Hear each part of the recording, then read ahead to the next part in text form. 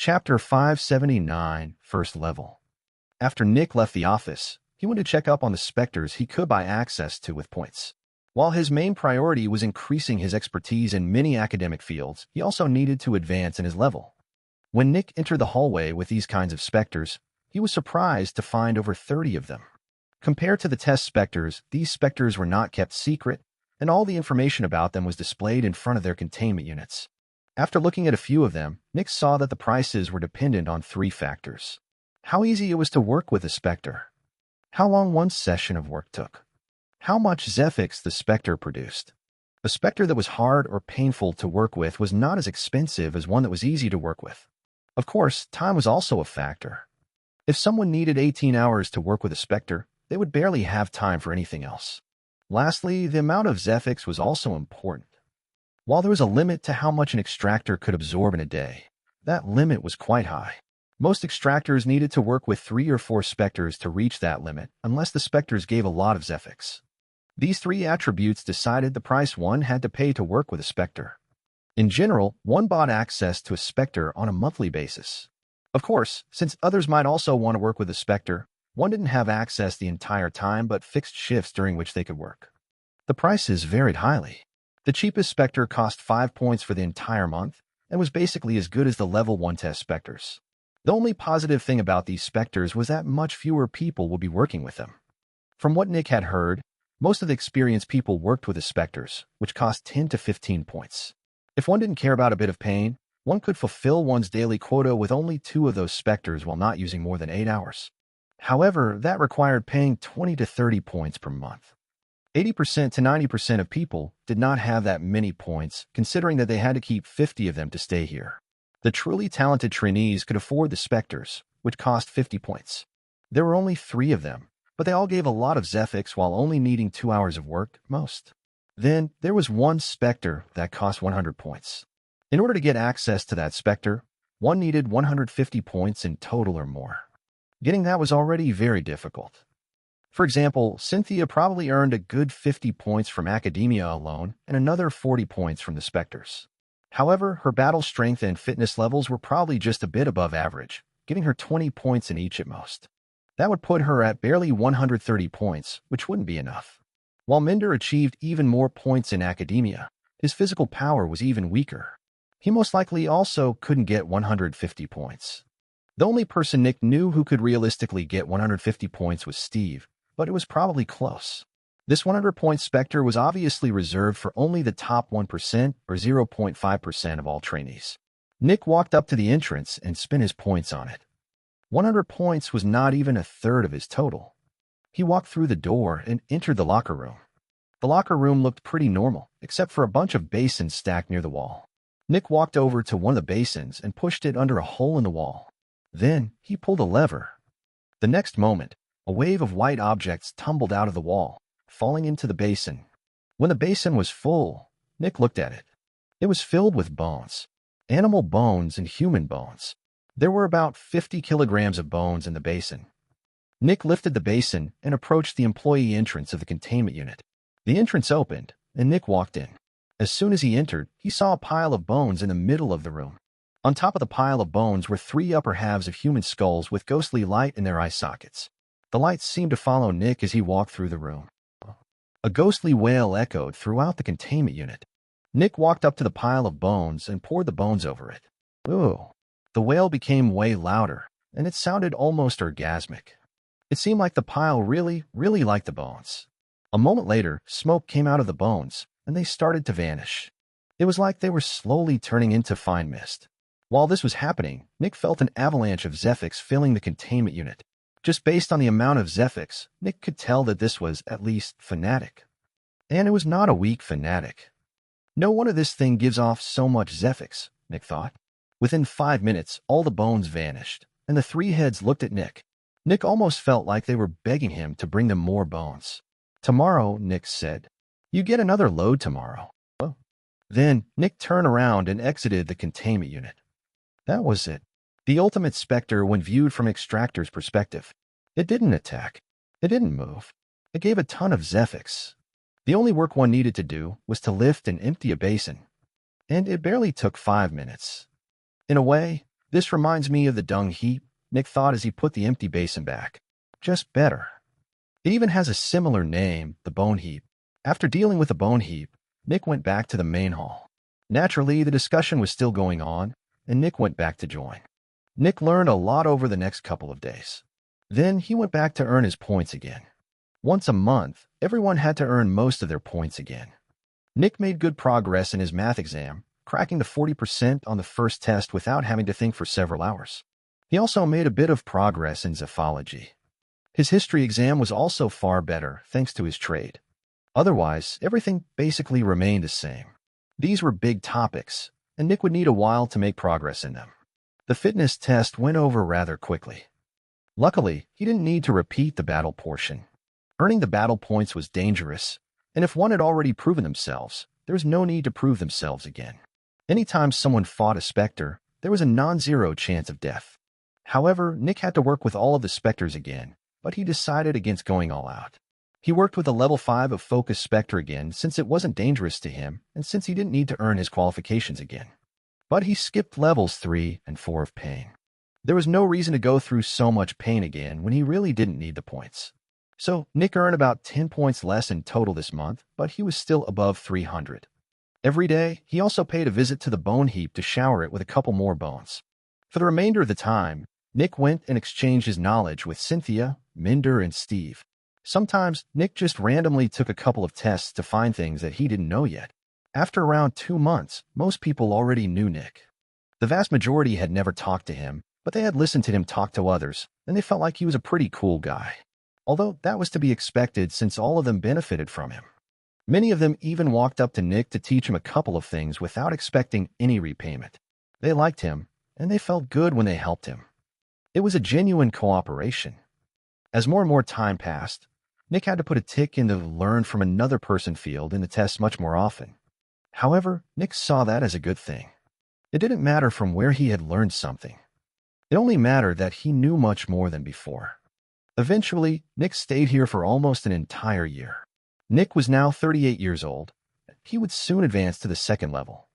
Nick had seen an incredible number of trainees come and vanish within the month. Most of them were very distrustful of everything around them, viewing the entire trainee camp as a brutal competition. To them, putting others down meant getting ahead. Sadly, that was exactly what Aegis didn't want. And finally, Nick's barrier turned yellow. It was time for him to leave. Chapter 580, second level. Nick left the hall, saying goodbye to a couple of people. Over the last year, he got to know a few of them on a surface level. They had talked from time to time, but they had never truly been friends. Whenever any of them asked Nick about his personal life or his beliefs, he avoided the topic. Nick was not the biggest fan of making actual connections. Every connection he made didn't work out. However, as long as some distance remained between them, Nick could work together with them without any problems occurring. After leaving the hall, he already noticed the supervisor. This supervisor was one of 2 people responsible for the first level of the trainee program. The supervisor nodded at Nick, and they walked down one of the hallways. "Did you say your goodbyes?" the supervisor asked. "I did," Nick answered. "How do you feel?" As always, the supervisor nodded. "I get it. It's probably nothing special to you." Nick didn't answer. The 2 of them approached the door at the end of the hallway, and the supervisor's barrier shone for a moment. The door opened, and Nick saw the corridor behind it. It looked like any other corridor, white and bereft of anything of note. However, Nick hadn't been here before, which made this corridor just a slight bit special to him. The 2 of them walked over to a door, and the supervisor knocked politely. A moment later, the door opened, and the 2 entered. "Here is Nick Dusk Adductress," he spoke politely. The green-haired and serious woman looked up from a sheet of paper she was reading and looked at Nick. Dismissed, she spoke without looking at the supervisor. "Good luck," the supervisor mouthed with a little smirk to Nick before turning around and leaving. The door behind Nick closed. Silence. The adductress just looked at Nick with a serious expression. "Are you proud of your achievements?" she asked in a neutral voice. "No," Nick answered evenly. "Why not?" she asked as if she had expected the answer. "Breaking the point record seems like something most people would be proud of." "Because it's meaningless to me," Nick said. "I'm not a trainee. I already led an entire city for 5 years. I don't need practice in a school. Points and grades are meaningless to my situation. The abductress looked at Nick with a neutral expression. Nick couldn't be sure what she was thinking about. What have you learned over the last year? She asked suddenly. I learned a lot about academia, Nick answered. Silence.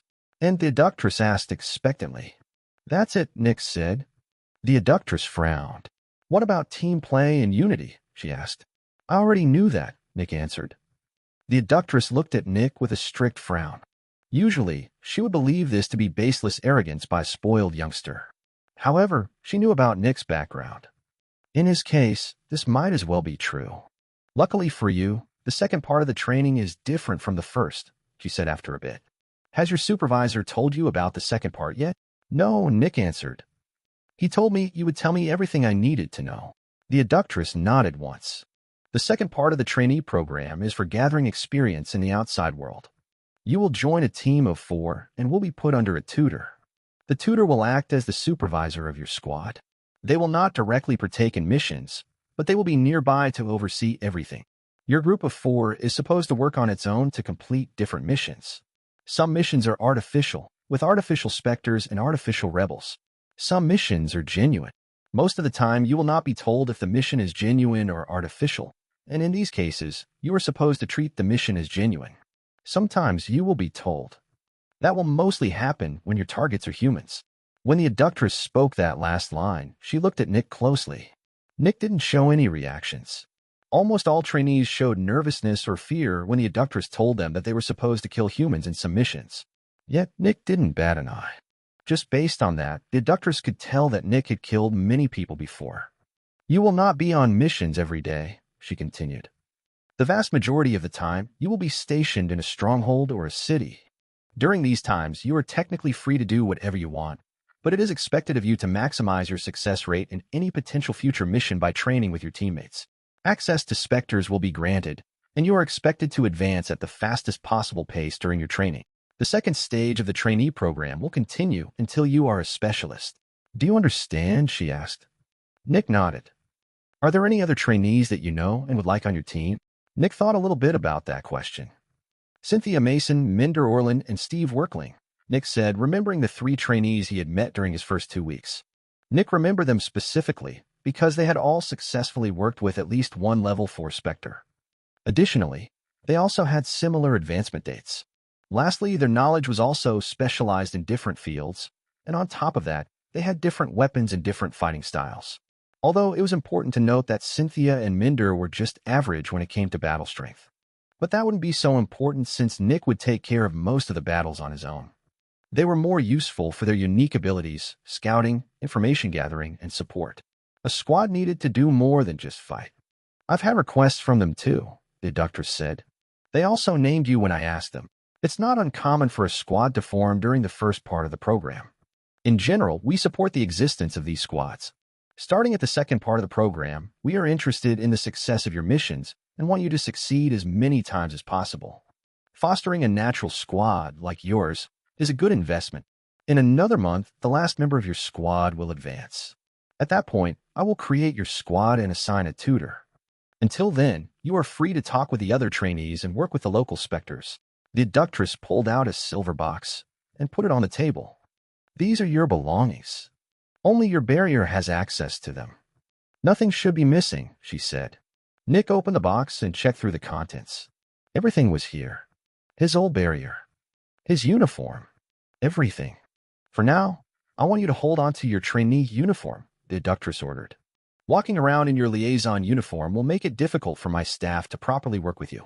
Naturally, the abductress was afraid of any potential rule exceptions Nick might gain due to his rank as liaison. After all, he technically outranked the tutor since the tutors had the same level of authority as a governor. Otherwise, you may use whatever you own. You also are allowed to keep your current barrier, but you're not required to use it anymore.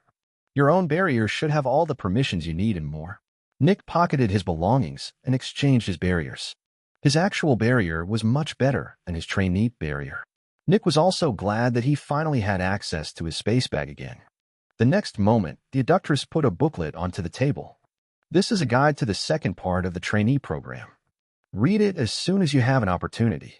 You will find everything you need to know in there. Thank you, Nick said as he grabbed the booklet. Dismissed, the abductress said. Nick nodded once and left the office. That was it. Nick found himself alone in an unknown hallway. There's nobody there to escort him anywhere. This alone demonstrated the difference between trainees of different levels. Trainees of the first level were not allowed to roam around randomly, and they were not allowed to leave their trainee area. Yet, trainees of the second level were technically not confined anywhere. These trainees had already proven that they were talented and that their mindset suited Aegis. One could say that trainees of the first level were applicants, while trainees of the second level were actual trainees. They actually belonged to Aegis now. Nick opened the guide and read through it as soon as he left the Adductress's office. Sure enough, the rules are no longer strict. In fact, they're quite basic, he thought. This guide was a lot shorter than the one for first-level trainees since there were far fewer restrictions. Near the end of the guide, Nick found a map of most of Aegis headquarters. He also saw where he had to go next. There was an area for second-level trainees. Chapter 581, A Tutor. A door opened, and someone entered the room. Inside the room were 4 people. One of them was a young and small woman with black hair, who exuded a serious aura. On her belt were 2 guns. This was Cynthia. Another one was a taller man with red hair, who seemed quite casual and relaxed. On his back, he carried a long sniper rifle. This was Minder.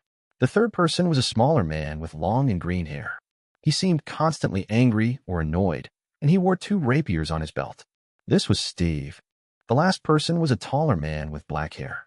He had a muscular and wide frame, and his expression seemed neutral but exuded quiet confidence. He didn't seem to carry any weapons with him. This was Nick.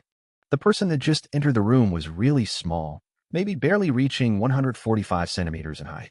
It was a woman with red hair, wearing the uniform of a governor. If one only looked at her appearance, one would think this was a man.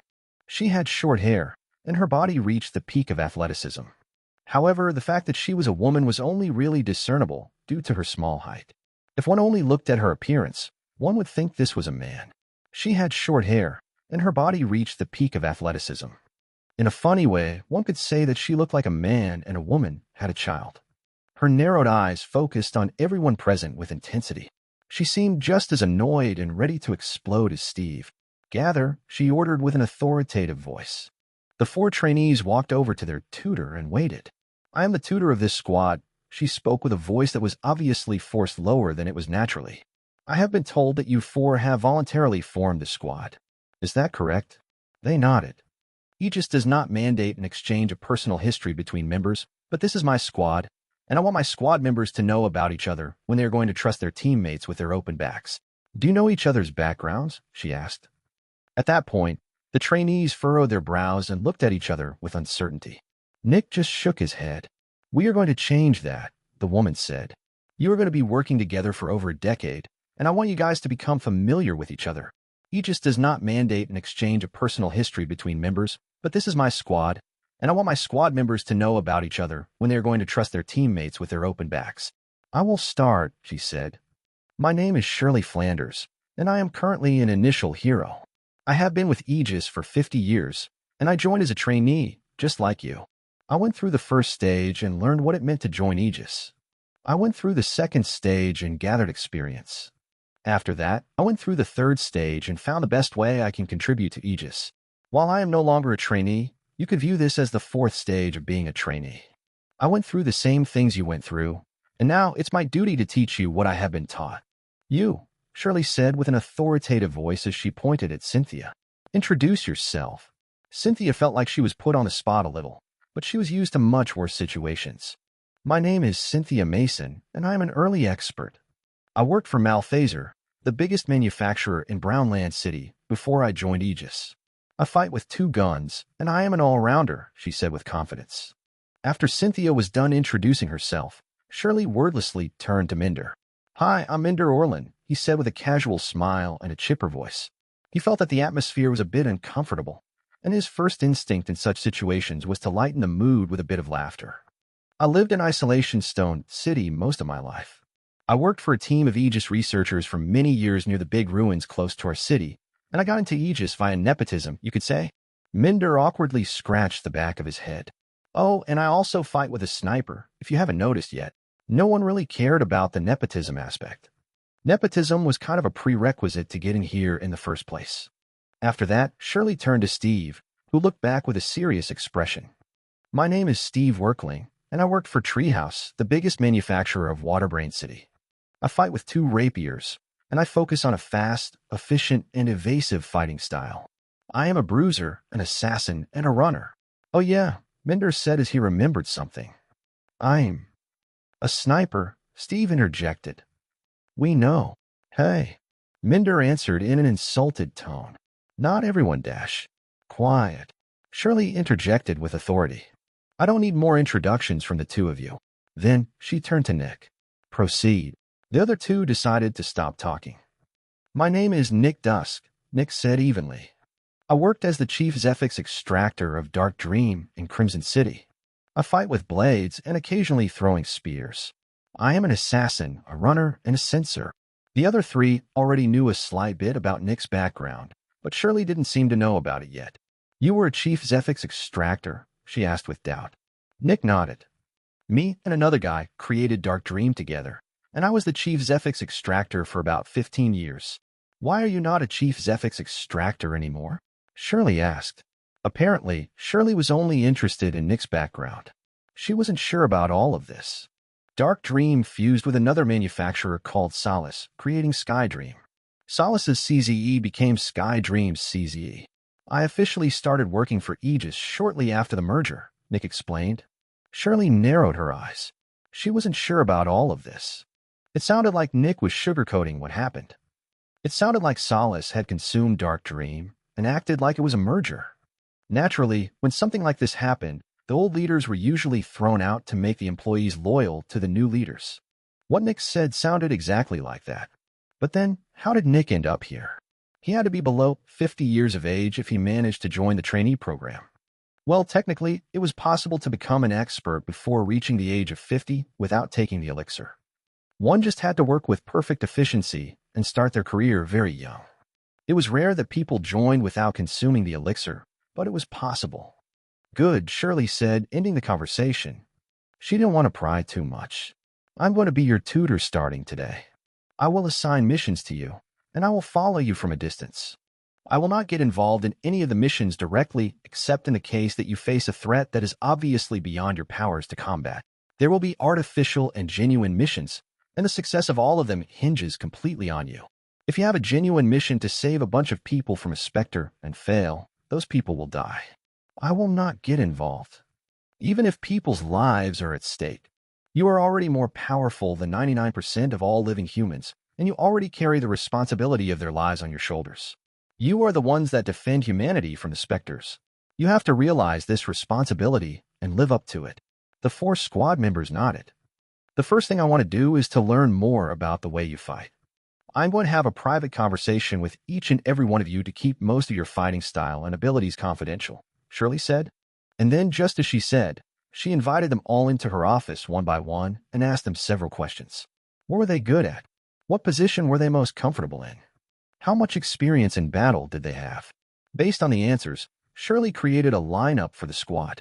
Minder will be the squad sniper and will be positioned far in the back. His entire battle style is focused on delivering few but very deadly shots, she said. Minder nodded with satisfaction. Cynthia will be stationed in the middle as a flex. She will support the front or the back depending on who needs help. She is decent at everything and has a wide variety of skills useful in many different situations. Cynthia nodded. Steve will be stationed at the front as a bruiser and main combat force. Steve will be doing the bulk of fighting due to his strong focus on and great experiences in battle. Steve nodded. Nick will be our scout. He has a lot of experience in the real world of extractors, is very fast, and can stay hidden very well. Additionally, he has ways to find specters and people, which make him a censor as well. Nick nodded. At that point, Minder and Cynthia silently looked at Nick with raised brows. They didn't know the details, but they had thought that Nick was about as powerful as Steve. Apparently, that was not the case. The main reason for Nick's position was one question. On a scale of 1 to 10, how would you rate your battle strength? Shirley had asked. Minder had said 5. Cynthia had said 6. Steve had said 9.5. Nick had said 8. So Steve was put as the main fighting force. And Nick was the scout. Chapter 582, The Birdwatcher.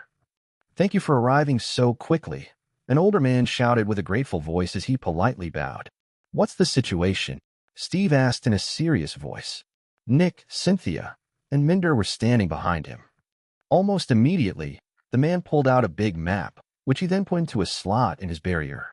Ding. The next moment, an image was projected into the space in front of him.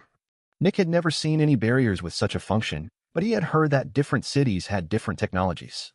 Some things that were normal in one city might be completely unimaginable in other cities. The squad looked at the projected map. On the top right of the map was the name of the city, Country Road City. Country Road City did not have a megastructure, but it had a lot of space. It was made of many different buildings, the tallest one being only 50 meters high. On top of that, each building had a relatively great amount of land. Apparently, because of the most powerful Spectre in the city was forced to have a low population density. Because of that low population density, the city was essentially filled with land and roads.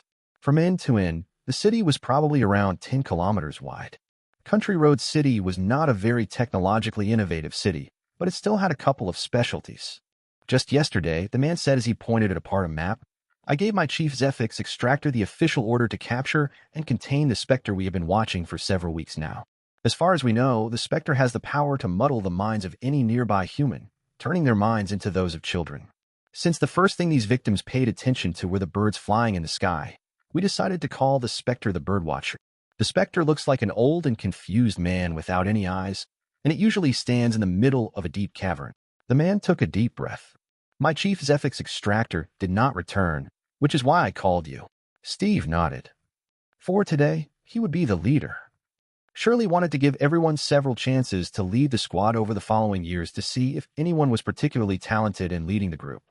Sure, she could also just look at the leadership points in the academic portion of the first level for trainees, but knowing something and being able to put something into practice were different things.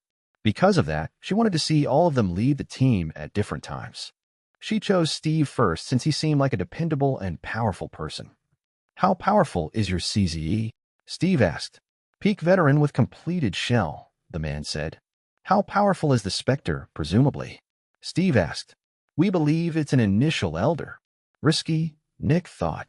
I guess the stronger manufacturers in this city refused to give the CZE of this smaller company an opportunity to advance his ability.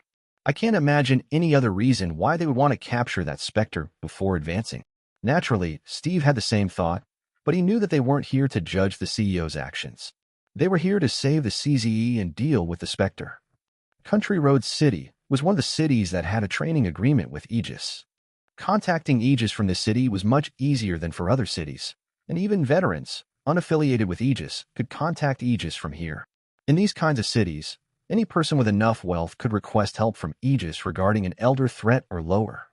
Aegis would arrive with a squad of trainees and deal with the threat while handing the eventual rewards to the requester. Of course, the squad would also get paid extremely well for their work. Alternatively, people could also create fake scenarios and send them to Aegis. If Aegis thought that the fake scenario would be good practice for one of its squads, it would send one of the squads there to deal with it as well. The only difference was that Aegis would be the side that paid the requester, not the other way around. Aegis fees were exorbitant, but sometimes it was still worth it. If a manufacturer asked a bigger manufacturer for help, the bigger manufacturer might just kill the captured extractors while keeping the Specters for themselves. With Aegis, that wouldn't happen. Naturally, the biggest manufacturers of these kinds of cities never called for a trainee squad from Aegis. These manufacturers had specialists, and sometimes even heroes. They didn't need a group of experts. "How certain are you that it's an initial elder?" Steve asked. "Around 70%, the CEO answered, stating it like a question. Steve looked at the marked spot on the map and nodded. "We're going to deal with this."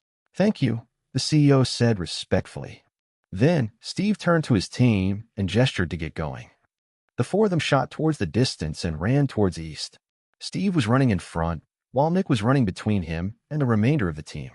Cynthia and Minder were running behind him, and while Cynthia seemed to be able to keep up, Minder seemed to be at his limit when it came to speed.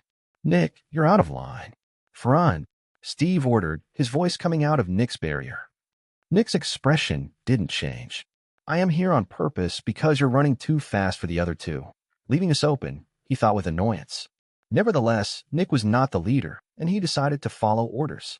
Nick easily overtook Steve and charged at the front.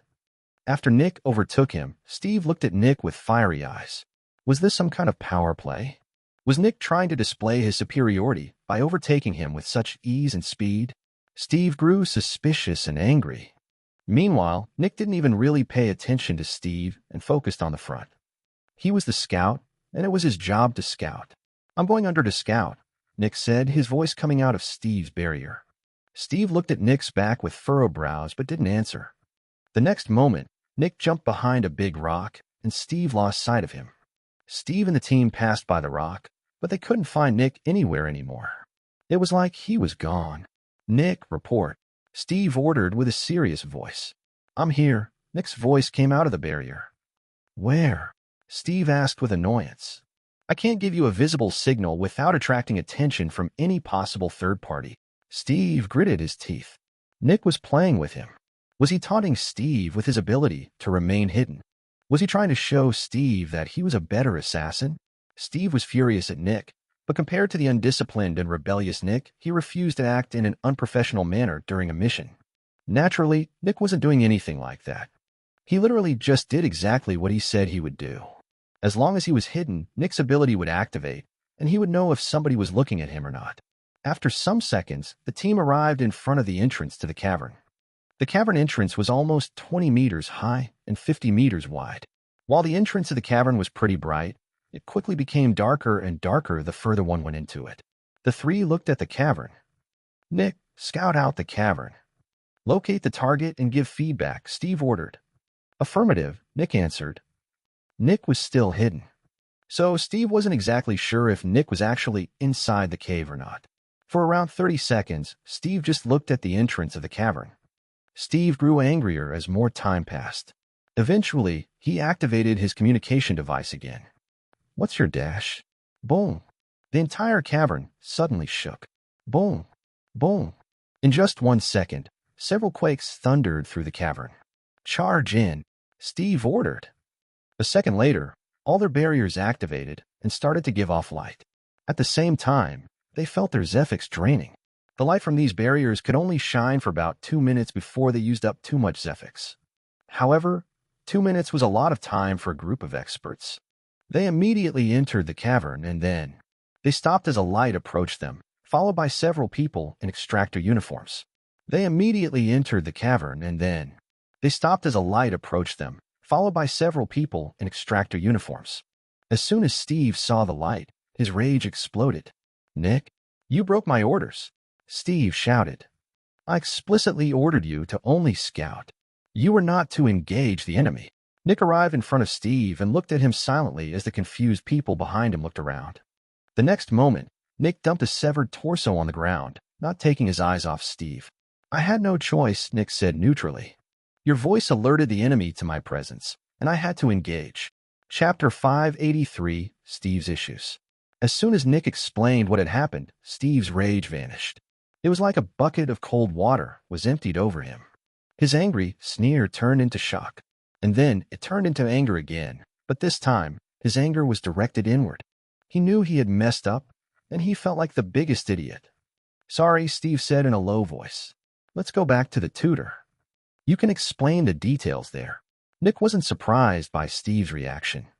Steve might have forgotten himself at the moment due to all the pressure and uncertainty surrounding him, but he was still an adult with decades of experience. He could see that his anger was misplaced and that he had messed up. Was Nick angry? Of course.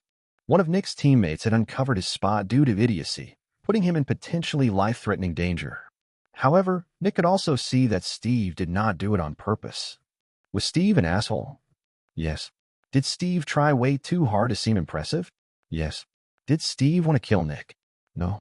He just lost control. Naturally, Nick's anger told him to give Steve a good punch. Of course, such a punch would feel amazing and incredibly relieving.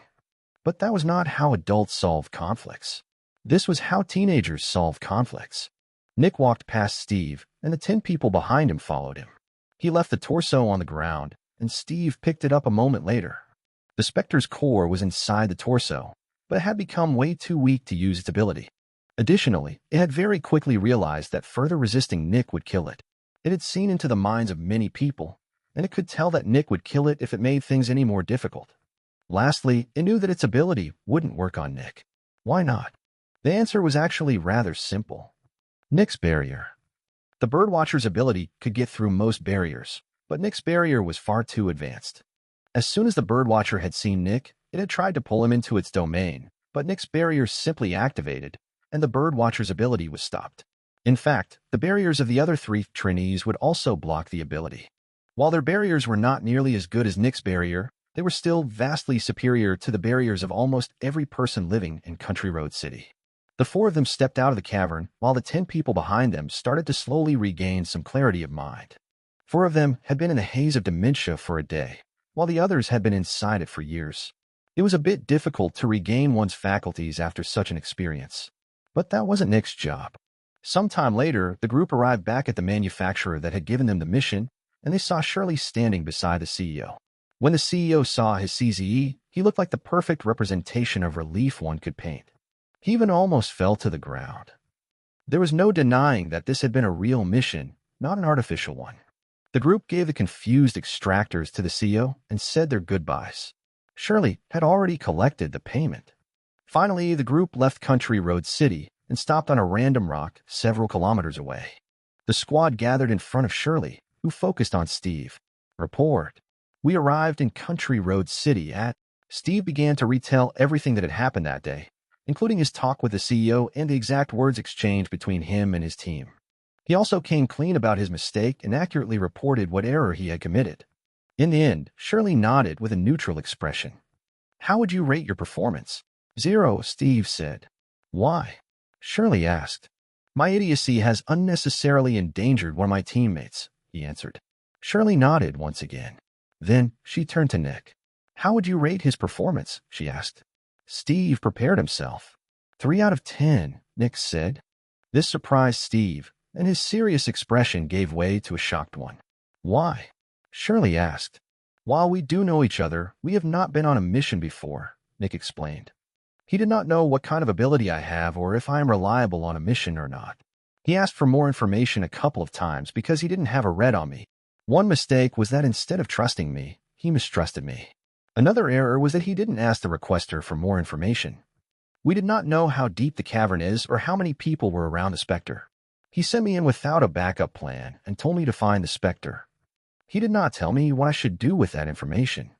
Naturally, the worst part was that his voice unveiled me and put me in danger. However, when confronted, he accepted the truth and realized his mistake. He made a horrible mistake, but he also did a couple of things correctly. Additionally, there was no real malice in his actions. Therefore, it's a 3 out of 10. Still unacceptable, but not horrendously atrocious, Nick explained calmly. Nick's words had a mixed effect on Steve. On the one hand, he felt relieved that Nick didn't completely obliterate him with criticism, but on the other hand, Nick's cold and factual evaluation ringed with nothing but truth, having no hint of exaggeration. Naturally, that made the feedback sting that much more. Shirley nodded and turned to Cynthia. How would you rate his performance? 1 out of 10, she said coldly with narrowed eyes. Putting your teammates at risk is the worst thing you can do as a leader. Then, Shirley turned to Minder. Minder just smiled awkwardly as he rubbed the back of his head. I think the others said enough. Shirley just nodded. Minder obviously didn't want to get involved in the drama. Finally, Shirley turned to Steve. You heard it yourself. You did not perform well today. Steve didn't answer. Try to do better the next time. Steve furrowed his brows. Tutor, I'm not certain that there should be a next time. What? Shirley asked with a snort. You believe that every leader who puts one of their people's lives at risk should never be a leader again? If that's true, we wouldn't have any leaders left. Shirley turned to Nick. Had you put one of your people's life needlessly at risk before? Nick immediately nodded. He had done that many times. Back when he had walked around with his team on a mountain before being ambushed by the abductor. When he had sent weaker extractors to work with stronger Specters. Mistakes happen, Shirley said, looking back at Steve. The important thing is that you learn from them. You are a trainee, not an executive. You are here to train. Making mistakes is more forgivable in your situation than in any other. Take this as a learning opportunity. Steve just nodded with a frown. The things that Nick and Shirley had said made sense, but that didn't improve the burning feeling of self-hatred raging inside his chest. He had let his emotions take control of him, which led to a horrible mistake. He believed that he was stronger than that. "Steve," Shirley said with a different tone. Steve looked up. "It might not be my place, but I have been in a very similar situation to you in the past." Shirley spoke in a polite, firm, but also gentle voice. "If you are willing to talk about some troubling things, you are free to look for me in my office. I am here to teach all of you, and that includes teaching you about dealing with personal issues as well." Steve didn't look comfortable. "Sure," he answered. Yet that sure might as well have been a no. Shirley did her best to suppress a sigh. "We're going back." The team nodded, and everyone started the journey back to Aegis headquarters. Shirley and Nick had enough experience to see Steve's issues. Steve was an outstanding person. He was extremely strong, reliable, and had a powerful will. He was the only other trainee who had had enough points to work with the bone pile. Yet that was not how he perceived himself. In his mind, he only saw his flaws. He was not good enough. He was never good enough. He tried to prove to himself and the world that he was good enough. And because of that, he put unreasonably high standards on himself. Most of the time, he acted perfectly. Yet when he made a small mistake, everything broke apart, and he felt like he was the most useless person in existence. Shirley had once been in a similar situation. Due to her very feminine name and her tiny frame, she had often had difficulties in establishing authority in a group. But compared to Steve, she managed to deal with her issues already. Chapter 584, Vandalize. A cloud of mist moved through the darkness. It moved through tiny openings, skirting past metallic pipes and walls. "You getting excited?" said the voice of a man from below the cloud of mist. "I don't know," answered a female voice. "I'm more nervous than excited." "Why?" the man asked with a hearty laugh. "Because none of you ever told me what this is even about," the woman answered in annoyance. "Whenever I ask about this surprise, you guys are always vague and laugh. That makes me nervous, okay?" "Oh, come on," the guy answered with a laugh. "All employees go through this ritual. We were all nervous before it happened, but after that, we were actually happy that it was a surprise." "Why?" the woman asked. "Because hearing about it is not nearly as good as experiencing it," the man answered cryptically. "Okay," the woman answered after some uncomfortable seconds. "That's true for a surprise party as well, but I don't think people would still insist on keeping this a secret when the recipient feels so nervous about this entire thing." "It's going to be fine," the guy answered with a roll of his eyes. "We're nearly there. You'll see. You'll thank me that we left this as a surprise." The cloud of mist saw the two extractors walking through a door, which led to a staircase. A moment later, lights turned on, and the two of them stopped in front of a door. Knock, knock, knock. The man knocked on the door and waited. "Where does this door lead to?" "I've never been here," the woman asked, looking around. "Storage," the man answered. "Why would we dash?" Then the door opened, revealing another woman. "Chief," the woman exclaimed in surprise. "Why are you here?" The new woman smiled. "Why, for you, of course," she answered with a smile. "I didn't know that this surprise involved you, Chief," the woman answered. "See?" the man added with a smug laugh from the side. "Isn't it worth the surprise?" "Come in," the chief said with a nod as she stepped to the side. The man and the woman passed through the door, and the chief closed the door behind them. The woman found herself in a big storage area with all kinds of things. While the woman was looking around, the chief walked to the back of the storage area and walked past some old and unused containment units. The other two followed the chief. Eventually, the chief walked into one of the deactivated containment units. "What are we doing here?" the woman asked in a whisper to the guy. "This is our most sacred place," the guy said. "This is where we will hold your initiation." "In here?" the woman asked. "I thought we would be holding that in a hall or an office, not in some random storage room." "Pearly," the guy answered, "not everything is as it appears on the surface. All manufacturers have their secrets, and we are no different. Just come with us, okay?" When Pearly heard that, she became nervous again. That was a bit too forceful for her liking. "And that's why I never made you a team lead," the chief commented with annoyance. "You're not good at dealing with people during stressful situations." "Yes, Chief." "I'm sorry, Chief," the man quickly replied in an apologetic tone. "Chief?" Pearly asked. "Yes," the chief answered as she stopped in the middle of the containment unit, looking back. "Why are we doing my initiation here?" Pearly asked. The chief bent down and put her hand on the ground. Bang. The next moment, she pushed onto the ground, and a big plate detached. Ding. The plate fell for about 50 centimeters before it landed on something. Pearlie's eyebrows rose in surprise when she saw that. A secret passage? Because, the chief answered as she pushed the metallic plate to the side. As a fully fledged member of Vandalize, you have to know our true face. Bang. The chief kicked the ground again, detaching another metallic plate. This time, the metallic plate fell for nearly 3 meters. The chief looked into the dark hole and retrieved something from her pocket. It was a white crystal with some kind of malleable clay on the bottom. The chief attached the crystal to the ceiling below the hole, and moments later, it started to shine with bright light. Now, Pearlie could finally see what was beneath her. It was a small cave. After your initiation, the chief said, pointing at the light crystal. You won't need this anymore. Huh, Pearlie uttered. Wait, I'm also receiving my very own veil of darkness? The chief nodded with a smile. Yes. As a fully fledged member, you also get access to the very thing that makes us outstanding in Markwild City. Pearlie looked excited, but she was also nervous. The Veil of Darkness. The technology that gave the most powerful extractors of Vandalize the ability to travel through the darkness without using a lot of resources. The ability to walk through darkness unhindered was one of the most useful abilities one could imagine, and Vandalize was at the forefront of traveling in darkness. Naturally, Vandalize was very secretive about their Veil of Darkness, and nobody knew how it worked. The chief and the man jumped down and landed in the cave. A moment later, Pearlie also jumped down. When she landed, she came face to face with an open door. Pearlie's eyes widened as soon as she saw the open door. This was not just any door. This was the big door of Containment Unit. The door that was used to put Specters into containment units. A23. A containment unit with an open big door might as well just be a room. Why are we dash? Pearlie wanted to say something, but she was interrupted as a bright light exploded from the middle of the open containment unit, blinding her. In panic, she turned to her chief and only saw a calm and happy smile on her face. Pearlie quickly looked back at the ball of light. And then, 6 white wings extended from the ball of light. Child, a warm voice spoke. Ding. Pearlie's barrier activated and turned red, and several warning signs covered her vision. Pearlie immediately knew what all of this meant. A powerful specter with a mental ability. Don't be afraid, child, the winged ball of light proclaimed as it slowly flew closer to Pearlie. Pearlie looked at her chief in horror before turning to the man.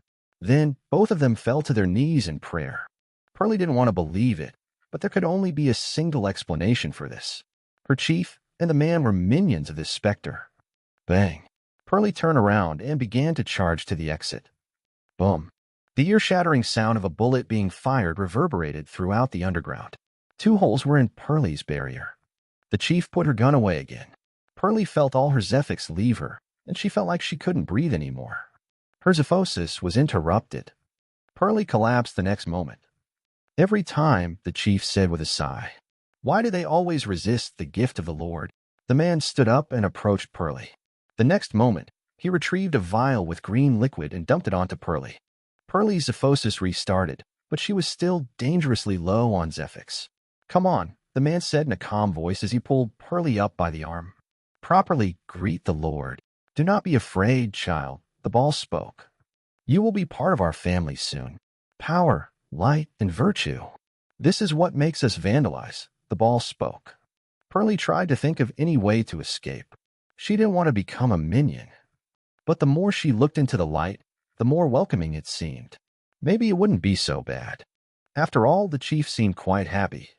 The ball of light stopped right in front of Pearlie, and the next second, it enveloped her with its wings. Pearlie felt warm. She felt nice. It was so soft. She felt loved. It was okay. Everything would be okay. After a while, she opened her eyes again, and when she looked at the winged ball, she only felt love and loyalty. This was the Lord. This was the destined one. He would transform the world into a paradise. But then, arg! Pearlie started to shout in pain. The light that had been flowing into Pearlie was now coming out of her. Even more, far more light was leaving her than had entered. After some seconds, Pearlie collapsed, and when there was no more light to be extracted, she just looked at the ground in a neutral expression. You are part of our family now, the ball spoke. Pearlie looked up at the ball. She didn't feel anything. No happiness. No anger. No sadness. No fear. No safety. She felt nothing. Well, except for one thing. She felt longing. Longing to feel this warm embrace again. The warm embrace from just now had been the most beautiful thing she had ever experienced, and compared to the grayness around her right now, it was infinitely better. She longed for the warm embrace. This was the only desire inside her. Chapter 585, 8 Years. The cloud of mist floated out of a high tower and seemingly vanished an instant later. The high tower was painted in red and black, and the word vandalize was painted across its front. This was the third biggest manufacturer of Warmaisach City and was led by 3 people, the most powerful member being the chief Zephyx Extractor, who was a peak expert. Vandalize's tower was big, towering over almost every other building in its surroundings. However, there were still 2 buildings that were even taller, but they were over 2 kilometers away. In fact, one of them was so big that it counted as a megastructure with a height of over a kilometer and a width of almost 300 meters. This megastructure housed the government and the biggest manufacturer of the city. In many cities, the biggest manufacturers work together with the government in a symbiotic relationship. This was not really how Aegis envisioned its cities to be run, but it's a sad reality that over 30% of cities were run like this. Inside the megastructure, in a random room 75% way up the building, 4 people sat in different locations doing different things. This was Shirley's squad. The red-haired Minder lay on the couch, acting like he was sleeping, which he definitely wasn't. Cynthia sat on a chair in front of the desk, talking animatedly with Shirley, who sat opposite her. Surprisingly, the 2 of them laughed quite a bit as they talked. Near the kitchen, Steve drew several lines on a sheet of paper. All the sheets of paper were covered with the blueprints of Vandalize's tower. "You got an idea yet?" Cynthia shouted to Steve. "No," Steve answered, not looking up. "Then, what are you still doing there? If you didn't get one by now, what makes you think you will get one in the future?" Cynthia asked casually. Steve frowned. "I have to be prepared," Steve answered without looking away from the plans. "Steve, we need to wait for Nick," Cynthia said with a sigh. "You can look through the plans all day, but as long as we don't know where the Spectre is, you won't get anywhere. Also, we don't even know if the requester is actually right. This might just be another one of these attempts to get rid of an upstart manufacturer." Sadly, Cynthia's attempt at calming Steve down didn't achieve anything. He didn't want to show his true feelings in front of his team, but he failed. The squad had been working together for around 8 years now, and everyone already knew everyone else. Minder and Cynthia could see that Steve was incredibly nervous. However, they couldn't fault him. "You've been lucky so far," Shirley spoke calmly as she turned to look at Steve's back. "But you can't keep being lucky forever." Steve took a deep breath. "I know," he answered. The atmosphere seemingly became heavier. Minder lightly opened his eyes, but he didn't look around. There was a rare look of worry in his eyes. In fact, everyone in here was worried. Even Shirley. Just a week ago, they had received a mission that was marked to be genuine. The strongest manufacturer of Warmaisach City was the requester, and they requested an investigation with eventual eradication of Vandalize. The requester suspected that Vandalize was harboring an illegal specter that proved to be a danger to the entire city. Naturally, the government had already done many sweeps and tests, but they never found anything. After many of these sweeps, the smaller manufacturers, led by the second biggest manufacturer, banded together because of the obvious favoritism the government was giving the biggest manufacturer. All these pointless sweeps and inspections were obviously just there to intimidate Vandalize and to interrupt their work. Because of that, the government had to become really careful. Sure, the government and the biggest manufacturer were stronger than everything else in the city, but if an actual civil war broke out, the city wouldn't be able to pay its tribute to Aegis. That was the last thing the governor wanted, since that would ruin their chances of ever becoming an agent. Additionally, they had already issued so many inspections and sweeps on Vandalize that the governor might even be in danger of being judged as corrupt by Aegis. But they weren't corrupt. They were sure that Vandalize was hiding some kind of dangerous specter. The signs were there. But would anyone believe them? In the end, the biggest manufacturer decided to call Aegis. Naturally, the governor became terrified, but it was already too late. Shirley's squad arrived just hours later. Cynthia sighed. She was just as nervous as everyone else. The squad had worked together for 8 years by now, and they had not lost a single person, which was rare. However, that was actually not the thing she was worried about. In the past 8 years, they had also not needed to kill a human. Criminals rarely came into contact with the squad since those were handled by the local governments. They had only apprehended 4 criminals within the last 8 years. 3 of them were handed over to the government, and one of them had been taken care of by Nick in secret. The team had had many practice fights with extractors from other squads. The team had also had many genuine fights with Specters. However, they had never been in a genuine life-and-death battle with humans. That also included their time before Aegis. Cynthia, Minder, and Steve were all progenies from households of extreme elites. They had incredible education, perfect training, and streamlined careers. They had rarely been involved with anything illegal, and they had never joined any really dangerous battles. After all, they were the ticket for their families to finally get a foothold in Aegis. Their families wouldn't risk their lives that easily. Sadly, that meant that they had never genuinely fought another extractor. Almost nobody looked forward to killing another human for the first time, and those who did almost certainly wouldn't find themselves working for Aegis. They knew that they had to kill humans sometimes, but after working for Aegis for so long, they had also internalized Aegis ideology. Logically, they could rationalize killing humans, but emotionally, there was a huge barrier. They really hoped that this was just another case of somebody trying to use Aegis to get rid of a rival. The squad had come into contact with something like that more than once over the years. Suddenly, the door opened, and everyone looked over. Nick entered the room with a neutral expression. The expressions of his squad members were nervous and attentive, while Shirley looked at him with furrowed brows. Naturally, Shirley had killed many humans before. She wasn't as inexperienced as the other 3. However, after such a long time with the squad, she also had mixed feelings. On the one hand, it was important to learn about killing humans for trainees, but on the other hand, she really didn't want to see her squad go through such a harrowing experience. Well, except, Shirley looked at Nick. She still didn't know a lot about Nick's background since he kept all details secret, but she could tell that Nick must have doomed more than his fair share of people if he managed to create a powerful manufacturer out of nothing. The opposition must have been powerful, and yet Nick's manufacturer still prevailed until he was an expert. Nick had to have a lot of experience when it came to killing people. Shirley glanced at the other 3. But he was different from those 3. "What's the status, Nick?" Steve asked after taking a deep breath and turning around. Nick emotionlessly looked at Steve. There is an unsuppressed fanatic in their basement. The entire upper echelon of Vandalize is made of its minions. I witnessed how a peak veteran was turned into a minion with my own eyes, Nick neutrally reported. The atmosphere seemingly froze. Nick had confirmed their worst fears. The governor had been right. Vandalize was completely compromised. Minder closed his eyes again as he took a deep breath.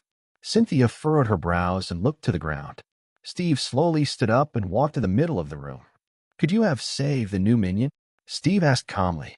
"No, because that would go against your orders," Nick answered. Steve clenched his fists. Steve was the leader of the squad. After many missions, everyone agreed that Steve should be the leader. Cynthia couldn't handle the responsibility, and Minder was not interested in leading the team. That left Steve and Nick. In the beginning, Nick led the team, but as more time passed, he gave Steve more and more responsibility. The main reason was that they were trainees and that they were supposed to learn things. Despite Steve's initial problems, he actually had a very fitting personality for being a leader. Additionally, leading a squad while infiltrating enemy lines was not the best option. As the scout, Nick was the furthest one from his team, making it difficult to adequately command him.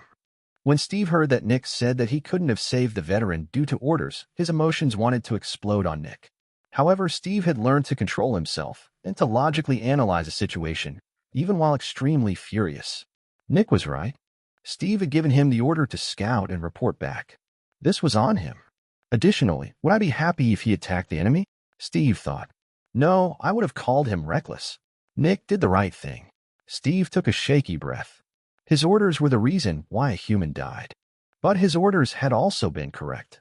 Sadly, that didn't help with the pain. Good work, Steve said. Chapter 586, Leader's Responsibility. Do you want a coffee? Oh, yeah, right, sorry, forgot, Steve said awkwardly as he sat down on the railing again. As always, the sun shone brightly in the sky, even though it was 2 a.m. Steve sat on top of a railing on the top of the megastructure in Markwild City. Over the last couple of hours, they had gone through many plans. What plans? Well, plans to eradicate Vandalize. Nick walked closer to Steve, who had just pulled back his cup of coffee. It wasn't difficult for Nick to see how nervous and insecure Steve was at this moment. Usually, Steve always showed a strong front, but when it was just him and Nick, that front often cracked. That was because Nick was Steve's idol. When Steve had worked under Nick, he had been surprised at how insanely good Nick was at leading the team. His calls were always correct. His missions were always clean successes. They had not lost a single member. Even more, Nick always seemed to know exactly what to do and what to say. He had never threatened anyone, and he had never raised his voice. And yet, everyone had followed him without complaints. When Steve had seen how Nick was as a leader, he had felt hopeless. He felt like he had tried to kill the sun. How could he even attempt to lead a team if the leaders were supposed to be this good? He wasn't that good. Steve had given up trying to become a leader back then. However, that was what allowed him to talk to Nick without any feeling of competition. Steve could be honest. Over the years, Steve had learned from Nick. The two of them had regular talks, and Steve basically used Nick as a release for all his insecurities and doubts. And the only thing that Nick did in return was to give curt answers that made Steve fall into deep thoughts until he finally saw his own inadequacies. When Steve became the leader again, he felt extremely insecure. Yet, the missions all went pretty smoothly. Sure, not everything was perfect, but it was good enough. Until, eventually, he even saw himself as the leader of the squad. At that point, his conversations with Nick became less and less frequent. But today, Steve was in a nostalgic mood. He remembered how it was 7 or 8 years ago. Things were so much simpler back then. In the end, he called Nick to talk again. Naturally, Nick approached Steve and stopped beside him. Yet, he didn't say anything. He just looked at the distant tower of Vandalize. Silence. Could you have saved her? Steve asked suddenly in a calm voice. Does it matter? Nick asked back in an even voice. It does to me, Steve answered quietly. Had you made a mistake with your orders? Nick asked. Silence. No, Steve answered.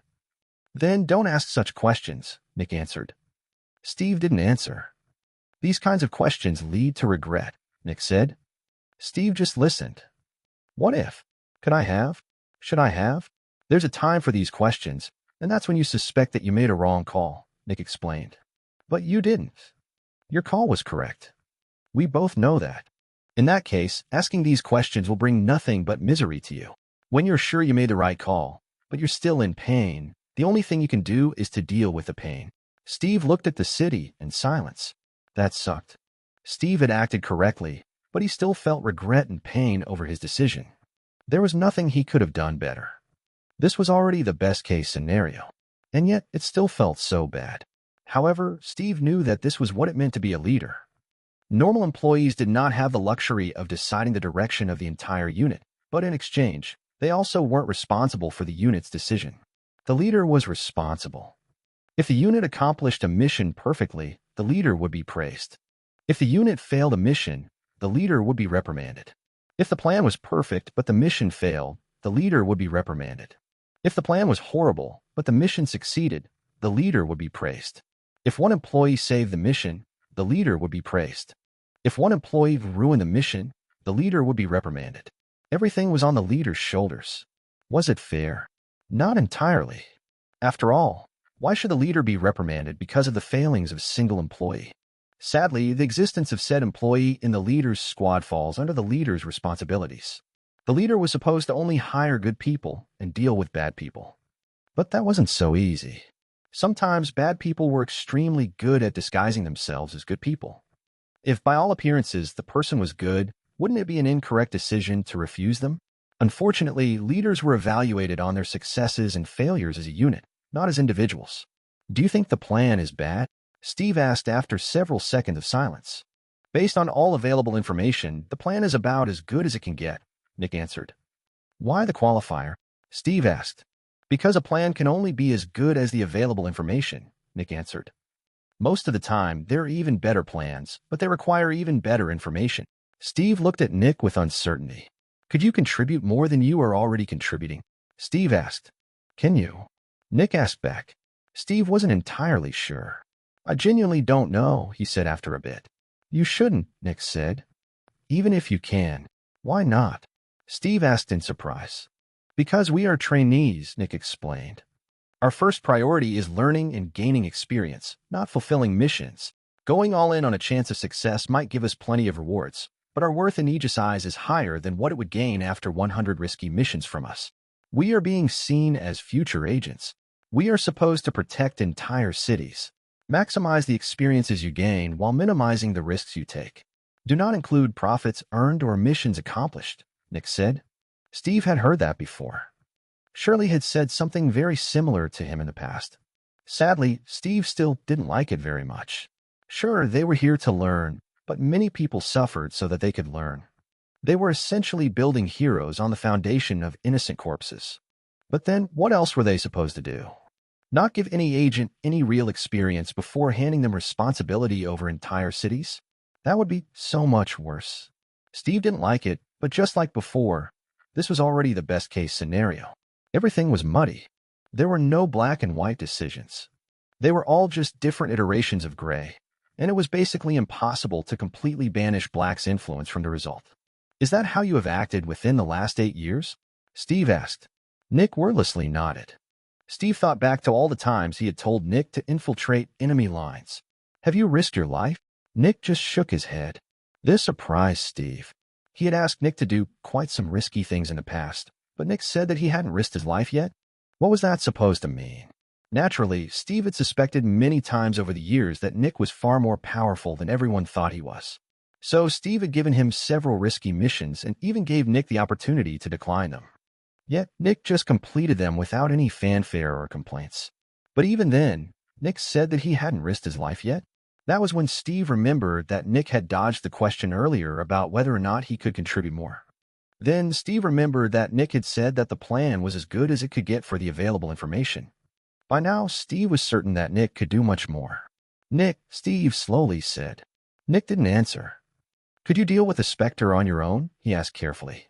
The conversation is over, Nick said neutrally before turning around and walking back inside. Steve gritted his teeth and clenched his fists. Sorry, it's fine, Steve said as Nick opened the door to leave. Forget that I asked. However, Nick just entered the building and closed the door behind him. This always happened whenever Steve asked Nick about anything specific related to his past or his person. Minder often joked that Steve and Nick were the best of friends since they talked so often in secret. Yet, Steve always felt like that wasn't accurate. In fact, he didn't know much more than everyone else. They talked so many times, and Steve had learned so much about himself. And yet, he had learned nothing about Nick. Nick was like a distant image. Steve had seen this image countless times, but he had never managed to get any closer to learn more about it. There was a wall between them, and no matter what Steve did, it was impossible to get past it. Steve wished that they could be friends, but that wish would never come true. And he knew that. Chapter 587, Mission Start. Bang! Bang! Bang! A man was punching a huge cube made of powerful material treated with Zephyx. Whenever he unleashed a punch, the entire room shook. The man wasn't wearing any clothing while punching the cube, and he was already sweating profusely. After several minutes of doing this, he stopped and grabbed a towel to get rid of his sweat. He looked at the cube for a while. One day, he would be powerful enough to break it. Theoretically, it was possible for him to break the cube, but he needed to build a bit more muscle. And even then, he would need to punch and kick it for several months to properly damage it. The next moment, the man looked at the clock at the edge of the room. It was time to go to work. The man walked to the exit. But then he noticed that the wall in front of him started to distort. It was like the wall was growing. Or was he shrinking? Dunk. And then it stopped distorting. The man tried to move, but he couldn't. That was when he noticed that his mind became weaker. When he saw a headless body falling to the ground, he finally understood what happened. So that was it, huh? This was the end. He wasn't sure what he should think. And nothing. It was over. No more thoughts.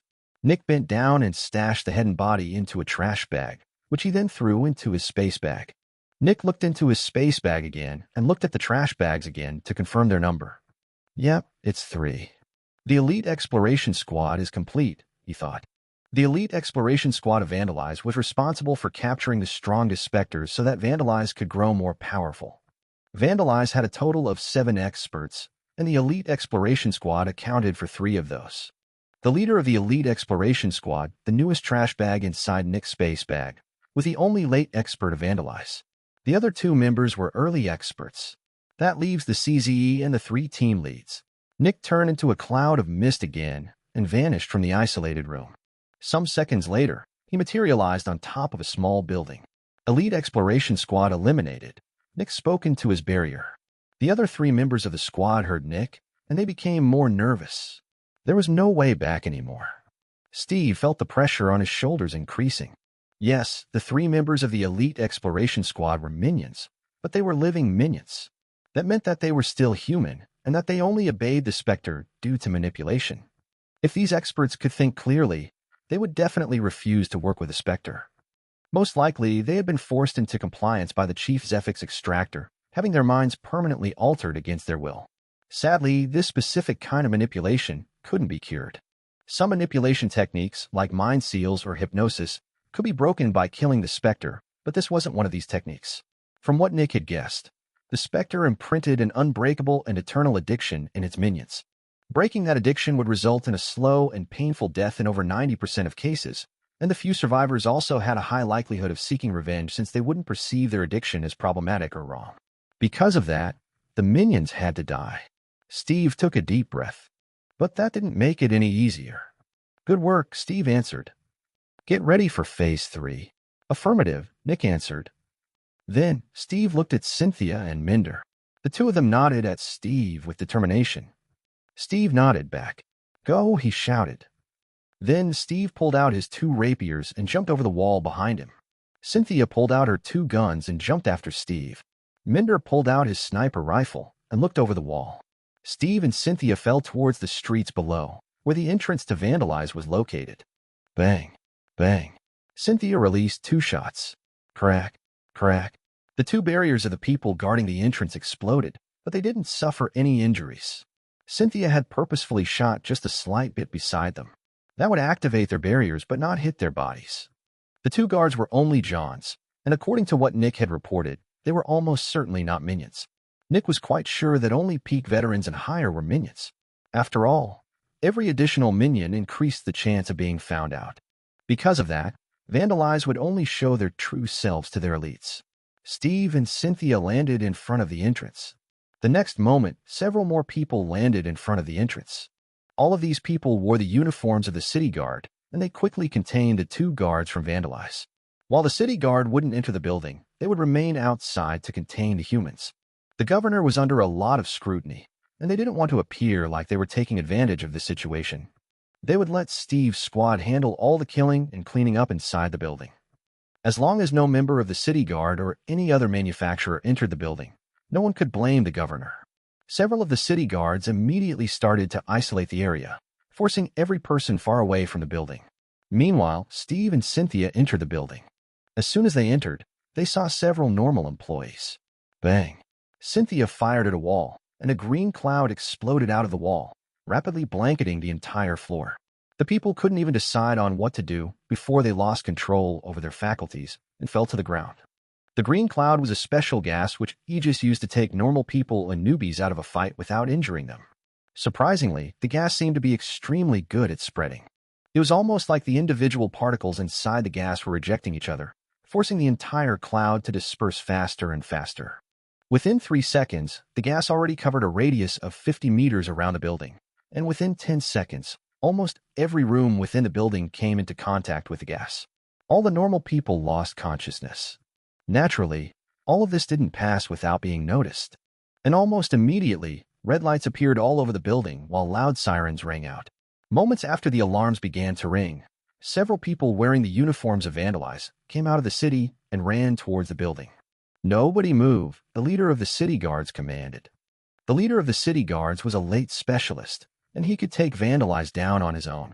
Sadly, the unstable politics in the city forbade him from killing anyone. Nevertheless, he could still assist by using his authority to suppress any of the members coming to help Vandalize. An instant later, the captain's barrier began to shine in a bright and warm yellow light as he lifted a scroll. Aegis has found that the leaders of Vandalize are minions. Every member of Vandalize found to resist will be executed immediately, the captain shouted. When the newcomers saw the order, they felt like their world was breaking apart. Yet, over half of them immediately thought that this was another one of the governor's tricks to suppress Vandalize. Crack. Suddenly, the barrier of one of the members broke into pieces, and his head turned into bloody dust. Bang. An instant later, the sound of a high-caliber rifle shot thundered throughout the surroundings. Everyone looked with shock at the headless corpse. Up above, on top of a building, Minder reloaded. He looked suspiciously calm, but his heart rate had already skyrocketed to unreal levels. The corpse was of a peak veteran belonging to Vandalize. This had to be a minion. Minder had killed a human. Yet, the only thing he consciously felt was some form of grayness or emptiness in his chest. He didn't feel atrocious or anything. It was just empty. It was like he had destroyed a mannequin. Then, Minder found another peak veteran from Vandalize. His rifle aimed at the newcomer. Boom. Her head also turned into white mist as her barrier broke apart. At that moment, panic broke out, and everyone started to flee. The city guards also started to move, but they were not in a panic. They had already been told how everything would happen. With military precision, they charged at every member of Vandalize who dared to move and wasn't a peak veteran. The power of the city guards vastly outclassed Vandalize, and all of their extractors that dared to come close to the building were apprehended. However, none of them were injured or brought out of sight. All of them were contained in public, visible to everyone. It was imperative that everything the city guards did was in the view of the public. They could not allow the opposition to sow even more doubt and uncertainty. Minder looked around. He saw another peak veteran. It was a woman who tried to sneak into the building from the top. Minder's rifle aimed at her, and he fired. Chapter 588, First Kills. Cynthia stopped in the middle of the ground floor of the building. In front of her were 3 doors leading into extractor shafts, while to her side were 2 doors leading to staircases. One of the biggest weaknesses of the building was that these were the only ways to move floors, making it easier to guard them. Although that could also be considered a strength since the enemy only needed to guard this area to hold off all invasions. Cynthia eyed all of the doors, while Steve charged through one door after the other, checking through all of the rooms. Steve kicked in all the doors, inspected the rooms, and left again. Whenever he checked a room, he used his barrier to scan for signs of any barriers. If it felt any other barrier inside the room, it would send an alarm to Steve. When Steve kicked in a door, his insides seemingly constricted in nervousness. He knew that he had to kill people today, but he was still hoping that he wouldn't find any powerful person. Bang. Steve kicked in another door. Dying. Steve's barrier warned him, and he immediately focused on the back of the room. There was a person at the back of the room, but to Steve's highly trained senses, they were moving extremely slowly. In an instant, Steve arrived in front of the person. The person froze. Veterans had an acute sense for Zephyx, and they could somewhat estimate the power of another extractor based on the density of Zephyx they felt. These senses couldn't pinpoint someone's exact level, but they were precise enough to tell them that the other person was either so weak that they were not a threat or so strong that fighting was meaningless. And right now, the person felt that Steve was so strong that they couldn't even attempt fighting. So the person immediately threw up their arms in surrender. Steve grabbed the person's arm, ran out of the room, and threw them towards the exit. Surrender to the guards. Wait for further instructions, he shouted. At that moment, the person felt a wave of relief wash over them, but they quickly followed Steve's order and came out of the building with their hands raised. The guards quickly took the person into custody. This was only a mid-veteran. Steve was a late expert. Steve continued opening doors. Bang. Suddenly, one of the doors to the stairwell exploded, its splinters hitting the surrounding walls. At the same time, thick purple fog flooded the first floor, making it difficult to see anything. Immediately, Cynthia's barrier activated, and an image was overlaid. Her barrier showed her people rushing out of the stairwell. Cynthia felt her heart beating in her ears. The enemy. This was the enemy. She had to stop them. She shot at the first person. Bang. But hit the wall behind them. She had missed. Next, Cynthia saw the silhouette of the person turning towards her. Bang. Bang. Bang. Bullets scattered around Cynthia, and a couple of them even hit her barrier. At that point, Cynthia panicked. Bang. Bang. Bang. And shot back. The silhouettes that her barrier was portraying turned into shiny pieces before vanishing. 1, 2, 3, 4, 5, 6, 7. After Cynthia had killed the 7th person, no one else dared to come to the ground floor. Cynthia's ears were ringing constantly, and her eyes were torn open. She wasn't thinking about anything. Her body was looking for any remaining attackers. Status. Steve shouted as he arrived near Cynthia. Out of reflex, Cynthia pointed her gun at Steve, but she quickly regained control and lowered it before she could truly lock onto him. I am fine, she answered. They came through the right staircase. I dealt with everyone that passed through. Cynthia was trying her best to sound professional, but her voice shook occasionally. When Steve heard that, his own anxiety lessened. For some reason, hearing Cynthia's repressed fear and anxiety calmed Steve down and gave him a clear mind. Good work. Continue, Steve ordered as he returned to checking through the rooms. Boom. The sound of a sniper rifle firing entered the building. Steve and Cynthia knew that Minder had just shot someone. When Cynthia heard that, she calmed down a bit. She was not the only one in this situation. The purple fog quickly lifted as it turned back into prefix. Obviously, the fog had been an ability of an enemy extractor. As the fog lifted, Cynthia finally saw the corpses. She felt like the organs in her chest shook in horror. She had seen corpses many times in her past, but she had never seen the corpse of someone whom she had killed. Brains, blood, bones, organs, fluids, headless corpses, bloody chunks. What she was looking at didn't even feel human. It was just meat, bone. Suddenly, Cynthia's barrier activated, and she saw a huge bullet turning into scrap as it hit her barrier. It was the bullet of a sniper rifle. Cynthia felt that she lost some Zephyx and immediately turned to the other staircase. Bang! Out of instinct, she shot through the new hole in the door and saw a shower of blood appearing behind it. A moment later, Cynthia realized how much Zephyx she had lost. Around 3%. That was barely anything. That meant that the person who had shot at her had been an early veteran at most. She realized all of this, but she only felt grayness in her chest. This incident was put in the back of her mind, and she focused on the task at hand again. No other incident happened until Steve was done checking through all of the rooms on the ground floor. Ground floor clear. Minder, is the outside secure? Steve asked. Perimeter has been established. Minder answered as he looked at the surroundings of the building. By now, the entire surroundings were covered with guards, and no one had escaped from the building for over a minute. Naturally, while the squad had to do the dirty work, they were not completely alone. They were working for Aegis, and the city guards were supporting them. While the guards would not kill anyone, they would still apprehend anyone who would escape the building. Good. Advance, Steve ordered. Minder put his rifle away and jumped over the wall. He landed in front of the main entrance and entered. When Minder saw the staircases and extractor shafts, he lay down and pulled out his rifle. This building was hard enough to resist the power of mid-experts, which meant that the vast majority of people could only change floors via windows, staircases, or shafts. Naturally, if they broke through the windows, the city guards would take care of them. Steve had secured the entire floor, which meant that the enemies could only be on the other floors now. This meant that Minder would not get ambushed. Only the chief Zephyx Extractor and the rogue fanatic could break through the floors and walls. While Minder waited here, Steve and Cynthia charged into the extractor shaft to go to the next floor. As soon as Steve entered the extractor shaft, he saw several people aiming their guns at him. Steve narrowed his eyes and jumped upward. Bang, bang, bang. The people unleashed a hail of bullets, but none of them were fast enough to hit Steve, who was over 3 levels stronger than the strongest of the ambushers. Bang. Steve broke the barrier of the first person, grabbed them, and threw them at the ground of the extractor shaft. This was only an initial veteran, which meant that they were not minions. They didn't have to die. Steve quickly reached the next people and did the same to them. After just 2 seconds, 4 people were thrown down.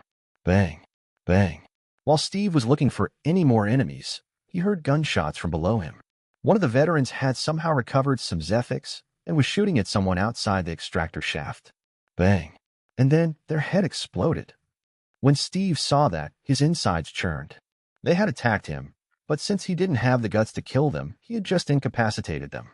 I'm a failure, he shouted at himself. They had attacked him, but since he didn't have the guts to kill them, he had just incapacitated them.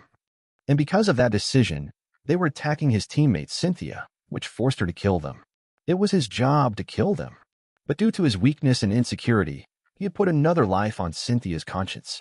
Steve gritted his teeth and jumped down. CRKSH. He landed on top of the people and cut all their heads off with his rapiers. He had already messed up and forced Cynthia to do his work for him. He would not do so again. Steve looked out of the door and looked at Cynthia. She nodded at him. He nodded back. Then Steve jumped upward again and entered the second floor.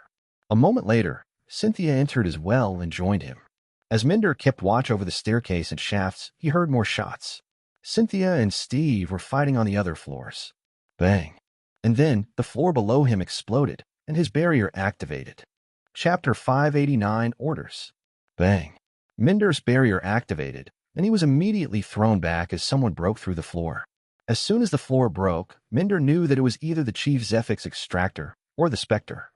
Minder quickly regained his footing and aimed his sniper rifle forward. However, as soon as he looked forward again, he saw the cold yellow eyes of a woman directly in front of him. The Chief Zephyx Extractor. Minder tried to aim at her, but she was too close. Bang. Another attack hit Minder, and he lost almost 50% of his Zephyx. Steve and Cynthia wouldn't be able to get there in time, even if they realized what was going on. The Chief Zephyx Extractor quickly shot after Minder to destroy his barrier. If she managed to do that, she could put him under the influence of the Lord, which would hopefully open up a way to escape the situation. Minder tried his best, but the Chief Zephyx Extractor was on him again before he could do anything. At that moment, light exploded out of the Chief Zephyx Extractor, and Minder lost track of his surroundings. Bang.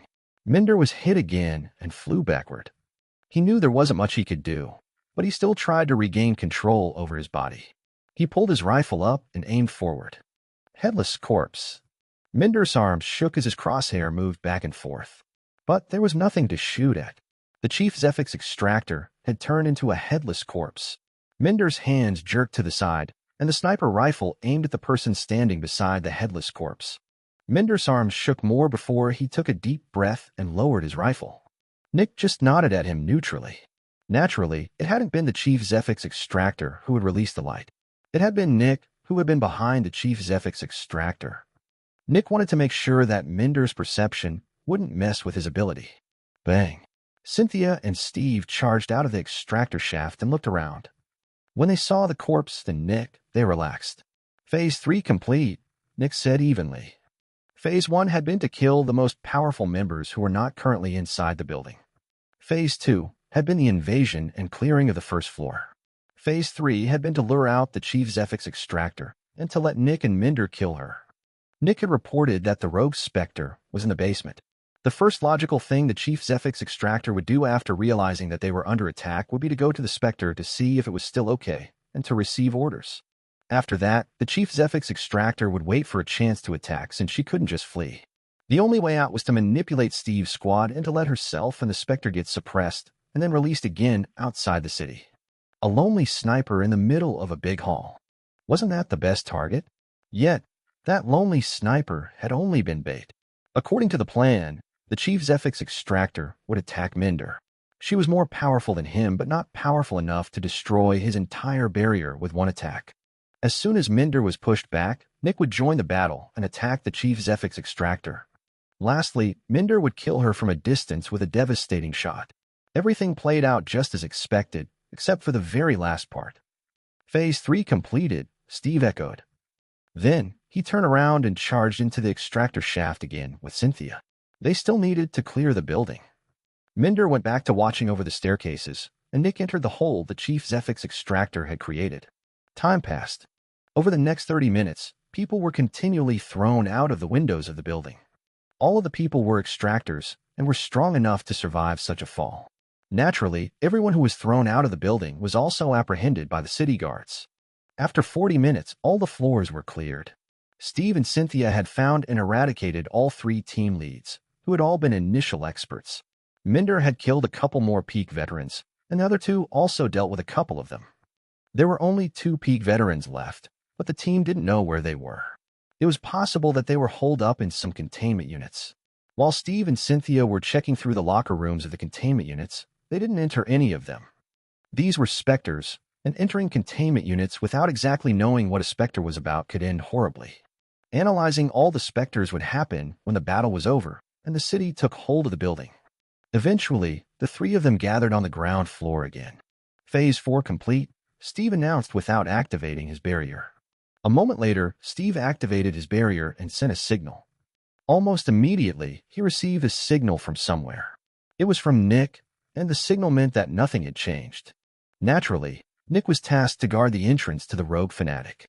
He had to make sure that the fanatic didn't escape. Steve nodded and gestured for the team to enter the staircase. Then, all three of them entered the staircase and traveled towards the underground floor. As they traveled downwards, they became calmer. Yes, the Spectre was more powerful than any of the human enemies here, but it was also just a Spectre. They dealt with Specters all the time. The only truly scary part was that they weren't entirely sure how powerful the Spectre was. They knew that it was a fanatic, but the power difference between an initial and a peak fanatic was gigantic. When they reached the door leading to the big storage room, they stopped. Nick had marked the door for them. Once more, Steve activated his barrier and sent the signal. Nick's signal came back.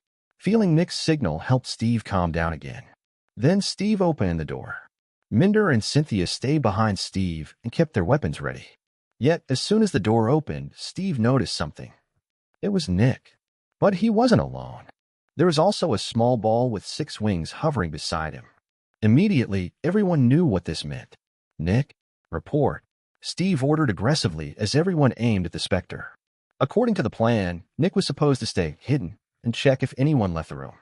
He was not supposed to engage the Spectre on his own. Even more importantly, the Spectre was supposed to be killed. They were not supposed to negotiate with it or contain it. Shirley declared the Spectre deadly, and they were supposed to execute it. So, why was Nick suddenly standing there beside the Spectre in front of them? It found me, Nick said. My orders were not to engage, and I didn't engage. Then, Nick pointed at the Zephyx suppressor around one of the Spectre's wings. It surrendered willingly, and I took it into custody, he explained. Steve was enraged and glared at Nick. Cynthia, keep Nick in your sight, Steve ordered. Cynthia grew more nervous, but she followed her orders. Nick didn't seem to react. Minder, shoot the Spectre, Steve ordered. After saying that, Steve glared at Nick, keeping his weapons ready. Minder aimed his rifle at the Spectre. You sure you want to do this? Nick asked calmly. This is an early fanatic, you know? It also gives an impressive ability and is easy to work with. Minder hesitated. Shoot it, Steve shouted as he glared at Nick. The Spectre has been classified as deadly and has to be killed, because we are not powerful enough to suppress it without putting our squad at risk, Nick argued. Our squad is no longer at risk. Plans have to adapt to new circumstances, and wasting the Spectre would be a big misstep. Minder didn't fire yet. After a second, he looked at Steve. Nick's words make sense. Are you sure we should kill the Spectre? Orders are orders, Steve shouted aggressively. We are on a mission. You can talk to me and criticize me all you want outside the mission, but during the mission, you have to follow orders.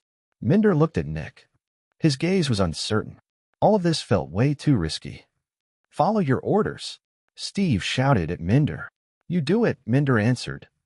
If anyone attacks you, I will shoot them. Cynthia's and Steve's eyes widened in shock. They had not expected this answer. Minder was refusing to follow orders. Sure, Nick had also done that, but he actually had a reason to do so, and he didn't straight up refuse to kill the Spectre. Cynthia, kill it, Steve ordered. Cynthia took a deep breath. Then she lifted her guns and targeted the ball. Bang, bang, bang. She unleashed several shots. Ding, ding, ding. All 3 of them were blocked, but not by the Spectre. Chapter 590, Final Loyalty Test. Cynthia's bullets were blocked and fell to the ground as they hit a white barrier. When they saw who blocked the bullets, their eyes widened. Tutor, Steve exclaimed in shock. Shirley stood in front of the Spectre. She was the one who had blocked the bullets. Usually, Shirley was always outside of the mission area, and she left everything up to the team. If they messed up, the mission would fail, and innocent people would die. It was important that these experiences were genuine. When Steve saw that Nick showed no reaction, he realized what had happened. This was a test, and Nick was in on it. Shirley looked at the team. The mission is genuine. This elicited some raised eyebrows. Wait, the mission was genuine? Wasn't this a test? This was not supposed to be a test originally, Shirley explained. However, I decided to spontaneously transform this mission into the final loyalty test. Every squad has to get past the final loyalty test, and it is the very test that will decide whether or not Aegis will invest more into you. The existence of the final loyalty test is confidential, and nobody is allowed to talk to anyone about it who has not undergone said test themselves. That is why none of you knew about its existence. In order for second-level trainees to become third-level trainees, they need to fulfill several requirements. First, they need to have completed over 100 training missions successfully. Second, they need to be peak experts. Third, they need to have experience in killing the enemies of Aegis in both forms, specters and humans. Fourth, they need the endorsement of their tutor. And fifth, they need to complete the final loyalty test. The final loyalty test puts the squad in a situation that will make them question their loyalties. Those situations include betrayal of a powerful member of the squad, life-threatening danger, high bribes, and similar things. I already gave all of you my endorsement, and I believe that the final loyalty test was only a formality, Shirley said. Then her eyes fell on Minder, whose face had already turned white. But apparently I was mistaken. I didn't betray anyone. Minder shouted defensively. I didn't attack Steve. I even told him that I would protect him from anyone who attacked. Minder surely spoke with a serious tone. During a critical moment in a mission, you defied your leader's orders repeatedly. You feared that Nick had betrayed Aegis, and were afraid that everyone in the squad would be killed by him. You wanted to secure your own life by betraying Aegis. While securing your life can be acceptable if you take a neutral stance, taking a neutral stance during a critical part of a mission counts as a betrayal. You were supposed to kill the Spectre, and you refused. Minder's face turned white, and he gritted his teeth. What about him? Minder shouted as he pointed at Nick. What about his loyalty? Nick didn't react. Nick's loyalty has already been confirmed by the abductress herself, Shirley said. In her own words, Nick has proven his loyalty more times than necessary. Minder looked like his world was crashing down. He just wanted to survive. Was that so wrong? Without waiting for Minder's answer, Shirley looked at Cynthia. Good work. You acted when Minder failed. Cynthia nodded, refusing to look at Minder. She was angry and ashamed. She was ashamed because she had thought that Minder would have her back. And yet, he was about to betray Aegis, which included her. Then, Shirley looked at Steve. You acted correctly, Steve, she said. Getting close to the Spectre would have been too risky. So, you ordered someone with a gun to deal with it while retaining your formation. Killing the Spectre first would have also cleared the uncertainty surrounding Nick's allegiance. If he had joined the Spectre, he would be forced to attack you before the gun fired. If he truly only wanted to suggest something, he would sit by and let you kill the Spectre. One case equates execution for betrayal, while the other case is an interrogation and reprimand. You handled the situation perfectly. After hearing all of these praises, Steve should be happy. But he wasn't. Minder's betrayal at the most critical moment had hit him pretty hard. Additionally, Steve looked at Nick. If Nick had truly betrayed them, Steve felt like they would have all been killed. Steve felt like Nick's true power was endless. That thought also scared him. Nick, please take out the Spectre cage, Shirley said. Next, Nick took out his space bag and pulled out a huge black cube. When the other three saw that, their eyes widened in shock. Why did Nick have a space bag? Not even their tutor had a space bag. Not even all of the agents had a space bag. Not even their tutor had a space bag. Space bags were only given to extremely powerful extractors who had contributed a lot to Aegis. There was no way to purchase them. Naturally, when Shirley heard that Nick had a space bag, she was just as shocked. A couple of months ago, Shirley had visited the abductress to talk to her about Nick. Shirley had felt that she couldn't get a read on Nick. Everything about him was too mysterious, and she felt very suspicious of him. Instead of directly answering her questions, the abductress just asked questions about Nick. How strong was he? Was he reliable? Did he learn a lot? What was his progress? Shirley answered all the questions. Nick was outstanding in everything, but she was still concerned about his loyalty. At that time, the abductress showed Nick's full file to her. When she saw that Nick technically outranked her, she didn't know how to respond. For over 8 years, she had ordered someone around like they were a trainee, even though that person was actually their superior. When she read about Nick's accomplishment, she became even more shocked. While this guy was not powerful enough to be a true help against the Specters, he was still impacting all of Aegis. After all, if his methods proved to work, the way Aegis ran all the cities in the world would change fundamentally. Naturally, all of Shirley's doubts vanished, and the abductress told her that Nick didn't need to go through the final loyalty test. Even if Nick somehow failed, he would still stay in Aegis. He had contributed too much to get rid of him for something like that. Naturally, when Shirley returned to the team, she continued acting like nothing had changed, but Nick immediately felt that Shirley acted differently from normal. So, at some point, he asked her privately about what was up. Seeing Nick in a new light, Shirley felt bad about keeping things hidden. She had no issues with lying to a trainee, but lying to someone who technically outranked her was something completely different. In the end, They talked about some things, and they decided that the final loyalty test should be held soon. Nick would leave the squad after the test. When the mission came in, they decided that the final loyalty test would be held then and there. While the plan was being carried out, Shirley covertly entered the basement of a vandalized building. After the chief Zephyx Extractor died, the Spectre immediately tried to escape. Naturally, Shirley stopped it and contained it. As long as it played along, they wouldn't kill it. Of course, the Spectre didn't have any other choice, and since it didn't want to die, "Get into the cage," Shirley commanded. The Spectre entered the cage without resisting. Entering the cage meant that they wouldn't kill it, which was what it wanted. The cage closed, and the fanatic was officially contained. Shirley glanced at the cage and couldn't suppress a small, devious smirk. That Spectre was unworkable. It only gained power by working with strong extractors, and any strong extractor it worked with would become its slave. Aegis didn't exactly have a great number of criminal specialists or heroes, and there were plenty of Spectres that fed on those already. They didn't need another one. This Spectre would get to experience the new execution method. Around 10 years ago, Aegis had found a Spectre that could consume other Spectres to produce Zephyx and become more powerful. Thanks to this Spectre, Aegis had saved a lot of costs in keeping Spectres suppressed without having to redistribute their Zephyx into the atmosphere.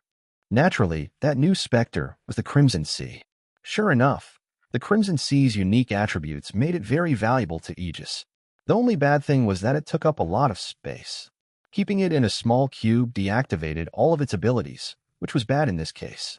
They needed its abilities to kill Spectres. Nick also knew that the Spectre would be fed to the Crimson Sea soon. He found it a bit funny that some random Spectre he got to meet somewhere in the world would die to the Crimson Sea, a Spectre that had impacted Nick's life severely. The little adolescent puddle Nick let out in the building of the Spartans was now going to kill a fanatic that had lived on the other side of the world. It was funny how the world worked sometimes. Chapter 591, Purpose. "I heard you're leaving," Steve said as he looked at the ruins of New York around Aegis headquarters. There were several terraces all over the pyramid, and they could be accessed by anyone working for Aegis. Looking at the ruins from the ancient times was strange. Some of the pieces of rubble were so big that they could have only come from buildings that were kilometers tall. It was almost like every single building was a megastructure back then. An entire city filled with nothing but megastructures. How many people would live there? How long did it take to build such a city? Nick also looked at the rubble. Yet, compared to Steve, Nick knew a lot more about the ancient ones. Over the past years, Nick had focused a lot on history, and he also learned a lot about ancient technologies. The ancient ones had no access to Zephyx materials, but they managed to create many different kinds of matter with different attributes. Then, by perfectly placing them, all the weaknesses of these bits of matter vanished, only leaving their strengths. It was like building a group of combatants in which people could cover for each other's weaknesses. Naturally, it was much more complex to pull something like that off than it sounded. There couldn't be any impurities in any of the parts of the megastructure, which was something Aegis couldn't achieve.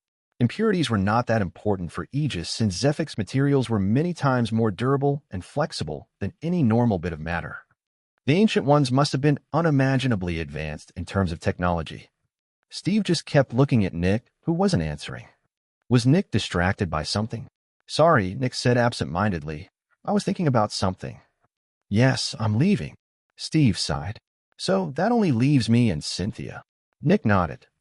Naturally, Minder had been fired after the mission. He was sent back to his city, and he wouldn't be allowed to rejoin Aegis in the future unless his contributions to Aegis became extremely impressive. And now, Nick was also leaving. "What's your actual background?" Steve asked. "You can tell me now, right?" Nick remained silent for a bit, but compared to all the previous times Steve asked such a question, he didn't leave immediately. "Check the database for the title of liaison," Nick said. Steve's eyebrows rose. Finally, Nick was talking about himself. Steve pulled out a little pad and pressed a couple of buttons. His eyebrows rose more and more as he kept reading. "Are you the guy they are talking about in here?" Steve asked, pointing at a paragraph that mentioned that there was currently only a single liaison and that this person was running experiments on different cities. Nick nodded. Steve took a deep breath. "So, you changed an entire city already?" Nick nodded again. "That's also why I got my space bag." Steve glanced at Nick's space bag. Increasing an entire city's output by 20% while simultaneously increasing the average quality of life for the citizens. That was a crazy accomplishment. Steve realized that Nick was truly on a different level. Nick had achieved something that only governors could achieve. So, you were never a trainee? Steve asked. I was a trainee, Nick said. Steve could see that Nick was technically speaking the truth, but that was akin to saying that a hero who was working for a new and weak manufacturer was a new employee working for a new up-and-coming startup. Technically right, but it wouldn't paint an accurate picture. Why go through all of this? Steve asked. He didn't know why Nick would go through so much trouble. He didn't need all of this. I had the same question when the abductress sent me here for the first time, Nick said. I only wanted to increase my powers so that I can become a specialist soon. However, I very quickly learned that being here has taught me a lot. I could test my knowledge and learn about different forms of academia. While I didn't need more practice in fighting or working with specters, the one thing I always lacked was a formal education. And I learned even more during the second phase. I traveled to many different cities in the Great Triangle, and I have seen how all of them operate. I have seen all manners of ways the governors rule over the different cities, and I could see their advantages and disadvantages. The last 9 years have not been in vain, and I don't feel like I have missed any opportunities to gain more experience. It was the right thing to make me a trainee, Nick explained. Steve looked at Nick with a bit of surprise. He had never heard Nick speak so much. That made him seem very different in Steve's eyes. It was almost like this wasn't Nick. For the first time, the distant image that Nick was to Steve had finally become clearer. Sadly, this happened only when Nick was just about to leave the squad. At that point, Steve remembered something. Wait, if you have the rank of governor already and are living here, does that mean that your family already lives here as well? Steve asked. Nick didn't immediately answer. No, he said after a bit without elaborating on his answer. Steve grimaced a bit. Same thing with you? Something like that, Nick said.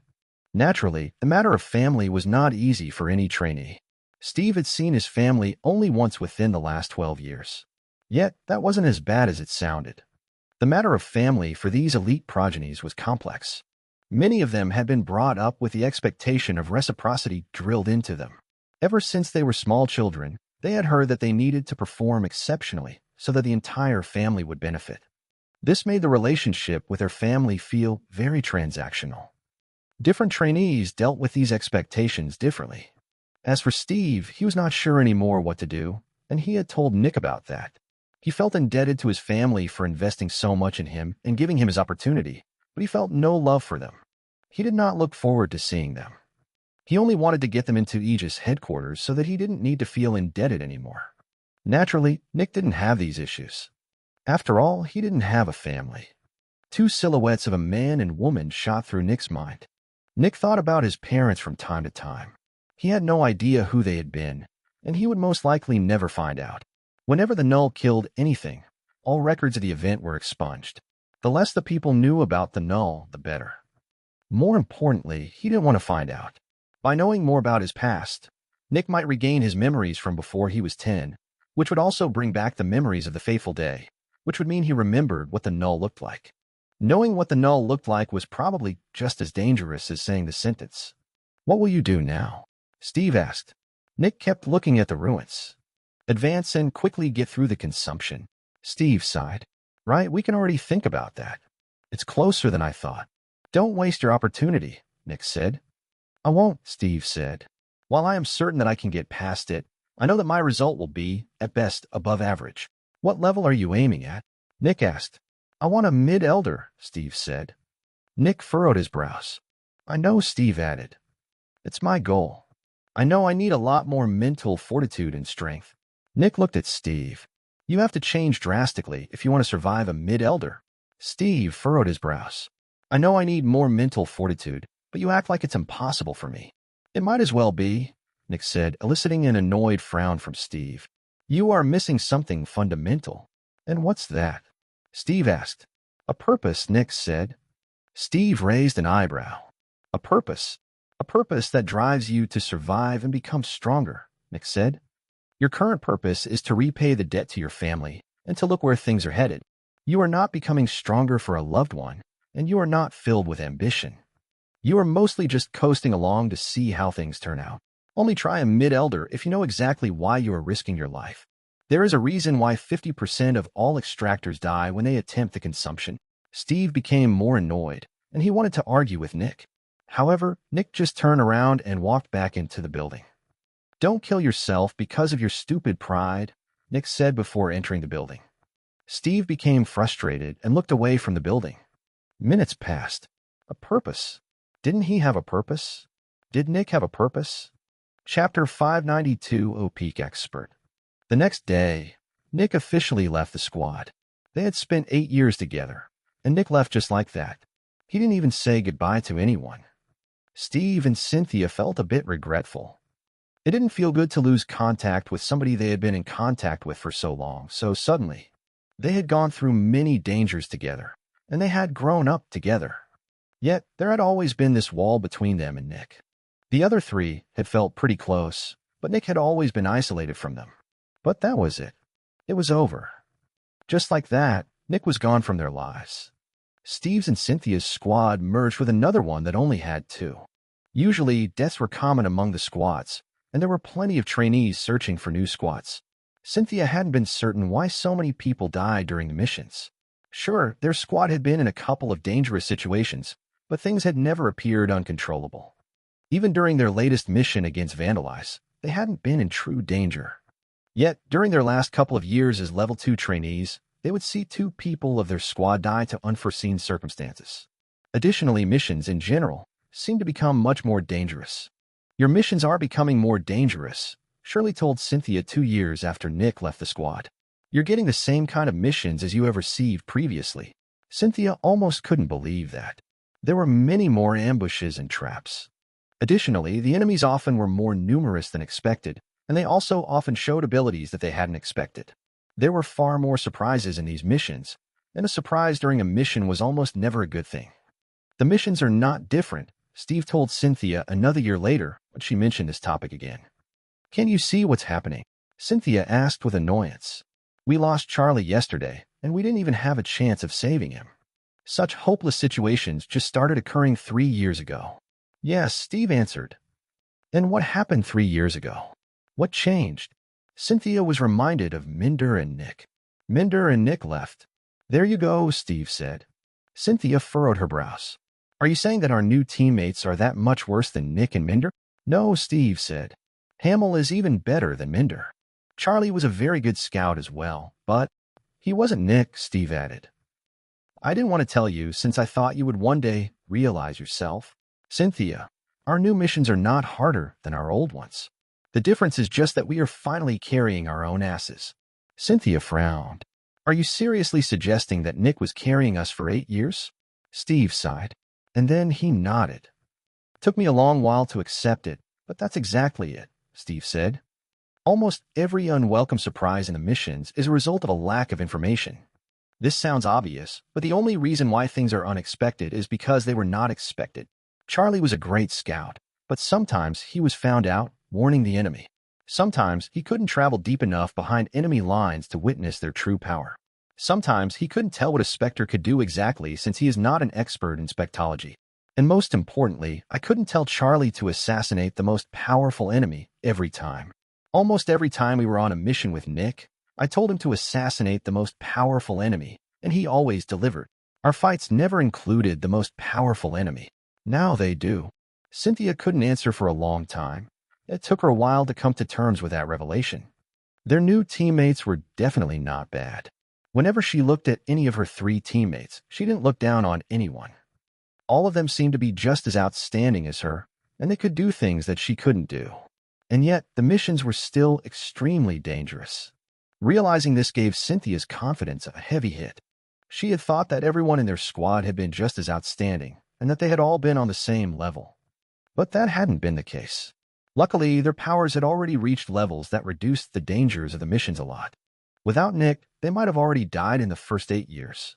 When the squad received their new scout, Cynthia talked with them quite a bit about different missions.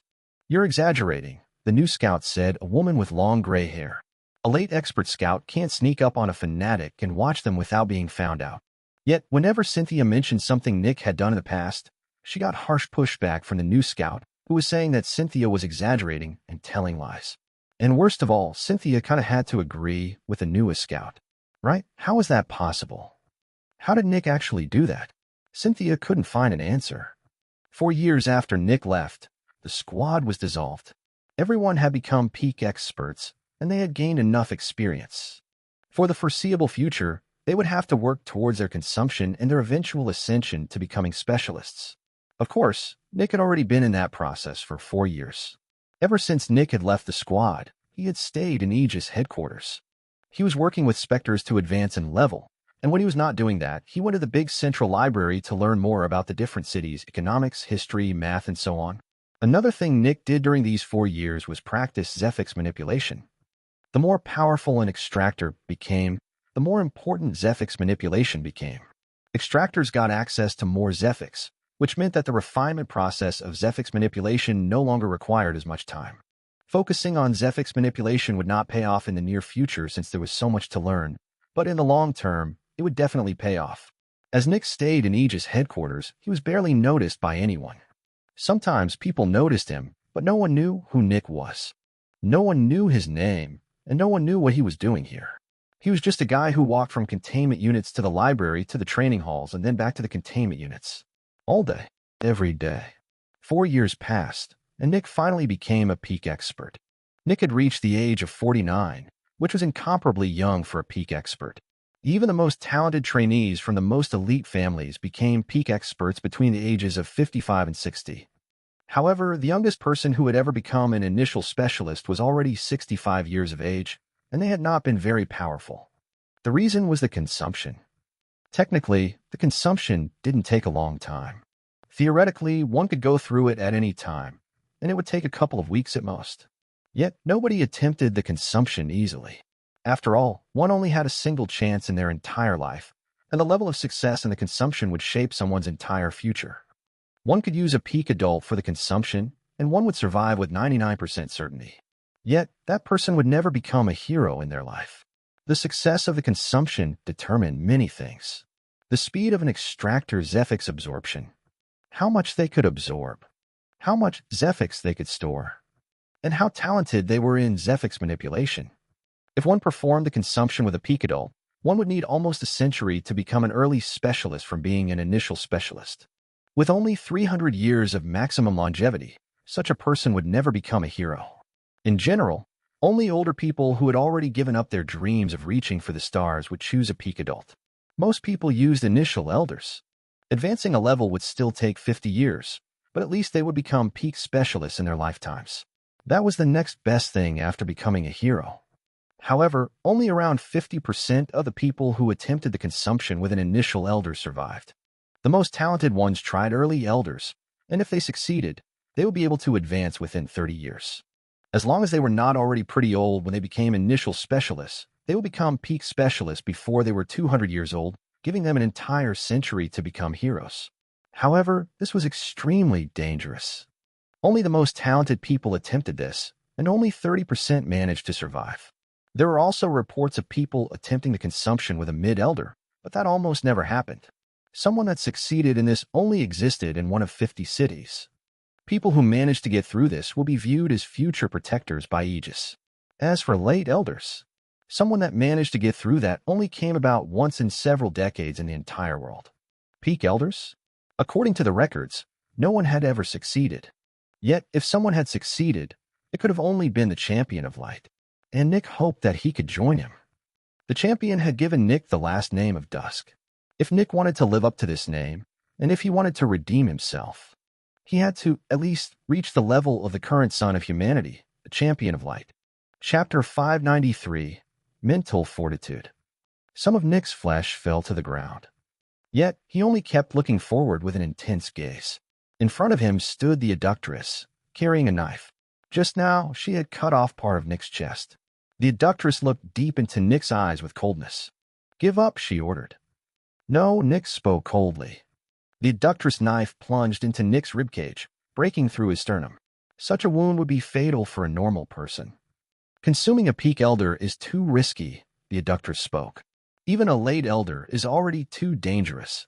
No, Nick repeated. CRK. CRK. The adductress moved the knife downward, breaking open Nick's chest and exposing his heart. Nick just gritted his teeth. Nick's chest rapidly healed, but the adductress kept opening new holes. Naturally, someone like Nick was worth a lot, and Aegis wouldn't allow their members to just throw their lives away by biting off more than they could chew. Nick wanted to consume a peak elder, and Aegis would not allow him to go through with that unless he proved his willpower. The abductress had been cutting away on Nick's body for 3 hours already, and she kept saying that he should give up. Yet Nick just kept on going. CRK. CRK. The abductress cut off 2 of Nick's ribs and broke them again so that their ends were filled with spikes. Then she moved the 2 ribs at Nick's eyes. Nick didn't close his eyes and didn't look away. The abductress watched Nick's eyes closely. Nick hadn't been allowed to blink ever since this torture started. Otherwise, he would prove that he didn't have the willpower to consume a peak elder. These trials were designed to be completable in theory, but basically impossible in practice. Theoretically, someone could keep their eyes open for days, but who could actually pull off something like that? The ends of Nick's broken ribs touched his eyes, but he didn't look away. The abductress moved the ribs around a bit, and they slightly cut into Nick's eyes. Tiny splinters that had already been loose before kept sticking into Nick's eyes as the abductress pulled them back again. The abductress just looked at Nick, whose eyes were filled with splinters from his own ribs. She gritted her teeth. Didn't this idiot realize that he was walking towards his death? It was impossible to consume a peak elder. Allowing Nick to pass this trial represented allowing him to kill himself in the abductress' eyes. Because of that, she was doing her absolute best to keep him from succeeding. But she only had 24 hours. This wasn't the first time the abductress had administered this kind of test, but this was the most extreme one she had ever administered by far. After all, she was allowed to try absolutely everything without any limit to dissuade Nick from trying to consume a peak elder. Now, why was all of this necessary, and what was the consumption? In order for a peak expert to become an initial specialist, one needed to pass the consumption. As the name implied, consumption represented consuming something. In this case, it represented consuming the core of a specter.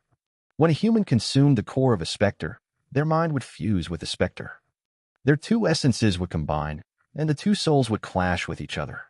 The one that managed to win would gain control over the entire body, while the one who lost would lose all intelligence and sense of self to become something like a subservient machine. Since all of this happened within one's mind, one's mental fortitude was the most important thing.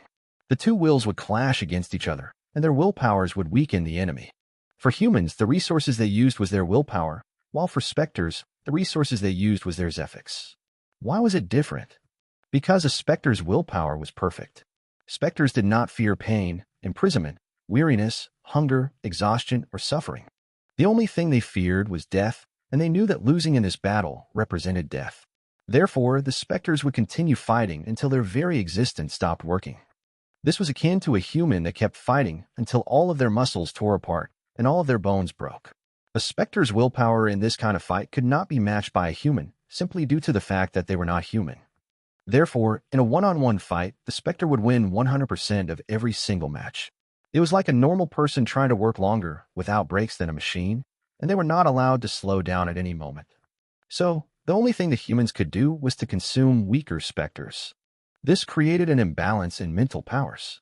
A peak expert that consumed a peak adult could force the specter into compliance just due to the overwhelming power of their soul. It was like a grown human fighting against a rat.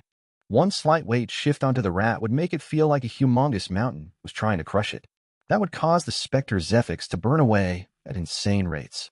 Of course, the stronger the specter was, the smaller the difference in power there was between the 2 combatants. Consuming a late elder was already considered almost impossible. This was like an average adult human male competing with an average adult human female in how long they could keep a weight of 20 kilograms held above their heads. At first glance, the answer would be obvious. But what if the female was so insanely determined that she ignored all the pain until all the muscles in her arm, chest, and back hardened and cramped until they were so damaged that trying to lower them would result in them breaking apart like twigs? Suddenly, the favorite in this battle was no longer the male. And trying to consume a peak elder would be like competing with another male with the same willpower as the female. Even the perfect mental fortitude and attitude wouldn't be enough since both parties would just die together in a draw. After all, both of them would fight with 100% efficiency. Therefore, there was no point in even trying to consume a peak elder. It was impossible to win. That was why the abductress wouldn't allow Nick to consume a peak elder. She would stop him.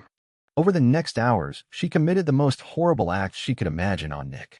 Skinning, poisoning, breaking, burning, gouging, destroying. Yet, no matter how horrible the acts were, she made sure that Nick could still physically keep his eyes open and his body upright. After all, he had to willingly give up. Hours passed. Yet, after just 12 hours, the abductress stopped and just looked at Nick. He was still looking at her with determined eyes. She was out of ideas. How could anyone get past all of these tortures without cracking? What drove Nick to such a point? What was it that made him this determined to kill himself? After so many hours of torture, Nick didn't even seem like a human anymore to the abductress. Torturing Nick accomplished the same thing as torturing a specter. Absolutely nothing. Why do you want to kill yourself this badly? The abductress asked. Nick didn't answer. Do you really intend to go through with this? She asked again, her voice calmer than before. Yes, Nick replied with a weak but steely voice. The abductress took a deep breath and looked away. I hope that you would accomplish great things, she said. Then she sighed. Sadly, your journey ends here. She looked back at Nick. Consuming a peak elder is impossible. It is physically impossible. There is no potential reward to be gained from granting you this opportunity, but we will be losing a peak elder. This is a pure loss for Aegis. You no longer have any value. You are someone who is going to die soon, and forcing you to relent will only make you betray us and try in secret. Therefore, I will do the same thing that Aegis does to everyone else who tries to consume a peak elder. The abductress pointed her hand at Nick. Bang. Nick's body exploded and scattered across the room. Bang. Nick's head hit the ground. What a waste, the abductress lamented as she looked at Nick's head. Yet, Nick's head was still looking at her. His eyes were still focused. The abductress looked back. There was no remorse. There was no wavering. He had done his best. He had done his absolute best to redeem himself. Did he succeed? No. But he tried his best. The abductress released a shaky breath. The next moment, healing liquid exploded out of the ceiling and doused Nick's head. Slowly, Nick's body began to reform. Naturally, a normal person would have already died. In fact, even a normal extractor would have already died. The only reason why Nick didn't was because his willpower kept him alive for just a couple more seconds. Nevertheless, it wasn't easy to bring Nick back from the dead, and the abductress had to use several different gadgets and medicines to keep Nick stable while his body reformed. Yet, during all of this, Nick didn't lose consciousness, and he did not lose any of his fighting spirit. In the end, Nick stood reformed in front of the abductress. He still hadn't blinked. One last time, the abductress sighed. You win, she spoke with resignation. You'll get your peak elder in 1 week. Chapter 594, Consumption. Nick walked into a big room. A couple of people were already in the room. The abductress stood in the middle and looked at Nick with a serious expression. Beside her stood an older man with gray hair. Nick actually knew this person. This was Marvin, a protector working under the technician. Marvin had been one of the 4 inspectors who had looked at Crimson City. The last person was a middle-aged man who carried an expensive console. Based on a man's uniform, he was a governor, which almost made Nick raise an eyebrow. This is Protector Marvin Marvel, the abductress said, gesturing to the older man. You already know each other. We do, Marvin said with a smile. Nick nodded. Then the abductress gestured to the other person. This is a scribe. Nick nodded. He knew what a scribe was. He just hadn't known that this was a scribe. A scribe was someone who belonged to Aegis and whose task was to administrate the central database. While governors and agents were allowed to add things to the database, they were only allowed to do so by commissioning a scribe. The only ones that could add things to the database without supervision were protectors and stronger. Naturally, to make things official, the abductress commissioned a scribe to record everything that happened. It was important that Aegis had a paper trail when Nick inevitably died after consuming the Peak Elder. The scribe stepped forward, and his barrier activated a moment later. Nick's barrier activated in response and blinked a couple of times. Nick Dusk, the scribe said. Identity confirmed. Next, the scribe took out a couple of documents and handed them over to Nick. Read these and sign them. Nick grabbed the documents and read through them. It was a whole bunch of legal bullshit that essentially said that Aegis was not killing him and that he was the one that asked them to consume a Peak Elder.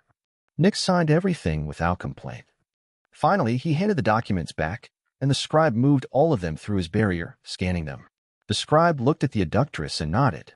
You can proceed. The abductress looked at Nick. You requested the core of the dark cloud, she said. Nick nodded. Naturally, the choice of the Spectre was also important. Choosing the right Spectre wouldn't make the consumption easier or harder, but it would shape one's future talent in Zephyx manipulation. The Spectre core that would become one's subservient processor naturally had its own things it was good and bad at. It wasn't some kind of new and untouched core with no prior history. The Spectre core was already shaped, and the extractor wouldn't be able to reshape it. The dark cloud the Spectre Nick had chosen was a peak elder, and just as the name suggested, it looked like a black cloud. It was a force spectre that consumed all the light around it, encasing its victims in darkness and allowing the nightmare to torture them. It was one of several specters that used the nightmare as a form of inflicting suffering on humanity. Naturally, force specters were extremely good at being elusive and escaping, which was exactly what Nick wanted to specialize in. He didn't want to be found by an enemy, and if he were found, he wanted to escape as quickly as possible. The dark cloud was perfect for that. The abductress turned around and walked to a corner of the room, to a big black cube. A specter cage. Her barrier blinked for a moment, and the door of the cube opened. Immediately, a thick cloud of darkness shot past the opening. Shing, shing, shing. The abductress pulled out one of her swords and released several quick slashes. To Nick, it seemed like the slashes were all performed at the same instant. When the abductress slashed, the area around her sword seemed to distort. The black cloud was separated several times, and the cut-off part turned into air. It was like the abductress was cutting off marble to form a sculpture. After an unknown number of slashes, a black crystal poked out of the black cloud. Naturally, if these were just regular slashes, nothing like this would happen. Fortunately, the abductress was also a suppressor. Ding. The tip of the abductress' sword touched the crystal, and all the black smoke vanished. The crystal fell to the ground, and moments later, it started to hover in front of the abductress. The specter will die within 30 seconds, she said. You have to consume the crystal before then. Then, she threw the crystal over to Nick, who looked at it. It was about the size of a finger and extremely durable. Nick pulled his head back and shoved the crystal down his throat.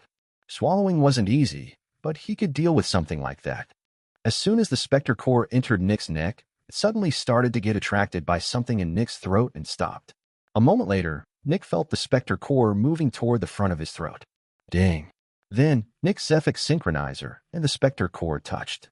Suddenly, the real world vanished from Nick's vision, and everything was covered in darkness. The last thing Nick saw were the three people looking at him with serious expressions. Darkness. Eternal darkness all around Nick. It was almost like he was back in the place where the nightmare stayed. Naturally, Nick knew what was happening. After all, he had learned everything there was to learn about the consumption. An instant later, something appeared in the darkness. Some dark clouds gathered together and took the form of a human body. In just a couple of moments, a completely new body formed. It was Nick. A second one.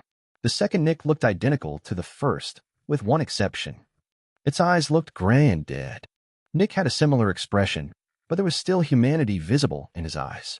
This was the difference between suppressing one's emotions and not having any emotions to begin with. The second Nick looked at Nick, and then it approached.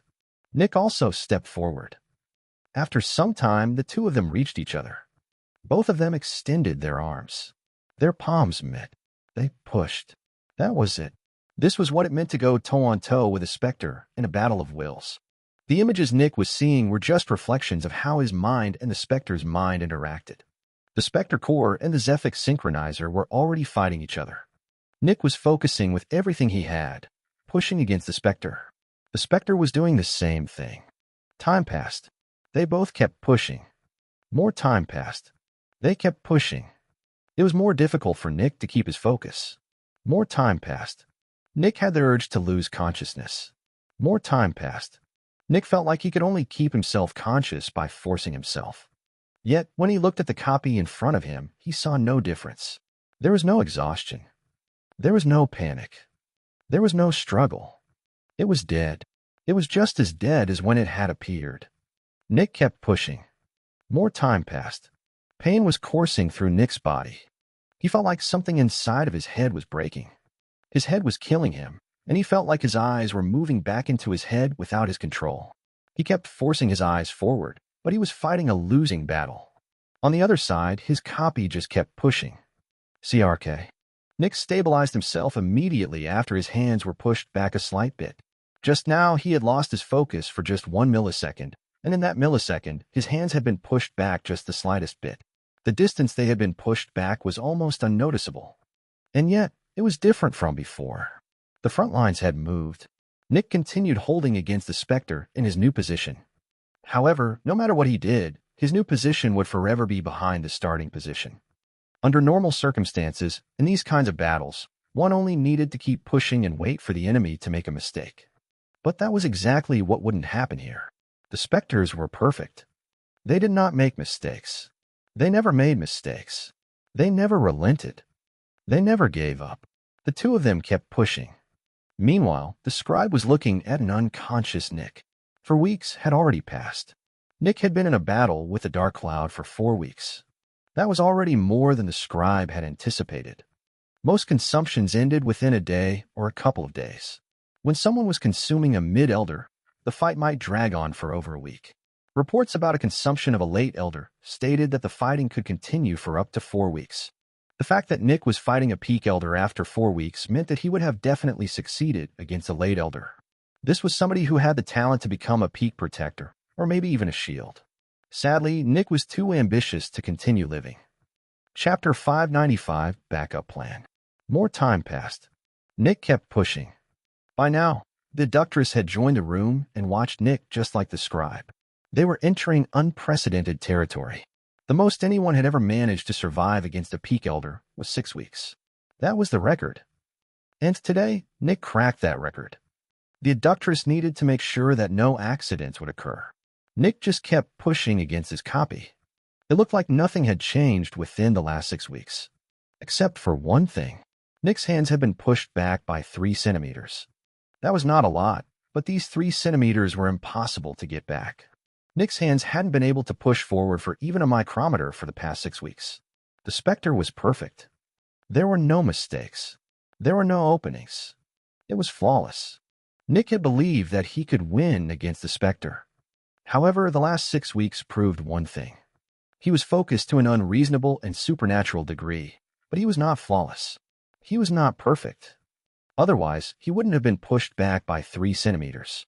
The consumption was a battle of will, and it was impossible to further optimize such a battle. There were no tricks one could employ. Well, at least none that everyone could use or ones that worked. There was one thing that Nick could try. It was a backup plan he had come up with before starting his consumption. If this were only a battle of wills, Nick might not have had the confidence to attempt it. However, there was something about him that made him different than normal people, and if it came down to it, he would make use of it. But the chances of success were low. He would only use it if there was nothing left he could do. So he kept on pushing. The Abductress looked at Nick. 2 additional weeks had passed, and Nick was still just lying there. If Nick had lost, his body would give off Zephyx of human nature, and he would slowly start transforming into the Dark Cloud. If Nick won, his body would give off Zephyx of a Spectre nature, and he would slowly wake up. If both of them died, Nick would just die. However, Nick was still alive, and he did not give off any kind of Zephyx. This meant that he was still battling the Spectre, which was unreal. It had been 8 weeks. 16 weeks is the theoretical maximum, the Abductress thought as she looked at Nick. No matter how much willpower you have, you will not be able to stop yourself from dying when 16 weeks have passed. The Abductress narrowed her eyes. That will also be when the Spectre will die. Nick kept on pushing. More time passed. The Spectre just continued to stare at him with its dead eyes. It didn't think about winning or about the fact that it was in the lead. Its goal was not to win, but to not die. It did not feel any happiness, smugness, or excitement. It just kept pushing with perfect efficiency. And it would continue to do so until the very end. It was impossible for it to lose. More time passed. Nick had been looking at the Spectre in front of him for 10 weeks. For 10 weeks, it hadn't made any mistakes or shown any bit of weakness. It was like Nick was trying to push an immovable object. The pressure was mounting. Nick was desperately searching for a glimmer of hope, but there was none. Nick started to consider that he might lose. More time passed. It had been 12 weeks. Nick had been pushed back by half a meter already. He was losing his concentration more and more frequently. Most of the time, his mind was in a state of complete confusion and delirium. He was forgetting himself, and the most horrifying part was that Nick knew that this was not just a temporary effect. No, this was permanent. Nick's mind was straining so hard that he was suffering permanent brain damage. He was forgetting things, and he knew that these things would not return, even if he won. This was the cost of sacrificing oneself. Nick's memories were burning away. Of course, the same thing was happening to the Spectre. The only difference was that it didn't care about its memories. It only cared about not dying. Even if it lost 90% of all of its memories, it would continue pushing with perfect efficiency since the will to survive was in its very core. Meanwhile, if Nick lost 90% of his memories, he would have long since collapsed since he wouldn't even know who he was or what he was doing. Nick couldn't get through. He couldn't win. It was truly impossible. A peak expert could not win against a peak elder in a duel of wills. I can't win, Nick realized in a moment of clarity. I have to try my backup plan. At that moment, Nick was slowly being pushed back. That was because Nick was focusing on something else. He was focusing on his past. He was thinking about the image of the burning building. He was thinking about what had happened before then. What happened before he woke up in front of the burning building. Nick was trying his best. The blackness around Nick transformed into images. His memories. In the real world, the abductress noticed that something was starting to push out of Nick's throat. This was a sign that the Spectre's core was winning the battle. She narrowed her eyes. The images around Nick started to morph as the burning building came and went. Shadows appeared. Shadows vanished. Fire appeared around Nick. A little boy carried something in his hand. The little boy focused on the hallway. I met the null. Nick spoke as his eyes focused on his copy. I forgot everything about it. The Spectre didn't show any reaction. It just kept pushing Nick backward very slowly. If I regain my memories, I will know what the null looks like, and you will know as well. I don't think the null cares whether or not you are a Spectre. If you know anything about it, you will die. What will it be? Will we both die completely? Or are you willing to just lose part of yourself and survive? This was Nick's backup plan. If he managed to remember the null, it would come and kill both of them. Remembering the null represented a 100% chance at 100% death. Meanwhile, conceding to Nick would only be a 100% chance at 99% death. After all, part of the Spectre would still survive. If one thought back to the minions of the Sea King, could one truly say that nothing of them had remained back then? They might not have had their souls and minds, but their bodies and abilities still persisted. Weren't bodies and abilities still part of oneself? Something like this would never work on a human. After all, they would feel so angry and hopeless that they would prefer both of them dying than giving the other side all of the benefits. But Nick wasn't fighting a human. He was fighting a Spectre.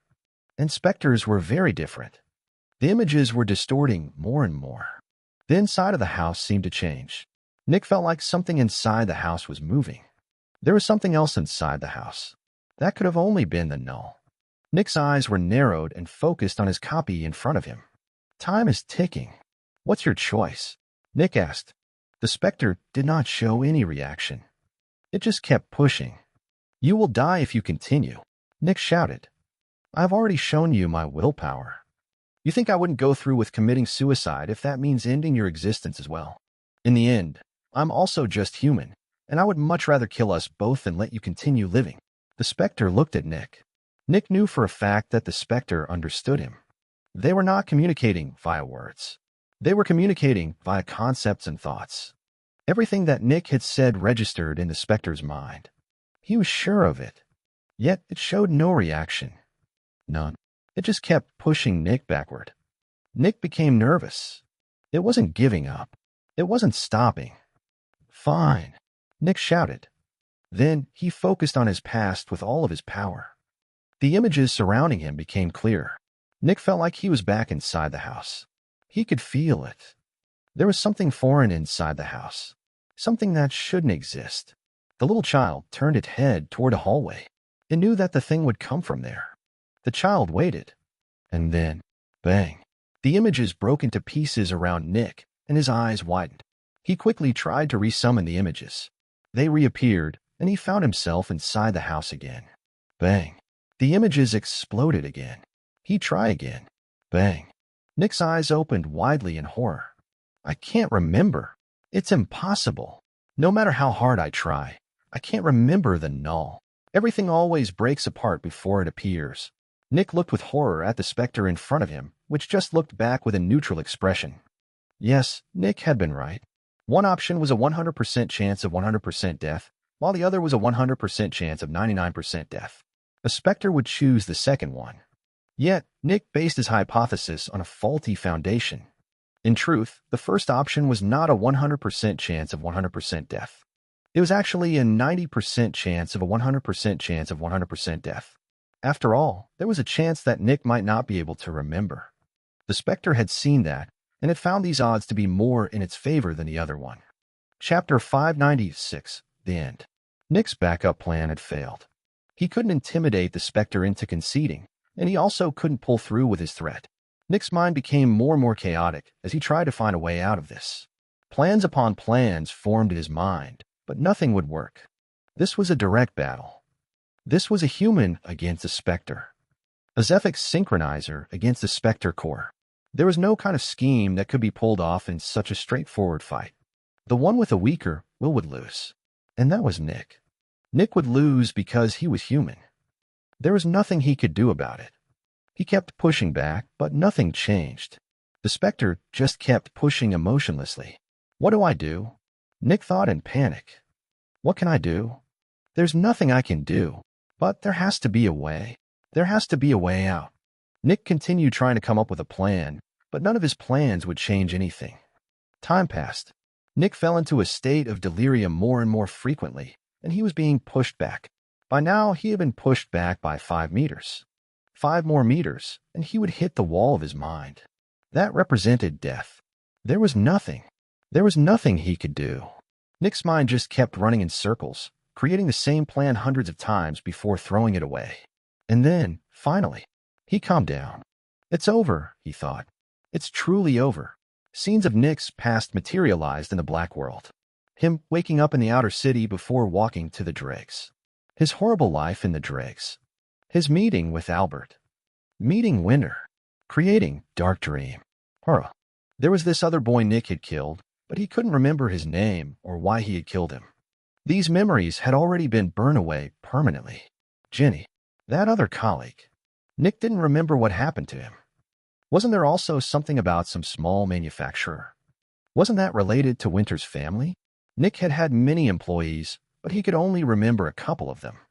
However, he did remember that he used to remember all of their names. The Crimson Sea. Nick still remembered everything about that incident. Winter's death. Winter's father. What was his name again? Cecil. Viren. Veron? He didn't remember. Julian. He remembered Julian. Whatever happened to Albert? Did he die? The outside world. The ruins. The Sea King. Anatomy. The nightmare. Aegis. Arya. He regretted that he had wasted 5 of her years. The trainee program. His squad. And that was it. Nick's life. At least, everything that he still remembered. I caused a lot of suffering in my life. Nick thought as picture after picture of death and suffering shot through the dark world. But I was on my way to redemption. He thought as pictures of the happy people of Crimson City appeared in the world. I was doing my best. Pictures of stress and pressure appeared and disappeared in the dark world. Nick took a deep breath. The only thing where I didn't do my best was with Arya. Frankly, I didn't even try. I felt happiness in the possibility, but I never dared to try to make it real. I would do things differently if I had another shot. I would actually try. Maybe not for me, but for her. I might not deserve happiness on my path to redemption, but others do. The regret I feel is not my own lack of happiness, but her disappointment and pain. Was giving up and letting her go the right choice? Maybe fighting for her was what she wanted to see, since I have never done that before. Fighting. I fought for everything and everyone except for her. Yet, isn't the fight for the person you love the most important? If anybody is fighting for anything, it would be for their loved ones. Nick could feel the end approaching. As he became distracted more and more frequently, the Spectre kept pushing him back. Even when Nick was about to die, the Spectre still didn't make a mistake. Until the very end, it was perfect. Nick took a deep breath, and a feeling of acceptance and resolve rose inside of himself. He looked at the Spectre in front of him with determination. I will die, but I refuse to let this Spectre take over my body and get reborn. This might hurt Aegis since they will lose a peak elder, but for once in my life, I want to be selfish. I'm also just human. Ray. Suddenly, Nick shouted aggressively and pushed against the Spectre. The abductress saw Nick's entire body cramping with strain. She knew what this meant. This was always what happened when a trainee was about to fail their consumption. Inside the dark world, Nick was pushing the Spectre back. However, the Spectre was still calm. At this moment, Nick was using 120% of his power. However, using 120% of his power used up a ridiculous amount of focus. 851. Nick was essentially committing suicide. He pushed the Spectre back to the original starting position.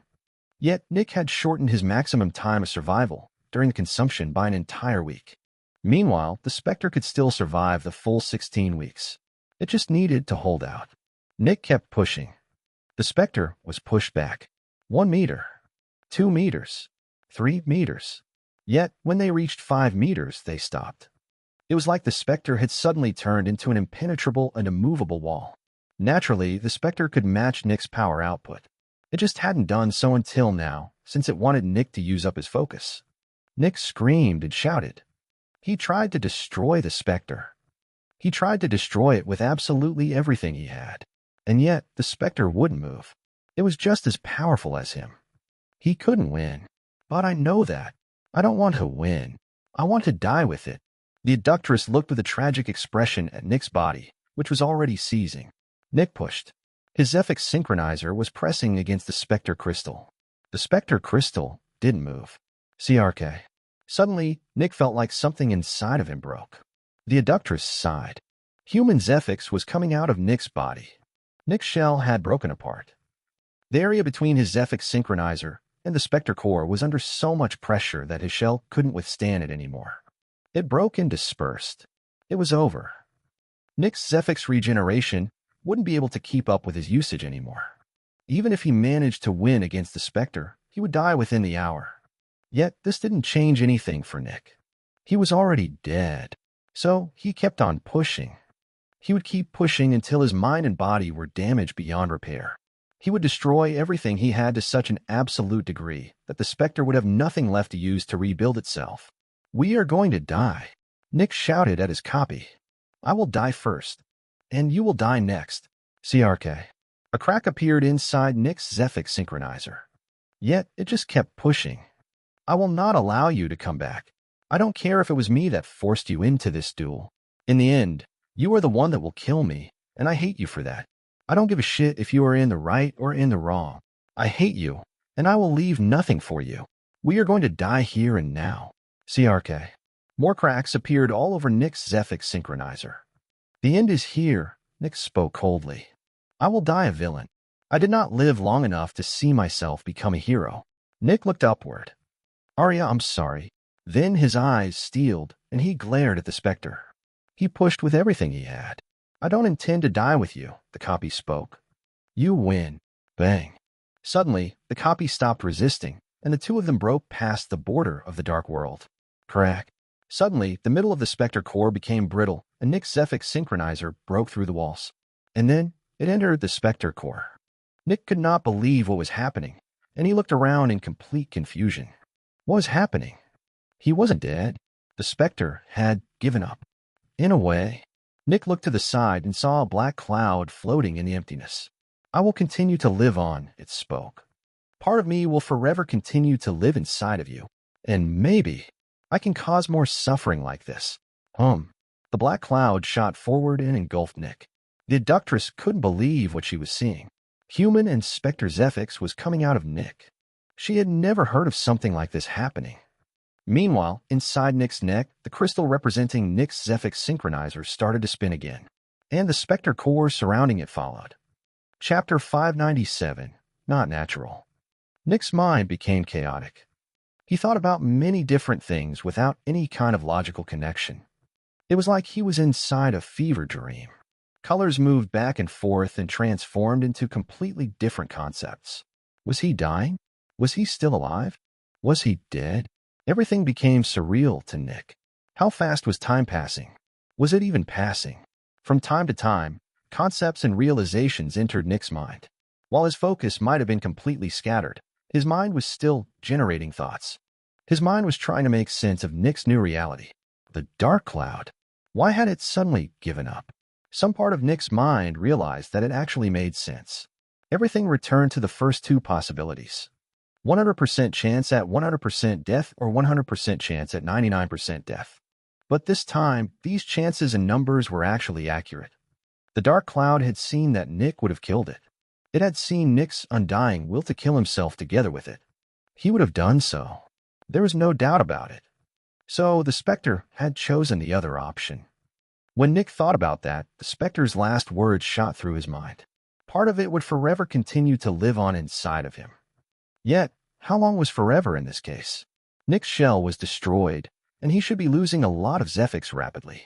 There was no way for him to recover enough Zephyx to keep his aphosis going. The next moment, an image of Nick's Zephyx synchronizer shot through his mind. Nick saw how it was embedded inside the bigger Spectre core. The two of them had aligned with each other, and when the Zephyx synchronizer spun, the Zephyx core around it spun as well. Both of them had the same shape. Both of them were rhombuses. In a way, a Spectre core and a Zephyx synchronizer were almost identical. A Zephyx synchronizer gave humans the power to control Zephyx and use it in many different ways. Wasn't a Spectre core the same thing? Well, in a way.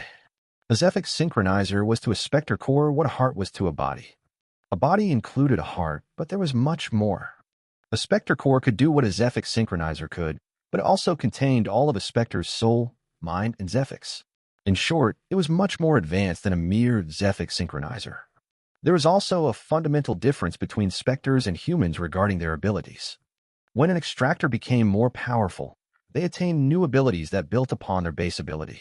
When a Spectre became more powerful, it didn't necessarily gain new abilities. Most of the time, the one ability it had just grew more powerful or attained new facets. The Nightmare didn't have many different abilities. It could only create illusions. That was its only ability. For an unknown period of time, Nick looked at the two rotating rhombuses. They both belonged to him now. And yet, this was not how things were supposed to be. Usually, the Spectre core would lose all of its lines on its surface, which symbolized the Spectre's abilities and personality, and would orbit the Zephyx synchronizer. Normally, that orbit happened inside the shell. After a Spectre was eliminated during the consumption, their Spectre core would pass through the barrier and start orbiting the Zephyx synchronizer inside the shell. The shell would pull in the Zephyx, which would then flow into the Zephyx synchronizer. The Zephyx synchronizer would say what would happen to the Zephyx and would send it to the Spectre core.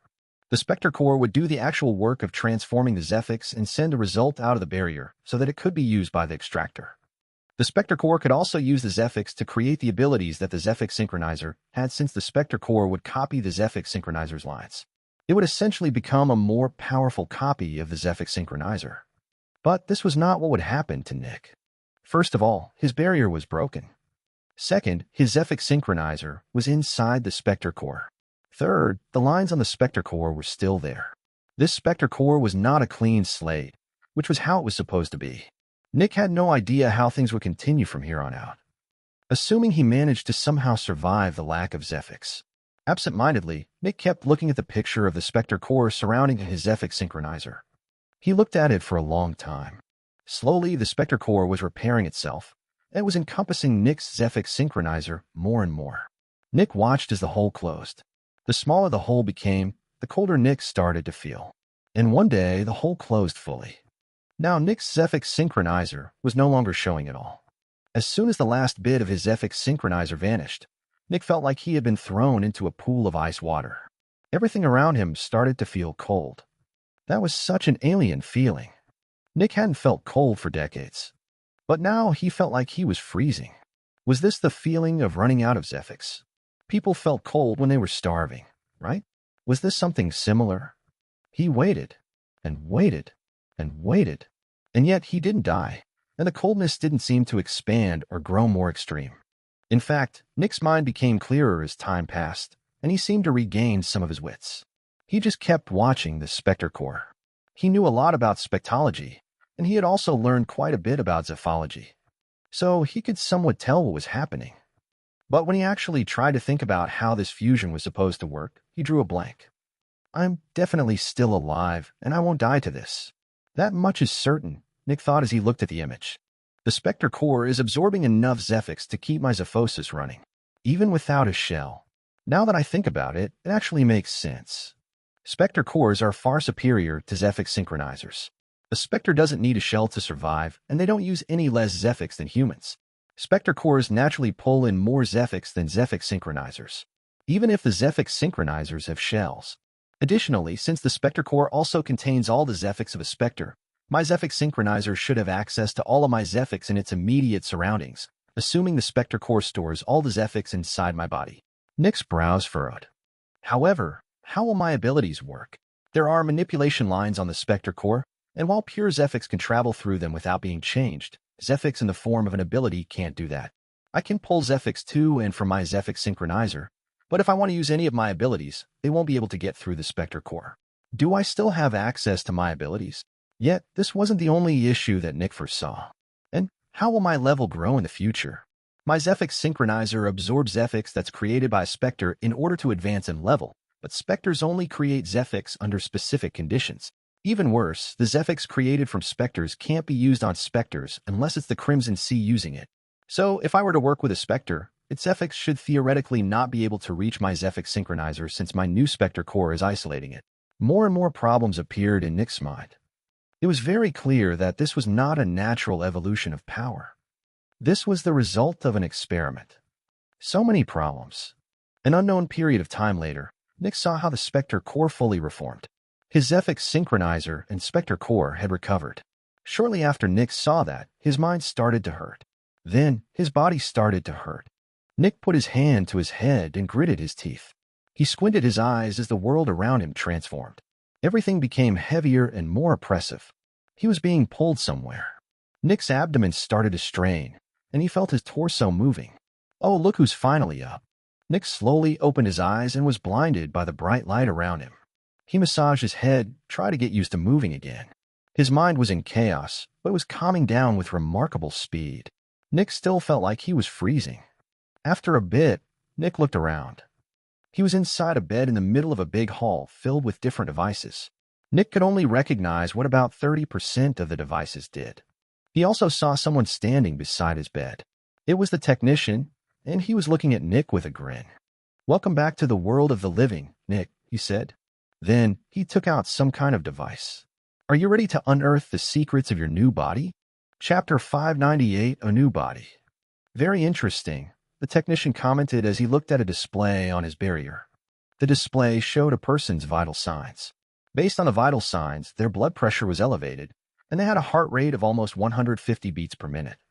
All of these little nuggets of information were cool and all, but one didn't need to see all of this to know what was actually going on. Nick looked at a tall and muscular man. The muscular man was breathing rapidly, and cold sweat was running down his entire body.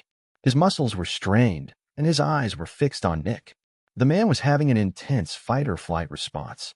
His body would obviously choose flight, but the door behind him was closed. The man shouted casually with a nervous smile. "What's up?" Naturally, he was trying to dispel the awkwardness of Nick just emotionlessly looking at him.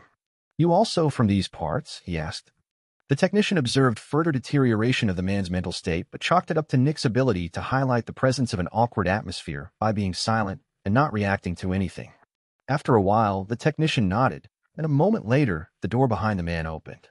The man almost jumped away in fear as he heard the noise of the door behind him opening.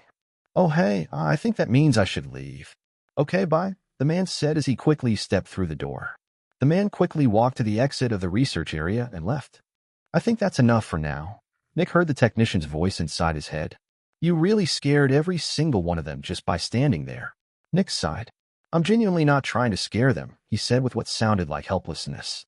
"I could tell," the technician said with a laugh. "But no matter what you do, every normal human will perceive your actions as threatening." Nick looked to the side with a lost expression. "There's really no doubt anymore?" he asked. "Nah, that pretty much sealed it," the technician said. "You're 48 for 50. You scared almost everyone just by making different faces." Nick tried to come to terms with his new reality. The technician had put Nick through many experiments over the past few days to learn everything that they could about his new circumstances. Nick even felt a bit guilty that his shield was wasting all of this time on him, but the technician just said that this was way more important than anything else. This concerned humanity's future. At least, that's what he said with an excited grin. Their most recent experiment tried to find out how Nick's new state of being affected other people in his vicinity. To test this, they had brought in many different normal humans. Initially, Nick was just supposed to stand there and do nothing. Yet, every single time the person in front of Nick started to get a fight or flight response and became very scared. When asked about their thoughts while standing in front of Nick, all of them reported that they felt like Nick was filled with unending hatred and that he was about to attack them any second now. He felt very, very dangerous to them. Naturally, the technician had been present during all of these events, and he could tell that Nick was just relaxed and normal.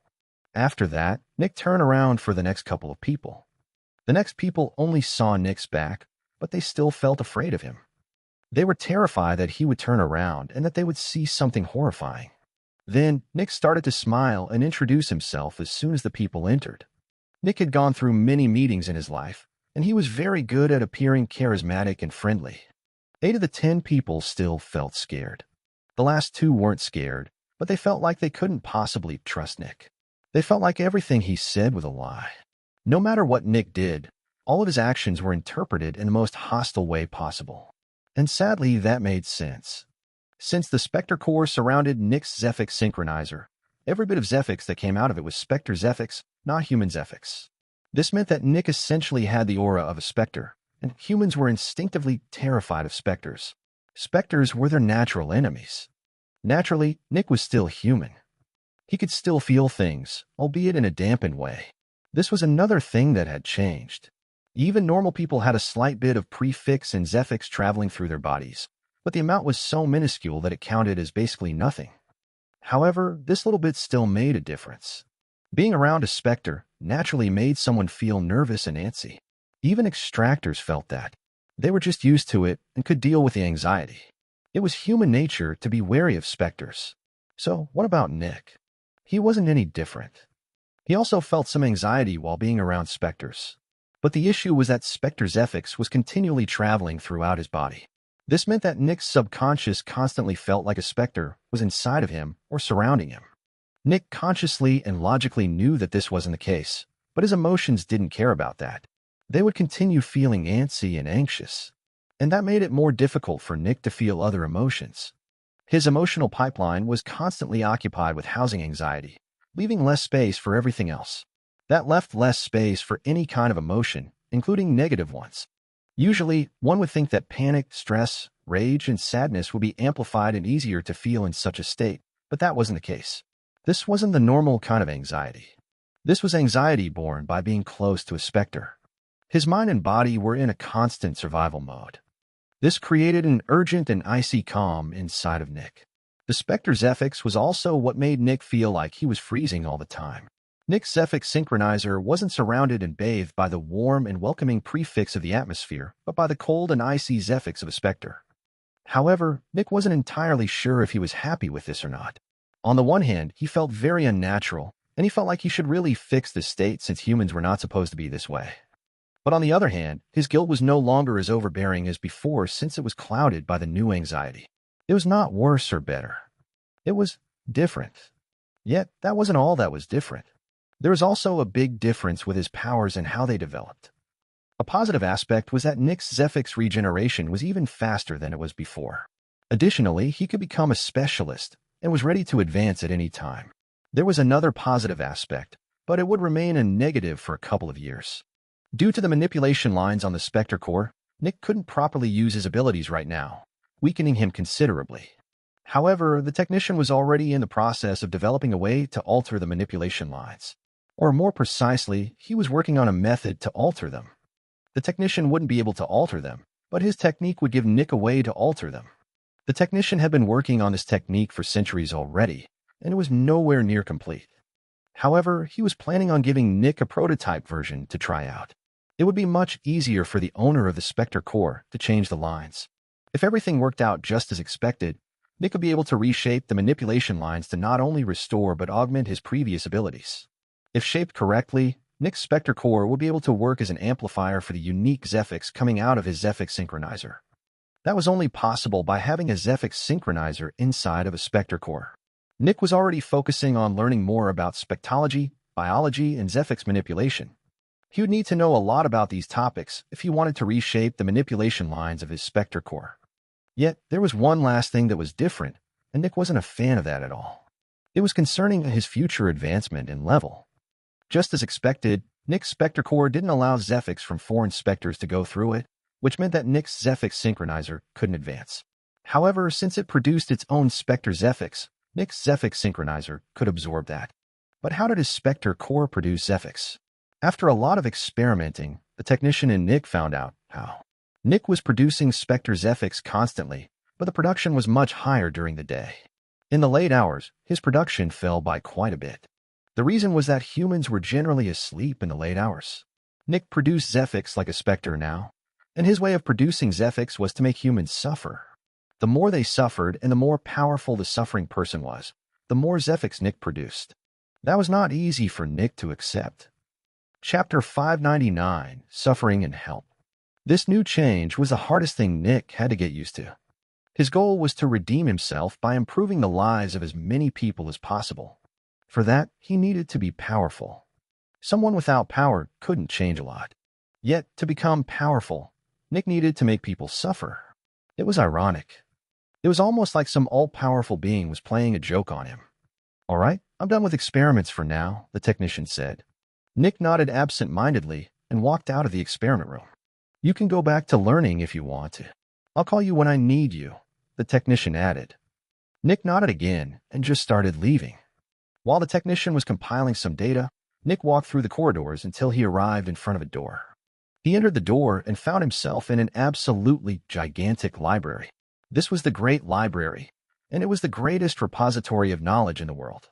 It was 100 meters wide, 200 meters long, and about 100 meters high. Everything was covered in shelves, and there were even books sitting outside the shelves since there was no more space for them. There were probably millions of books here. Even more shocking, almost none of them were fiction.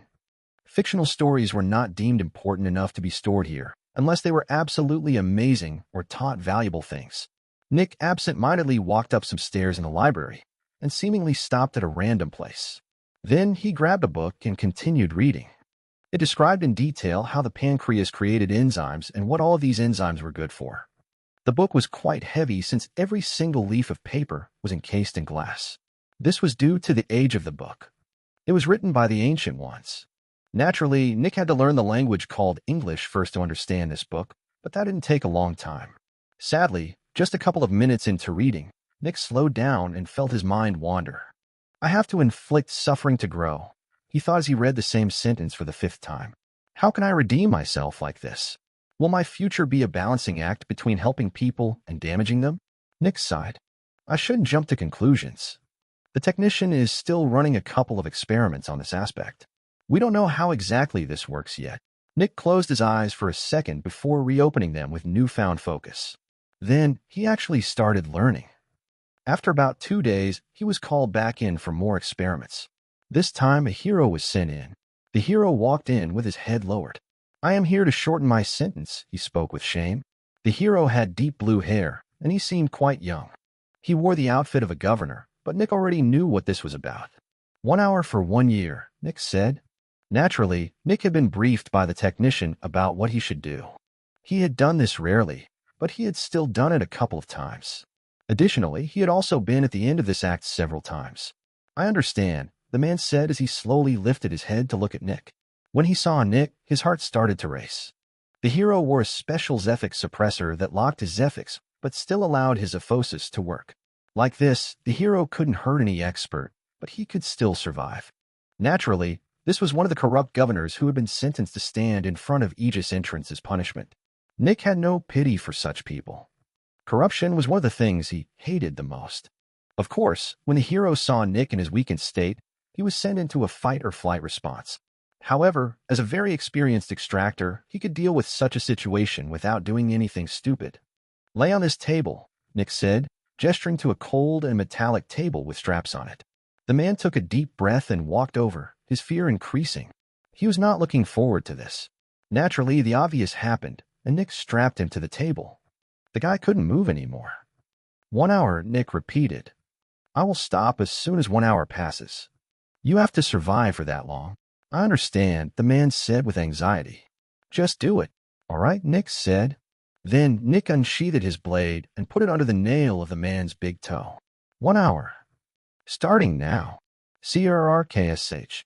The man gritted his teeth as Nick's blade entered the space between the man's big toe and its nail. Nick moved his blade around a bit until the big nail fell off. Naturally, the blade had completely severed it. In less than 10 seconds, the nail had already regrown. The hero's regenerative abilities were not suppressed. Next, Nick skinned the man's sauce. The man's eyes bulged in pain, but he didn't shout. This was the deal. 1 hour of torture in exchange for 1 year of his sentence. Obviously, something like this hadn't existed before Nick had woken up from his slumber. This had only been created because the technician needed somebody that he could experiment on without any moral issues. In the technician's mind, this experiment should give them valuable input into how exactly Nick produced Zephyx. After warming up for a minute with some foot stuff, Nick moved up the body and started to punch the man's abdomen repeatedly. Naturally, if Nick used all of his power, this guy's body would explode. So he was very careful to inflict wounds that were only fatal to normal people, not extractors. Inner bleedings were really bad for normal people, but extractors would survive those rather easily. Yet, they still hurt like hell. Nick essentially made the guy's liver explode over and over again as his kidneys got squashed and his intestines ruptured. After less than a minute, the guy had already started to scream in pain, but he wasn't asking Nick to stop. Not that Nick would stop. At this moment, Nick was producing a good amount of Zephyx. Torturing a hero for an hour a day would give Nick enough Zephyx for the day. However, Nick actually didn't need Zephyx. He could become an initial specialist any second if he wanted to, and as long as he didn't advance, all this Zephyx would be wasted. But that wasn't the purpose of this torture anyway. They wanted to find out how much Zephyx Nick could produce and how it worked exactly. After around 10 minutes of destroying the hero's abdomen, Nick started to harvest ribs. He tore them out, threw them to the side, waited for new ribs to grow, and repeated the process. 30 minutes into the torture, the guy started to beg that he wanted to get out. "You're not getting out," Nick said. "I'm doing this for your sake. In 30 minutes, you are going to thank me. You don't want all of this to be for nothing, right?" Nick spoke these words in a very cold manner, and his torture didn't stop for a bit. Eventually, Nick got to the guy's teeth and worked on them a little. The more pain the hero felt, the more Zephyx Nick produced. For the remaining minutes, Nick tortured the guy with random injuries. And then 60 minutes were over. "We're done," Nick said. The man was breathing heavily, and there was a sea of horror in his eyes. Nick calmly opened the straps, and the man quickly sat up. "So," Nick asked, "would you have wanted me to stop? 30 minutes for nothing or 60 minutes for a full year of your sentence?" The man didn't answer for a while. "I'm not," Nick answered coldly. "The technician is watching us right now. He wouldn't let a specter roam around freely." Then he looked at Nick with furrowed brows. "You created Zephyx," he said. "You're a specter?" "I'm not," Nick answered coldly. "The technician is watching us right now. He wouldn't let a specter roam around freely." The man frowned. Sure, Nick felt like a specter to him, but the way Nick acted was definitely human. "But you produced Zephyx." "I'm sure of that," the man said. "Do you think it wise to ask these questions?" Nick asked evenly. The man's heart shook. "Forget I said anything," the man said. Then the man stood up and took a deep breath. "You're right," he said, looking at Nick with some relief. "It was worth the 60 minutes. Yes, these 60 minutes were horrible, but it saved me an entire year." "Thank you," he said. "You can leave," Nick said as he gestured to the door. "Keep in mind that all of this is confidential." "I understand," the man said. Then he left. After the man left, Nick looked at the door. His eyes had regained their conviction. Those were some good results. The technician's voice appeared in Nick's mind. Nick nodded. Nick had produced a lot of Zephyx while the man was suffering, but even though Nick had done something that the man actually wanted and even thanked him for, none of the Zephyx vanished. This proved that it was much easier for Nick to produce Zephyx than anticipated. Helping people did not cancel out the suffering created. If Nick made one person suffer and helped one person, the Zephyx produced would be the same as if he made one person suffer and helped 1,000 people. Only the amount of suffering was important for Zephyx production. At least, that was the prime hypothesis right now. A bit more testing would be required. Chapter 600 Report. Over the next 2 weeks, the technician made Nick go through a couple more experiments, and in the end, they came to a conclusion. Yes, doing good did not interfere with the Zephyx produced by causing suffering. Even when it happened at the same time, it didn't interfere. If, for example, Nick were a medical professional and he would deal with serious injuries to save someone's life, he would still produce Zephyx if the process of dealing with that injury was quite painful. Naturally, Nick would be saving someone's life, and the patient would be grateful the entire time. Yet, they would have still suffered, and Nick's Spectre core would have still produced Zephyx. After Nick had learned all of this, he had become relieved. He had believed that he wouldn't be able to help humanity anymore with his new state of being, but that wasn't true at all. Sure, there were still some issues, but this had been the biggest issue, and it had been solved.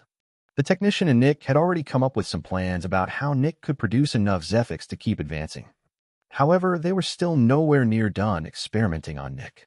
While this issue had been dealt with, two other issues still needed to be solved.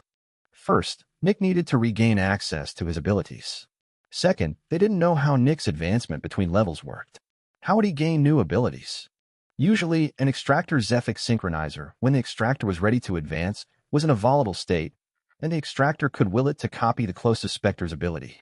But the closest Spectre to Nick's Zephyx synchronizer was his Spectre core. Any outside Zephyx from any other Spectre would not be able to enter the Spectre core, which meant that it couldn't touch Nick's Zephyx synchronizer. So, how was Nick's Zephyx synchronizer supposed to gain new abilities? Right now, it seemed impossible. However, there was always a way, and Nick had the support of the most intelligent and oldest researcher in the world, the technician. The technician hadn't been this invested in a project for over 1,000 years. Depending on the result, this might transform all of humanity. The technician gave Nick all of his attention. By now, Nick had gotten used to the technician, and the two of them were talking quite casually. The technician also wasn't a person who constantly demanded respect. One day, during a seemingly random experiment, the technician suddenly started frowning. Nick raised his eyebrow as the technician pulled the wires from Nick's body with annoyance. "We gotta go," he said as he walked to the door. "What's up?" Nick asked, standing up from the table. "Helia has been a pain in my ass for a month now," the technician said as he led Nick up the stairs. "She wants to know about the cities and several other research projects, and she is constantly complaining about their progress." Naturally, the shields talked to each other via voice transmission. Nick hadn't noticed it, but the technician had probably been talking with the left arm quite regularly. But then, why isn't he just explaining everything? Nick thought with furrowed brows. "Because we don't talk often," the technician answered as if he had just read Nick's mind. Nick used to be surprised whenever the technician did this, but after a while, he got used to it. A researcher who had lived for over 1,000 years had talked to so many people and had such a fast mind that they could very often guess with quite a lot of accuracy what someone was thinking about just based on their expression and context clues. "She only contacts me when she needs something, and I don't want to waste my time by giving useless reports to her," the technician explained as the two of them approached the central extractor shaft. "She keeps supervising me like I'm some kind of baby." He might not be able to read minds word for word, but he could guess what was roughly going on in someone's mind most of the time. "She only contacts me when she needs something, and I don't want to waste my time by giving useless reports to her," the technician explained as the two of them approached the central extractor shaft. "She keeps supervising me like I'm some kind of baby." The two of them jumped into the extractor shaft and moved upward. "Why are we here exactly?" Nick asked. The technician jumped through one of the doors of the extractor shaft. "I'll just introduce you and talk about all the possibilities now, so that we don't have to do this again," the technician said as he opened the door to the Hall of Remembrance. Nick furrowed his brows, but before he could ask, "Not a lot," the technician answered. "I was very vague." Nick's eyebrows rose. The technician turned around and pointed his finger at Nick with an annoyed expression. "Shut it." Nick just looked at him with a neutral expression. Finally, the technician sighed and rubbed the side of his head in annoyance. Yes, I get it. I know. Then he groaned in frustration before approaching the left arm's office. Sadly, Nick couldn't stop his thoughts from occurring. If you were more dutiful in reporting, she wouldn't constantly ask for a report. The technician didn't react. He already knew all of that. But it was just so annoying. He just wanted to focus on his research and his work. Couldn't everyone just leave him alone so that he could create new technologies and advancements in peace? Nick knew these kinds of people very well. They were amazing at what they did, but they were very often not very dutiful when it came to seemingly unnecessary things. Stuff like finances, marketing, legality, popularity, procedure, and so on. Naturally, due to their high intellect, they very often noticed when these things occurred and knew about these flaws of theirs very well. But it just wasn't important enough to waste a lot of focus on. The technician opened the door to the left arm's office without knocking and just entered. Nick carefully entered after him. When he saw the intimidating left arm standing in the middle of the dim office, Nick bowed respectfully. "Greetings, left arm," he spoke. As always, the left arm had an expression that made it seem as if she were looking at a criminal. "James," she said with her cold voice as she looked at the technician. "Please, tell me why this is so important." "Just look at him," James said as he gestured to Nick. "He has a working Spectre core surrounding his Zephyx synchronizer." "I see that," the left arm spoke in a flat tone. "Yes, that is indeed very interesting, but I don't see how this is taking up your time to such a degree that 3 agent promotions and 15 city bankruptcies are still waiting. The future agents and the cities are waiting for you, and the procedures can't continue without your approval." The technician rolled his eyes in exasperation. "Don't you see how big this is? These little things are nothing compared to what might be in front of Dash." "Might," the left arm interjected coldly. "That is the right word. Might. It is not certain." The left arm narrowed her eyes as she glared at the technician. "Even if this guy were the future savior of humanity, he wouldn't be able to solve anything within the next couple of decades. And if you continue ignoring your duties, Aegis might not exist after the next couple of decades. Manage your things and do your duty so that Aegis can run smoothly until the time that your hope has a chance of paying off. We have to be alive to experience the fruits of hope." The technician grimaced. In a way, he looked like a toddler who didn't want to eat his veggie cubes. "Can't somebody else deal with this stuff?" he asked with a voice devoid of hope. The left arm just looked at him with an icy glare. "No," she spoke slowly. The technician slowly took a deep breath.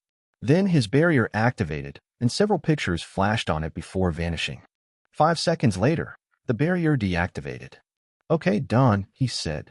"Can I go back to researching now?" Nick rolled his eyes. 5 seconds, Nick thought.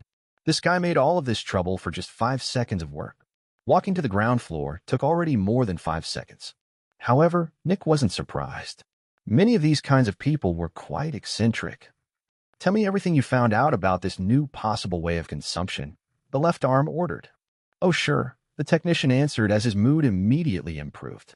As soon as he got to talk about his research, his demeanor started to glow like a child that had just found a new toy. The technician started to talk endlessly about what he had learned and what he thought would happen. "What about the best possible scenario?" the left arm asked, interrupting the technician.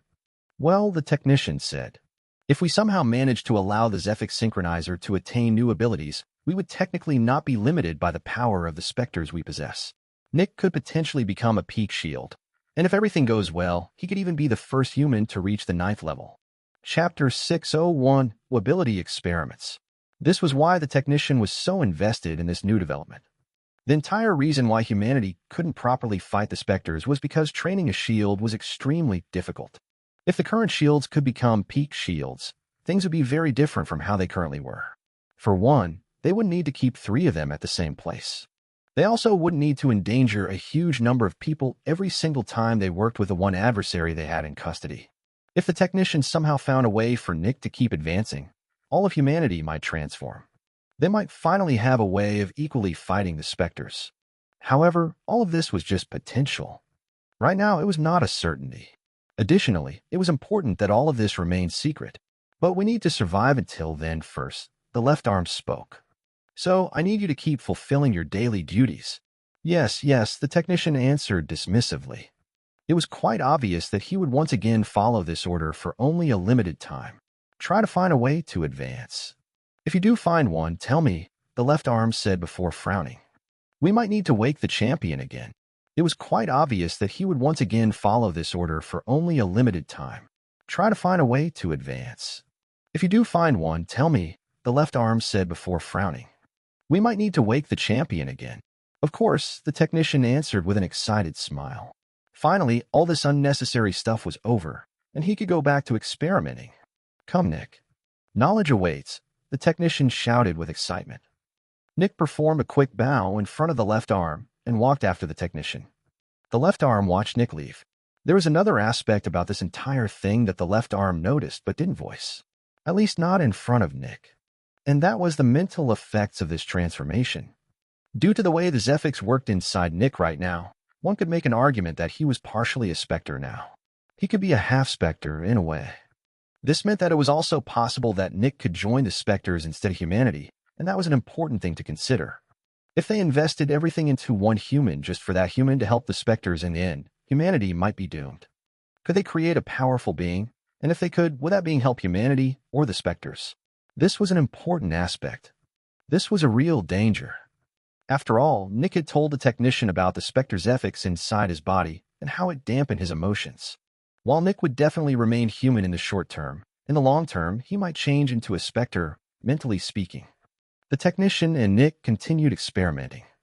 During this time, Nick kept learning more about biology, zephology, and Zephyx manipulation. Time passed.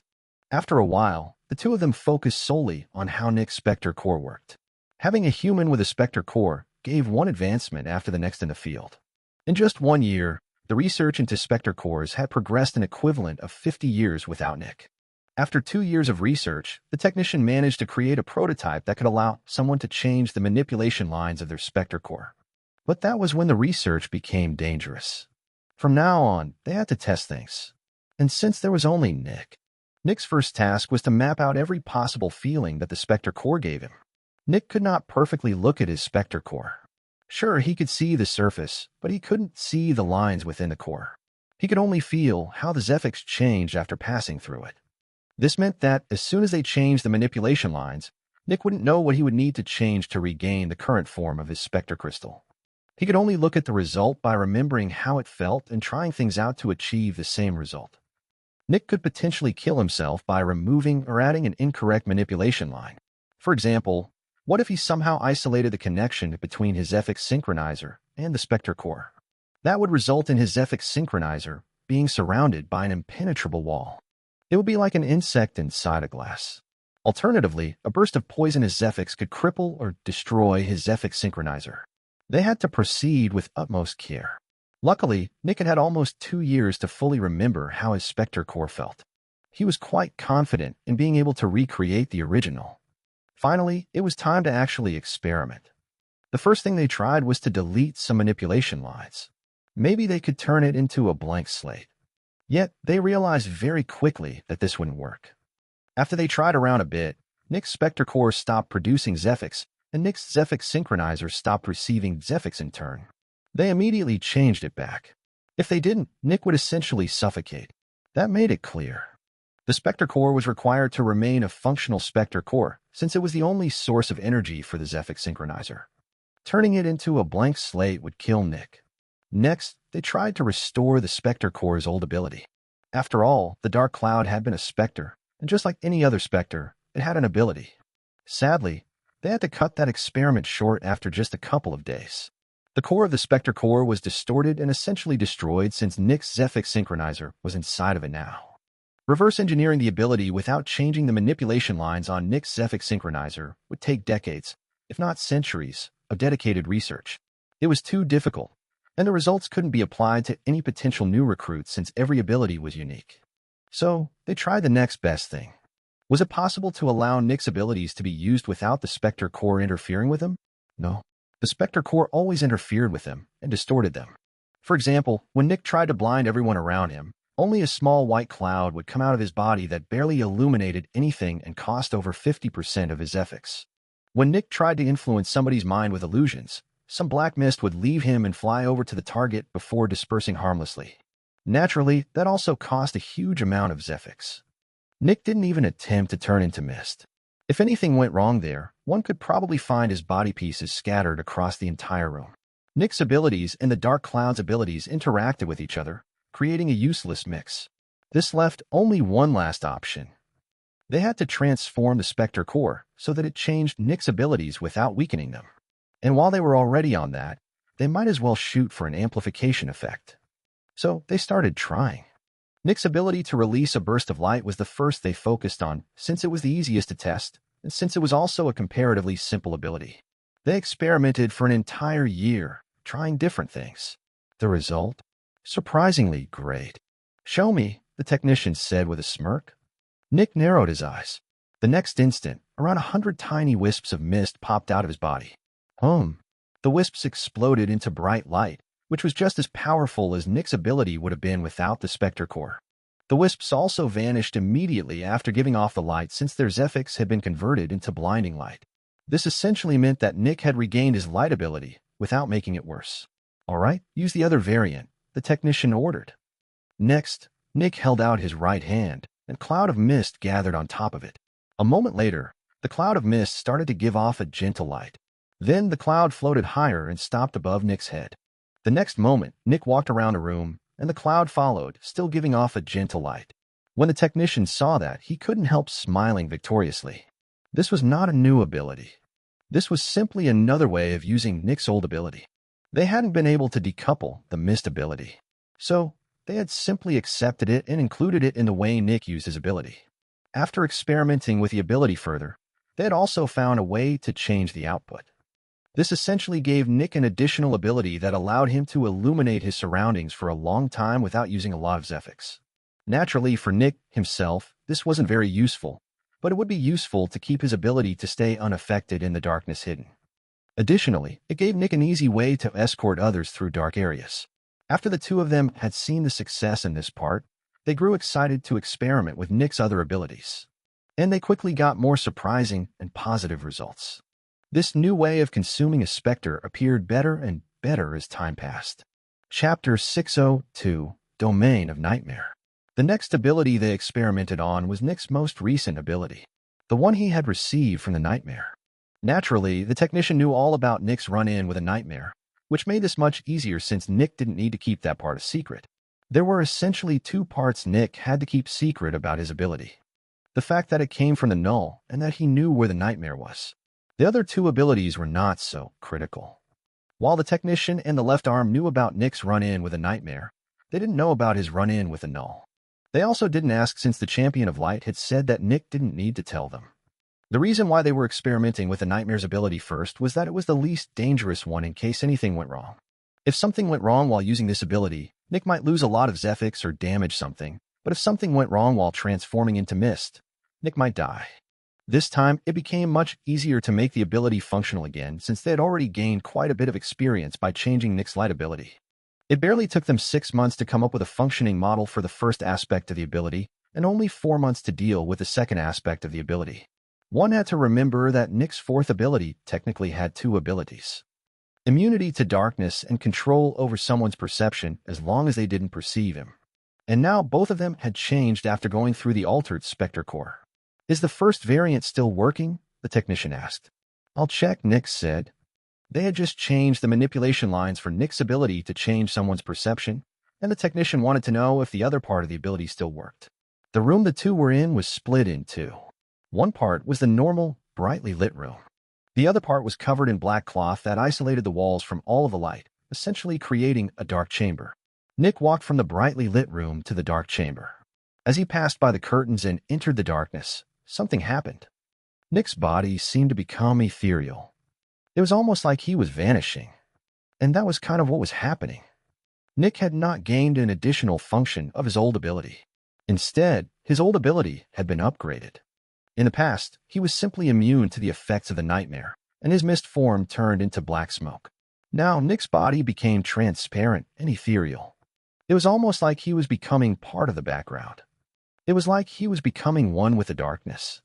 If a person were to pass by his location, they would not notice him unless they specifically knew what they were looking for and were searching the darkness very thoroughly. Nick could be just centimeters beside someone as they passed through the darkness, and they wouldn't notice him. Even more, Nick's new ethereal form made it far easier for him to move. His body basically had no weight, and he could walk through the air because of that. Yes, technically, Nick could fly, but he had to be surrounded by darkness. Sadly, if someone noticed him or sensed him, all of this would vanish, and Nick's body would become solid once again. Nevertheless, this was definitely a big upgrade. Is it working? The technician asked. He was deliberately not looking at Nick. He wasn't quite sure how Nick's ability worked, but Nick had told him that it was extremely important that no one got to know about his main ability. And since the Champion of Light had also said that they didn't need to know Nick's ability, the technician had accepted these circumstances and just looked away whenever Nick told him to. It works fine, Nick said from the darkness. The technician looked over and spotted Nick instantly in the darkness. Nick looked just like always. The technician could only sigh. Sure, Nick had to keep his ability secret, but couldn't he just show the technician the ability after it was already working? Naturally, the technician had asked Nick to show him a bit more before, but Nick was extremely adamant that this would not happen. In the end, the technician had to accept. Good, the technician said. Now let's try the new one. You ready? The technician looked away again, and Nick turned ethereal on his own. Of course, he could always turn solid again. He just needed to will it. Nick nodded from inside the darkness. The technician looked away again, and Nick turned ethereal on his own. Of course, he could always turn solid again. He just needed to will it. A couple of seconds later, a person entered the room. It was a female bailiff. She had brown hair and looked to be in her early 30s. Nick could tell that this was one of the bailiffs who had joined Aegis by having a family member working for Aegis already. Most of the normal bailiffs were family members of agents or protectors who were living in Aegis headquarters. As for how Nick knew that this was most likely her background, she moved in a very uncertain and inexperienced way. It was obvious that she didn't have a lot of battle experience, and if she had joined via the trainee program, that wouldn't be the case. After entering the room, the woman approached the darkness. The technician was probably giving her instructions in her mind. Nick watched as she nervously approached. Naturally, walking into the darkness was terrifying for everyone. Over 99% of humans were deathly afraid of approaching the darkness. Of course, that wasn't surprising since anyone who entered the darkness before had probably experienced one of the most terrifying things imaginable. No one wanted a repeat of something like that.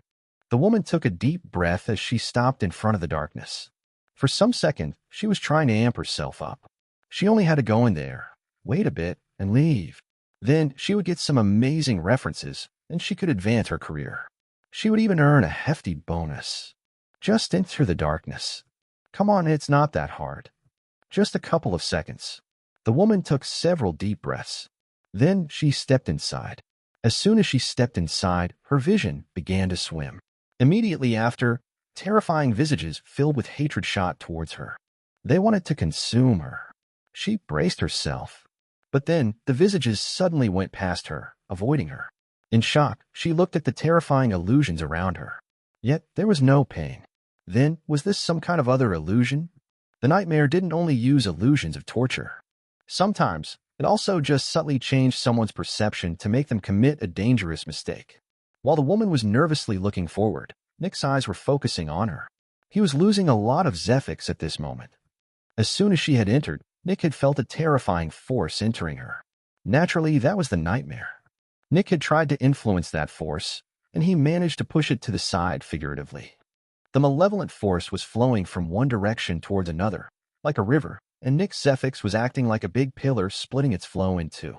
Yet, every moment Nick interfered with the flow, more Zephyx was required of him. But that was only a small price to pay for what he was currently doing. Nick could isolate the nightmare's influence from somebody else. That might not be very useful since people could just use a bit of Zephyx light to achieve the same effect, but it still represented a completely new way to interact with the darkness. With Nick's help, people could actually experience darkness without pain. After looking around for a bit, the woman noticed that the hate-filled visages suddenly stopped avoiding her, and in an instant, she was drowned in them. She was startled, but she quickly recovered her wits and gritted her teeth. She knew that a world of pain was awaiting her. And sure enough, it happened. A cut appeared on her waist. Then, another cut appeared on one of her calves. 1 second of nothing. Another cut. She was in strong pain, but it was actually not as bad as expected. Beside her, Nick's eyes were shining. I can control it, Nick thought. I can control how the nightmare tortures her.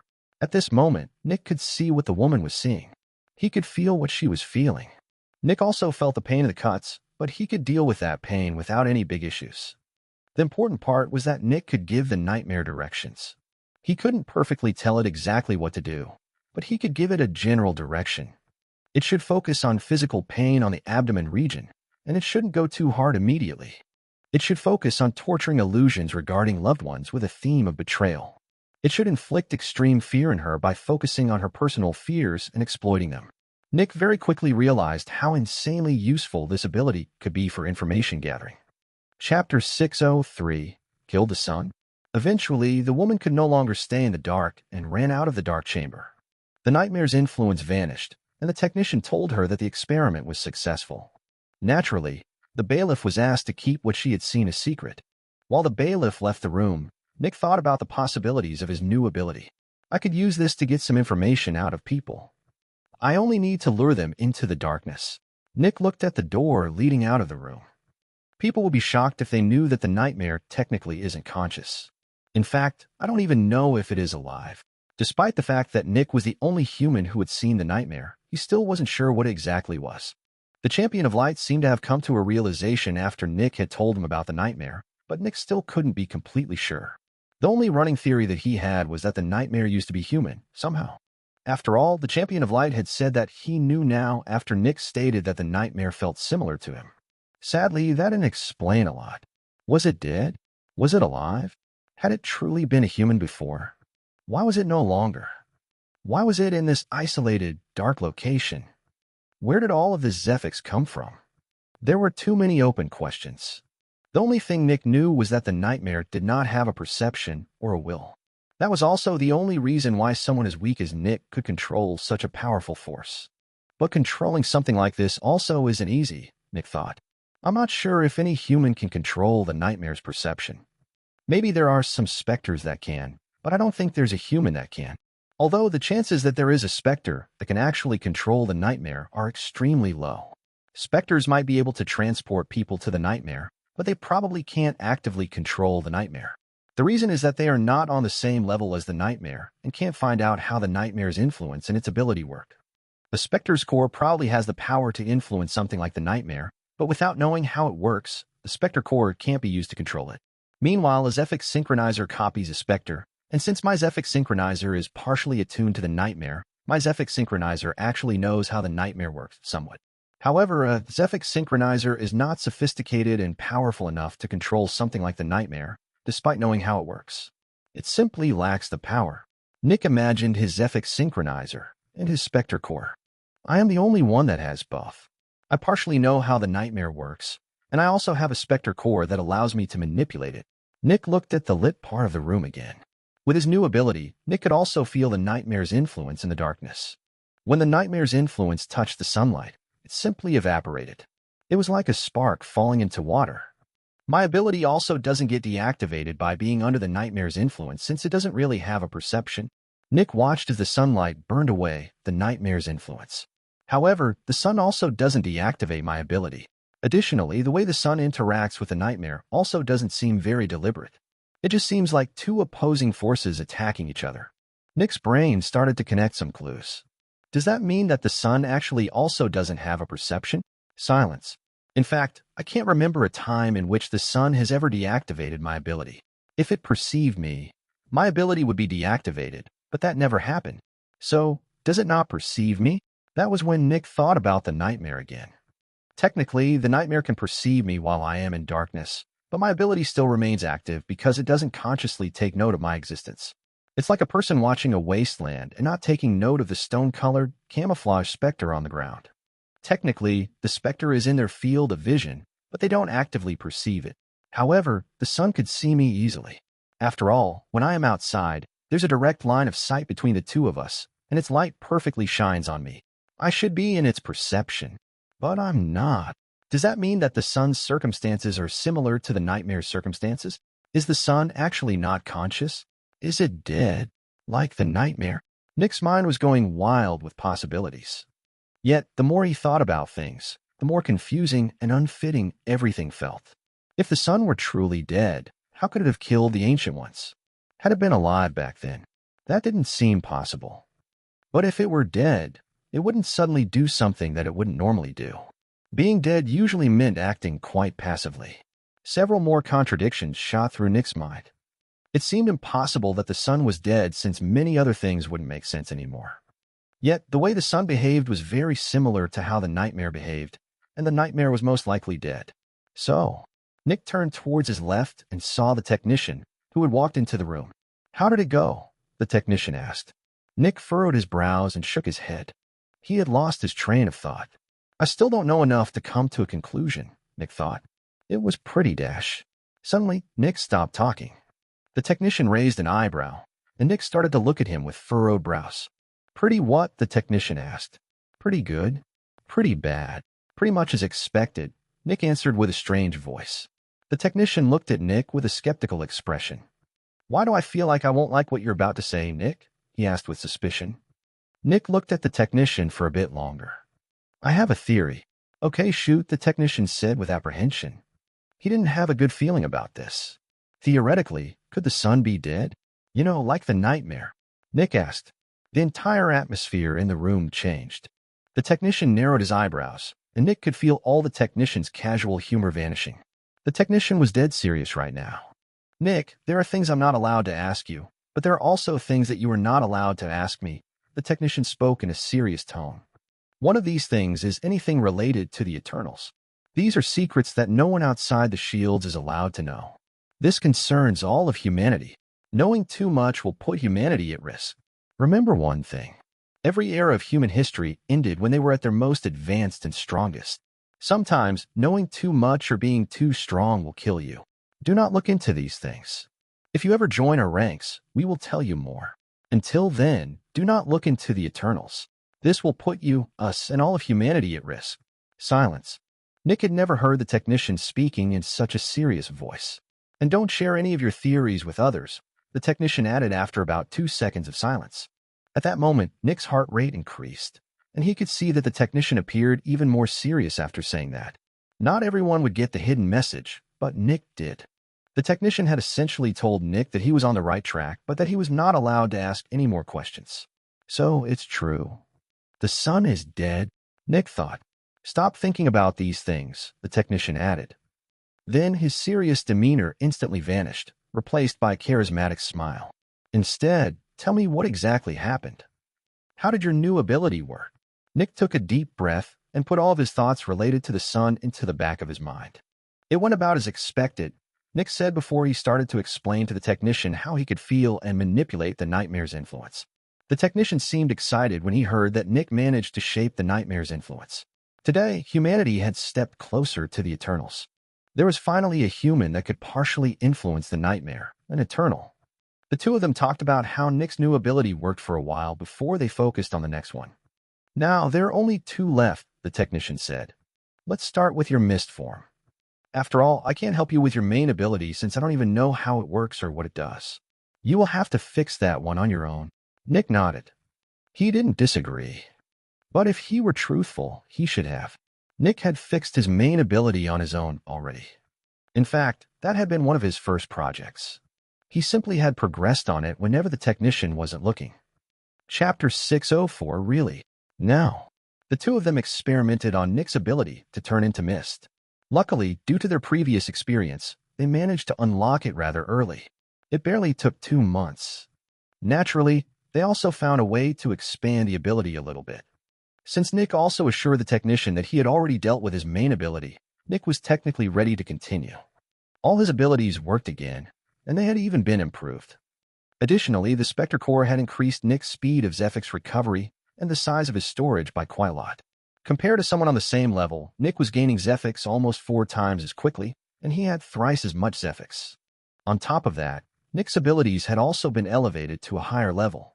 All in all, this newfound way to create specialists had proven to be extremely beneficial. Sadly, advantages could have disadvantages, and disadvantages could have advantages. The advantage of being able to generate one's own Zephyx sadly came with a disadvantage. In a way, benefiting from human suffering was inherently parasitical, and while one parasite usually wouldn't damage a host too much, if the host were filled with parasites, it would die. Humanity could support feeding 1 Nick, but they wouldn't be able to support 1,000. Maybe not even 100. There were only so many bad people that could be punished. If there were more people like Nick, there wouldn't be enough suffering to go around for everyone. Either they would advance much slower, or they would have to inflict suffering on innocent people. Additionally, the inherent stress of constantly being in an alert state of fight or flight could turn people mad. The technician decided to officially call this new state half Spectre. That title described the power and the risk associated with it very well. Naturally, the technician and the left arm had talked about these dangers in private, and in the end, they were glad that Nick had such an abnormal psyche. They could see that Nick's ideology had been firmly shaped and put in place by years of extreme emotional torture. The emotional torture had manifested his ideology so firmly and thoroughly that even his logic completely followed it. Nick wanted to be a good person. However, that wasn't his goal due to some holy and selfless reason, like just making others happy. In fact, Nick wasn't even reaping any emotional rewards from helping others. Whether he helped or damaged others, there wouldn't be a big emotional difference. He felt almost identical in both cases. Nick was helping others solely to repay the debt he was perceiving. He just wanted to redeem himself. Such a mindset was obviously unhealthy and abnormal, but exactly that was what made Nick perfect to become a half-specter. Almost every single human was guided by emotions. Even extremely logical humans were guided by emotions. It was just very different from what one would think. Why did people make logical decisions? Because they wanted to make the right decision. And why was it so important to make the right decision? Because they wanted to feel good. Feel secure by having money. Feel companionship by having a partner. Feel community by having friends. Feel status by having a good job. Feel fun by following one's hobbies. All of that could be put together under the word happiness. Humans chased happiness. Whether they were animals that solely followed their instincts or scientists that followed logic and reason, everyone wanted happiness. Nick also chased happiness. However, compared to others, it was almost impossible for him to ever find happiness. Yet, he kept chasing happiness. Probably forever. And the best way to achieve happiness was to remain a good person in Nick's mind. Because of that, Nick had a uniquely fitting disposition for becoming a half-specter. If Nick had been less broken, he just might not have risked investing too much in him in future. Sure, in the short term, they would still invest in him and experiment on him, but would they ever consider letting him become a protector? Definitely not. Luckily, that was not how Nick was. Nick's mindset was a disadvantage most times he interacted with others, but in this case, it was an advantage. That's everything, right? The technician asked with a complacent smile as Nick transformed back into his material form. Nick nodded. Since I have already fixed my main ability, I can say that the Spectre core has been fully integrated.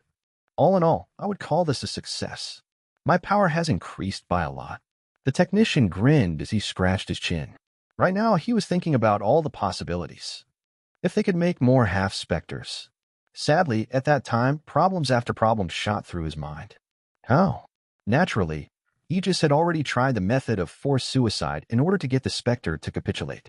But they had never managed to convince the Spectre that they would actually go through with it. Additionally, they needed to experiment more to see how being a half-specter impacted Nick's mindset. There were many things they had to consider. I'm ready for ability advancement, Nick said while the technician was thinking about the possibilities of half-specters. When the technician heard Nick's words, he put his current thoughts to the back of his mind and looked at Nick. Nick wasn't sure, but he felt like the technician's demeanor had subtly changed after he had said that he was ready for ability advancement. Sure, the technician said. Do you have an ability in mind? Do we have a list of available specters and what they can do? Nick asked. The technician furrowed his brows with a bit of annoyance, eliciting a raised eyebrow from Nick. That was an unusual reaction from the technician. Sure, but hurry up, the technician said before sending Nick's barrier a file with abilities for specters. There were hundreds. So, which one is it? The technician asked after a couple of seconds. Nick furrowed his brows. What was up with the technician? I'm still thinking. I don't want to rush this since this has an impact on the remainder of my life, Nick said. The technician looked conflicted. What about one of these 5? He asked as he highlighted 5 specters. Nick looked closer at them. Sadly, the technician didn't know about Nick's main ability, which was the reason why the 5 specters he had chosen were not what Nick wanted. No, I want something else, Nick said as he looked at the other specters. The technician took a deep breath. Nick, you should really hurry up with your choice. Why? Nick asked, looking at the technician. Just hurry up, okay? I can't tell you more. Just trust me on this, okay? I don't want to hurt you, he said. These words made Nick nervous. When the technician saw Nick's skeptical expression, he started to roughly scratch the side of his head in frustration. Arg, listen. Usually, I wouldn't make a big deal out of this, but you're our only half-specter. I don't want to lose you to some random force of nature, okay? You're kind of important, the technician explained. The technician looked at Nick, who still seemed quite uncertain. Finally, the technician just groaned. Nothing of what I say will leave this room, get it? If this gets out, I will kill you, understand, he said with a severe and urgent voice. Nick was taken aback, but he nodded with a serious expression. I will keep it just as secret as my main ability. The technician watched Nick for a second. Then, he looked around the room a bit. Finally, the technician's voice appeared in Nick's mind. The moth really likes fights between extractors that have used it for their ability advancement. It often abducts people when they are ready to advance, allows them to reach the next level while inside of it, and then makes them fight each other. Research has shown that the word ability advancement increases the likelihood of being taken by the maw by quite a bit. Usually, I would even encourage you to enter a contest with a maw since you would gain an amazing ability, but you're not a pure human anymore. You are a half-specter, and we don't know how that will affect the maw's judgment. It might just directly kill you after abducting you. So please, hurry up with your choice. I don't want to tempt fate, the technician rapidly explained. Nick took a deep breath. He had no idea. That explained the technician's urgency. I understand, Nick answered. I want this one, Nick said 2 seconds later, highlighting one of the specters. The technician nodded and told Nick to follow him. The two of them went upward a couple of floors until they entered the floor with the specter Nick wanted. The technician opened the door, and a big hole filled with teeth appeared below Nick. Nick's eyes widened in horror. The technician's eyes widened in horror. But I just regained my powers, Nick thought. Does this really have to happen now? And then the maw engulfed Nick. Chapter 605 Taste. It was difficult for Nick to accept what had just happened. He was just about to undergo his ability advancement, and now he had been abducted by the maw. There were several things that were hard to accept. First, Nick had been safe inside Aegis headquarters for years by now, and now he suddenly got taken away. Second, this had happened right after the technician had warned him. In a weird way, it would have been easier to come to terms with it if the technician had simply said it. Third, this was an Eternal. Eternals were always very special, and interacting with any of them was something that happened extremely rarely. People rarely interacted with a nightmare since they avoided it constantly. If people interacted with Nurse Alice, it was almost always only once in their lives. Nobody interacted with a null. The sun was ever present, but its presence was barely felt since it was almost like a law of nature. It was just always there, and not many people interacted with a maw. After all, it was only interested in extractors, and the vast majority of extractors were never kidnapped by it. In Crimson City, some of Nick's employees had vanished without any trace. Naturally, this could have happened due to other specters or manufacturers, but there was also a possibility that they had been kidnapped by the maw. Nick had not met anyone in Crimson City who had been kidnapped by the maw and had survived. Back then, Nick had simply thought that being abducted by the maw was very rare, but that was not the entire reason why he had never seen anyone who had survived. In general, the maw kidnapped a number of people with a multiple of 8, 16, 32, 64, 128, and so on. If some people in Crimson City had been kidnapped by the maw, at least one of them should have been able to win and survive, right? According to the odds, yes. However, there was an issue. Anyone below the level of hero that managed to win would basically die anyway. Why? Because the maw didn't care about where it released its winner. The maw didn't put the people back from where it had abducted them. Newbies and Johns would very quickly die to any wild specter. Veterans and experts might be able to reach the closest city, but they wouldn't have any way to get home. Most of the time, they were just killed on site or absorbed by one of the local manufacturers. There were some reports about surviving specialists, but not that many. Naturally, that was for the same reason. A powerful specialist that a manufacturer could kill without incurring any enmity from a powerful manufacturer? Great. That was some good specter fodder. Heroes were the only ones that could return home with a high level of confidence. First of all, they could fly and were very fast. Second, fighting a hero was always dangerous, even for an entire city. Luckily, Nick had a barrier and a uniform from Aegis, making it much easier to survive. As long as he found a city, he could just walk in, and nobody would dare to attack him. But he had to survive first. Nick was engulfed by an extending hole filled with teeth and eyes. He could barely discern any flesh since everything was covered in teeth, eyes, teeth-filled eyes, eye-filled teeth, teeth growing out of teeth, eyes growing out of eyes growing out of teeth, and so on. Nick felt watched by all of his surroundings, and obviously, his ability had already deactivated. The maw was watching him closely. Nick didn't dare to attack his surroundings. Angering the maw might cause it to kill him. The floor below Nick opened, and he began to fall into a long hole filled with teeth and eyes. The teeth touched his barrier, making it fuzz and spark. Nick felt his Zephyx reducing and refilling rapidly. The teeth definitely damaged his barrier, but they did not do enough damage to use up Nick's Zephyx. TZZZZ. More and more sparks came out of Nick's barrier, and it became extremely fuzzy. As Nick continued to fall, his barrier distorted. Bang. Then, the white barrier surrounding him broke apart, and its white shell was immediately absorbed by the eyes. At the same time, Nick felt something explode on his chest. Nick's heart nearly stopped. His barrier had broken. As in, it was actually broken. The device just exploded. The entire device had become useless, and Nick was stuck without a barrier until he could purchase a new one. As soon as Nick's barrier broke, the teeth and the eyes began to retreat as the hole widened significantly. This change was so sudden that it couldn't be a coincidence. These teeth and eyes were explicitly designed to destroy barriers. A moment later, Nick saw something approaching from the bottom. Bang! Nick was hit by a huge wall of moist flesh. For a moment, he wasn't sure what this wall was, but then it moved.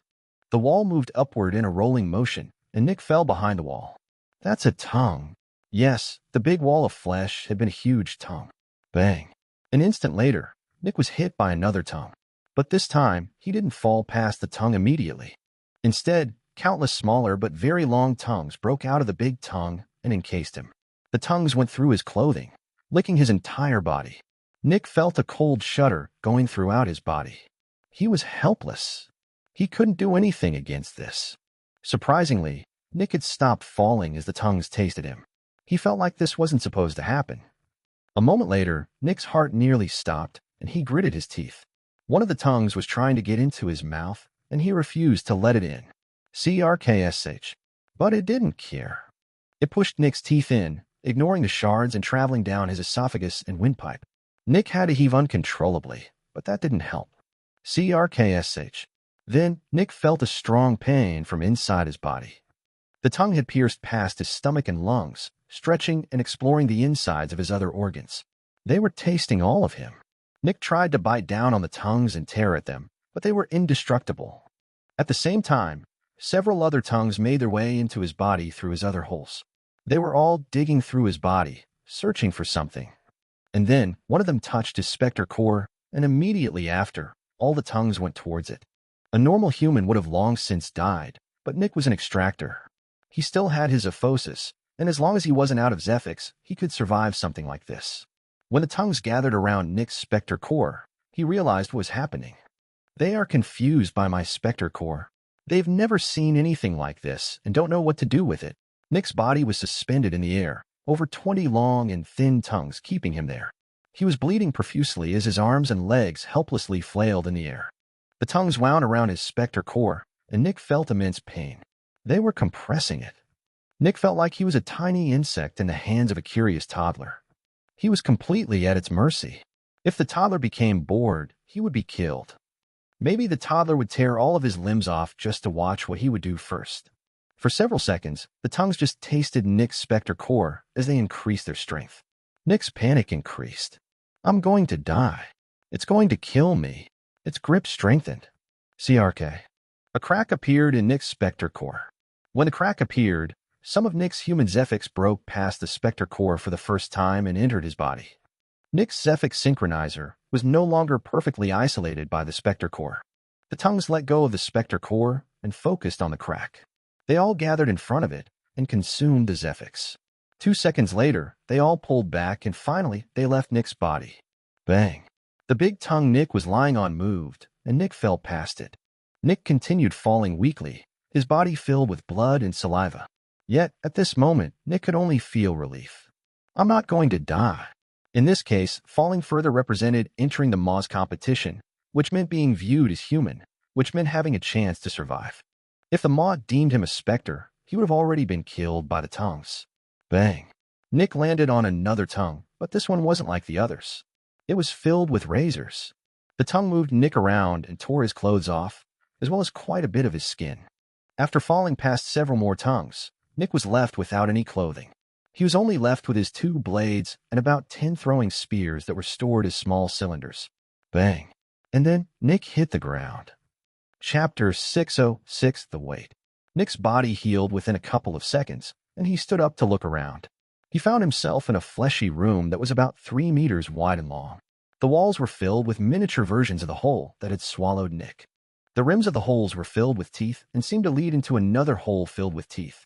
In a way, the smaller maws looked a bit like mouths, which reminded Nick of his old boss, Julian. Nick was the only one inside the room.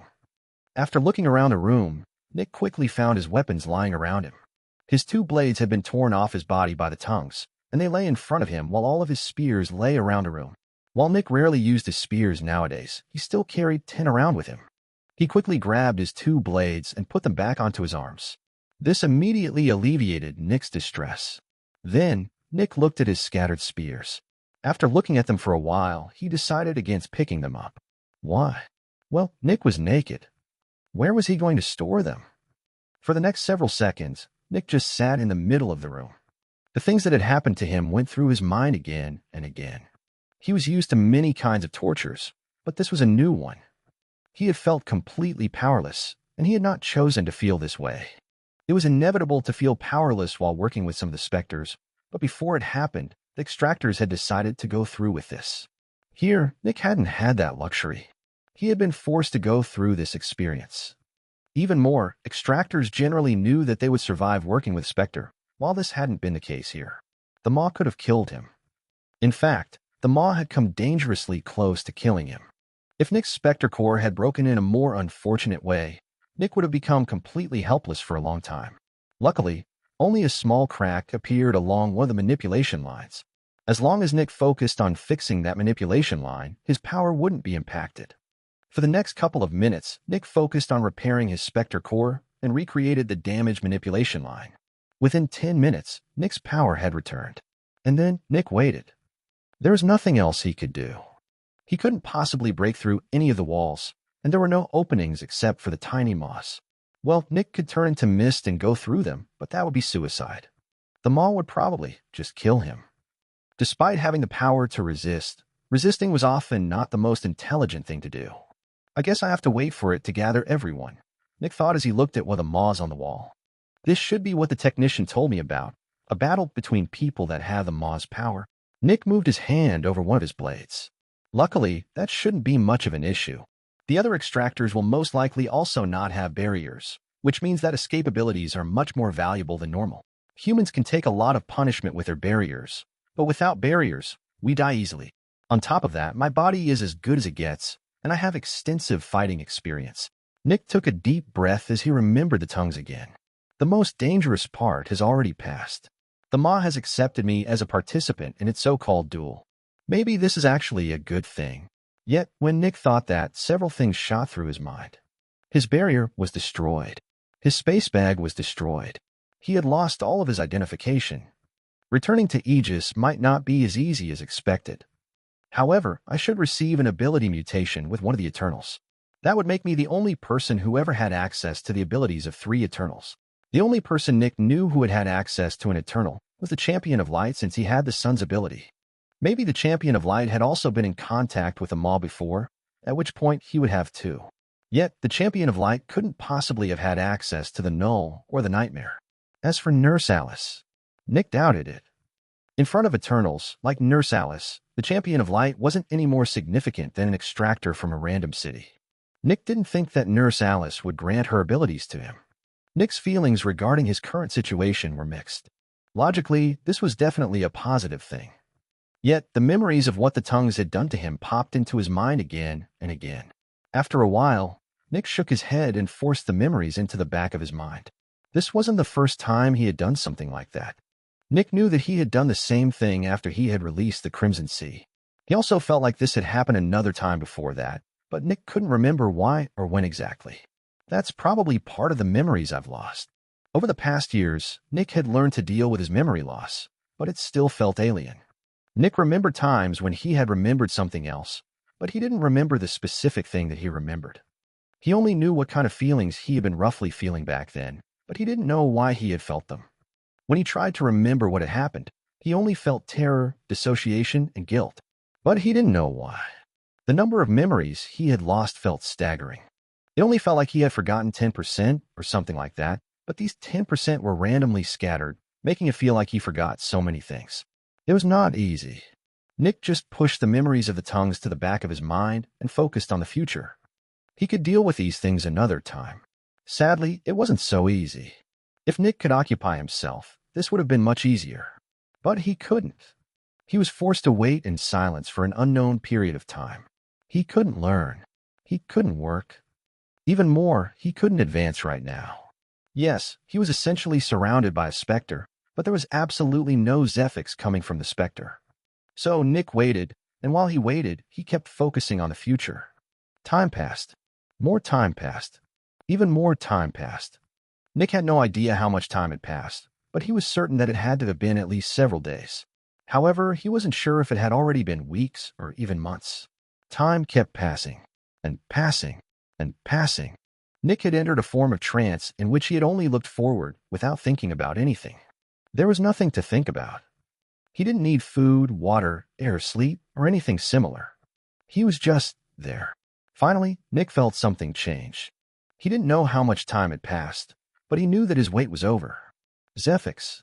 The small moths all over the room gave off Zephyx, filling the room. It wants me to advance, Nick thought as a gleam appeared in his eyes. Nick focused on the Zephyx and willed his Zephyx synchronizer to attune to it. But then, nothing. Nick's Zephyx synchronizer didn't attune to the maw. He could feel the Zephyx from the maw, but whenever he took a gulp, he felt like it just went through him. He felt like a skeleton that was trying to drink. My Spectre core, Nick realized in horror. My Spectre core is isolating my Zephyx synchronizer from any Zephyx. I can't advance. Nick's mind was going wild. They wanted to experiment with ability advancement before he had been taken by the maw. They didn't know yet how Nick could advance his abilities. But I have to, Nick thought with gritted teeth. If Nick didn't advance, the maw would most likely directly kill him. He needed to get the maw's ability somehow.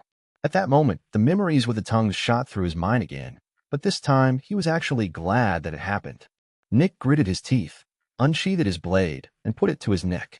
Then he pressed it into his neck. When Nick's blade felt his Spectre core, an immense pain shot throughout his body. A moment later, Nick pushed his blade even further into his neck. CRKSH. A tiny hole appeared in his Spectre core, but it wasn't deep enough yet. He pushed further. Nick felt like he was dying. CRK. Then, Nick felt some external Zephyx entering his Zephyx synchronizer. The next moment, he felt his Zephyx synchronizer shake. His ability was advancing. Chapter 607, Fusion. Nick's Zephyx synchronizer was attuning to the maw. Sadly, creating a hole in the Spectre core could prove disastrous for Nick. Cracking the Spectre core with pressure created a fracture that went along one of the manipulation lines, which made it easily reparable. However, breaking through the Spectre core via forceful implementation of a blade created a deep cut that didn't go along any manipulation lines. This meant that fixing the manipulation lines after repairing the Spectre core wouldn't be as easy. The problem was that trying to break the Spectre core in the same way the maw had broken, it was far too risky. To be frank, the fact that Nick's Zephyx synchronizer didn't break under the maw's forceful grip was sheer luck. It could have easily broken in two, which would have represented Nick's death. On top of that, compressing the Spectre core in one's own hands was not easy. Attempting to do that would have been far too risky for Nick. So he had been forced to use his weapon. Yet that was still far better than being killed by the maw, because he couldn't attune to its ability. As Nick was attuning to the maw, he felt his Spectre core repairing. CRK. Nick put his blade back in to keep it from closing up. Simultaneously, Nick consumed more and more of the maw's Zephyx. Suddenly, a white light shone out of Nick's neck through the hole that his blade had created. He couldn't see it, but at this moment, white lines were forming on Nick's Zephyx synchronizer. At the same time, Nick felt his muscles shake and his blood boil. Then the Spectre core around Nick's Zephyx synchronizer started to shine. Bang. Nick's blade was violently pushed out as the Spectre core rapidly closed. For a moment, Nick became panicked, but he quickly realized that the attunement had already been completed. His Zephyx synchronizer was attuned to the maw. However, Nick wasn't entirely sure what was happening to his Spectre core. Nick focused on the Spectre core and felt manipulation lines forming on it. Of course, Nick thought, this is a Spectre core, not a blank slate. This means that it is technically an entire Spectre. Just like how I am becoming a specialist, the Spectre core is becoming a fanatic. But what does that mean for the manipulation lines I've created? Nick thought with anxiety. Would the mutation of the Spectre core erase all the hard work of the past years? Nick felt the formation of new manipulation lines and the deletion of old ones. Sure enough, all the old manipulation lines were vanishing. This was bad. The new lines that formed were far less numerous than the ones that had vanished, and Nick felt his Zephyx being thrown into chaos. Nick's entire body shook, and the back of his neck started to shine even brighter. This is not just manipulation lines, Nick realized. His entire Spectre core was shining, and Nick felt like he was being encased by molten iron. Everything was hot. It was like his heart was sinking into magma. He even swore that he could hear the sound of sizzling flesh coming from his neck. Pain, agony. It was almost like a hot liquid was slowly becoming solid again. CRK. Burnt flesh fell from Nick's back and neck as new flesh regrew. Nick remained lying on the ground. I'm still alive, he thought in relief. After calming down, Nick slowly stood up. Next, he closed his eyes and focused on his Spectre core. Even without looking at it, he could already feel that something fundamental had changed. First of all, Nick felt very different on a base level. Earlier, the foreign Zephyx from the Spectre core, it felt like a constant pressure or threat to him. But now it was different. The foreign Zephyx was still there, but it didn't feel foreign or alien anymore. Nick felt like the Zephyx was supposed to be there. He felt like this was his Zephyx. As Nick looked closer, he also realized something else. The shock he felt was one of the biggest ones he had ever experienced in his life. Where's my Zephyx? Nick thought, not being able to come to terms with what he was witnessing. There was no human Zephyx inside of him. Nothing. Nick quickly checked his Zephysis cycle. Nothing. Nick was not undergoing Zephysis at this moment. Yet he felt full of power. But how was that possible without Zephysis? Without Zephysis, veterans and stronger couldn't survive since their vital functions used up more energy than nutrition and oxygen could provide. A shocking thought appeared in Nick's mind. I don't need nutrition or oxygen anymore, he thought slowly. I'm essentially a walking corpse. Or, Nick almost didn't dare consider that possibility. A specter. Silence. I can't jump to conclusions, Nick thought with urgency as he narrowed his eyes. I have to test this. The next moment, Nick looked at his left hand. Shing. He unsheathed his blade and cut one of his fingers off. Nick gritted his teeth and watched his severed finger fall to the ground. And as he continued watching, more and more pressure built inside of his head. His finger. It was turning into black mist. This was not how human bodies acted. This was how Spectre bodies acted. Nick looked at the stump on his left hand. Then he saw a black pillar growing out of it before it changed colors and form to become Nick's finger again. Silence. This was undeniable proof. This was no longer a human body. Nick gritted his teeth. CRK. A moment later, he made a hole in his Spectre core again. Nick went deeper and deeper until, eventually, CRK. The tip of the blade came out of the other side. Nick's perception was reeling, and it was difficult for him to remain conscious due to the damage, but he forced himself to stay awake. Finally, he pulled his blade out. Nothing. There's no Zephyx synchronizer. Nick realized as his perception entered his Spectre core. The Spectre core was empty or, from another point of view, solid. The fact was that there was no Zephyx synchronizer in the middle. There was only a Spectre core. At that moment, Nick took note of his surroundings, or more accurately, the things lying around him. Flesh. Pieces of a human body. His human body. Nick could even see his own head and his own eyes lying on the ground. The human body was not in one piece. It looked more like the molt of an insect. It looked like something had crawled out of the body's back and cast the old body off like trash. Nick felt a profound feeling of alienation. This was not him. He was not Nick. Who was he? What was he? Nick's mind panicked, and his emotions were going wild. Emotions? Nick thought at that moment. Specters don't have emotions, right? Nick focused on his own emotions. Were these emotions? The more he focused on his emotions, the more distant and artificial they felt. Was he actually feeling what he was thinking he was feeling? How could he tell whether or not his emotions were real? As Nick asked himself these questions, he calmed down. It was like the storm in Nick's mind had moved to the back. So, these are not emotions. And yet, the storm of emotions was still there. It was just in the back of Nick's mind. It had not completely vanished. They were just very dulled.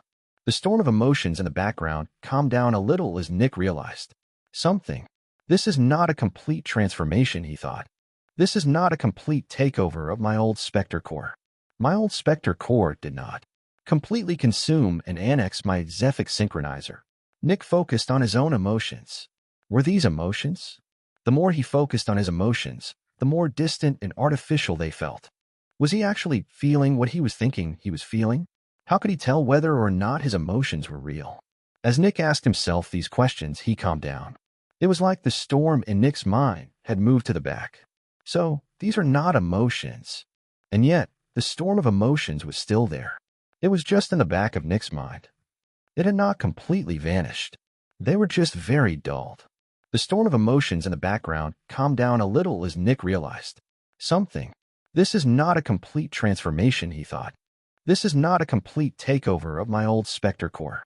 My old Spectre core did not completely consume and annex my Zephyx synchronizer. Chapter 608, Surreal Environment. As soon as the hole appeared in the wall surrounding Nick started to enclose him, forcing him out of the room. Naturally, Nick quickly jumped out of the room and looked through his surroundings. It was like Nick was inside some kind of surrealist painting. Nick wasn't in some kind of room or hallway. It was more like a surreal cavern. There were almost no paths or streets, just vertical, horizontal, and diagonal columns made of flesh and eyes. Nick was on top of a horizontal fleshy column that went from one wide vertical column to another. When he looked over the edge of his column, he saw more columns randomly placed everywhere. The same pattern seemed to endlessly continue downward, upward, and sideward. It was just chaos. The furthest Nick could see was 150 meters in one direction. Before that one was blocked by a column as well. Finally, the columns were not static. They pulsed. The eyes moved. Even the columns themselves became wider and thinner at random intervals. Sometimes, new columns were made while old ones vanished. Everything was alive. Nick felt like he was inside of one gigantic organism of untold power and proportions. How big was the maw? Nobody knew. They only knew that it had to be absolutely gigantic. And sure enough, Nick could confirm that it was humongous. Nick's mind was still reeling from his revelation that he now, apparently, was a Spectre. What about his future? Would he be humanity's enemy? Could he use a barrier? What would he just do if they found out? Would anyone believe him if he told them that he was human? How could he prove that he was human or had been human? There were many Specters that looked and acted like humans. How was he supposed to prove that he genuinely felt and thought like a human when there were so many Specters that were amazing at acting like humans? Nick's mind was filled with doubts, uncertainties, and fears. Finally, Nick shook his head. I can't think about this right now, he thought with gritted teeth as he pushed his worries into the back of his mind.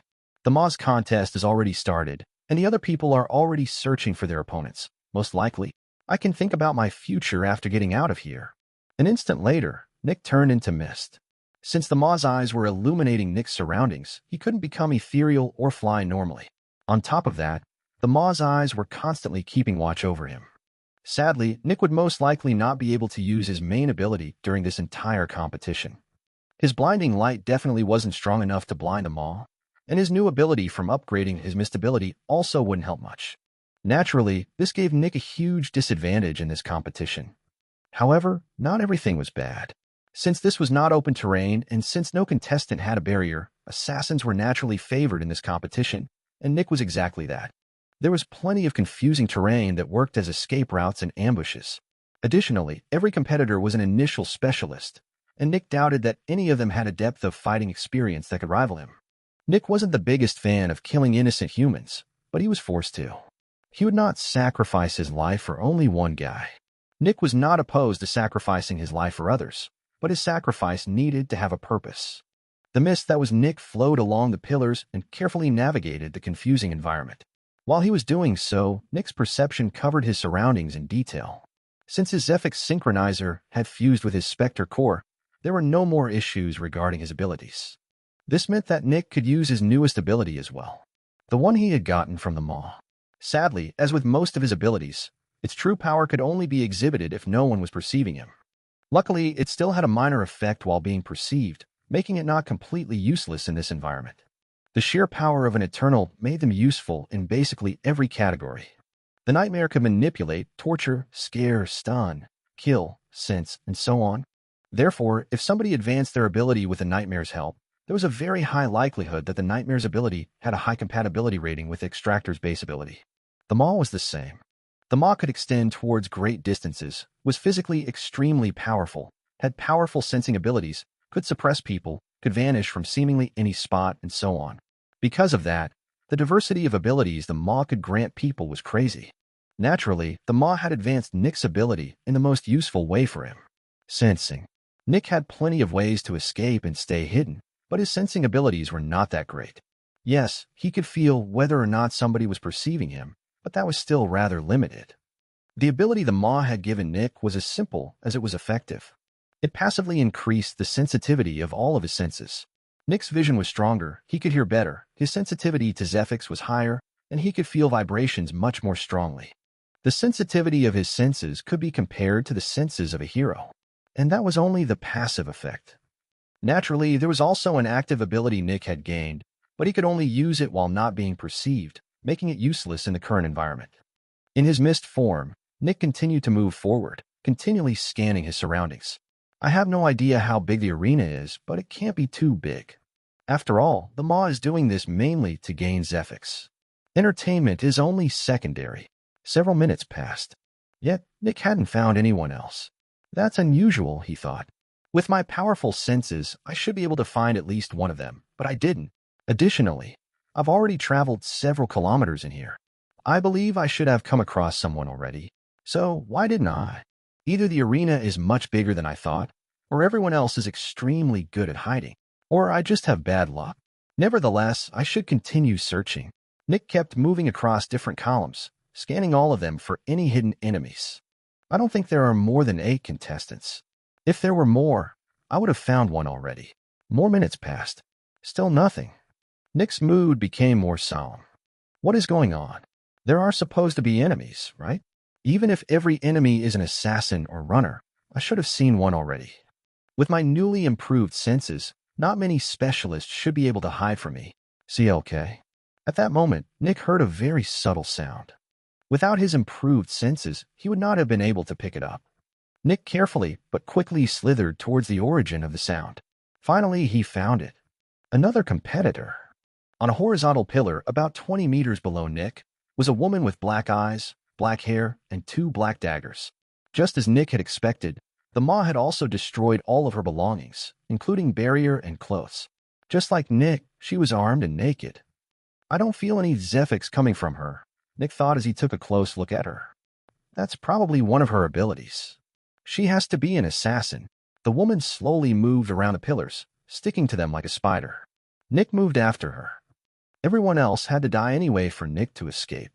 The woman was moving with impressive subtlety, and if Nick hadn't heard that noise earlier, he wouldn't have found her. It was extremely difficult to perceive her for some reason due to the fact that she seemingly didn't give off any Zephyx.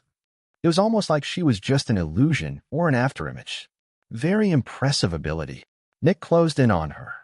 He was extremely careful. She stopped for a moment to look past one of the pillars. Bang. Nick transformed into his physical form, unsheathed his blades, and rammed his blade through her head. Her expression changed to terror, but there was nothing else she could do. One down, Nick thought. Nick pulled his blade out. The corpse fell forward. CRKSH. And split apart into sheets of flesh and eyes. Nick's eyes widened. That was not a human body. In an instant, Nick could tell that this sheet of flesh and eyes looked exactly like the Maw, but without its unnerving and impossible power.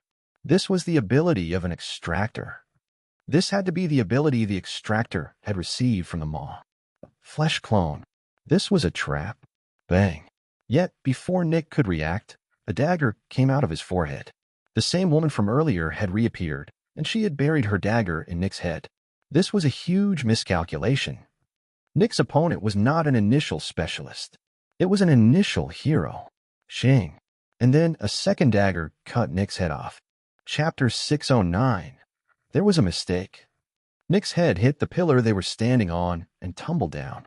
While it was falling down, it turned into black ash. When the hero saw that, her eyes widened. Bang. Yet, just like Nick, she couldn't react in time, and Nick's blade rammed into her chest. Bang. The next instant, both of them jumped away from each other. The woman was still shocked at what she had seen and tried to gain some distance, while Nick didn't have access to his sight or hearing, putting him at a severe disadvantage. Within a second, Nick's head regrew, and he focused on his enemy. But he didn't attack yet. In fact, Nick was still reeling with shock about all of the revelations. I lost my head, Nick thought in shock. She cut my head off. When Nick's brain had been penetrated, he had felt it. However, his ability to think had not been compromised despite his brain essentially getting scrambled. That was because he was a Spectre. His entire existence was concentrated on his Spectre core. Losing his head used up a lot of his Zephyx and temporarily took away his senses, but it wasn't deadly. When he had lost his head, Nick had felt like he had lost contact with his eyes and ears. It had been an extremely weird and alien feeling. Luckily, his Spectre core was at the base of his neck, and the hero had cut off Nick's head near the middle to the top of his neck. Yet, this wasn't the only thing Nick was shocked about. She's a hero. Why is there a hero here? Nick thought. Nick's mind was going wild with theories. It should have been impossible for heroes to be in this contest. Sadly, the fact that the other contestants were heroes explained some of Nick's doubts.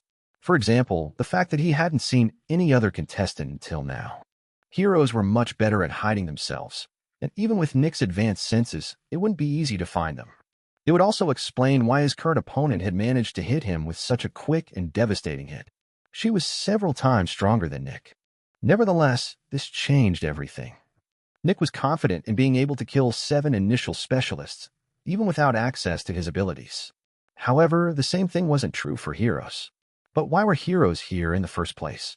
Unfortunately, Nick didn't have the time to think about these things right now. The two of them were almost 50 meters away from each other, but for a hero, these 50 meters might as well be within arm's reach.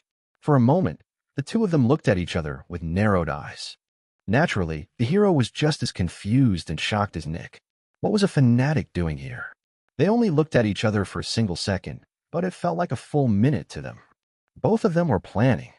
There were very unusual circumstances. That was when Nick noticed something, and he had to make a split-second decision. Nick looked deeply into the hero's eyes. Then he quickly glanced to a place behind her before looking back into her eyes with intensity. Now the hero had to make a split-second decision. Boom. The hero dodged to the side as a bullet shot past her old location. Bang. The bullet hit one of the eyes on the columns and was turned into a flat sheet of metal.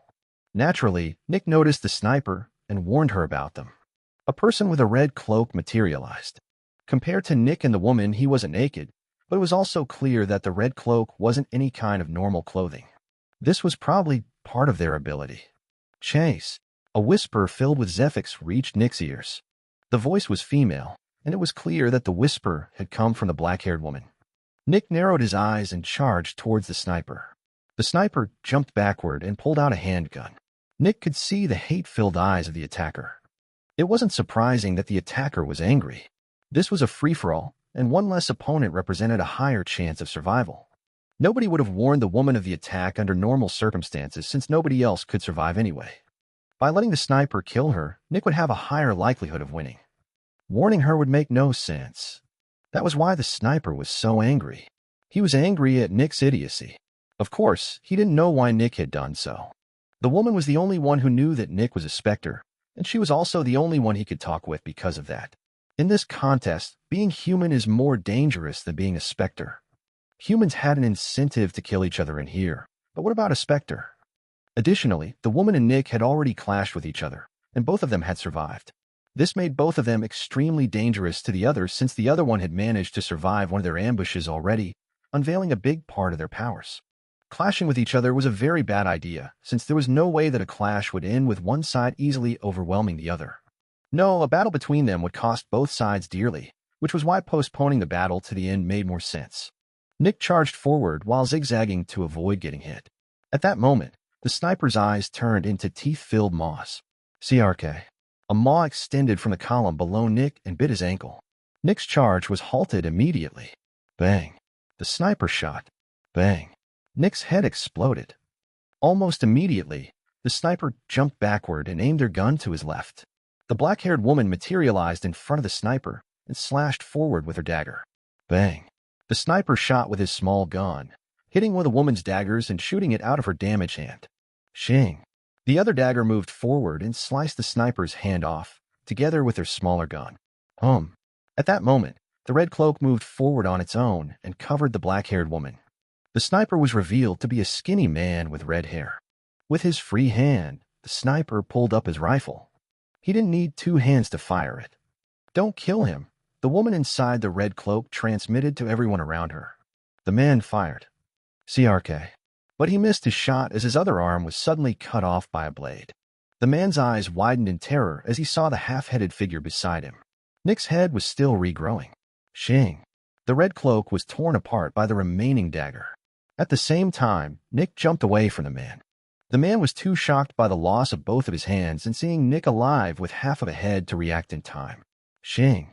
The woman's dagger entered the man's forehead and killed him. At the same time, a ton of Zephyx exploded out of the man's body. The eyes on the columns turned into maws, which then proceeded to suck the Zephyx out of the battleground. Yet, the maws also extended toward the woman. Nick started to feel something coming off her. This was Zephyx, but it was a weird kind of Zephyx. This was a kind he had never felt before. And this was exactly the kind of Zephyx that the maw was absorbing from the woman. Nick immediately realized several things. Just as I have saved her life earlier, she has saved my life. I nearly killed myself just now. Too conspicuous, the woman transmitted before jumping away. Follow. Nick did just that. He turned into mist and floated after her.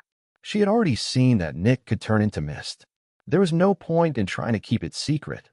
The two of them rapidly but silently moved away from the battleground before stopping between two pillars. There was no line of sight between the two of them since they were separated by a pillar, but that was exactly what they wanted. Being the first one to poke around a pillar was a disadvantage, and none of them would want to risk that against such a powerful opponent. Do you realize that you nearly died just now? The woman asked with a serious voice. I do now, Nick answered. Why are you here? She asked. Nick couldn't immediately answer.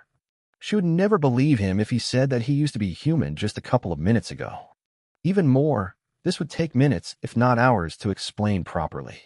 While they could have a quick conversation, they didn't have the time for such a long one. There was a mistake. I'm not supposed to be here, Nick said. I just want to get out of here. We can both get out of here, she said. I realized. Cooperation, she asked. Cooperation? Nick agreed. The reason why Nick had nearly died earlier was because he was not human. Therefore, killing another human in this place would not fulfill the Maw's criteria for growing stronger. Nick would not release the special kind of Zephyx that the Maw had absorbed earlier. This meant ruining the Maw's meal, and that would have meant Nick's death. In short, Nick was not allowed to kill anyone in this contest. Chapter 6:10 Middle. Nick and the hero were both very experienced people, and they could convey a lot of information with just a few words. Talking for a long period was dangerous since there were other heroes present as well, and it was important that they remained as inconspicuous as possible. After just exchanging these couple of words, the two of them stopped talking. They didn't need to talk more for now. Both sides had a solid reason for cooperation. Nick couldn't kill any humans since that would just make the Maw kill him, and the hero couldn't afford to kill Nick since his death would have no benefit but a lot of risk. Because of that, a unique team between a human and a Spectre was created. Nick had several more questions, but gaining the answers wasn't worth the risk of being exposed. Sadly, that meant that Nick couldn't find an answer to these questions immediately. However, Nick didn't need to ask all the questions to find some of the answers. Sometimes, a little time to ponder was enough to solve some riddles. The Maw offered me its Zephyx, which means that this is not just a casual competition but a competition between extractors with the Maw's ability. The woman and the sniper also used abilities that showed a strong influence from the Maw. I am an initial specialist, or fanatic, and they are initial heroes. So, logically, the Maw must think that I am just like them, a peak specialist who has advanced to become an initial hero. But why? Nick thought back to the tongues. Thinking about them still made Nick's skin crawl. Then he realized something. I had about 3 times the Zephyx of a normal peak expert. Additionally, my body was very athletic and powerful. My Zephyx regeneration was also unmatched. My raw power was on the level of an early specialist already. But the Maw knew that I was ready for ability advancement, which meant that I had to be at the peak of a level. The 2 closest levels are peak expert and peak specialist. Judging by my powers, I was either the strongest peak expert it has ever seen or the weakest peak specialist. I guess, in the end, it decided that I was the weakest peak specialist and sent me here. Maybe that also explains why I had to wait for so long. There should be several times more peak experts than peak specialists. Finally, Nick could somewhat paint a picture of his current situation. However, there was still something that was muddy and hard to grasp. This is how I got here, but what about my actual situation right now? I'm not sure if there ever was a Spectre inside one of the Maw's competitions. How am I supposed to act? What will happen to me? Nick was a definite irregularity here, and he had no idea how the maw would take his presence. The maw was not very intelligent. So much was clear. It was more of an organism of instinct. It was like an insect. The maw was currently digesting its prey, and it had swallowed something that it couldn't digest. It was obviously trying to digest this indigestible thing by using the same methods it used to digest the other things. What would an organism do if it realized that it couldn't digest something? That depended on what the indigestible thing did. If I do absolutely nothing and leave when the first opportunity presents itself, the maw should ignore me. I have not done any damage. I will just be pooped out. But if I start damaging things or interrupting its digestion, I will be seen as a poison or a parasite. It would then attack and kill me. I might have a shot at escaping if only one human remains and they get transported out. I just have to follow them to the outside, and things will be fine. By now, the two of them could see each other, and they were slowly and stealthily traveling along some columns. Nick threw a quick glance at the hero. She's my ticket out. She knows me, and she has no reason to kill me while we are inside. She also wouldn't want to cause any unnecessary trouble while she's leaving the maw. Of course, things might change after we leave the maw, but that's a different issue altogether. For now, I'm stuck with her. Naturally, the hero also tried to analyze the situation. She had never heard of the maw consuming specters. Was this specter some kind of parasite? Was something like that even possible? Could specters feed on other specters? The hero had no idea why Nick was here, but she knew that Nick couldn't kill her. Ironically, the hero was being protected from a specter by a stronger specter. The two of them slowly crept forward, searching for their enemy, Sierra or Arke. At that point, the columns started to make noise, and they were pulling together. The two of them rapidly moved towards a direction that was not being compressed by the columns. It was clear what was happening. The maw was compressing the fighting arena. It didn't want to wait forever for its food to be digested. The two of them kept moving away from the compressing walls until the walls no longer started to close in on each other. They did not know by how much the fighting arena had been shrunk, but it had to be a lot. Nick looked away from the compressed walls before traveling alongside it for a bit. The angle of the compressed walls made a circle, and Nick could quickly calculate the sphere's dimensions with some math. It's about 300 meters in diameter, Nick thought. The fighting arena was a sphere with a diameter of 300 meters, filled with columns and pillars. This made the fighting arena almost claustrophobic for such powerful fighters. An initial hero could travel several kilometers per second. Such a small arena was similar to putting two adult men into a small closet as a fighting arena. The senses of the heroes were also fine enough that they could feel other heroes from around 150 meters away, unless the other hero was outstanding and staying hidden. There was no doubt that they would meet the remaining contestants soon. In total, there should be 8 contestants. I was 1, but don't count anymore, making it 7. My ally is not my enemy, making it 6. We have killed 1 already, making it 5. 5 is the maximum possible number of enemies left, but that's assuming that nobody else has battled within the last minutes. Anything from 1 to 5 enemies are left. Nick furrowed his brows. Take advantage of your nature, the female hero transmitted to Nick. That was not the first time she had done this. The ability to transmit one's voice was not easy to learn, even for heroes. I wonder what her background is. Nick nodded. He knew what she meant. It was risky, but battles like this were always risky. Nick jumped forward and landed on a column. He was not loudly announcing himself with the jump, but he also wasn't trying to stay hidden. Any hero close to Nick must have heard him. Naturally, that was the plan. Nick had to take advantage of the fact that he was a Spectre and that nobody knew that he was one. Then he just waited. Nothing. Silence. Nick had even lost track of his ally. His senses were extraordinary, but these were heroes. There was probably not a single hero younger than 100 years old. These were the most talented 0.0001% or something like that, and they had over a century of experience. It was not easy for Nick to compete with these kinds of people without access to his main abilities. Even heroes who did not count as runners, assassins, or snipers were amazing at staying hidden.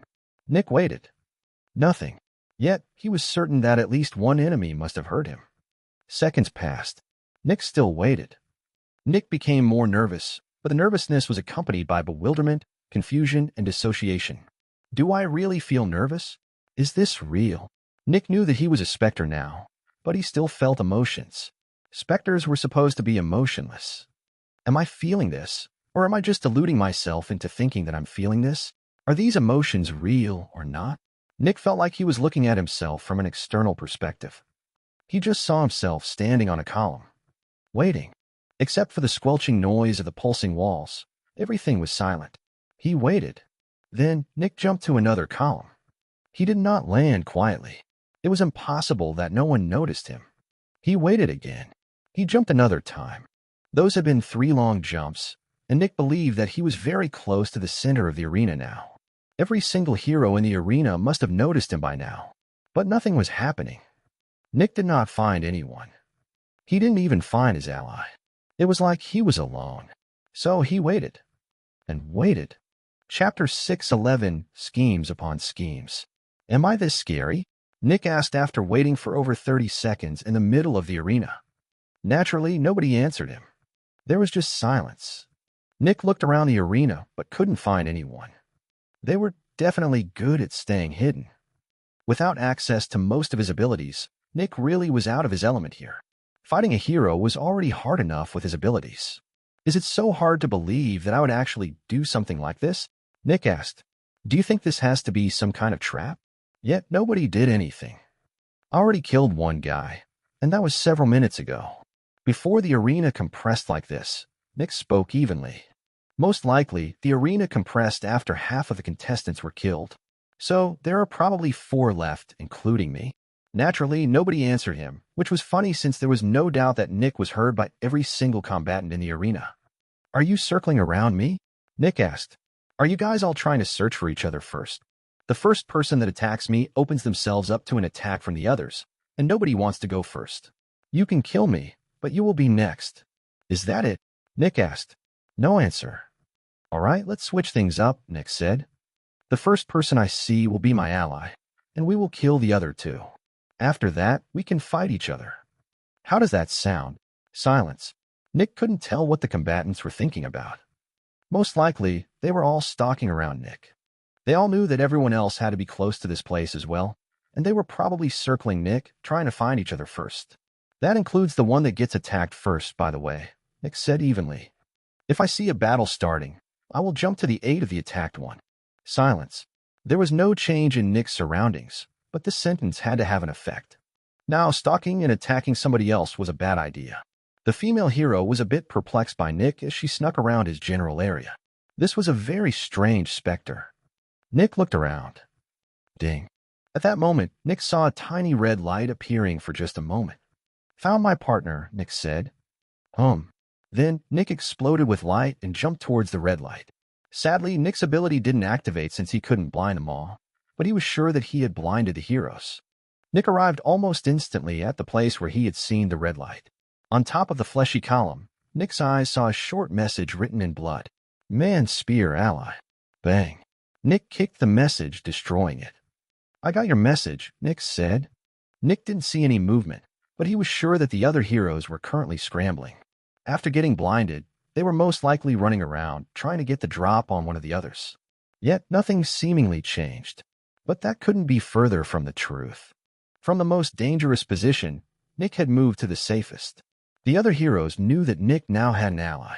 Additionally, Nick secretly had another ally, the female hero. If there were truly only 4 people left, Nick would be allied with 2 of them. Then it was time to get back to waiting. Earlier, Nick had been in the most danger, but now he was in the least danger. Only one enemy was not Nick's ally, and that person knew that Nick's ally would attack them if they attacked Nick. This meant that Nick could walk around without needing to hide. He was safe. For the moment. Bang. Someone had just attacked somebody else. This was the signal for the final battle. Naturally, everyone immediately went to that place. Nick noticed a figure splitting into several moths. Someone had just attacked the female hero's flesh clone. By the looks of things, her clone had been killed by a spear. Nick immediately found the attacker. It was a naked man holding a spear surrounded by darkness. In an instant, their eyes met. Their gazes only conveyed a single word. Ella. Nick's hands moved. 2 of his fingers moved over his eyes while his other hand gestured for the guy to approach. The man understood. Nick exploded into light. Meanwhile, the man closed his eyes and jumped towards Nick. At that moment, Nick saw a black glint a bit behind the man. Nick saw the female hero from earlier. Nick jumped towards the man with the spear. "Follow," Nick ordered with a whisper just loud enough for the man to hear. The man clenched his right hand around his spear nervously. Nick was dangerously close right now, and he was jumping past him.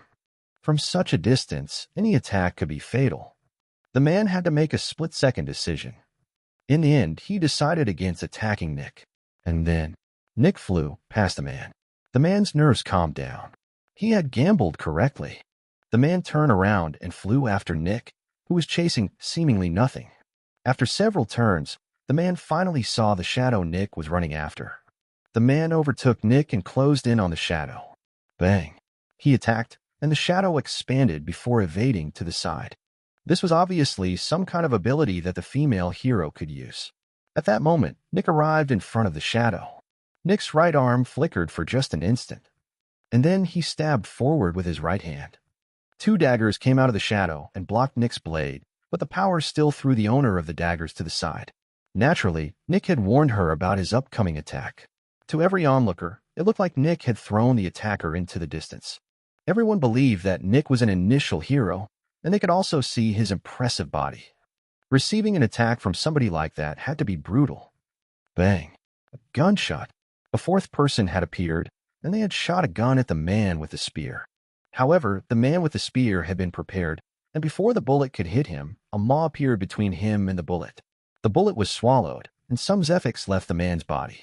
Naturally, since there were only 4 people left, the last person realized that if they didn't intervene, the spearman and Nick would kill the dagger woman. Then it would be 2 versus 1. So he had to intervene right now and help the dagger woman against her 2 attackers. "You deal with him. I deal with the daggers," Nick shouted to the spearman. "Don't drag me down," the man with the spear shouted back.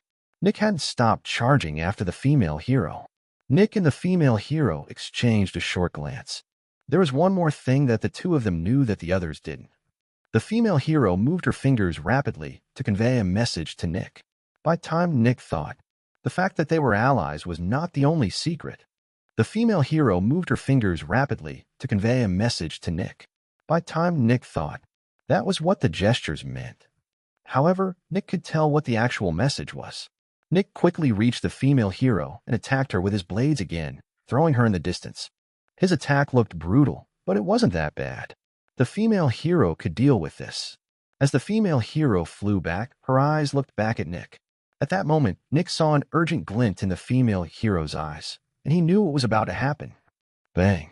A long sword entered the back of Nick's head and came out of the front. His entire brain was scrambled yet again. A 5th combatant. CRK. At that moment, Nick turned around, destroying a huge part of his head, and wrapped his arms and legs around the attacker behind him. The eyes of the attacker opened wide in shock. How? He should be dead. He destroyed his head. Shing. The next moment, a dagger entered the man's forehead. Their plan had worked.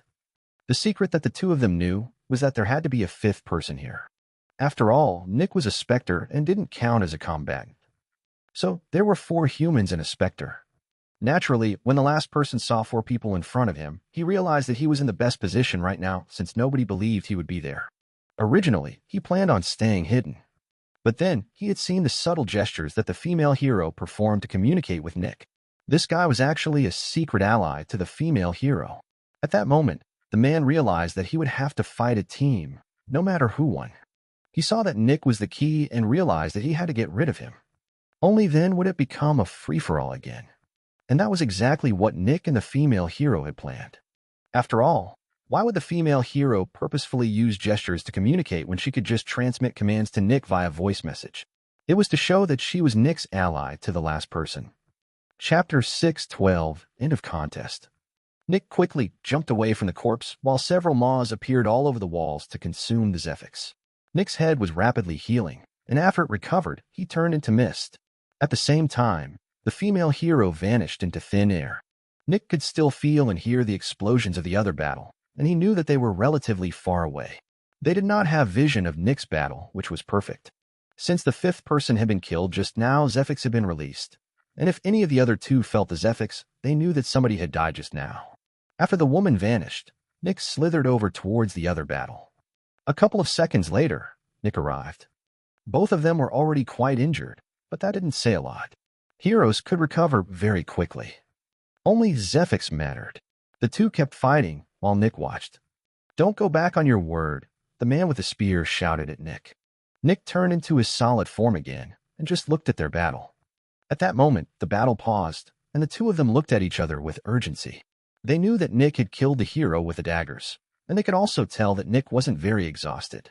If they continued fighting, the winner would need to fight a fully recovered Nick. That was bad for both of them. Maybe it was for the better to ally for now and attack Nick. "Fine," Nick said at that point. Bang. Nick exploded with light, but this time, the two of them were ready for that. They closed their eyes for just an instant before opening them again. The man with the spear saw Nick charging at the man with the gun, who was readying his gun to shoot Nick down. Bang. The man shot, but Nick turned into smoke, dodged the projectile, and closed in on the man. The man with the gun seemed worried. Nick arrived in front of him. At that point, the eyes of the man with the spear shone. Darkness gathered around his spear, and he struck forward. He would kill Nick just when he would kill the man with the gun. CRK. Nick struck and buried his blade in the man's head.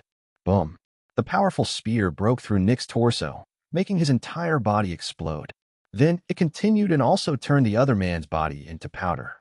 At that moment, his eyes widened. He did it. He won. Bang. A gunshot ended the man's thoughts forever. The man with the gun was about 30 meters away and looked at the man with the spear with a mix of betrayal, shock, and hatred. This idiot. They were supposed to ally against Nick, but this guy just randomly attacked him with his spear after the light blast. Luckily, the attack had seemed rather sloppy, and the man with the gun managed to dodge. So what happened? Nick made it seem like he was charging towards the man with the gun when, in reality, Nick hid behind the pillar he had just stood on. 152. After Nick used his light explosion and the two of them closed their eyes, he manipulated the perception of the man with the spear. Nick made it seem like he was charging towards the man with the gun when, in reality, Nick hid behind the pillar he had just stood on. The man thought he was attacking Nick, but in truth, he was attacking the man with the gun. Naturally, the man with the gun could see the attack and dodged. In his anger at being betrayed, he shot at the man with the spear, who died instantly. After the man killed the other man, his mind was slowly noticing that something was wrong. That attack was too stupid and too sudden. Additionally, the attack had been rather sloppy, and the spearman did not manage to avoid the man's shot when he had managed to do so several times already. However, his train of thought was quickly interrupted as Nick charged at him. Nick had used a ton of Zephyx by manipulating the other man's perception for just these short moments, and he was basically close to empty. The man with the gun didn't have it any easier. His prolonged duel with the spearman had taken a huge toll on him. Nick turned into mist as he moved towards the man with the gun. The man with the gun aimed at Nick. Shing. And then a dagger went through his head as the woman reappeared behind him. Nick turned back into his physical form and stood on top of a column as he looked at the woman. That should be it. Every other human had died. The moths appeared all over the walls again, but the woman kept focusing on Nick. At this moment, she realized that she had severely underestimated this fanatic. This fanatic had essentially killed a hero. The fanatic might not have dealt the killing blow, but managed to indirectly kill one. Nick looked at her and saw her expression. "I will explain everything to you when we are outside," Nick said. "As long as you don't attack me, we are not enemies." The woman looked at Nick with narrowed eyes without saying anything. Eventually, the moths vanished. Then the two of them waited. This was it. This was the moment of truth. Nick looked at the ceiling. Sir. Suddenly, the surroundings started to compress again. The walls were closing in, and the columns and pillars were vanishing into the walls. The two of them moved towards the middle of the arena. A couple seconds later, the walls stopped compressing, and the two of them were left in a space that was about 4 meters wide. Naturally, neither of them was happy about this. From this distance, killing the other one was extremely easy. They just looked at each other with wariness. The woman was at a definite advantage. Their alliance was already shaky. The only reason why she didn't attack yet is that she's afraid of my power, Nick thought. The woman was at a definite advantage. If Nick killed her, the Maw would most likely kill him, but if she killed Nick, nothing would happen to her. If it were easy to kill Nick, she would have probably already done so. 10 seconds passed. And then the ceiling opened. Let me go first, Nick said before jumping from wall to move upward. The woman looked at Nick with narrowed eyes and flew after him. The opening of the tunnel represented relative safety to Nick. Earlier, they couldn't have been certain if the Maw wanted them to fight or not. But with the open tunnel, things became clear that the Maw was letting the human go. And the last thing a human would want to do in this scenario was to aggravate or anger the Maw any further. If she launched an attack and missed Nick, the Maw might view that as an attack. The two of them continued to fly upward for several kilometers. Eventually, the covert light of the fleshy walls gave way to the actual light of the sun. Nick jumped out of the Maw. The woman jumped after Nick. The two of them found themselves in a mountainous area, with the sun shining brightly above them. Just like everywhere else on the planet, everything looked like a wasteland.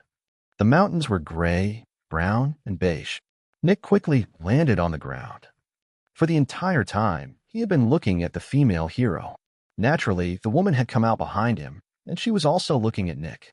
A moment later, the Maw on one of the mountains vanished. Finally, Nick was no longer under constant supervision. As long as he blinded her, he could unleash his true power. However, "I'm ready to talk now," Nick said. She was not his enemy. The woman kept her eyes narrowed. "What's there to talk about with a Spectre?" she asked. "I'm not really a Spectre. At least, not in the way you think," Nick said. "I'm not your enemy, and I'm willing to explain everything." The hero looked at Nick with furrowed brows. She didn't answer. "My name is Nick Dusk," Nick said, "and I am, or used to be, human." The woman raised an eyebrow. Nick told her about his consumption and what had happened with his Zephyx synchronizer. Then he told her about his experiments with a technician and about what had happened to him when he advanced a level. "That's why I was in there," Nick said. "The Maw thought that I was the weakest peak specialist when, in fact, I was the strongest peak expert." The woman just looked at Nick for a while. This sounded insanely convoluted. Additionally, Nick was saying things that she couldn't even verify since she didn't have a barrier to check things. "Prove it," she demanded after a while. "How?" Nick asked.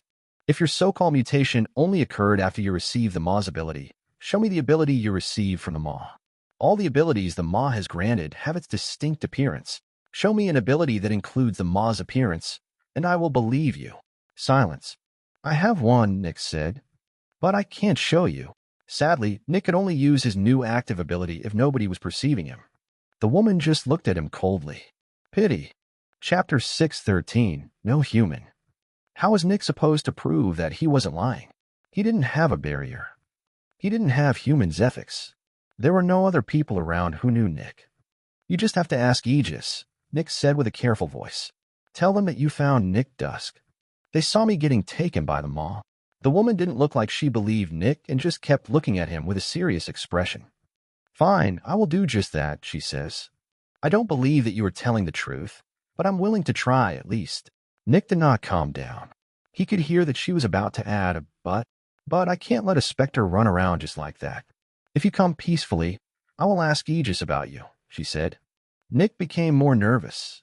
Come peacefully? She will put me in a containment unit, Nick thought. In the past, containment units were interesting to Nick, and he also associated them with growth.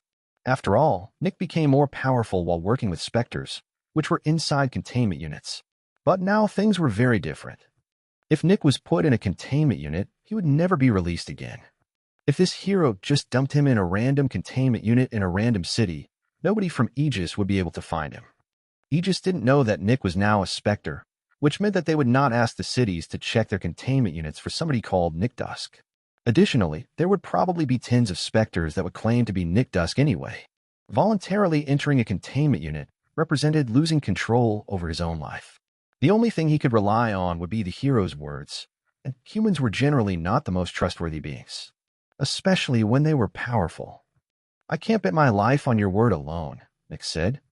"If I'm put in a containment unit, there is no way that Aegis will find me." The hero frowned. "I told you that I will tell them." "Are you saying I'm a liar?" she asked with annoyance. "I don't know if you are a liar or not," Nick answered. "I don't know anything about you. If I were human, would you put your life in my hands just because I say that I won't kill you?" She didn't immediately answer. "But you're not human," she said after a bit. "You are a Spectre, and Specters are only interested in their own gain." "You mean like the majority of humans?" Nick asked. "Wrong," the woman shouted, her voice angrier than before. There are many powerful humans who want to improve humanity. There are some humans that act like specters, but the most powerful humans only want what's best for humanity. Aegis' existence disproves your claim. Nick felt a strange feeling. The way the hero argued reminded him of himself. This sounded very much like what he used to say. Was she wrong, though? No. What she said was the truth. While many humans were greedy, humans also had the capacity to be good. As she said, Aegis' existence was the best proof. Are you a bailiff? Nick asked. You sound like somebody that went through the trainee program. The hero's expression intensified. What do you know about the trainee program? A lot, Nick said. I used to be part of it until just a couple of years ago. After that, Nick told her about the specters, the levels, the practical experience, and so on. The hero looked at him with intensity, and Nick couldn't be sure what she was thinking about. How about this? Nick said after not getting an answer from her after he finished his story. I'm going to follow you to the nearest city. I'm going to wait outside of the city. You get in contact with Aegis and get a new barrier. And then I can tell you what you need to look up to prove my identity, okay? She looked at Nick for a while longer. What do you gain from that? She asked. What do you mean with what do I gain from that? Nick asked with a bit of annoyance. What do you gain from making me do all of these things? What is your plan? She asked. I told you, Nick said. I want to get into contact with a technician so that we can find out what's going on and find a solution. The woman shook her head. Even if I were to assume that you're telling the truth, I can't see how it would make sense to do any of that. Nick remained silent as he looked with confused annoyance at the hero, who kept talking. Assuming you told the truth, you used to be human, she said. But you're not anymore. You're a specter. You're not humanity's ally. You're humanity's enemy. Helping humanity would equate to hurting yourself, and the only thing specters are not willing to do is to hurt themselves. What you're saying makes no sense, she explained. I'm not humanity's enemy, Nick said with a severe tone. I want to help humanity. Why? She asked. Why? Nick repeated. Yes, why? She repeated back. Silence. Nick's first answer would have been that he was human, but he quickly realized that this was no longer true. Naturally, Nick still knew that he wanted to help humanity, but it wasn't easy to find the right words for why. Because I did horrible things in my past and want to atone for them, Nick said with less fight audible in his voice. How is that related to humanity? She asked. Atone to the people you've wronged. They're all dead, Nick answered. I can't ask them for forgiveness anymore, and they also wouldn't grant it. The only thing I can do is to help others until the good I have done far outweighs the bad. The hero just kept looking at Nick evenly for a couple of seconds. And that's why you want to help humanity? She asked. Nick nodded. Yes. The hero shook her head and sighed. It was almost like she was disappointed. To think that I actually believed you for a second. A foreboding feeling appeared inside Nick. But that proves it. You're a specter. Nick wanted to object, but the woman didn't let him and continued talking. You specters can't see what it means to be human. You are all just thinking about yourselves. You have no experience in what it means to be selfless. I asked you why you wanted to help humanity, but the only thing you could come up with was something selfish. You only want to help humanity so that you feel better about yourself. The way you describe these things is like somebody that knows about something but has never experienced it. Why? Because you're a specter, and you don't know how it feels when you want to help others. You only think about yourself. At that moment, a sneer appeared on her face. It seemed like she was internally berating herself for being so naive as to believe this specter for even just a second. Nick grew increasingly frustrated. What the fuck is she talking about? He thought. If I were to use her logic, every single person in the entire world would be selfish. People inherently search for happiness, and part of that happiness is living with the least amount of guilt or remorse possible. By her logic, apologizing to somebody you've hurt after losing control over your emotions is inherently selfish and inhumane. It would also be selfish to help a beggar at the side of the road because you just want to get rid of the feelings of pity you're feeling. What bullshit is this? According to your logic, a person dash. There, the hero shouted, interrupting Nick. Logic. You're talking about logic again. This is about emotions. Nick grew even more frustrated, but also more panicked. This hero was his best shot at connecting with Aegis, but she kept saying that Nick didn't know what it meant to be human. Shing. At that moment, the hero suddenly vanished. Ding. Nick immediately exploded with light since the hero was obviously about to unleash an attack. In an instant, Nick turned ethereal and rapidly moved towards his right. For the first time in a long while, his ability was active again.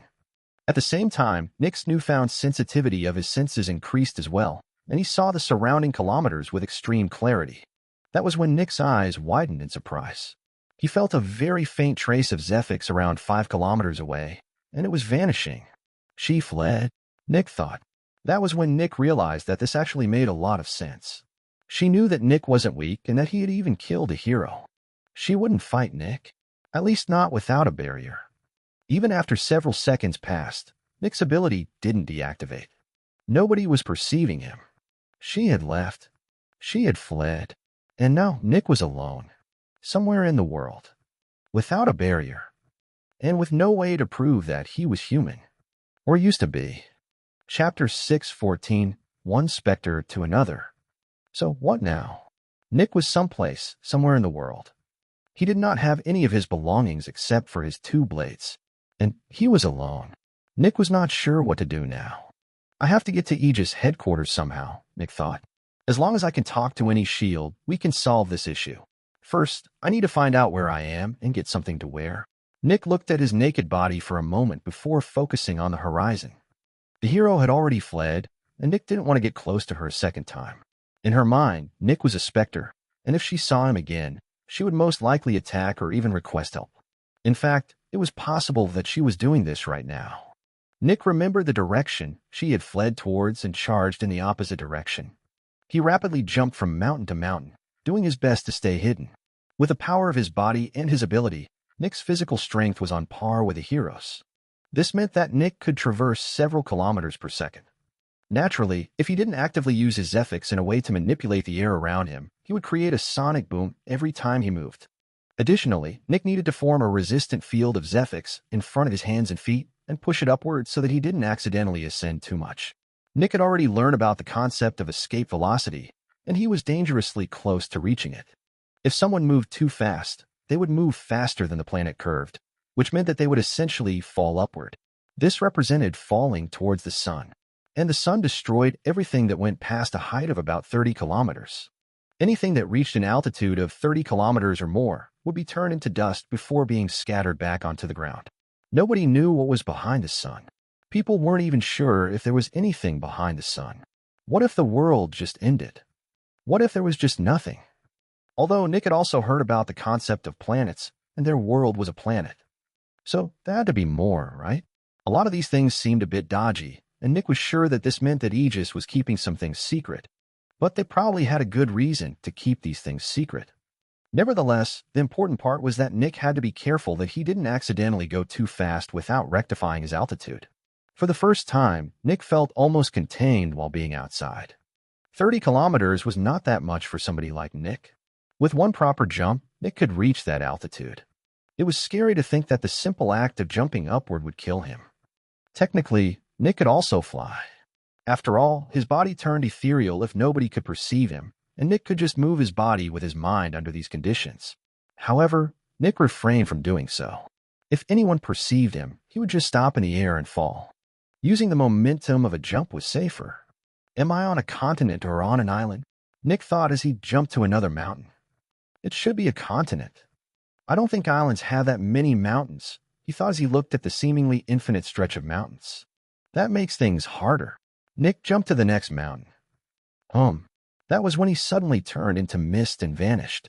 Just now, his ability had deactivated. As soon as Nick turned into mist, he entered a crack inside the mountain, after which his ability activated again. Shouldn't be a hero, Nick thought. A hero wouldn't lose track of me this quickly. The next moment, Nick made a hole in the crack and floated through. Even in his mist form, he could still cause quite some destruction. He was no longer the weak John who couldn't break some glass while infiltrating the Spartans. After a bit of searching around, Nick found the being that had perceived him. In a crag between 2 mountains was a very long and wide thing. It was about 40 meters long and about 2 meters wide, and it looked like it was part of the scenery. Yet, that couldn't be further from the truth. In truth, it was a gigantic, rocky snake. If Nick's perception hadn't been enhanced by the maw, and if he hadn't felt that something had to be here thanks to his ability, he wouldn't have noticed this snake. Its shell seemed completely lifeless, and it felt like a genuine rock. However, Nick could feel the extremely subtle trembles going through its body. Thanks to his great experience with Specters, Nick could tell what these trembles were caused by. Something inside the snake was struggling. The snake had spotted Nick for just an instant while he had been jumping from one mountain to the next, but hadn't seen him again since then. It should be somewhere in the middle of the adult level, Nick thought as he looked at the snake. For a while, Nick looked through his surroundings, making sure that there was nothing else. Bang. Then Nick materialized and jumped towards the snake. Nick arrived beside the snake in an instant. The next moment, stone began to crack, and the huge stone head of the snake moved away from the rock face to look at Nick. It didn't seem worried. It just looked at Nick casually. For a moment, Nick was shocked. Usually, specters either surrendered immediately or fought back when faced with a powerful human. And then he remembered. He was no human. He was a specter. Why would the snake be worried about another specter? A moment later, Nick felt something he had never felt before. It was some kind of extremely complex feeling. It felt so incredibly alien. Yet, for some reason, Nick could tell what this feeling meant.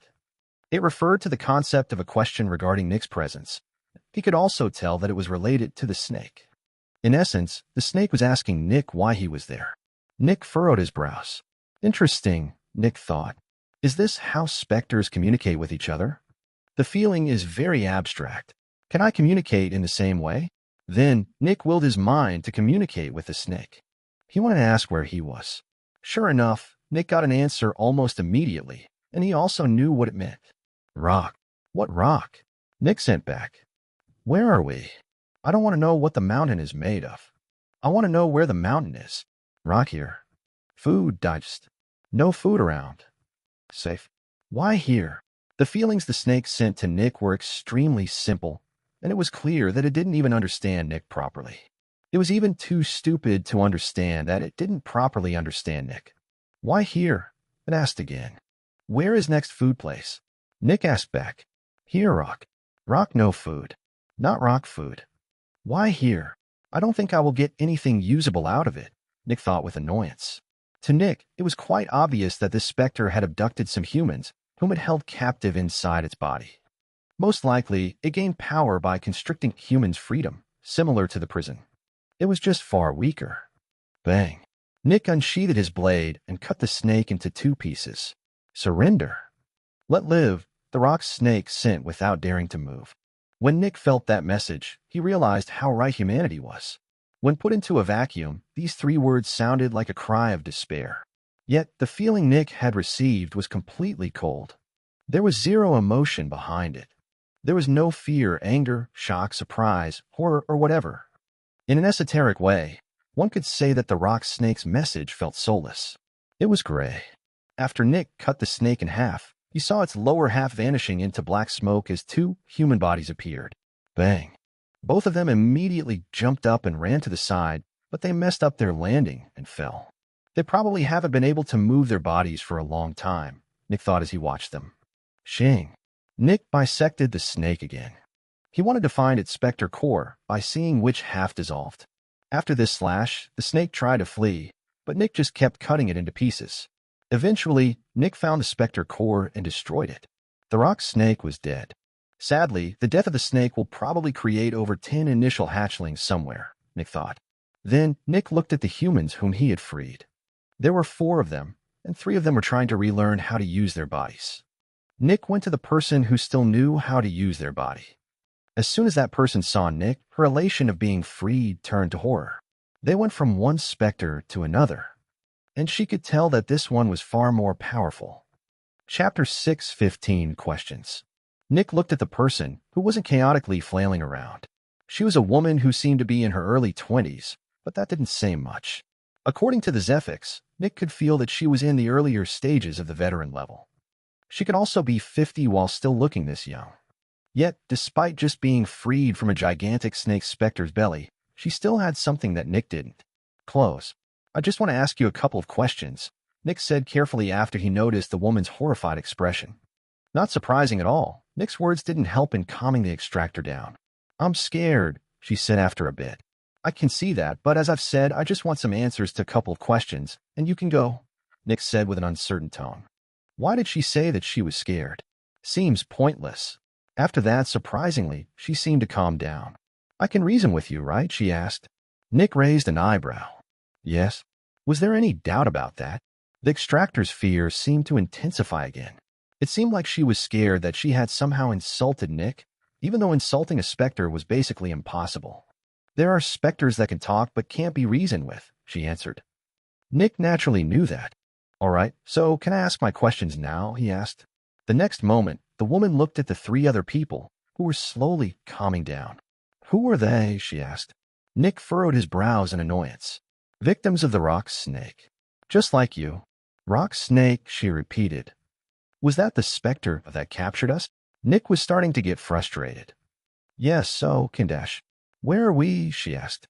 Nick took a deep breath, which felt strange since the air just entered his lungs, before leaving again without being changed in any way.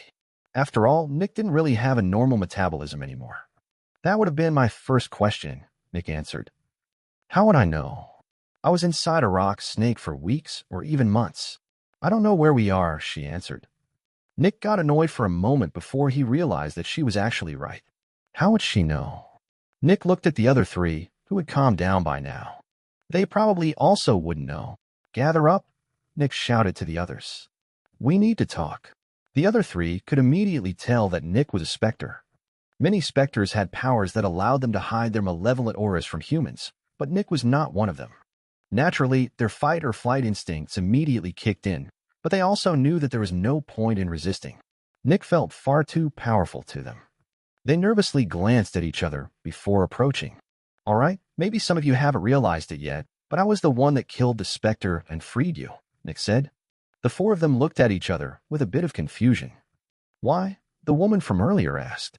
Because I need some answers, Nick answered. I just need a couple of answers, and I will be gone. Nick's answers confused the extractors. This was strange. A specter that just wanted answers? Was this some kind of weird trick to gather Zephyx? Did this specter grow more powerful by asking questions? Would they need to answer questions until they died of old age? I presume nobody of you knows where we are. Do the surroundings look familiar to you? Nick asked. The people looked around. Gray and brown mountains. I've seen some brown mountains before, one of them said. That was when Nick realized that there was actually no point in asking if they recognized their surroundings. Who didn't see gray and brown mountains before? They were almost everywhere in the world. Where do you come from? I just need the names of the cities, Nick said. This question made the extractors nervous again. Wash Basin City, one of them said. Wash Basin City? Nick repeated with furrowed brows. Is that real? It doesn't sound real. The person seemed to become nervous when Nick singled him out. We have a demon possession specter in the form of a huge pool. That's why the city has the name. Do you know what continent that city is on? Nick asked. The man looked at the other extractors nervously before turning back to Nick. What's a continent? He asked. Nick blinked once. Do you know what an island is? No, the man answered. What about the weather? Is it cold or hot? There's rain about once a week, and the temperature is about the same as here. The sun always shines onto the city. Do you know where the nearest Aegis stronghold is? The man looked around at the other people, who just shook their heads. Aegis isn't a shield, he asked. As in the organization Aegis. You know, the strongest organization of humanity, Nick repeated. The people just looked at each other with surprise. No, one of them said. Nick took a deep breath. I can't be mad at them, he thought. When I was a John, I also didn't know what Aegis or a continent was. At least, I think I didn't. My past feels kind of blurry. What about you? Nick asked as he turned to another person. Where did you come from? Starkalt City, he answered. Nick didn't ask about the weird city name. Do you know where it is? Nick asked. It's surrounded by a wasteland. There are a couple of crevices and a couple of smaller mountains, the man answered. That doesn't really narrow it down, Nick thought. Nick asked the remaining two people, and just as expected, they didn't have anything that Nick could use to find out where he was. The only thing of note was that all four came from different cities, which meant that the specter was probably moving from city to city to avoid getting found out after abducting somebody. How did that rock snake even capture you? Nick asked as he looked at the three Johns. Since when are Johns allowed to leave cities? The three of them looked with confusion at each other. Why wouldn't we be allowed to leave cities? No, Nick was confused. There are tons of powerful specters outside. One would assume that most people wouldn't be allowed to put themselves in such danger. I mean, yeah, there are a lot of specters in the wild, but my city doesn't have such draconian laws, one of them said. Plenty of people live and work outside of the city. This shocked Nick quite a bit. And that's safe, he asked. It's not, the guy answered. People get kidnapped by specters all the time, but you just have to live with it. If you want to earn a living, you have to put your life on the line. The man talked about it as if there were no issues, and Nick almost became horrified. To these people, this was probably just normal life, but Nick knew that this was definitely not normal. Why would the governor allow something like that? Wait, is this to lure specters to the city so that the manufacturers can more easily catch them? Are they fishing for specters? All right, Nick said after a bit. We can go search for the nearest city. I will accompany you. As soon as we arrive, you can enter. Naturally, Nick's words made them suspicious. This sounded impossible. Why would a specter let them go just like that? What was in it for the specter? Let's walk towards the south, Nick said. The people became nervous. When would the other shoe drop? When would the specter turn around and cause them immense suffering? Would Nick suddenly kill them? Sadly, there was nothing they could do. Nick was simply too powerful. In the end, they followed him. While they were walking after him, Nick furrowed his brows in frustration. He could feel Zephyx coming from them, which meant that they were suffering due to Nick right now. Nick had tried his best to calm down their fears, but nothing seemed to help. In a way, the Zephyx Nick felt coming from them was disgusting to him. These were innocent and helpless people, and they were suffering because of his presence. Unfortunately, there was nothing he could do. He could only hope that they would find a city soon. The five of them continued towards the south for quite a while. During that time, they did not find another specter. There's a human, Nick suddenly said. The other four looked around but couldn't find a human. He's a late or peak veteran. Do you wish to be seen by him? You are free to do so, but you know the risk, Nick said. The people looked around in confusion. Risk? What risk? One of them asked. Getting killed for profit, Nick said. Two of the people turned white in horror. But that's illegal, one of them shouted. Nick furrowed his brows and looked at the guy. Are they truly this naive, or are these cities just very different from Crimson City? So I assume you want to meet him, Nick said. The four looked at each other before nodding. Fine. Chapter 6:16, Abyss City.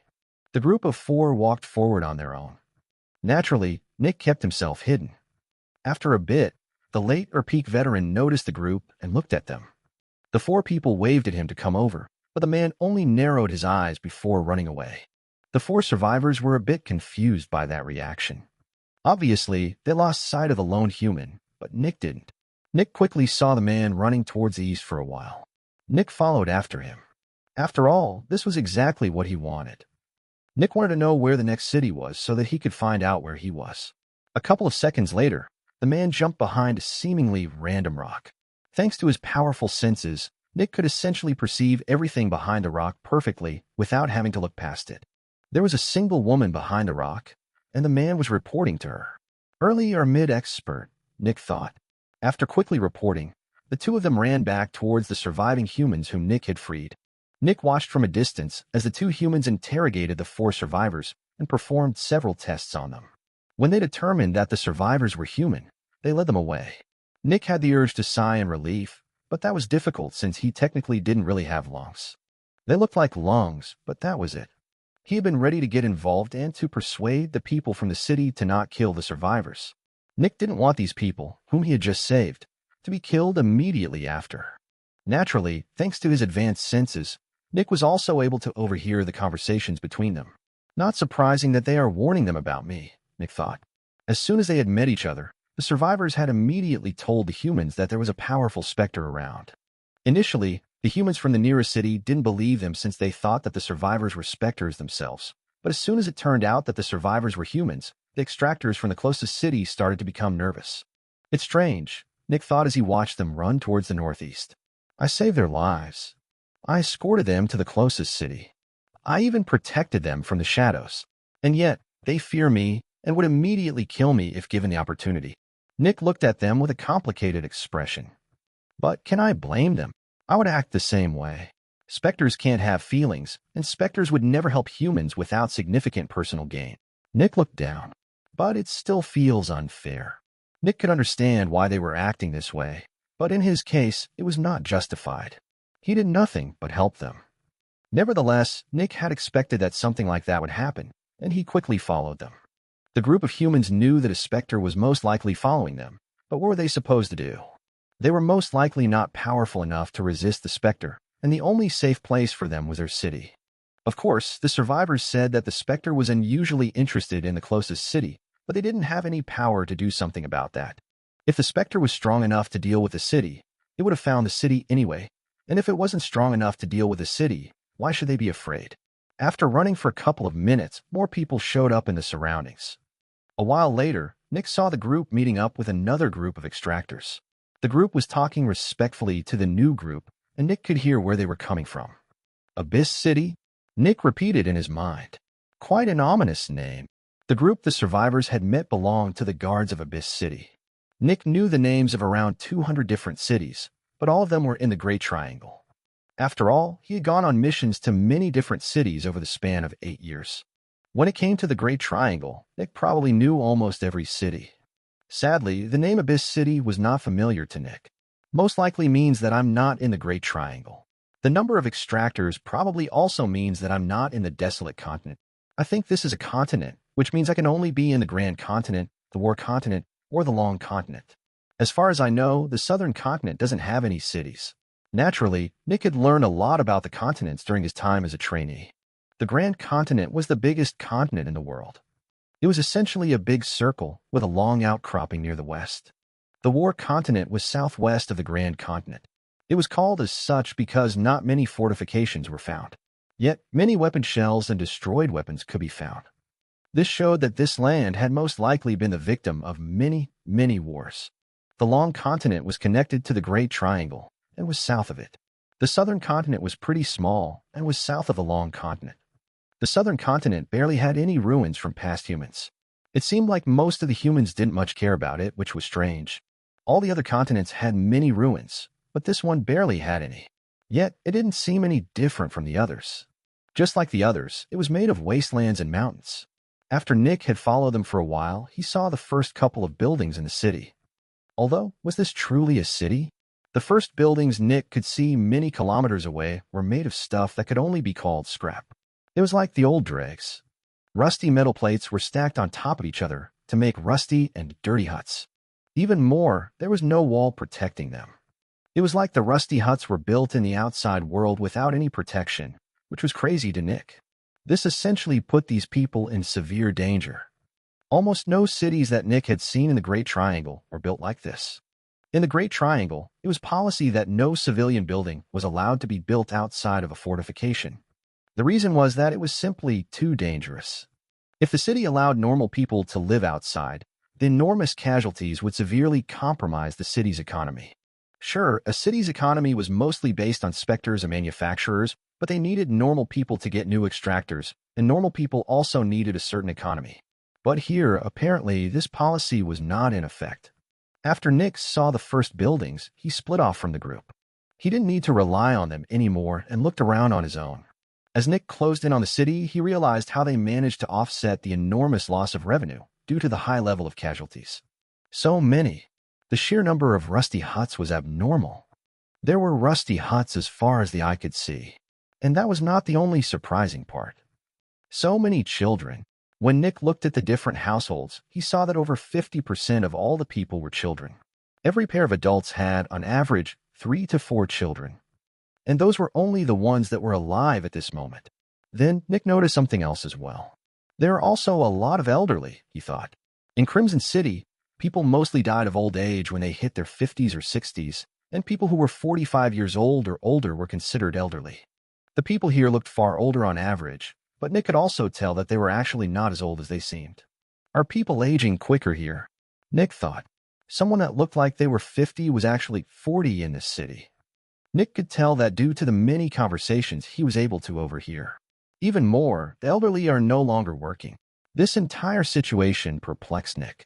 This seemingly made no sense. Children and the elderly were both burdens on the economy.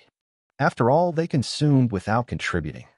The fact that the city had that many of both of them would mean that one adult needed to support around 4 people who couldn't work. This was crazy. After looking at everything for a while, Nick finally found out how this was possible. Near the middle of the city, Nick saw a huge queue made up of children. All of them were queuing up in front of a building with several containment units. Obviously, this was a manufacturer. That explains things, Nick thought as his eyes narrowed. The children are also contributing. And by the looks of things, the children are the only ones that could do whatever it is they need to do in that manufacturer. The parents are supporting the grandparents, and the children are supporting the parents. That's why there are so many of them. But there are barely any adults. There are basically more elderly than adults. Does that mean that something happened recently? Or is this a cyclical thing where the age distribution shifts around based on the previous generation? Nick looked at the huge queue of children. Nevertheless, the lack of adults compared to the high number of children means that there is a high child mortality rate. Seems like the child labor here is quite dangerous. Chapter 6:17 Oh, too much power. Nick looked at the city for a while. He just watched the children enter and exit the containment unit. Apparently, they only needed to work in there for a couple of minutes before leaving. They seemed barely any different after leaving. In fact, they didn't even look injured or distraught. They just seemed normal. That was until Nick saw a teenage boy enter and leave. Did he grow a beard? Nick thought as he looked at the teenage boy. Earlier, the boy had seemed too young to grow a beard, but when he came out, he seemed just the right age to have the first hairs above his lips. After that, Nick looked a bit closer. Sure enough, they all seemed to age a bit after entering and exiting, he thought as he looked at them. So, does this specter make them age? Is that why the children are working with a specter? Is that also why the old people are that young? A bit later, Nick also saw an adult queuing up. Strange. Until now, I've only seen children in the queue. I wonder what happens if an adult enters. Nick waited to see what would happen to the adult. When the adult came back out, he looked like he was 5 years older. He aged by a lot more than the children. Is this based on perceived aging instead of static aging? Nick thought. When a 10-year-old ages by a year, it probably feels just as long to them as when a 25-year-old ages by 5 years. So that's what the specter is about, huh? It grows more powerful by stealing life from people. Nick observed a couple more conversations. There was someone who looked 30 and was actually 18. A 16-year-old who was 8. A 40-year-old who was 20. However, there was also a 20-year-old that looked to be about 20. Not everyone was unnaturally old. The closer people live to the middle of the city, the more their appearance resembles their actual age. The buildings are also made of better materials and are taller. Makes sense. Living near the outside of the city means being at the mercy of more specters. Naturally, people with power would gravitate towards living in the middle of the city, while the poor are stuck on the outside. Additionally, the poor rely on the easy money from the age specter, which makes them appear older. Nick's eyes narrowed. This is actually worse than it looks. Young people lack the maturity to confront specters. Finding an extractor who is 16 years old or younger is extremely difficult since their minds lack the experience and stability of an adult. This often makes them commit mistakes when confronted with fear and danger. The people near the outside of the city are mismatched with their true age. When their minds reach their peak at about 20 years of age, their bodies will already start to degrade as they hit their 30s. This makes it very difficult to become an extractor. Nick stayed in his mist form and entered the city. There were barely any sensors or walls anywhere. This was one of the worst defended cities Nick had ever seen. They don't need impressive defenses, Nick thought as he looked at the sea of people he had already passed. Their defenses are masses of meat and lives. By the looks of it, this city probably has over 40,000 inhabitants. That's actually crazy. In the 100 or so cities I visited in the Great Triangle, I only saw about 3 cities with so many inhabitants. As Nick continued towards the east, he finally found out why the city was called Abyss City. At the east side of the city was a huge body of water. Nick couldn't be sure if it was a big lake or an ocean.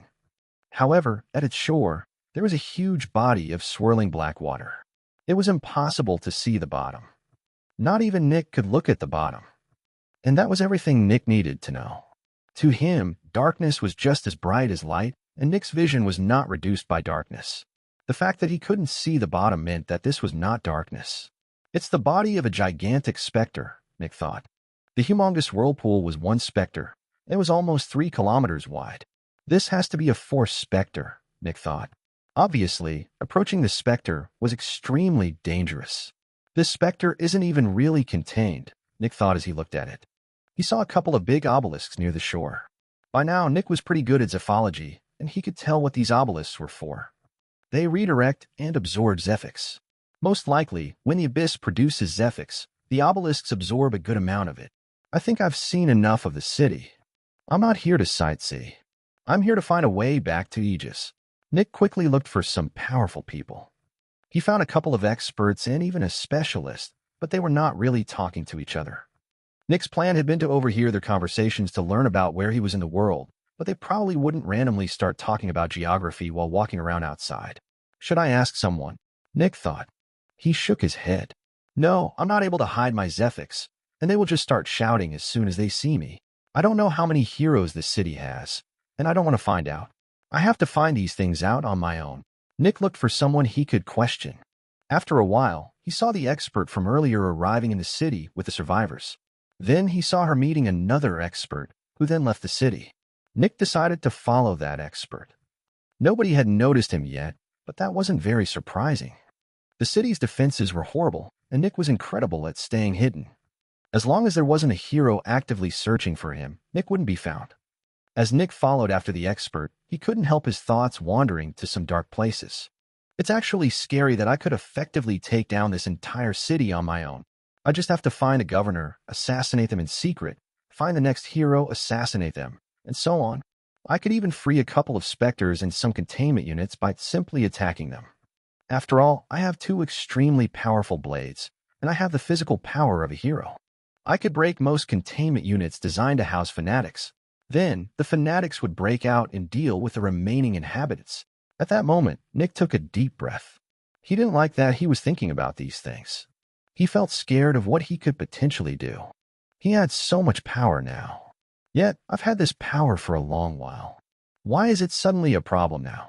Nick thought. Sadly, Nick already knew the answer. He just didn't like it.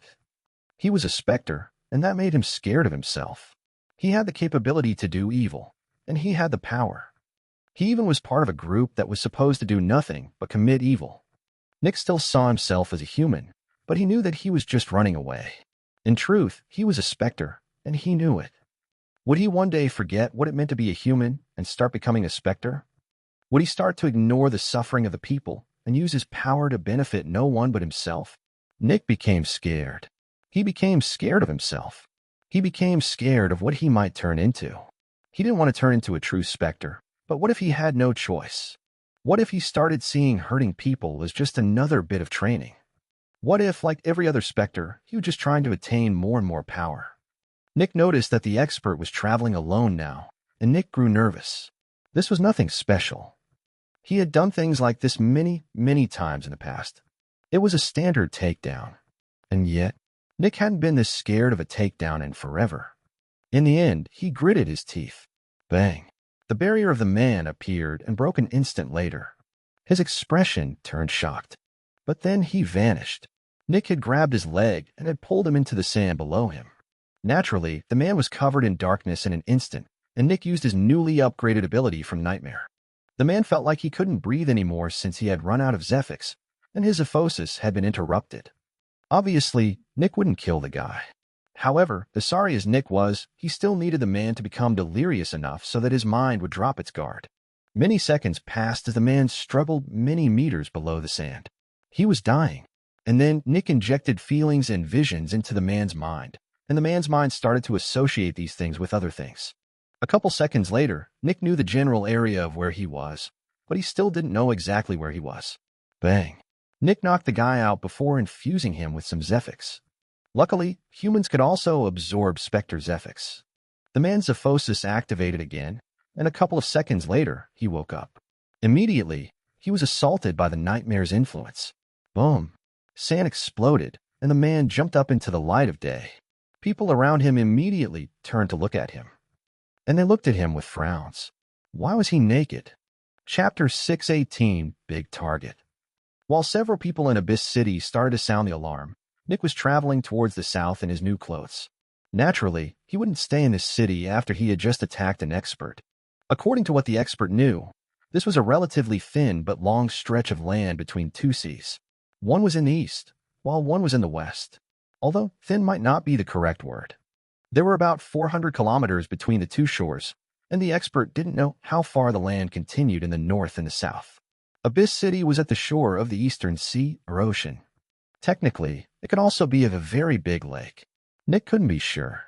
One other thing Nick knew was that there were a lot of mountains here. There was an entire mountain range going from shore to shore. Nick didn't know a lot about geography, and he still wasn't sure on which continent he was. He'd only be sure that he was on a continent since mountain ranges this long and massive most likely were not on islands. I should go to Crossmark City to the south, Nick thought. Crossmark City was the furthest city from Abyss City that the expert knew about. It was around 300 kilometers to the southwest of Abyss City. Nick left the mountain range behind and crossed relatively even terrain as he traveled to the south. He saw a couple of lakes, but they were not crazily big. Eventually, Nick reached a lake that was a little bit bigger. The lake was over 20 kilometers wide and over 50 kilometers long. It was far smaller than the two seas or oceans north of this place, but it was still quite big. Beside the lake, Nick saw another one of these cities without any walls. Just like Abyss City, Crossmark City barely had any walls and simply defended itself by throwing mountains of human bodies at the Specters. However, compared to Abyss City, there was a normal distribution of ages here.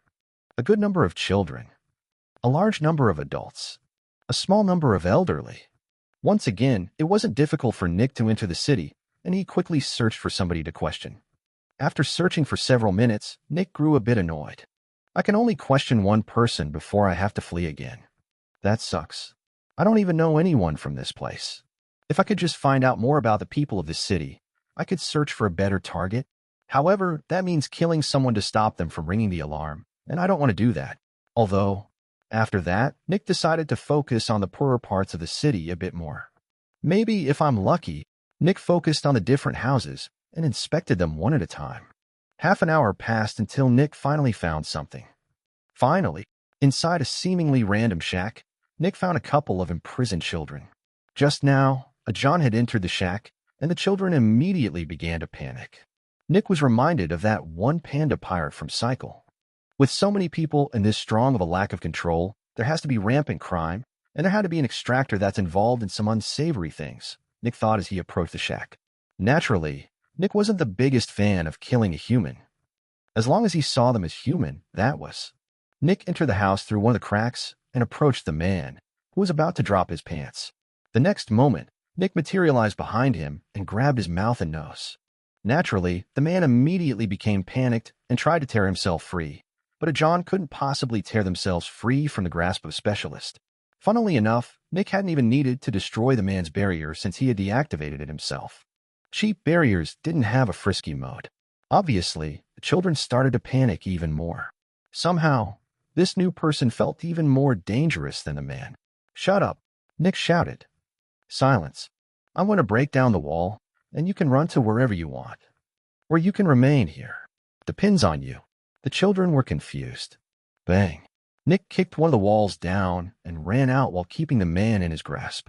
Naturally, the explosion immediately alarmed the neighborhood, but this was in one of the poorer parts of the city, and there were barely any extractors around. The few that were present were newbies or Johns. Nick quickly charged towards the east, and as soon as the streets gave way to dirt, he dug downwards. He essentially just needed to kick the air above him to generate enough power to rival an artillery shell. An explosion of dirt appeared, followed by several quakes below ground.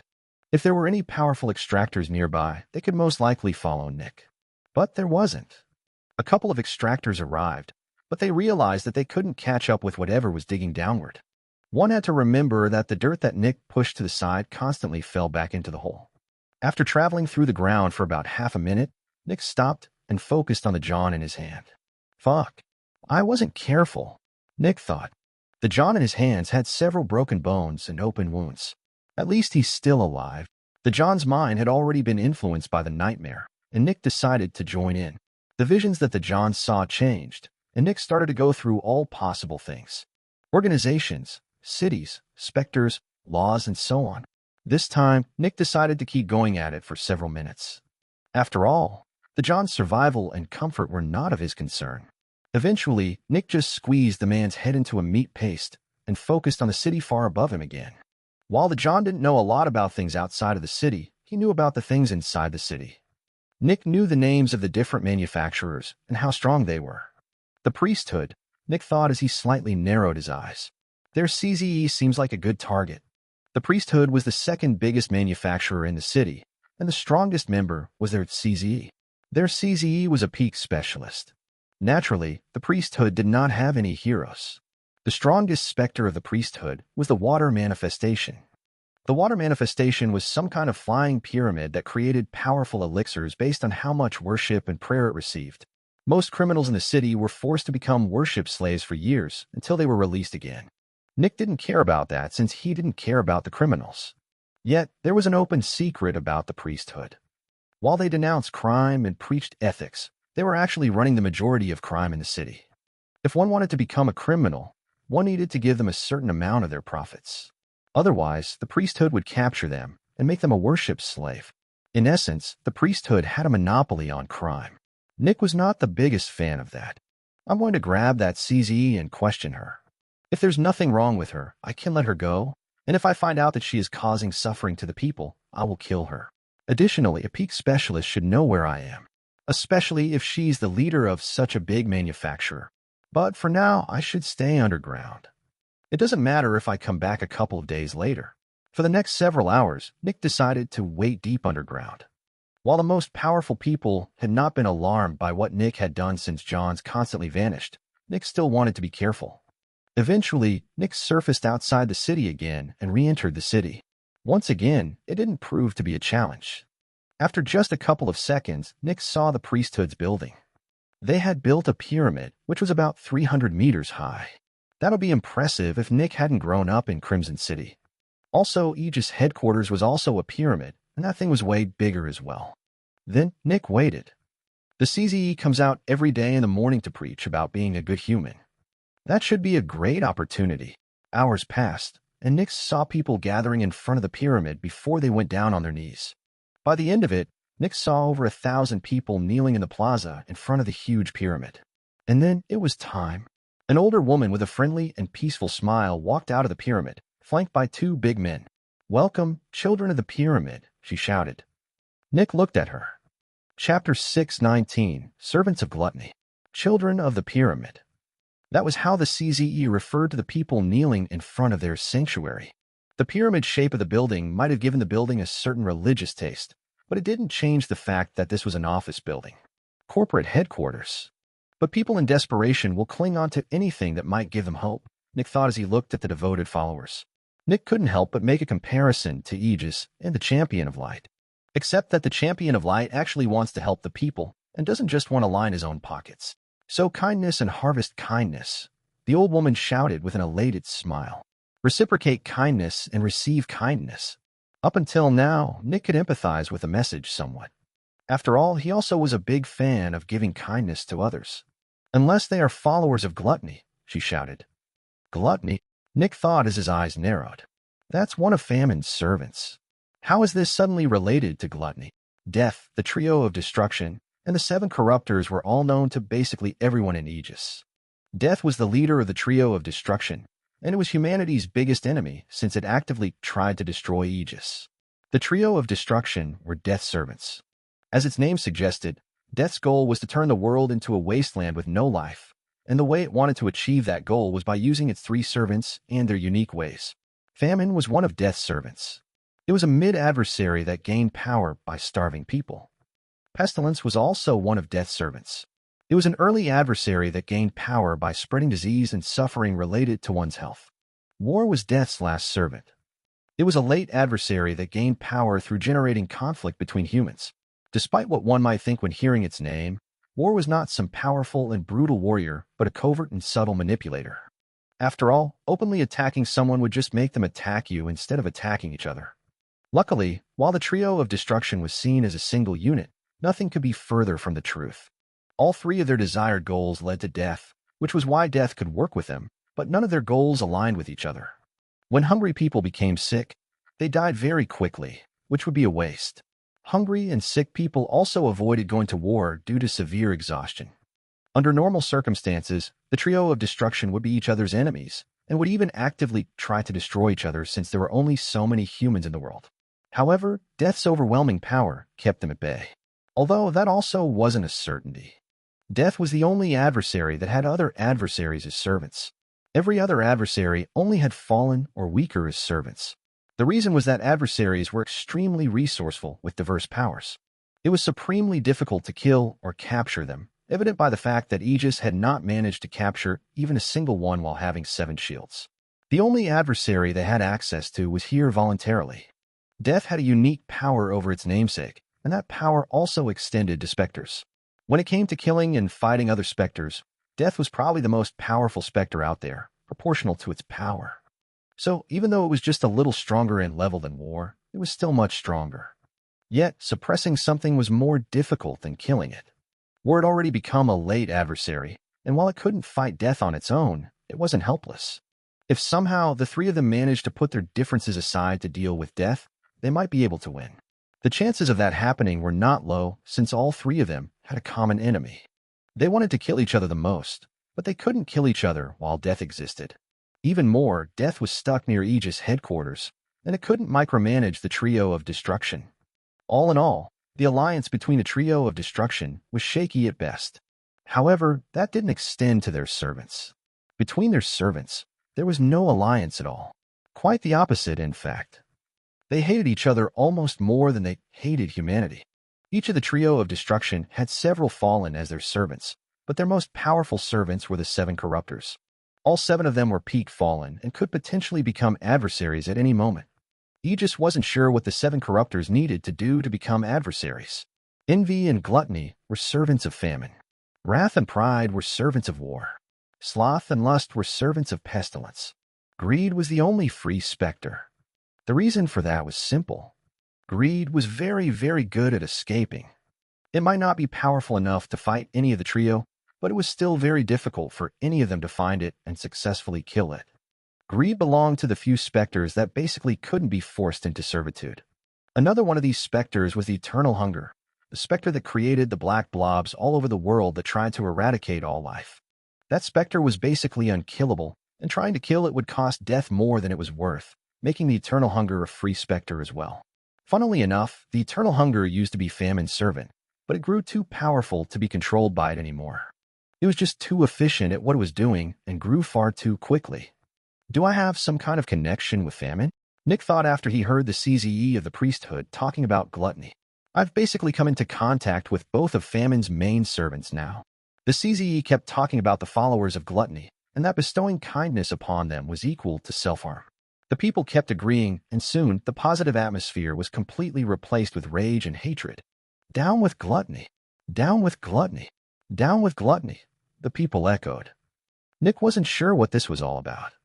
He wouldn't have expected that a bunch of normal humans would dare to be this openly hostile to a peak fallen. Servant of gluttony! Suddenly, an extremely loud shout reverberated from someone in the crowd, and the people jumped to the side, isolating the shouting person. There, in the middle of the crowd, was a man holding up the arm of a figure wearing a cowl. In the figure's hand was a bundle of credits. The figure tried with all of its power to pull itself away, but the man's grip was too strong. Bang! Then the figure kicked the man in the balls and tore itself away. Servant of gluttony! The crowd shouted in rage and swarmed upon the figure. In an instant, the figure was drowned by enraged people. The cowl and the clothing were torn off the figure, revealing a now naked older lady. The crowd punched and kicked the woman before lifting her and throwing her onto the stage, severely injured. The woman looked up in despair and confusion.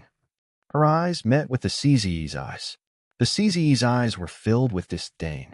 Servant of gluttony, she reprimanded with a cold voice. The next moment, a city guard arrived in front of the injured woman and pulled her into the pyramid. Undoubtedly, she would become a prayer slave. While all of this was happening, the crowd was shouting in rage, hatred, and bloodlust. Gluttony's servants will never win, the CZE shouted. The crowd echoed with an uplifting battle cry. While righteous indignation is justified when dealing with gluttony's servants, let us not forget that we must still give kindness to our kin. The CZE spoke with a much calmer voice. In less than 10 seconds, the crowd calmed down before kneeling again. People were closing their eyes with peaceful smiles as they listened to the CZE. Servants of gluttony? Nick thought with a raised eyebrow. That was just a normal woman that tried to pickpocket someone. Pretty sure a servant of gluttony would be a Specter. Is the gluttony she is talking about actually referring to the servant of famine, or is she referring to gluttony as a concept? Nick frowned. So, is this just a misunderstanding? Nick scratched his head a bit. That would be annoying. Then his gaze went to the entrance of the pyramid. But that's a bit strange. As far as I know, the priesthood is only the second strongest manufacturer in the city. Yet, the city guards seem to follow the CZE's instructions. Something like that only happens in cities where the strongest manufacturer is basically the unofficial leader of the city. I've never seen a mere peak specialist ordering guards around this casually. Something strange is going on. Chapter 620 Door. The CZE finished her sermon after a while, and she turned back to walk inside again. The people in front of the building jumped up with newfound energy and returned to their lives. In a certain way, they seemed motivated and happy. It was like their purpose had been reignited. Naturally, Nick knew a lot about psychology. He could see what was happening. Many people just want to have their own opinion reaffirmed, and if they do not believe that, they will believe whatever is most convenient to them. The CZE is essentially patting them on the back for being better than others while also giving them moral justifications to be horrible people. Anyone that doesn't follow their beliefs is a horrible person, and therefore the believers are morally justified in attacking them. Reciprocating kindness with kindness and enmity with enmity is not a bad philosophy in that form. However, to them, neutrality equates enmity, which justifies acting on enmity on their part. And it's not even possible to accuse her of inciting violence. After all, while she said that the followers of gluttony deserve enmity, she never defined who the followers of gluttony actually are. If anyone directly asked her to say who these followers were, she would most likely answer that she's referring to specters that follow the actual gluttony or humans that are consumed by greed and commit crimes. In both cases, she would be justified. Yet, she intentionally keeps the definition vague, allowing the people to make their own opinion on her opinion without contradicting or correcting them. Her followers probably argue amongst themselves all the time about her opinion on different matters. Nick looked at the people. They seem happy and peaceful, but that happiness hides a tremendous potential for violence and hatred. These people would probably tear a poor mother into pieces because she stole a little bit of food for her malnourished baby, and they would probably do so with a smile while also believing that they were doing good. Nick released a short snort. Sounds a bit like me. The next moment, Nick transformed into mist and moved towards the pyramid. Except that my actions bring actual, tangible, and positive results. The door behind the CZE closed, and she walked down the lavish entrance hall of her building. Waterfalls of fine sand ran down the sides of the yellow hall, falling into pools of fine sand. People had vanished in these pools before. After walking for a bit, she gestured to the side, and the two men behind her performed a quick bow before leaving. Their purpose was not to protect her. After all, she was a peak specialist. No, they were just here to give her an aura of majesty and power. Naturally, any worthwhile extractor could feel her immense power and knew that she was more impressive than any of her guards. However, normal people were not like that. They required a show to truly believe. She slowly walked through the surprisingly empty halls of the pyramid. One would think that cleaning personnel, clerks, technicians, and administrators would frequent these halls, but that didn't seem to be the case. She slowly walked to one of the staircases and walked upwards. For over 5 minutes, she walked up the stairs with a leisurely pace. Eventually, she arrived on one of the highest floors and entered a long hallway. Weirdly enough, there were no doors along the hallway. There was just one big gate at the end. She approached the gate and summoned a white barrier. Her barrier gave off a lot of Zephyx, and a moment later, the gate opened slowly. She slowly walked through the gate. Bang! Suddenly, the gate slammed shut with incredible power, barely missing her leg. Shit! Nick thought as he looked at the closed gate in front of him. Naturally, he wanted to slip in after her and deal with her, but the gate closed so fast that Nick couldn't even react. Why did this gate open so slowly but close so quickly? Nick thought with frustration. Nick looked through the pristine and brightly shining hallway. There were no gaps. It looked like the entire hallway was made of one piece of blindingly bright metal. I can't hide anywhere in this hallway, Nick thought. Sure, it was difficult to see Nick when he was in his mist form, but it wouldn't be difficult while he was in this hallway. Anyone would notice the cloud of mist in one of the corners, or at the end of the bright hallway. While the CZ seemed to be the only person working on this floor, if anyone wanted to visit her, they would see Nick. Well, unless he waited in the corner beside the entrance. But in that case, the CZ would see him as soon as she exited her office. It would be a 50-50 guess. It's a long shot, but maybe. Nick slowly approached the entrance to the CZ's office. While Nick could technically break down the door and charge in, he wouldn't do so since that would defeat the entire purpose of being sneaky. The entire building would notice if Nick broke through the door. leaving him no time for the interrogation. Nick looked at the door for a long time and found a hidden console. This console was used by maintenance personnel to program the door in case there was an error. Sadly, the console was password protected. Not even an override function, Nick thought with annoyance. They value privacy and security for this office so highly that they would rather replace the entire door than have any potential security flaw. And just as luck would have it, I don't have my barrier with my override codes anymore. Over the years of working as a liaison, being a trainee, and working with a technician, Nick had learned a lot about technology and zephology. Getting into a containment unit that could house adults and weaker wasn't difficult for him, but for anything bigger, he needed his override codes. Sadly, even if he knew the codes, he would need his barrier to inject them into the door. While there was a console, it didn't connect to the virtual interface that accepted the override codes.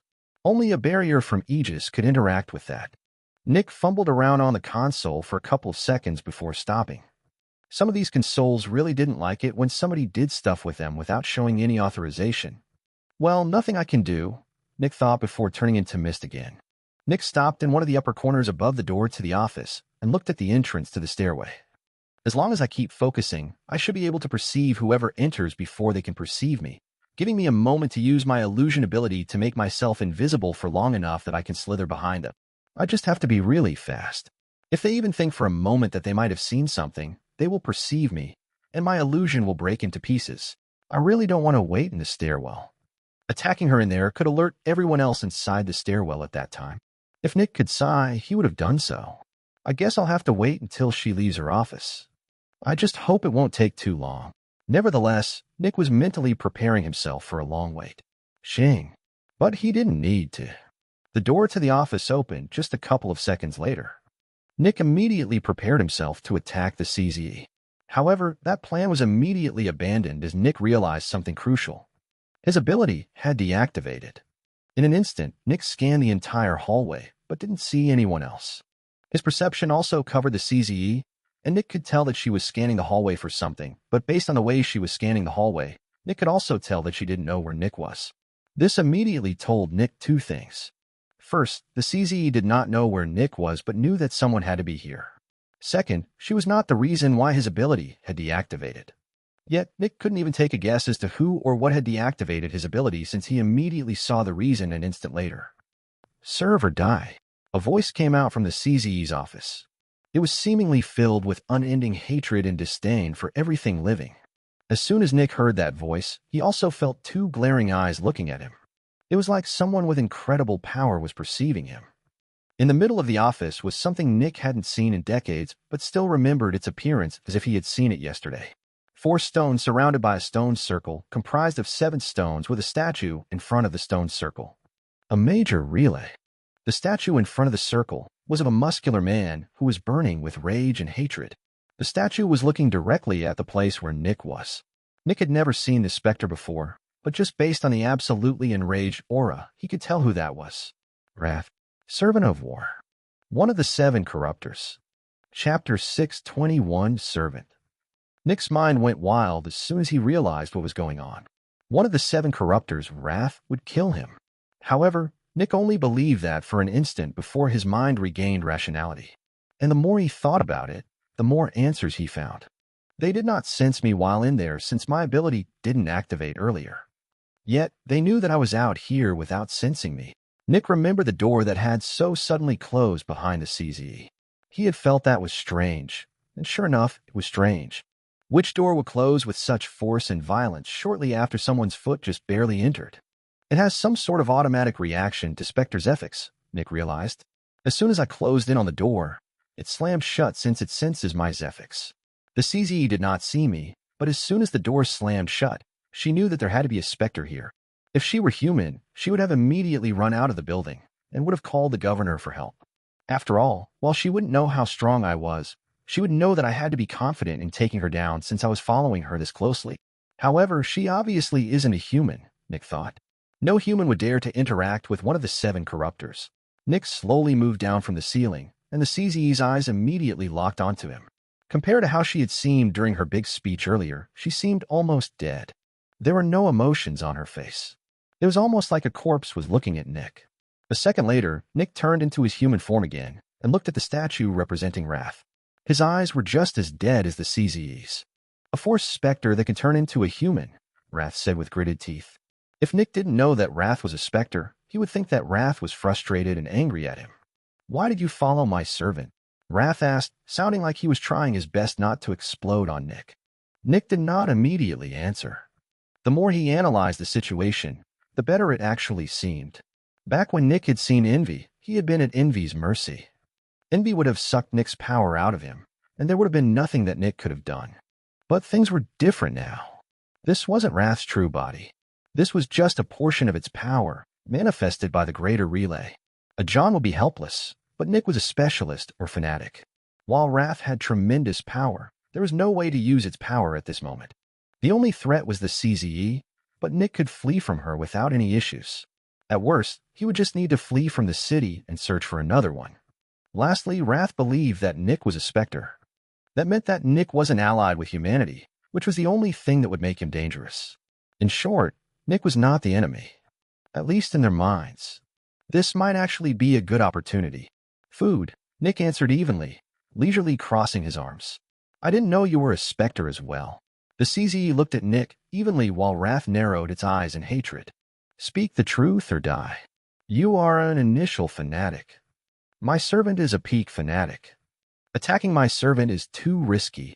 Wrath boomed with a deep voice. It's the truth, Nick answered casually. I assassinate people. Killing your servant is not difficult to me. How? Wrath asked, infuriated. Specters had many special abilities, but Nick was claiming that he could jump almost an entire level, which was crazy. I'm not telling, Nick answered evenly. You're not really here. You're just a greater relay. I'm not here, but my servants span the globe, Wrath spoke in a threatening voice. I know who you are. I know where you are. Serve me or be hunted down by my servants. Nick's expression didn't change. I can just join one of the other 6. Their powers will protect me from your powers. Pointless, Wrath shouted. Servitude is servitude. Serving me or others makes no difference to you. But serving no one makes a difference, Nick answered. Neutrality does not equate enmity. Incorrect, Wrath shouted. Servitude demands decisiveness. You are either for me or against me. Serve me or die. Nick looked at Wrath neutrally for a while. Fine, I will serve you, he said. Good, Wrath said with a malicious grin. Did Wrath believe that Nick would wholeheartedly serve him now? Of course not. No specter would believe that. Amongst specters, there were no true loyalties. The only way one could have a specter as a servant was by being the biggest danger to one's life. As soon as a bigger danger came along, they would immediately betray you and help the bigger danger. If there were a stronger specter than Wrath that was willing to take a specter, the specter would immediately follow them, and everyone knew that. If there were a way to flee outside from Wrath's wrath, the specter would do just that. There was no loyalty. Of course, the 7 corruptors knew that, which was why they reached an agreement. Stealing servants was forbidden, because if they started stealing servants, none of them would have any of them. After all, a servant was valuable, and if any servant encountered a stronger servant from another corruptor, they would just jump ship immediately. At that point, it wouldn't matter who would serve whom. None of the specters would die anyway. They would just work for the latest stronger servant they had met before meeting another servant that was stronger than them. They also wouldn't even need to do a lot of work. They just needed to be more valuable than their metaphorical cost of administration. Because of that, despite their hate for each other, the trio of destruction and the 7 corruptors agreed that servitude was for life. They were allowed to kill the servants of others, but they were not allowed to poach them for exactly this reason. They all wanted to have servants. Nick hadn't known about that before he had accepted to become Wrath's servant, but Wrath very quickly explained it to him, albeit in a much more direct and shorter manner. If anyone finds out you are my servants, they will kill you. There is no way to survive. You are bound to me forever. That was basically all he said. However, Nick wasn't really afraid or nervous. In fact, he was a bit excited. This might prove to be amazing for humanity and Aegis. Nick thought as he looked at Wrath's sculpture with boredom. There is no way for any human to enter the ranks of the Specters to gain inside knowledge. Communication between both sides is impossible since it's not possible that anyone from either side would help the other side. Additionally, it's extremely easy to find out which side someone belongs to. I am the only person or being who can enter both sides. Naturally, I am still on humanity's side, but no Spectre can possibly know that. Even more, they wouldn't even suspect me of being a servant from another Spectre since, logically, the immediate danger in front of me is more dangerous than a distant danger. And since Spectres only follow logic, there's no way that I would purposefully choose to put myself in more danger than necessary. I have a unique opportunity to learn about the enemies of humanity from the inside. What can you do? Wrath asked with narrowed eyes. I'm good at assassination and staying hidden, Nick said. Naturally, Wrath wanted to know more about Nick's abilities, but it knew that Nick wouldn't tell him. The more Wrath pushed, the more likely it was that Nick would estimate his survival chances after escaping to be higher than staying here. Having a servant as a Spectre was like holding a live eel in one's hands. As long as the eel believed that it wouldn't be killed, it wouldn't go too crazy, but if one pressed too hard and put it in too much danger, it would slide out of the hands and take its chances with flopping on the ground to escape. There was this unbreakable calculation of risk. The chance of an assassination attempt occurring times the chance of it succeeding. If both numbers were too high, the servant would try to escape. If trying to escape lowered the total chance of death, the servant would do it. By learning more about the servant, the chances of succeeding in killing the servant increased. However, that meant that the leader couldn't push the servant as much anymore with threats. Trying to escape would always increase the chance of an attempt occurring to 100%, but would lower the chance of the attempt succeeding by a lot. If that was a worthwhile trade, the Spectre would take it. So, in the end, Wrath didn't ask about Nick's specific ability. Asking him meant that it couldn't make use of Nick as much. Can you hide amongst humans? Wrath asked. Don't need to, Nick answered. I just take what I want. Wrath remained silent for a bit. I don't need you in this city. I need you someplace else. But first, you need to know how to contact me for orders. My servant will teach you how to make a greater relay. Nick immediately became interested, but he didn't let it show. Okay. Chapter 622, Conjuring. Good, Wrath said as it looked with narrowed eyes at Nick. You are mine now. Don't even think about escaping. Then the statue turned back into a round stone, and all the power vanished from the major relay. Silence. A moment later, the CZE from the priesthood gestured for Nick to enter. Nick walked forward. Bang. And the door slammed shut in his face. Nick blinked a couple of times. Then he waited. Ding. The door opened again, and the CZE gestured for Nick to enter again. This time, the door didn't immediately close. Nick successfully entered the room, and the door closed behind him. As soon as he entered, he realized why there were no other rooms on this floor. This entire floor was just the CZE's office. It was ostentatious beyond belief. The only office that was comparable to this one had been Marcus Julius' office in Crimson City. Followers of gluttony, huh? Nick thought as he looked around. You will be one of Lord Wrath's servants, the CZE spoke. Your life finally has meaning. Save your bullshit for your followers, Nick answered without looking at her. The CZE didn't show any strong reaction. I will now teach you how to create a major relay, she spoke evenly as she stepped forward. Nick turned around and looked at her. First, conjure a hollow stone that feels like this. Then Nick felt some invisible waves emanating from the CZE. This was the same thing that Nick had experienced when he had talked to the big rock snake. This was the Spectre's unique way of communicating with each other. Back then, Nick hadn't been able to feel the true utility of this ability since the rock snake had had only limited intelligence. But now, while he was talking to an intelligent Spectre, Nick could see the ability's true potential. It was like the CZE was conveying the purest form of concepts to Nick. In almost an instant, Nick knew the dimensions of the stone, how it was supposed to feel to the touch, how it smelled, how it tasted, what it should contain, how hard it was, and all other kinds of things. It was like the CZE had simply spoken the word stone, and all related information of the stone was immediately conveyed. Conveying that much information via speech would need thousands of words and would require significant amounts of interpretation work to get just right. Nick knew exactly what this stone was supposed to be like. And how am I supposed to do that? Nick asked. Sure, Nick knew what the stone had to be like, but he couldn't just create it. It was like asking a child to split a solid piece of metal in two. The child understood what it had to do, but how was it supposed to accomplish that? Just conjure it, the CZE answered. How? Nick asked again.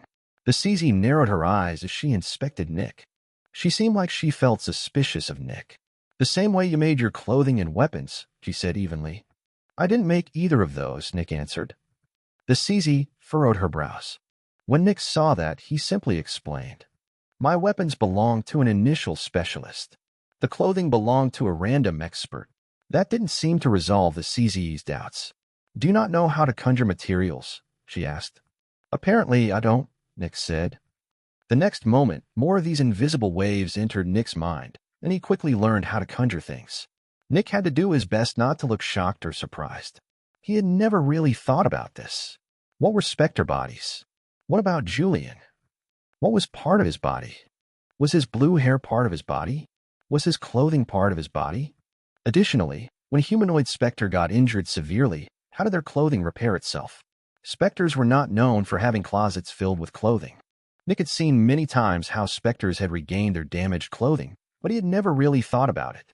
After all, it was of no consequence.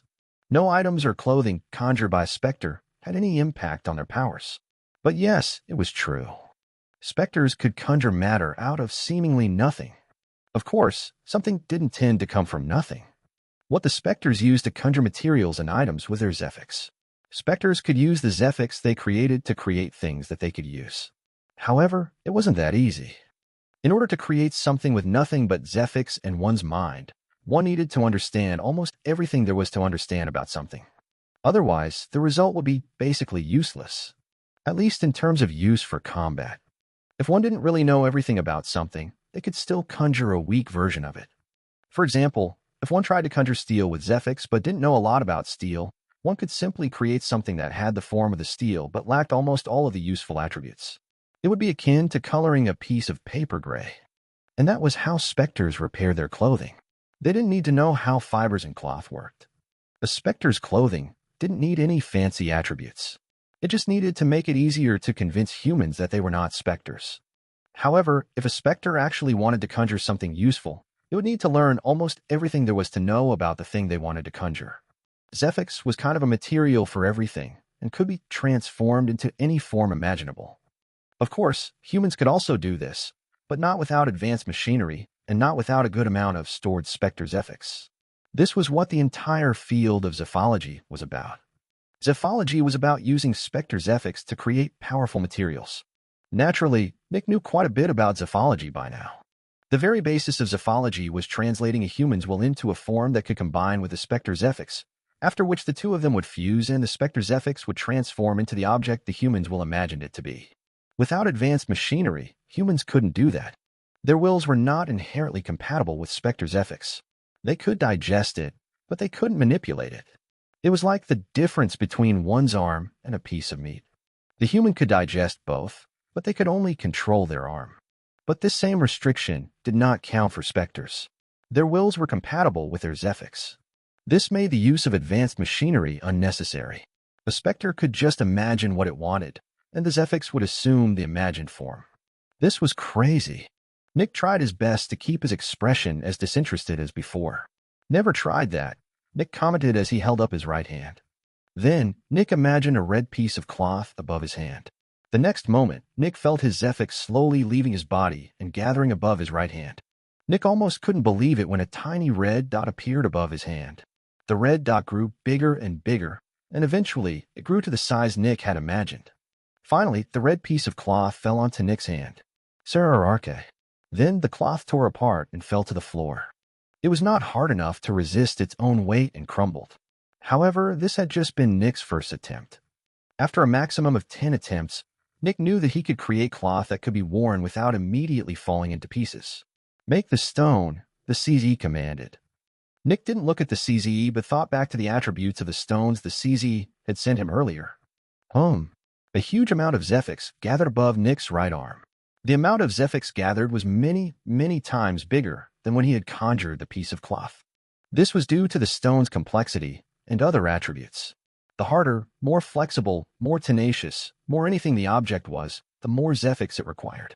Of course, the more complex the object was, the more focus the specter needed to invest since there are more things to keep track of. Making something simple was like asking a normal person to remember a 4-digit code while making something complex, which could be a 10-digit, 100-digit, or 1,000-digit code. After around 10 seconds, Nick stopped. In his hand was a small, curved stone that was barely a centimeter wide. Naturally, this wasn't nearly big enough for the major relay. However, Nick was low on Zephyx and needed to recover first. The sea just kept watching Nick. A couple of seconds later, Nick continued building the stone. Based on his progress, he would probably need several minutes to finish one of the stones. The CZ didn't show it, but she realized that Nick was becoming better at conjuring materials at a terrifying rate. Either this specter had some kind of inherent talent for conjuring things, or it had learned a terrifying amount of information over its lifetime, giving it a powerful ability to learn. However, the CZE was only minorly curious. The talent didn't matter. In the end, this specter was also just part of Wrath's army of servants. This talent changed nothing. Chapter 623, Natural and Artificial. Nick finished the first stone after about 30 minutes. Make 6 more, the CZE commanded with an even tone. I will be back later. Then she walked towards the exit. Nick didn't say anything and just continued looking at the tiny grain of stone he had just made. Naturally, Nick knew that the CZE had to keep up the illusion that she was a human. However, since she didn't tell Nick exactly what she was doing, he could only guess. Communication between them wasn't important. Both of them were servants of Wrath, and none of them wanted to be. If the CZE found a way to flee from Wrath without endangering her life, she would immediately do so. While the CZE did something, Nick continued making the stones. In the beginning, Nick felt a bit unsure about his ability to create the stones, but he quickly got the hang of it. It was surprisingly easy. This is probably a natural ability that almost all specters have as soon as they are born, Nick thought. Maybe it's like how babies try to walk on 2 legs on instinct. Specters probably try to conjure things on instinct as well. It's basically just memorization and abstraction. I have to remember all the attributes I want and then do some calculations to actualize them. Nick raised an eyebrow as he looked at the tiny grain. This is the best opportunity to experiment. I've barely invested anything into this little morsel. If I break it, it's no issue. At that moment, Nick stopped calculating and just thought about the attributes the stone should have. The Zephyx that Nick was releasing noticeably became more chaotic, and he quickly noticed that the quality of the stone wasn't as good as before. Sure enough, if I just use my instincts, it becomes terrible, Nick thought as he inspected the horrible stone. This is probably how normal specters conjure things. A moment later, Nick started to calculate and theorize what his Zephyx should do before trying again, and sure enough, the stone he was conjuring became flawless again. Specters probably don't do that, he thought. The difference between what specters were doing and what Nick was doing could be described with a human throwing a punch. In general, people have seen punches and knew that they could throw punches as well. If they ever needed to punch, they would just emulate what they had seen and do what felt correct to them. And that would end with broken fingers and/or a broken wrist if they used enough power. Theoretically, a human could just keep throwing punches at a practice target over and over again, allowing their instincts to rectify what felt right, and after enough punches, the human would be able to throw a good punch. This was similar to how specters conjured things. Now, someone who knew a lot of things and had a lot of experience in problem solving would not just punch someone without knowing how a punch worked. If one knew enough about biology and physics, they would know that their wrist needed to be straight and that their thumb should not be tucked in their fist. It just made sense to them to avoid doing that. Additionally, they would know that one could use much more power by using the momentum of one's leg and back muscles, while an inexperienced human would just use the muscles in their arms. Of course, the experienced human didn't have the correct feeling of how throwing a punch was supposed to feel yet, but they already knew what it was supposed to be like. By repeating the correct way several times, the correct feeling would come very quickly. Nick had learned a terrifying amount of information about all kinds of topics. One could almost call him an expert in every field. So as soon as Nick realized how conjuring objects worked, many other concepts he had learned in the past overlapped with this one, and he very quickly analyzed and realized how exactly this was working. Additionally, since Nick was so used to learning things, he automatically theorized before trying to actualize something. Instead of relying on his feeling, Nick was manually calculating what he was supposed to do before doing it. This was the reason why Nick was so incredibly good at conjuring things. In short, he had a lot of experience in learning new things. Almost no specters had the opportunity to accumulate this much knowledge. Most specters didn't care about learning these abstract concepts. They were just interested in becoming stronger. From the few specters that were interested, most couldn't even properly interact with humans. Lastly, they also needed a way to access that knowledge. Not every human could access advanced knowledge of a field. Julian had been one of the few specters that had the means to learn about all kinds of topics, and he had used that knowledge to essentially conquer Crimson City. If Nick hadn't unveiled him, Julian would still be unknown and would continue growing until he became a governor. A specter that knew a lot was extremely dangerous. The big brain slug had a tremendous talent for conjuring things, but the complicated math behind its created labyrinth did not come naturally. Envy is probably similar, Nick thought with furrowed brows. I don't think that the ability to absorb and copy other abilities is that easy to use. Most likely, it supplemented its ability by learning a lot about itself and about what it could do, similar to the big brain slug. The big brain slug had a tremendous talent for conjuring things, but the complicated math behind its created labyrinth did not come naturally. Nick continued creating the stones and kept analyzing how all of this worked. This makes almost the entire field of Zephology obsolete, Nick thought as he watched the stone in his hand grow. The majority of Zephology was about creating and programming the advanced machinery needed to influence the Zephyx. But as a Spectre, Nick didn't need this. This was an extremely significant change. Nick could theoretically do things that were practically impossible to do in the traditional field of Zephology. The possibilities are endless. After around 2 hours, Nick finished the 7 stones he needed to create and decided to use the remaining time to experiment. Eventually, the door opened again, and the CZE walked in again. She wordlessly took one of the stones and inspected it. Then she transmitted the attributes of the circle of stones to Nick. These stones were more complicated in their makeup, but it didn't influence Nick's efficiency. 3 hours later, Nick finished that circle of stones as well. Nick received the attributes for the big stone that represented the Spectre, and it was surprisingly simple. Nevertheless, due to the size of the stone, Nick needed a couple of hours again. In the end, Nick saw another major relay in front of him, and it looked identical to the major relay the CZE had created. Next, you need to imbue the stones with abilities, the CZE said. Nick was extremely interested but did his best to hide his interest. Imbue them with abilities? Is that similar to what I did to my Spectre core before fusing with it? This is the hard part, and I expect you to learn it within the next decade, she spoke. Decade? Nick thought. You want me to waste an entire decade for this? Nick asked. Time has no value to you. You can't waste something that has no value, the CZE answered. Nick very quickly realized that she was right. Specters did not die of old age and did not grow weaker with age. They had infinite time. Sitting around and doing nothing for 5 minutes had the same effect as sitting around for 1,000 years. The next moment, the CZ sent a terrifying amount of information into Nick's mind. It was an explanation about how to create ability lines and what he needed to write with them. Nick only received the bare minimum to do what he needed to do to create the major relay. It took Nick a bit to digest all of the information. This is so different, he thought. The method the technician had created to manipulate the manipulation lines was completely different from what the Specters had made. Every little bit of the manipulation lines created by the technician were clear and had a use. Nick and the technician could calculate everything and could see what point every bit of the line had.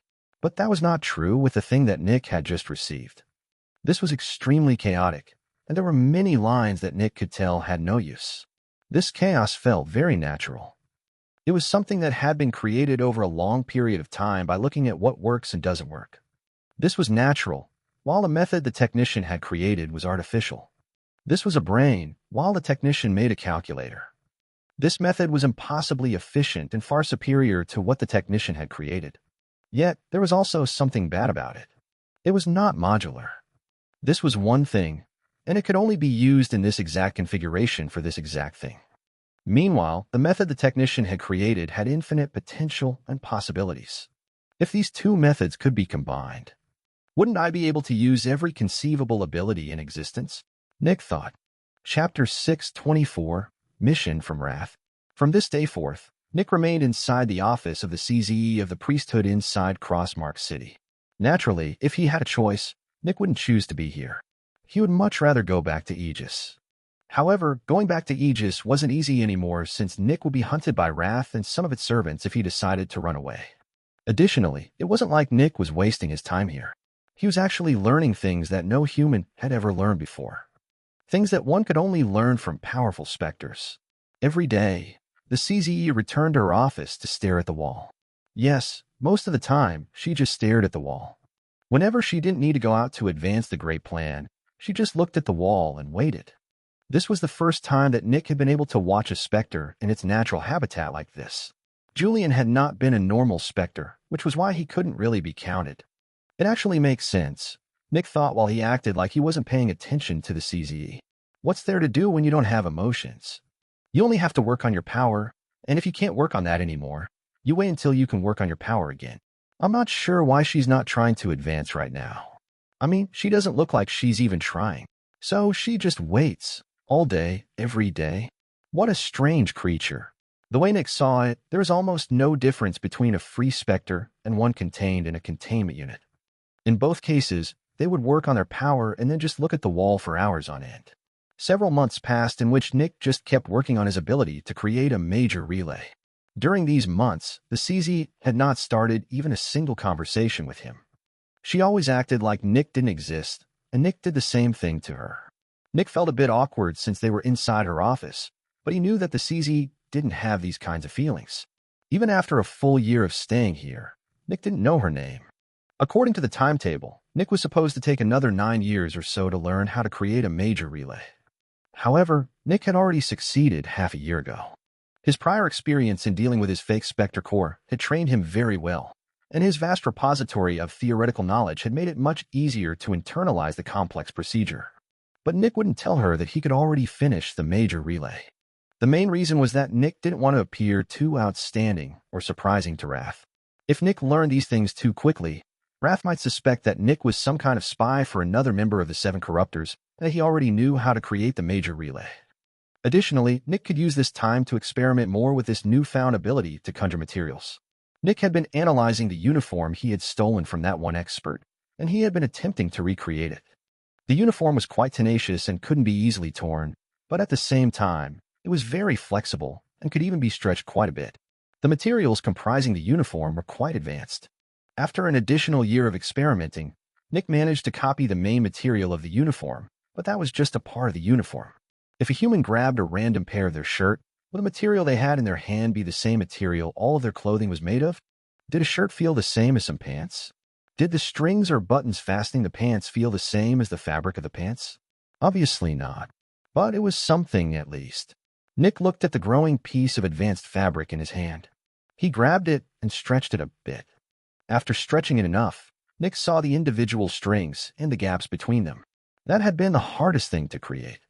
Nick had been able to create this kind of material for quite a while, but it had been a singular sheet.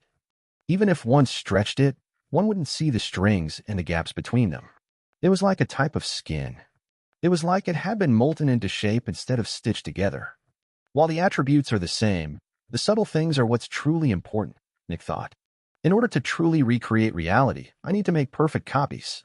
That includes all of the negative aspects of the material. I am still learning about all of this, and the harder something is to create, the more experience I gain. While the material itself might suffer since I am getting rid of part of its potential, I will benefit in the long term.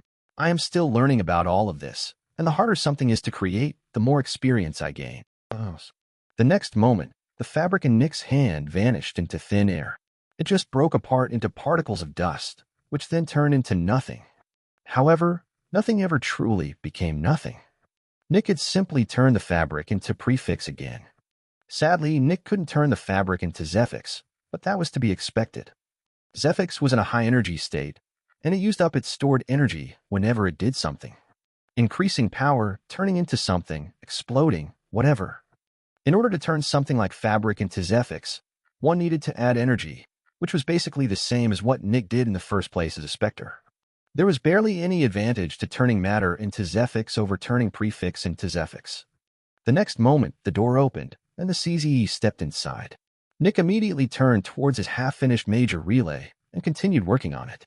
Then, half an hour later, the CZE looked away from the wall and stared at one of the stones in Nick's major relay.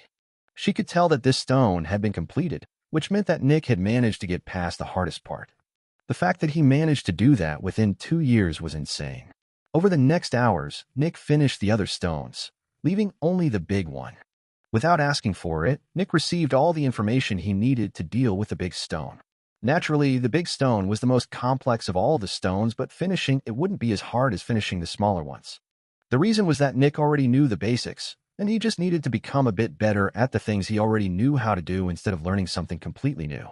With Nick's current experience, he could deal with a big stone in a couple of hours. However, he decided to wait another couple of weeks before finishing with that one. When he was done with the big stone, he turned towards the CZE, who looked at the major relay. "Activate it," she said in a neutral voice. Nick turned to his major relay and did just that. The big stone in front of him shook and morphed into the muscular and angry figure of Wrath, who glared at Nick with absolute hatred. "What?" it asked in annoyance. "I made this major relay," Nick said. "What now?" Wrath narrowed his eyes before looking at the CZE.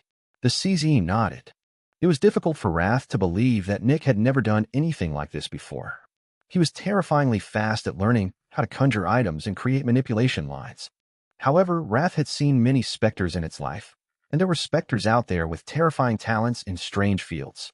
It had even met a Specter once that could estimate a majority of what happened to a human in their life just by taking a look at how they moved and talked. That hadn't even been its ability. It had just been that good at reading people. "Good," Wrath said, looking back at Nick. "You are good at assassinating humans, right?" Nick nodded. "My specialty is remaining hidden and killing humans and Specters." "You are good at killing Specters?" Wrath asked. "Do you gain power from killing Specters?" "I don't benefit from killing Specters," Nick said. "I'm just good at it because humans and Specters have the same weaknesses." Wrath remained silent for a bit as it seemingly seethed in hatred.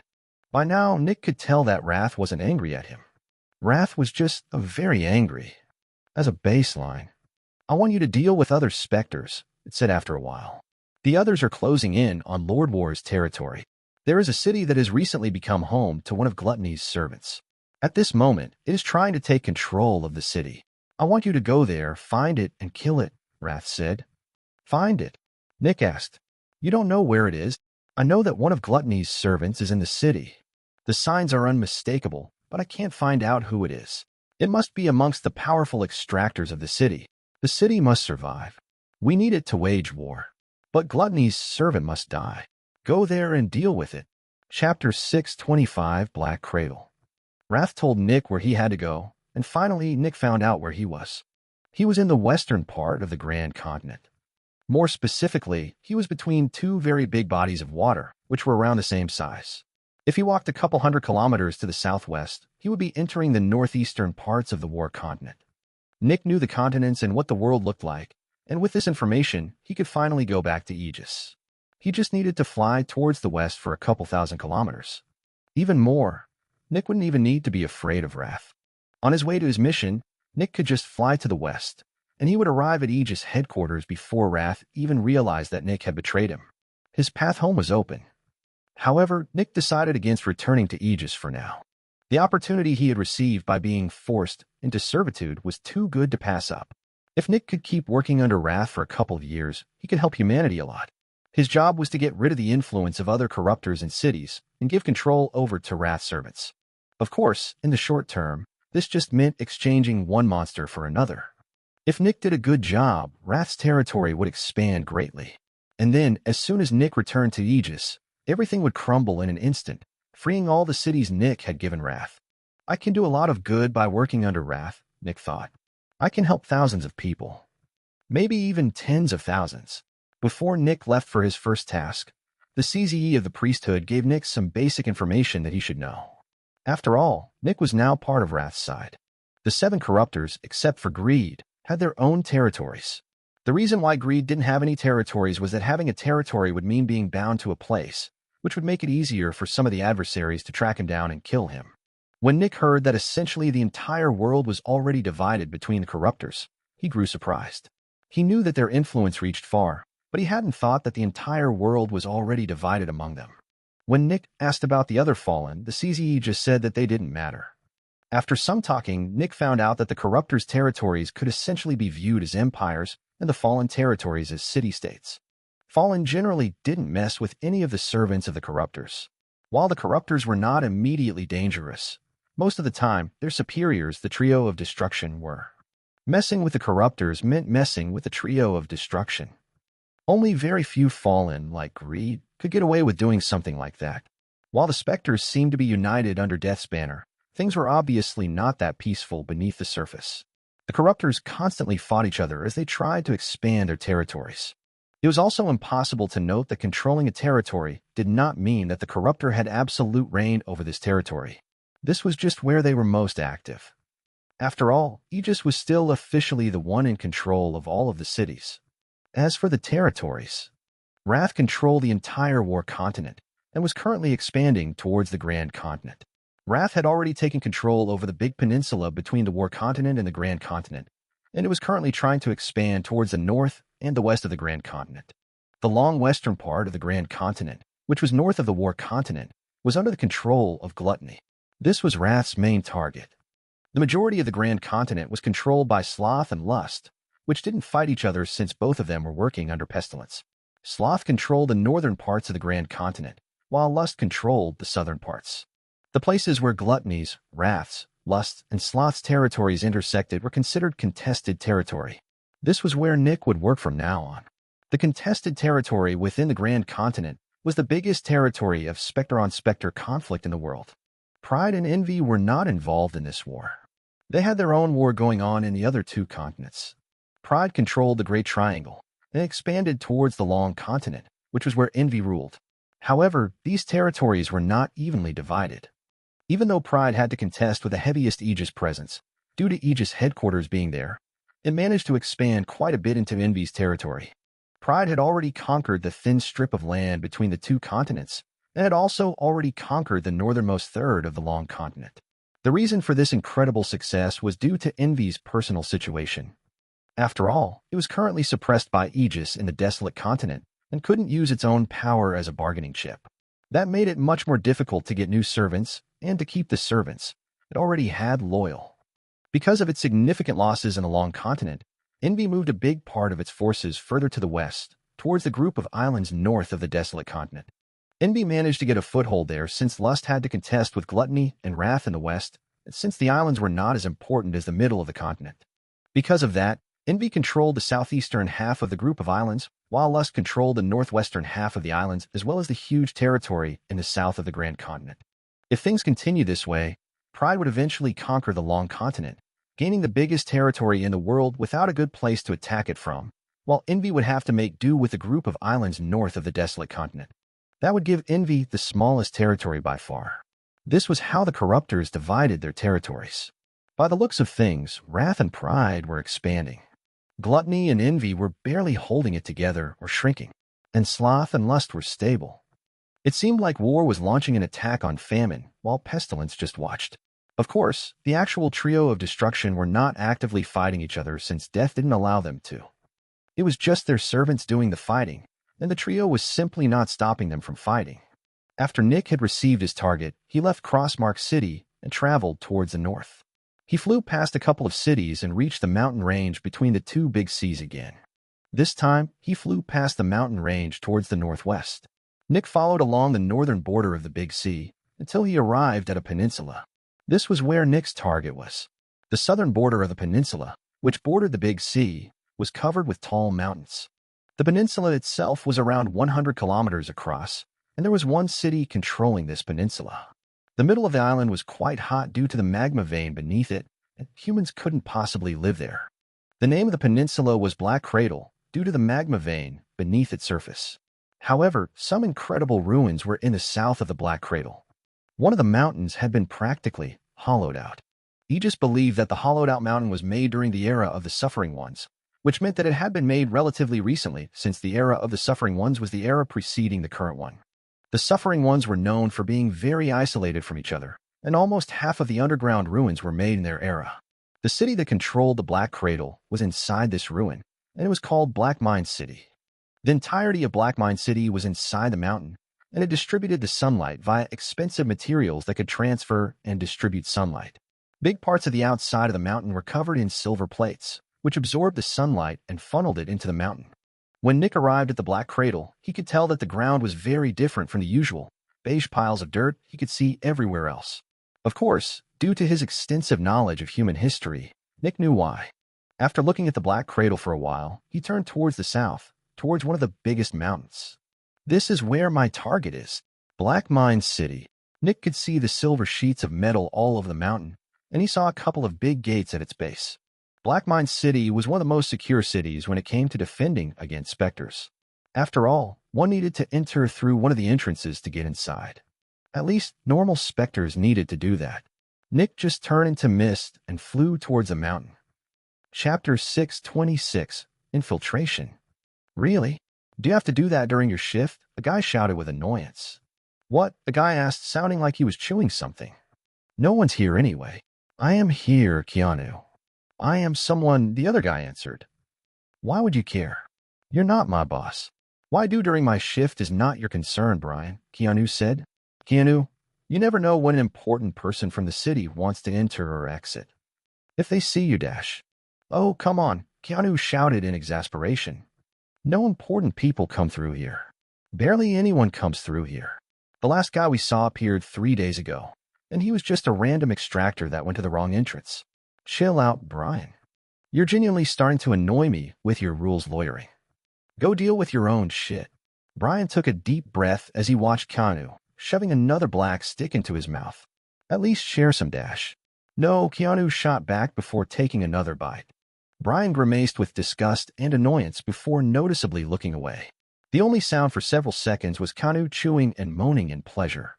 Nick watched all of this happen in silence from the ceiling. The entrance was about 3 meters high and wide, and it was blocked by a massive gate. The 2 guards stood outside the gate. Their job was to watch out for any specters that might want to get into the city. This was one of the side entrances of Black Mine City.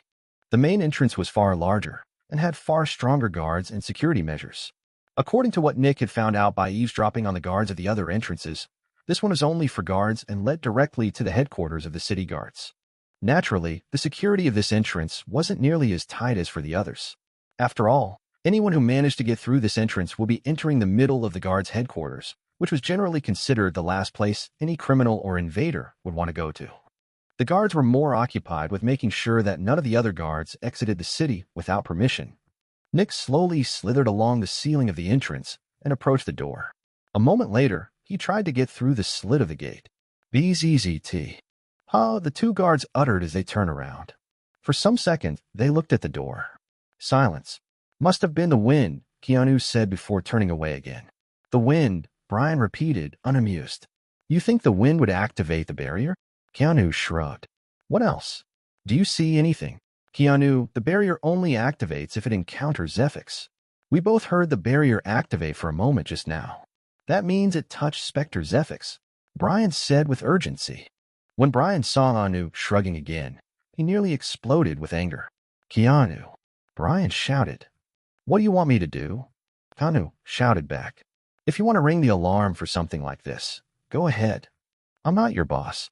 I can't tell you what you should or shouldn't do. Brian gritted his teeth before looking at the gate for a bit. The barrier had only activated for less than a second, and it had already deactivated again. Additionally, they had been talking for several seconds, and nothing had happened. Maybe it was okay not to say anything. Fine. Keanu shouted in frustration. I'm going to tell them. Brian looked relieved and nodded. Keanu's face turned annoyed, and he walked towards the gate. He summoned his barrier, and a moment later, the gate opened. Keanu stamped inside with annoyance as the gate behind him closed. Seriously, what's Brian's problem? He grumbled to himself as he walked through the corridor. He knows that we have to report every single activation of the barrier. Why would he try to stop me? At the same time, Brian looked at the gate from outside with furrowed brows. He didn't know why Keanu didn't originally want to alert their superior. After all, they had to report every single activation of the barrier. Both of them were annoyed that the other one didn't want to report the issue. Naturally, that was thanks to Nick. That was closer than expected, but it worked out in the end, Nick thought as he slowly floated behind Keanu. Nick had not felt the barrier until he accidentally triggered it. The noise the barrier made immediately attracted the attention of the 2 veteran guards, and Nick immediately used his illusion ability on them. He changed their perception so that they felt like the other person was trying to downplay the situation. Sadly, that only worked on Brian. Keanu was adamant about alerting the guards. So Nick made the Keanu and Brian's perception change his decision and walk inside. Luckily, the barrier was not a liquid barrier, but a solid barrier. If this were a liquid barrier, Nick wouldn't have been able to get inside this easily. A solid barrier could not be passed by anyone unless it was deactivated. Meanwhile, a liquid barrier was always active.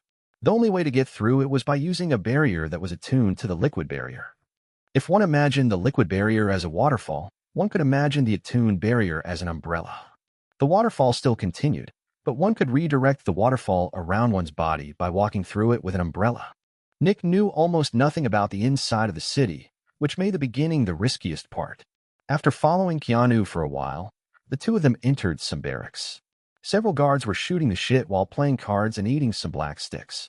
Bro, Keanu. You on, Dash? Not now, Keanu shouted back, not halting. I'm on duty. Oh, sure. Carry on, the man shouted.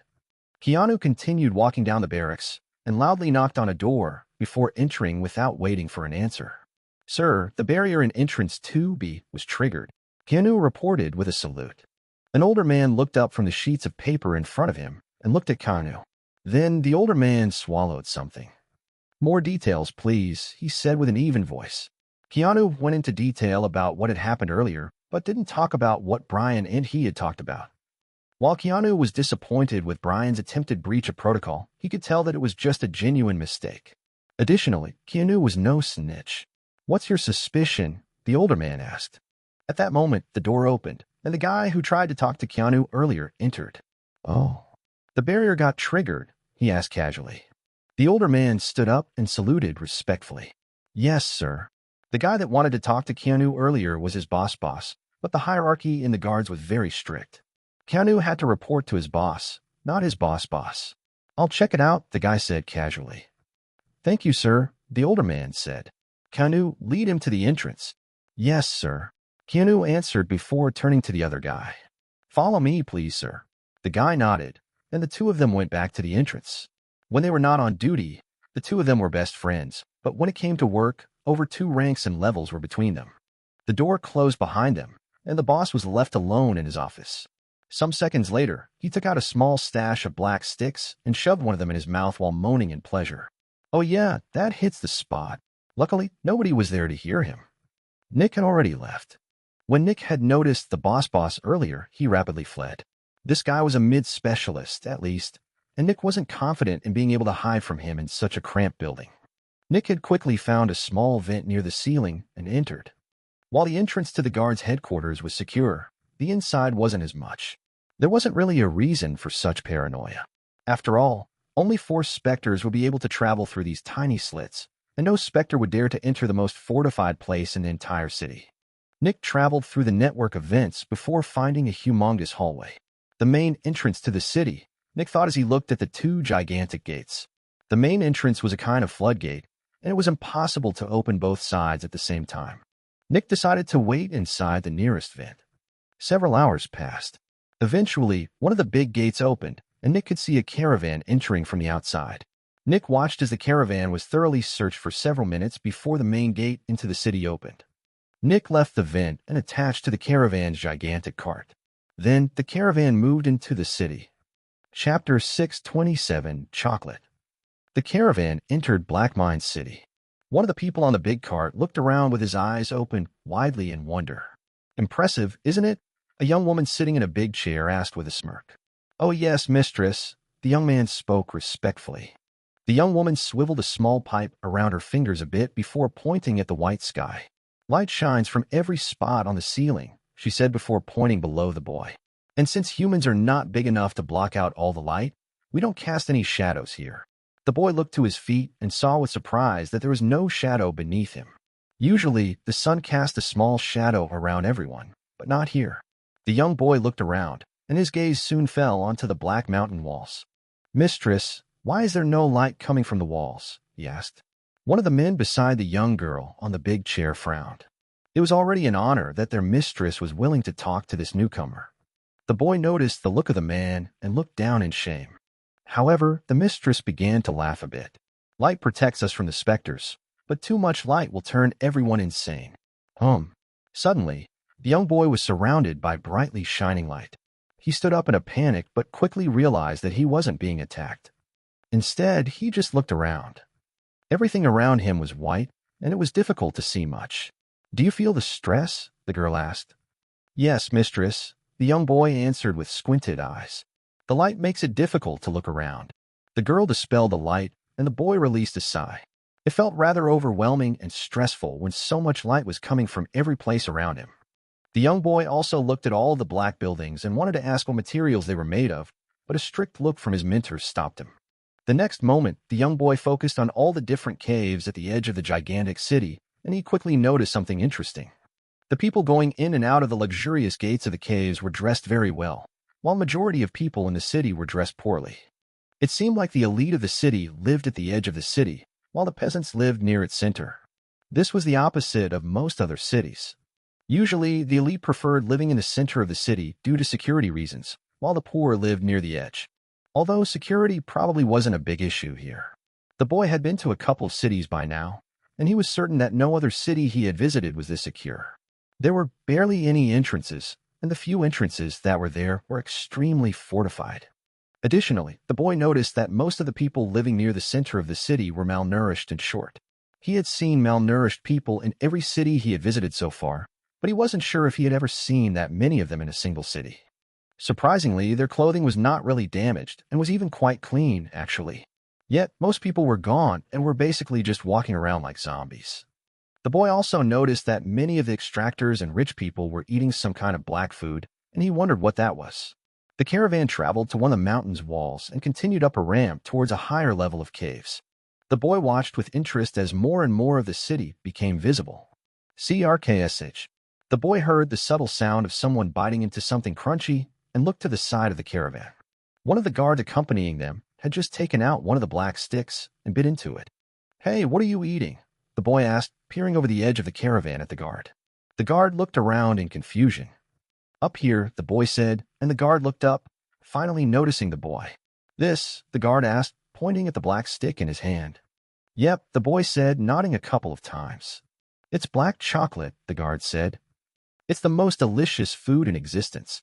Then the guard tore off a small piece and held it out for the boy. "Wanna try?" The boy looked at the offered piece with interest and stretched his hand towards it. Yonk. But then a hand came out from behind the boy, grabbed his collar, and pulled him back. The next moment, the boy's mentor peered over the side of the cart and looked at the guard. "I must apologize for the boy's rudeness. Our caravan prides itself on pure and honest trade, and it is against our policy to accept anything without something in return. We will consider buying a piece from an official source later. Thank you for your understanding." "Oh yeah, sure," the guard said, pulling the piece back. "I hope I didn't put the boy into trouble. I only wanted to help him a bit. It's all fine. You don't need to worry," the mentor said. Then the mentor turned towards the middle of the cart again and glared at the boy, who was looking down in shame. "Rule number 2, the mentor said strictly." The boy took a deep breath. "Do not allow the outside into the inside," the boy recited. "Explain the point behind Rule 2, the mentor commanded. Any and all outside influences, be it people, specters, or objects, could potentially be dangerous to the caravan. Nothing is allowed to pierce the veil between the outside and the inside without explicit permission from one of the 3 administrators," the boy said. "Why did you attempt to break this rule?" the mentor asked. The boy wanted to argue. How is this trying to break the rule? It was just a piece of chocolate. "I thought it wouldn't be dangerous," the boy said. "It's just a piece of chocolate, and the entire city eats the chocolate without any issues. It seems safe. Following whatever the majority does leads to an early grave," the mentor spoke. "If you follow the majority, you will end up in the majority." Then the mentor pointed at the husks wandering through the city. "This is the majority." The boy silently looked at the city. Soon, a feeling of guilt rose in his heart.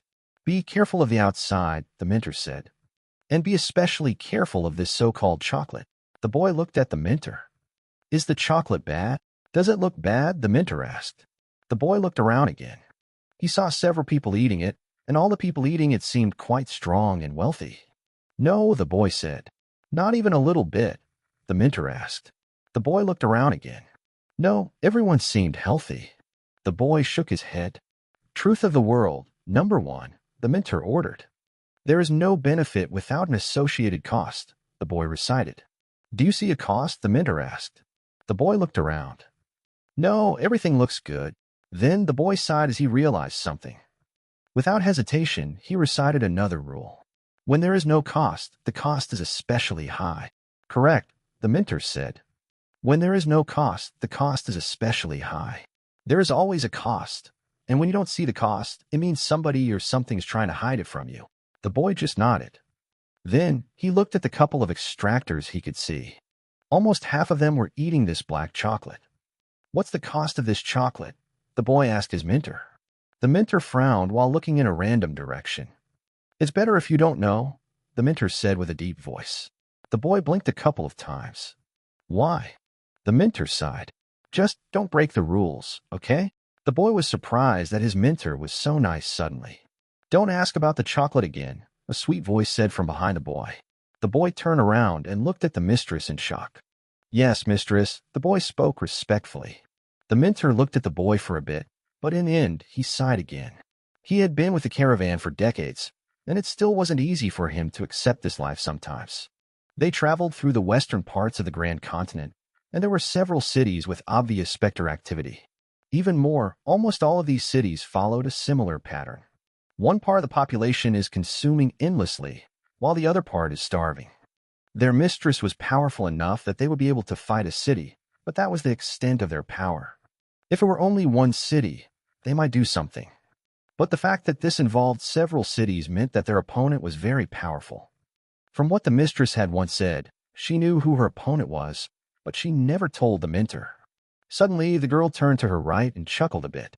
Finally decided to become active, she thought with a smirk. I wonder if this city will change significantly. Mistress, the mentor asked, looking at her in confusion. He wasn't sure why she had suddenly laughed. It's nothing, she said. It's just that a guest just left us. Chapter 628, Incubator. Nick rapidly floated away from the caravan. While he was floating away, he kept glancing at the girl sitting on the big chair on top of the big cart. For a short moment, the two of them looked at each other. This could have gone way worse, Nick thought. Earlier, when Nick entered the big floodgate between the city and the outside, his ability almost immediately deactivated. Nick stopped for just a moment and retreated back to the vent. Almost immediately, he could tell who had seen him. The girl on the cart had glanced in his direction, and Nick looked back. That's at least a mid-hero, Nick thought as he readied himself for a stressful escape. Yet, the woman just smirked before turning away with a noticeable flare. She wanted to show Nick that she acted like she didn't see anything. Nick decided to go with the flow and went below the cart. His ability did not reactivate. For the entire duration of the tour around the city, Nick had been within the girl's perception. That was probably also why she had commented about the city a couple times while talking to the young boy. She probably wanted to tell Nick these things. Nick was not entirely sure why she was doing these things. This girl was 100% a human. She was definitely not a Spectre. Why would a human help a Spectre? For a while, Nick had been nervous that she simply wanted to lead him to a place with more extractors, but that didn't seem to be the case. After leaving the caravan and floating away for a while, Nick's ability finally reactivated. Why is she helping me? Nick thought. Or maybe she's actually not helping me, but just not interfering. Due to the short moment in which both of them had looked at one another, they had exchanged quite a bit of information. When the woman had seen Nick halting immediately after she noticed him, she learned that this Spectre had terrifying perception abilities. She couldn't exactly tell what the cloud of mist was looking at, but she had felt like the cloud of mist had been looking at her. The fact that the cloud of mist was doing that instead of immediately attacking or running away meant that it was intelligent. And that was more than just a little strange. The mistress was not sure if she had ever seen an intelligent Force Spectre. Force Spectres were essentially forces of nature, and those didn't tend to be intelligent. Lastly, Spectres, even intelligent ones, would flee immediately since staying put will be putting them in unnecessary danger. But this one did exactly that, which didn't seem to make sense to her. Of course, there were also Spectres that acted illogically. After all, plenty of Spectres were insane and unreasonable. Yet, this Spectre didn't seem to act in an insane manner. In fact, if she had to put it into words, she would call this Spectre's behavior quite human. Of course, Nick knew that the mistress realized most of these things, but that didn't explain why she decided to help him. In the end, he was still a Spectre. Sadly, Nick wouldn't get his answers. After making sure that Nick wasn't secretly being followed, he decided to take a look at the city. Nick had been to over 100 cities in his life, and he had seen great ones and horrible ones. But this one was probably one of the worst ones out there. The Dregs only made up about 15% of Crimson City, while they make up over 80% here, he thought. Not even rats were running around in this city, which almost seemed unreal. After all, the worse the people felt, the higher the likelihood of rats appearing since they could consume a ton of corpses. Starving people didn't have a lot of strength. But there are no rats here. In fact, the number of insects is also shockingly small, Nick thought. After a while, Nick saw why. They are eating them, he thought with furrowed brows. Nick saw a couple of people carefully removing a sheet of metal to reveal a barrel filled with old water. The water was filled with larvae from different insects, and the people quickly retrieved a couple of the larvae before putting the sheet back. This was the most pathetic farm Nick had ever seen. Until he saw an even worse one a minute later. When Nick saw the next thing, even he felt unwell. A family of 3. A father, a mother, and a young daughter. The 2 parents were skinny, but the daughter was relatively healthy. The daughter was eating a small plate filled with wriggling fat larvae. Her 2 parents were looking at her with love. Luckily, the daughter couldn't see the dark truth of these larvae. Beneath the father's loose shirt, fat maggots were wiggling around in his flesh. The father's back was already covered in holes, but he didn't get rid of the maggots. The maggots the daughter was eating came from the father's back. The father was growing these maggots for her. Yet his eyes were filled with nothing but love and hope as he looked at his daughter. He won't survive for much longer, Nick thought. Most likely, they will hide his body and harvest the maggots born from it. Nick had already found a similar situation in a different house. It seemed like the mother of that household didn't harbor any maggots while she was alive, but she housed a lot of them now. But compared to the first household, it was not the child that ate the majority, but the father. Not everyone valued their children's life above their own. For some people, children are a safety net, Nick realized with narrowed eyes. They can invest in them while they have food to spare, but if they ever need food desperately, it was horrendous. This city was absolutely vile. However, Nick wasn't disgusted by the poor people, but by the elites. The elites were the ones that caused such an insane state to occur. Meanwhile, Nick thought as he looked at the big caves around the city. He saw over 100 people munching on their chocolate sticks. They just keep eating and eating. Ding. Nick noticed that one of the extractors accidentally dropped a chocolate stick while walking through the city. The extractor looked at the dropped stick. For a moment, he seemed to hesitate. In the end, he sighed and continued walking. He really loved these chocolate sticks, but he didn't want to eat one that's been on the ground. The poor people around him noticed the dropped chocolate stick. And then something shocking happened. Not a single one of them tried to take it. It was just lying there. The people were obviously starving, but they kept ignoring the chocolate stick. After several minutes, a young boy walked out of the shadows. He looked around carefully before approaching the chocolate stick. Most people ignored him. The boy took hold of the chocolate stick and looked at it in wonder. Was this food? Don't eat that, an older man sitting on the side said. Huh? The boy asked, turning to the man. Some of the onlookers threw a dirty eye at the man. Why couldn't this guy mind his own business? Why? The boy asked. It won't help with your hunger, the man said. It does not have energy. It only wants to make you eat more. It wants you to eat and eat and eat. It wants you to be hungrier and hungrier. If you eat it, you will be put under its spell, and one day, you will be willing to trade your life for just one more piece. Don't eat it. The boy looked with horror and fear at the man. Then, he looked at the piece of chocolate in his hand again. No. You're lying, the boy shouted, holding the chocolate to his chest. You just want me to give it to you. Without waiting for an answer, the boy ran away with the chocolate. He was too weak to bother. Some of the onlookers watched the boy from a distance. One of them slowly pulled out 3 pieces of old chocolate and readied them. They would never eat these pieces themselves. However, sometimes these pieces could be traded for a maggot incubator. Nick saw the boy eating the chocolate. After a while, the boy seemed to become more nervous. He ate the chocolate faster and faster, and within a minute, all of it was gone. Next, the boy collapsed and held his stomach. Saliva was gathering in his mouth, and he started to drool. He looked around in horror before running away. Nobody followed him. They didn't need to. In just a couple of days, the boy would be running around in panic, asking everyone for a piece of chocolate. The hunger would make him desperate. And then, they could ask for whatever they wanted. Because at that point, the craving for the chocolate would be worse than the pain and horror of becoming a maggot incubator.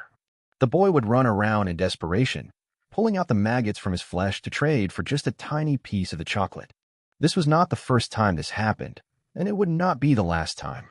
Chapter 629, Happiness Through Taste. Nick watched the city for a couple of hours. He needed to learn as much about the city as he could to find Gluttony's servant. During these hours, he had confirmed that the guards didn't seem to experience any of the negative effects normal people were experiencing. The only surprising thing was that they ate a lot of chocolate.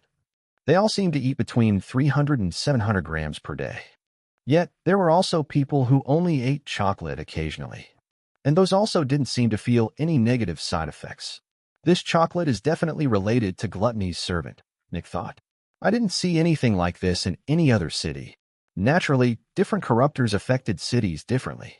The majority of cities Nick had been to were part of Pride's territory, and after thinking about it a little bit, Nick could also see a trend there. Nick remembered a surprising number of arrogant and dismissive people in the cities. Their partially baseless arrogance was often the reason why Nick's team was even called in the first place. We thought we could catch the Spectre, but it was stronger than expected. We thought we could deal with this extractor, but they were surprisingly strong. We thought we could bully them out of the economy, but they played unfairly. Stuff like that. Their arrogance made them overconfident, which made them careless, which resulted in a lot of unnecessary conflicts with plenty of casualties. And since Pride was a follower of war, this made a lot of sense. War was conflict, and Pride caused a lot of conflict. Just like Wrath, Nick had only been in a single city controlled by Wrath, and he had seen how it operated. The people entered their own little groups and became extremely aggressive to anyone outside their group. Naturally, this resulted in more conflict and needless death. However, while Pride and Wrath were also corruptors, Nick would prefer their influence over Gluttony's influence. With Pride, only the elite suffered. The majority of victims of Pride were extractors and high-level executives. With Wrath, the victims were groups. Yet, inside of each group, the people could still live relatively normal lives. Essentially, they lived normal lives until they suddenly got jumped by several people belonging to a different group. Yet, with Gluttony, one had an entire life of suffering ahead of oneself. One side kept consuming without ever stilling their hunger, while the other side was also always hungry but couldn't consume. The powerful could consume without end, but just like the poor, they were still hungry. Gluttony and famine, Nick thought. Famine through gluttony. Nick looked at the city for a bit longer. This is the worst city I've ever seen, and I refuse to believe that it will become worse with Wrath's involvement. At least, with Wrath, people don't have to suffer like this. This thought made it easier for Nick to come to terms with the fact that he was going to conquer a city for one of the corruptors. I'm going to deal with Gluttony's servant. A moment later, Nick floated away from the building he had been perched on and moved towards the side of the gigantic cave. The closer he got to the side, the more guards there were. Then, Nick floated around a couple of big gates leading to caves. From now on, the actual work would start. For the next couple of days, Nick just kept watch over the gates in the city. He remembered who lived where, what they did, what their status was, what their power was, and so on. The more Nick knew about the city, the easier it was to change it. Over the days, Nick had also learned a couple of interesting things. For one, the poor people received a delivery of food every day. Every citizen received a small ball of something that was fluffy and brown.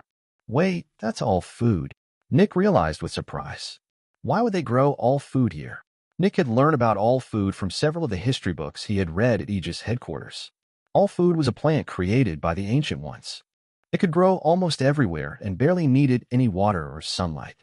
Essentially, it could be grown in a dry cave. However, it required a brutal amount of fertilizer to grow. All the energy the plant would gain from light and water was usually replaced by fertilizer. An additional attribute of the plant was that it was extremely calorie-dense. 100 grams of it was around 900 calories, and the fatty acids in it were also of an optimal ratio. The Ancient Ones grew all food inside many high-rise buildings, severely reducing the space farms took up. Then the Ancient Ones fed the all food to their livestock while also using it as biomass for other plants.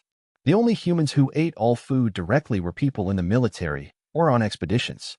Since all food doesn't use water or light, it needs an insane amount of biomass to grow, Nick thought. They are essentially putting more food into the all food than they are harvesting. It's a net loss. Every citizen received exactly 65 grams of all food.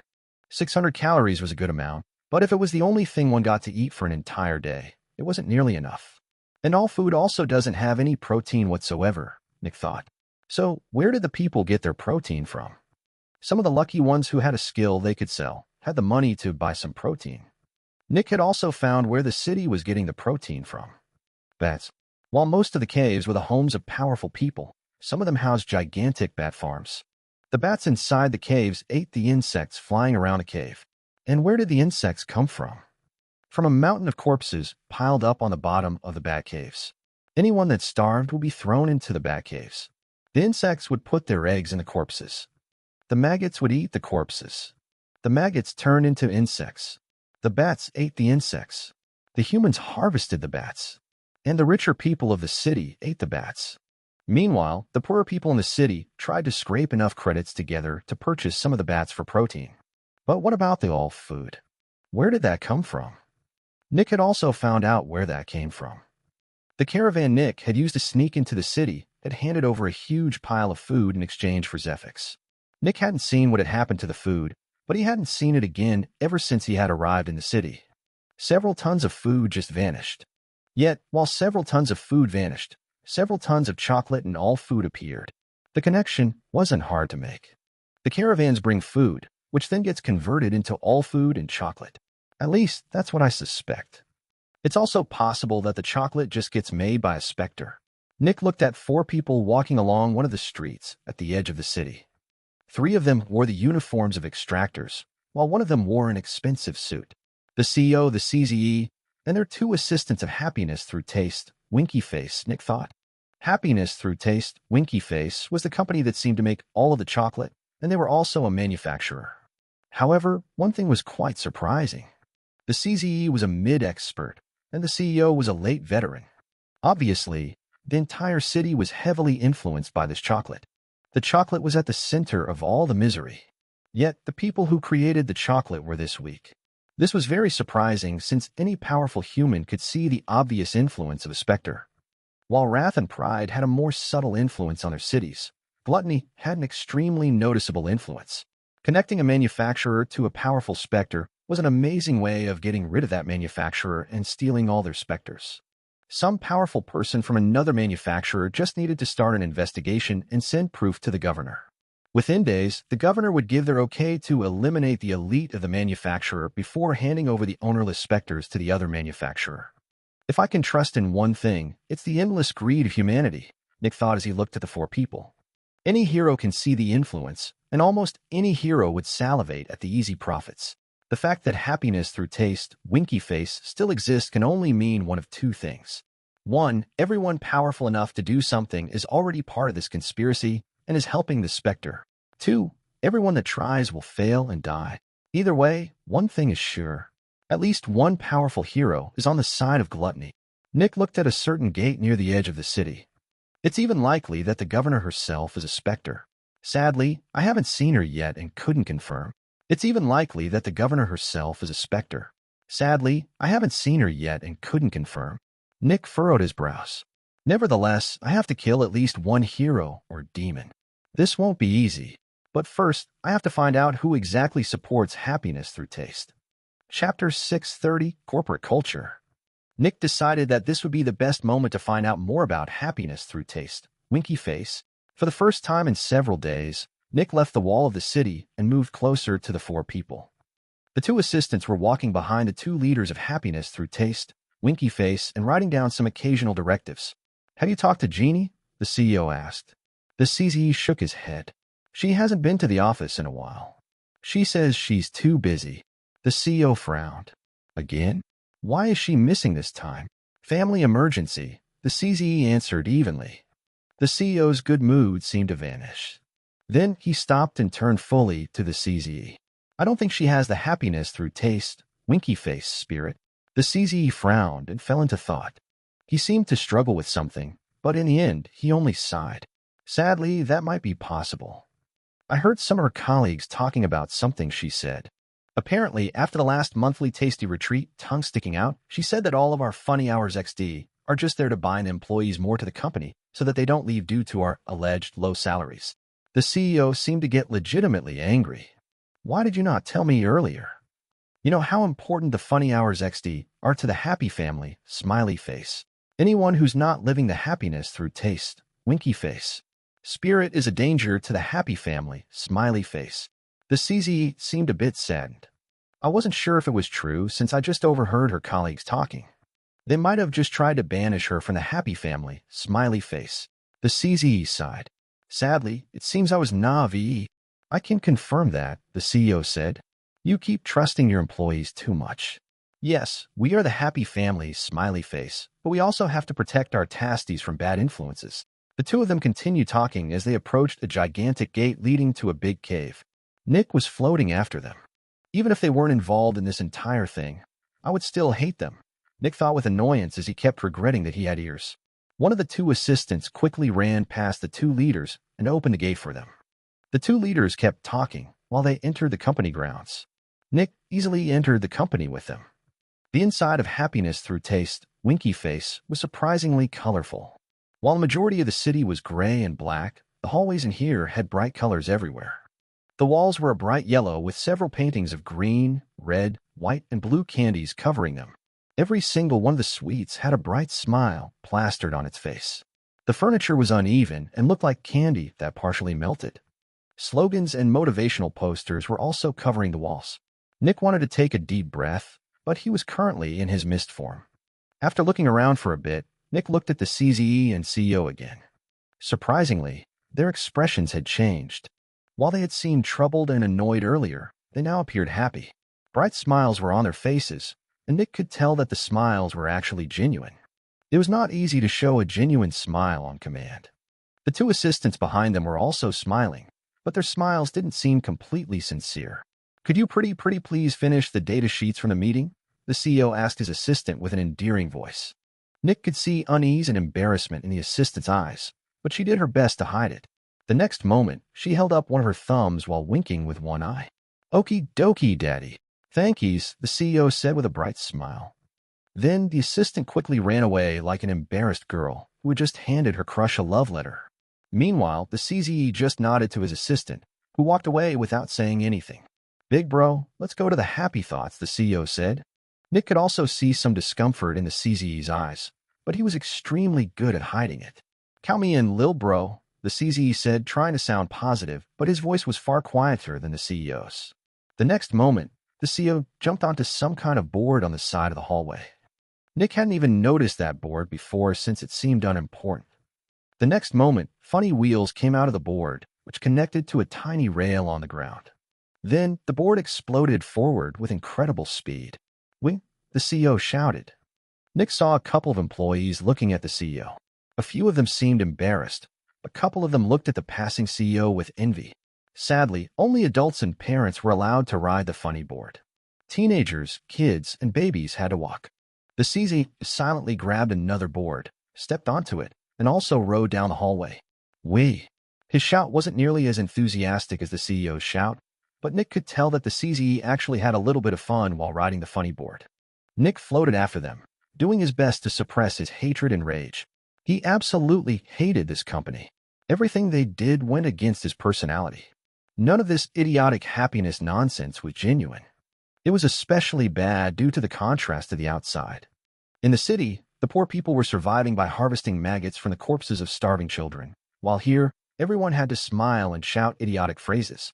One also had to remember that it was this company that produced the chocolate, and the chocolate was the reason why everything was so dire out there. This company is a rotting carcass wearing a smiling mask. Nick kept following the two of them. After a bit, they arrived in front of an uneven elevator. A goofy and wonky hand, wearing a glove, pointed at a number. The CEO pressed a big button, and the sound of a fart came out of the wall. The CEO giggled a bit, and the hand moved through the numbers of uneven size. This was the endorphin elevator. The two stepped inside and rode the elevator to one of the highest floors. As soon as the elevator opened, Nick saw the most ridiculous hallway.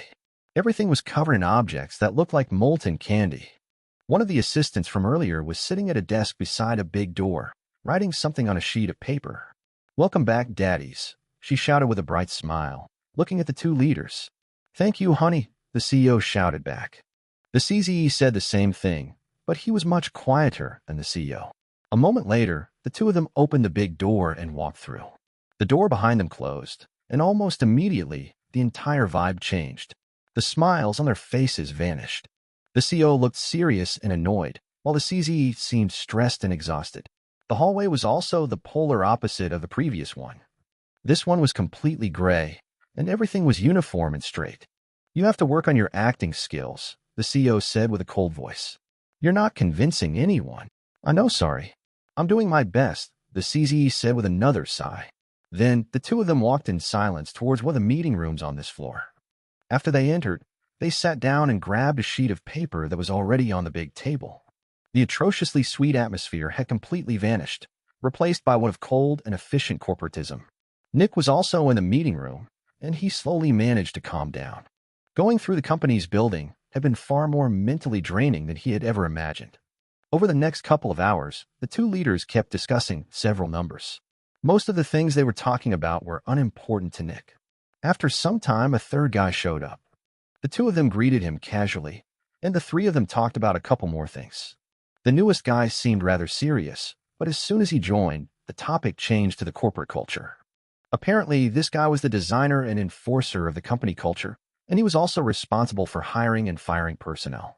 The CEO brought up Jeannie again and told the third guy to take care of it. The third guy just wordlessly nodded, and after talking a bit more, he left again. This might take a while, Nick thought as he kept listening to pointless things. Well, the topics were not pointless to the company, but they were pointless to him. Nick just wanted to know who their backer was. I just have to wait until something happens. At some point, one of the extractors or manufacturers will try to do something, and eventually, they will talk about their backer. Now, I just have to wait some more. Chapter 631, Representative.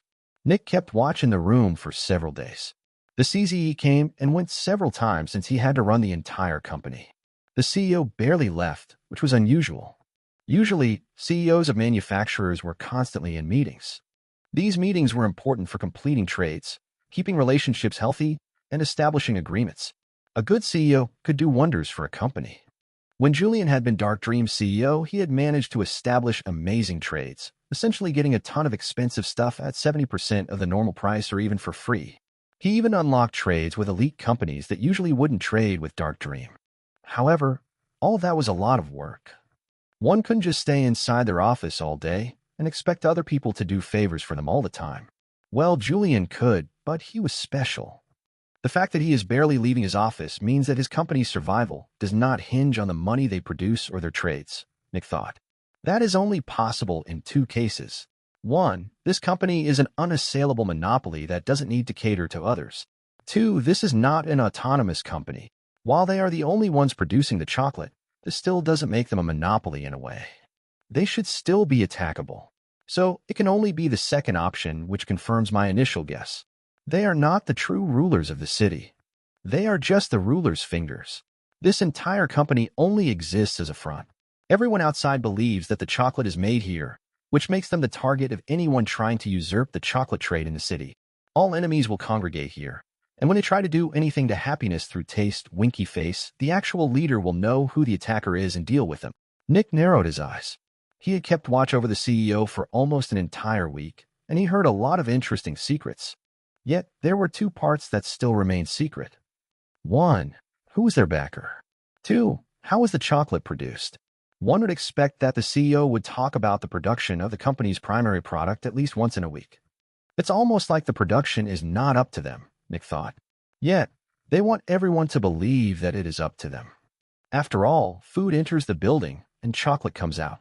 At the moment, there was a big meeting happening between the four leaders. The CEO, the CZE, the CIO, and the CCO.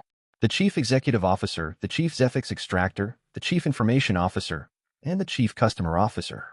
The Chief Information Officer was the only woman in the leadership, and she was responsible for all the equipment in the building.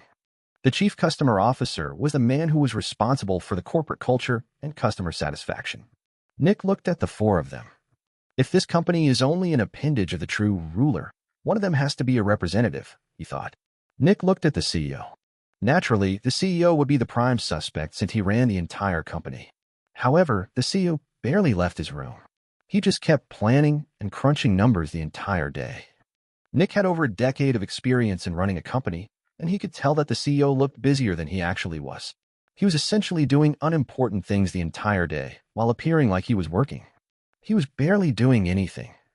If Nick ran the company, he would sack the CEO and just dump the workload onto the other three. They would still be able to deal with all their tasks easily. Additionally, the other three don't seem to respect him. They are following his orders, but they are not really acting like they are his inferiors. Except for the CZE, Nick thought as he looked at the other man.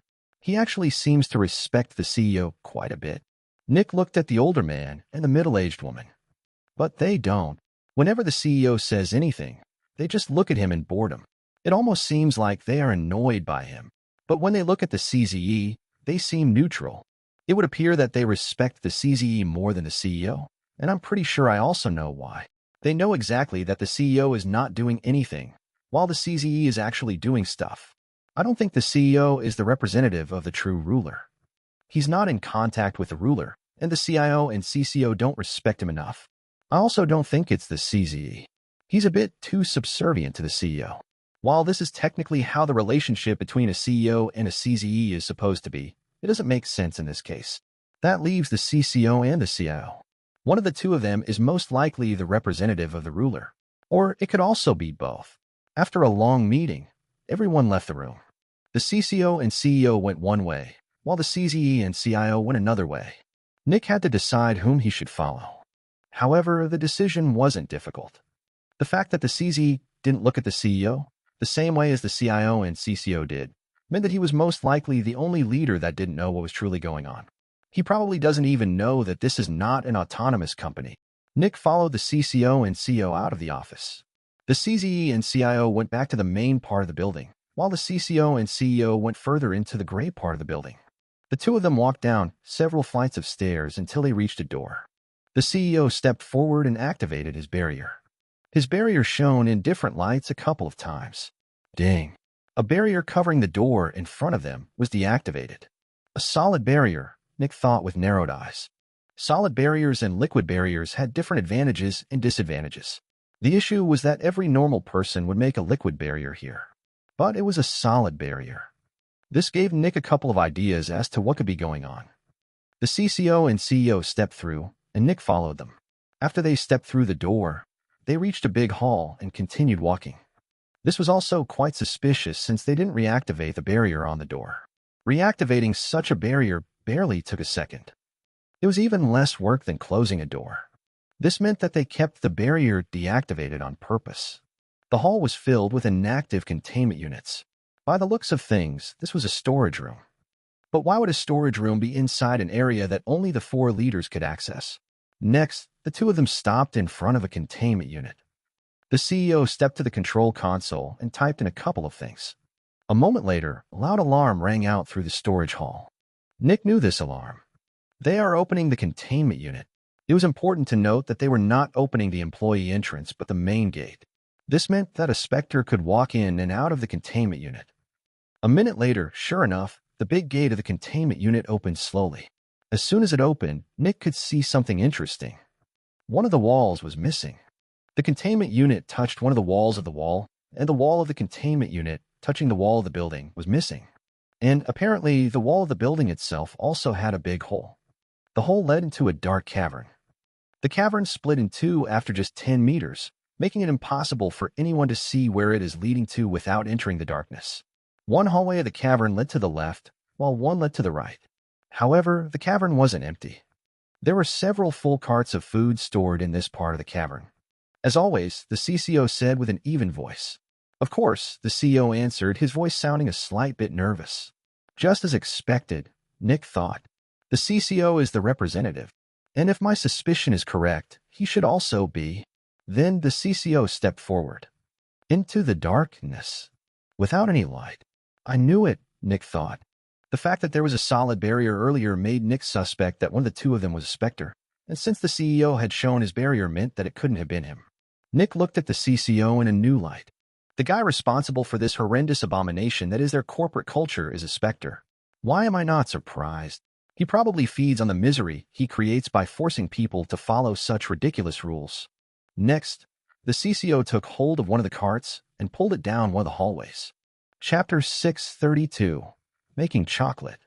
Nick manipulated the CEO's perception and followed the CCO. While using this ability cost quite a lot of Zephyx, manipulating the perception of an expert wasn't very difficult for Nick. The CCO kept calmly pulling the cart behind him as he kept walking down the dark hallway. Nick kept watching him, trying to figure out how powerful the Spectre was. But it wasn't possible. He feels like a human veteran to me, Nick thought. However, he has to be a powerful elder at least. The fact that he is able to fool my senses tells me as much. Even though I know exactly that he is a specter, and even though I'm trying my best to feel his true power, I can't see through his ability. He has to be a fanatic at the very least. Luckily, Nick's ability was still active, which meant that the CCO didn't know that he was there. I have to be careful with that thought, Nick thought. When I waited for the CZE of the priesthood, I also thought that she didn't know I was there since my ability was active, but she actually knew that something was there due to the barrier of her office. However, I'm quite certain that there was nothing strange that sensed my presence earlier. I should still be careful, though. The CCO kept walking down the dark cave. The cave led upwards and followed a subtle curve towards the right. Based on the angle of the curve, we should be walking through the stone of the mountain while circling the inside of the city. After about 3 minutes, there was a turn in the curve. The couple of days in which Nick had kept watch over the city allowed him to create a reliable and detailed map of the city, and with a bit of math and a bit of estimating, Nick was quite sure that he knew where they were. Just as expected, Nick thought. I knew that someone powerful was backing them. The city headquarters. The cave led to the back of the city headquarters. This was the place where the city's specters and the rulers of the city were located. As the two of them approached the bend, Nick started to hear something. Is that moaning? Nick thought. Quiet moaning was coming from around the bend. It sounded like a woman who was in pain. After a while, the CCO walked around a bend. Nick floated after him, but he decided to be even more careful. Instead of walking past the bend, Nick stopped and fully focused on his new passive ability from Maw. While he couldn't see what was happening beyond the bend, he could hear, smell, and feel so much that a perfect picture appeared in his head of everything past the bend. What he saw made him frown. The CCO was slowly moving forward with his cart. After a couple of seconds, he saw some subtle red lights, which were pulsating at the speed of human breathing. He walked a bit more and finally saw his target. The CCO walked through another hole and entered a big containment unit. However, compared to the earlier containment unit, this one wasn't deactivated. It was fully running, but it wasn't really containing anything. After all, there was a gigantic hole leading into the cave. In the middle of the containment unit was a specter. It was around 4 meters tall and completely black. It was a woman laying on her back, and she was unreasonably pregnant. Her belly bulged out as much as she was tall. The labored breathing and the pulsating red light came from her. She was sweating unreasonably strongly, and she seemed like she was suffering quite a lot from the pregnancy. Quick, quick, quick. She gasped between breaths. I need food. Give me food. The CCO walked forward without saying anything. He stopped in front of her and lifted the cart with one hand. The woman opened her mouth to an unreasonable degree. There were no teeth in her maw. Every part of her mouth was covered in gums. Then the CCO dumped all of the food into her maw. Within less than 10 seconds, over a full ton of food vanished. The specter closed her mouth. Then her belly started to rumble. Her pregnant belly vibrated. She suddenly screamed in absolute pain. It's here. It's here. It's coming. Her legs spread, and her vagina expanded like a balloon. Next, a humongous black mass clogged up the gigantic vagina. She kept screaming in pain. The sticky and slimy black mass changed shape as the specter pressed it through the gaping hole. The CCO had already placed the empty cart in front of the bursting vagina. Nick could hear the slimy and sloshy sound of the black mass as it plopped onto the cart. After the slimy mass left the specter's gaping vagina, she finally became quiet again. Well, not completely quiet. She just returned to moaning in pain. Her belly did not get smaller after giving birth. Food, bring more food, please, she said through pants.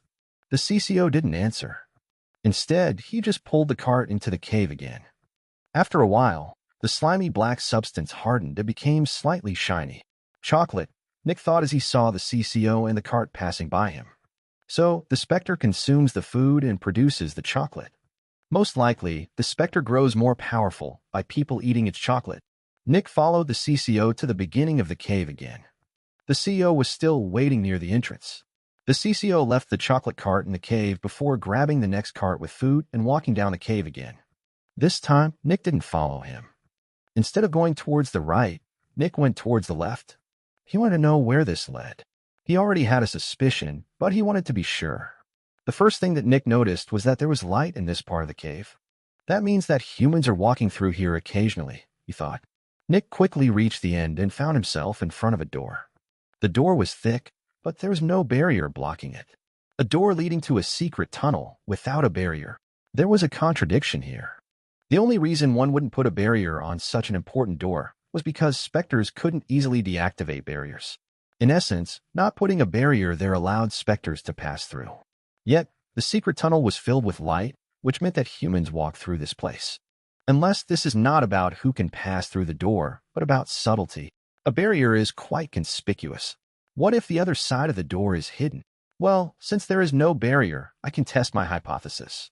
Naturally, Nick couldn't get through the door since he would need to create a hole, and any veteran or stronger would notice the hole. Nick turned into his corporeal form and approached the door. Knock. Nick quietly knocked on the door as he closed his eyes. His knock created subtle vibrations, and thanks to Nick's amazingly fine senses, he could feel what was happening behind the door.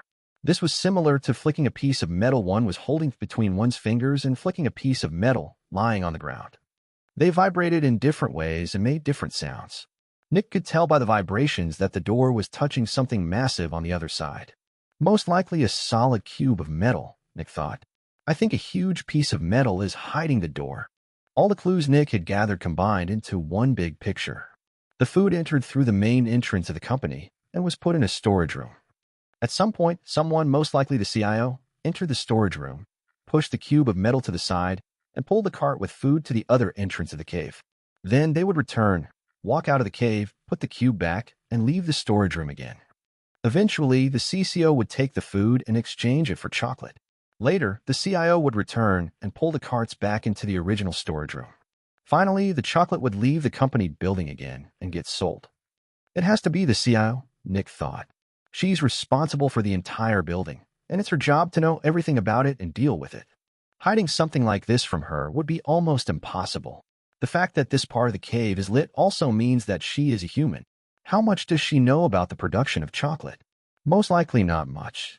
If she knew about the details, she could just directly bring the food to the Spectre.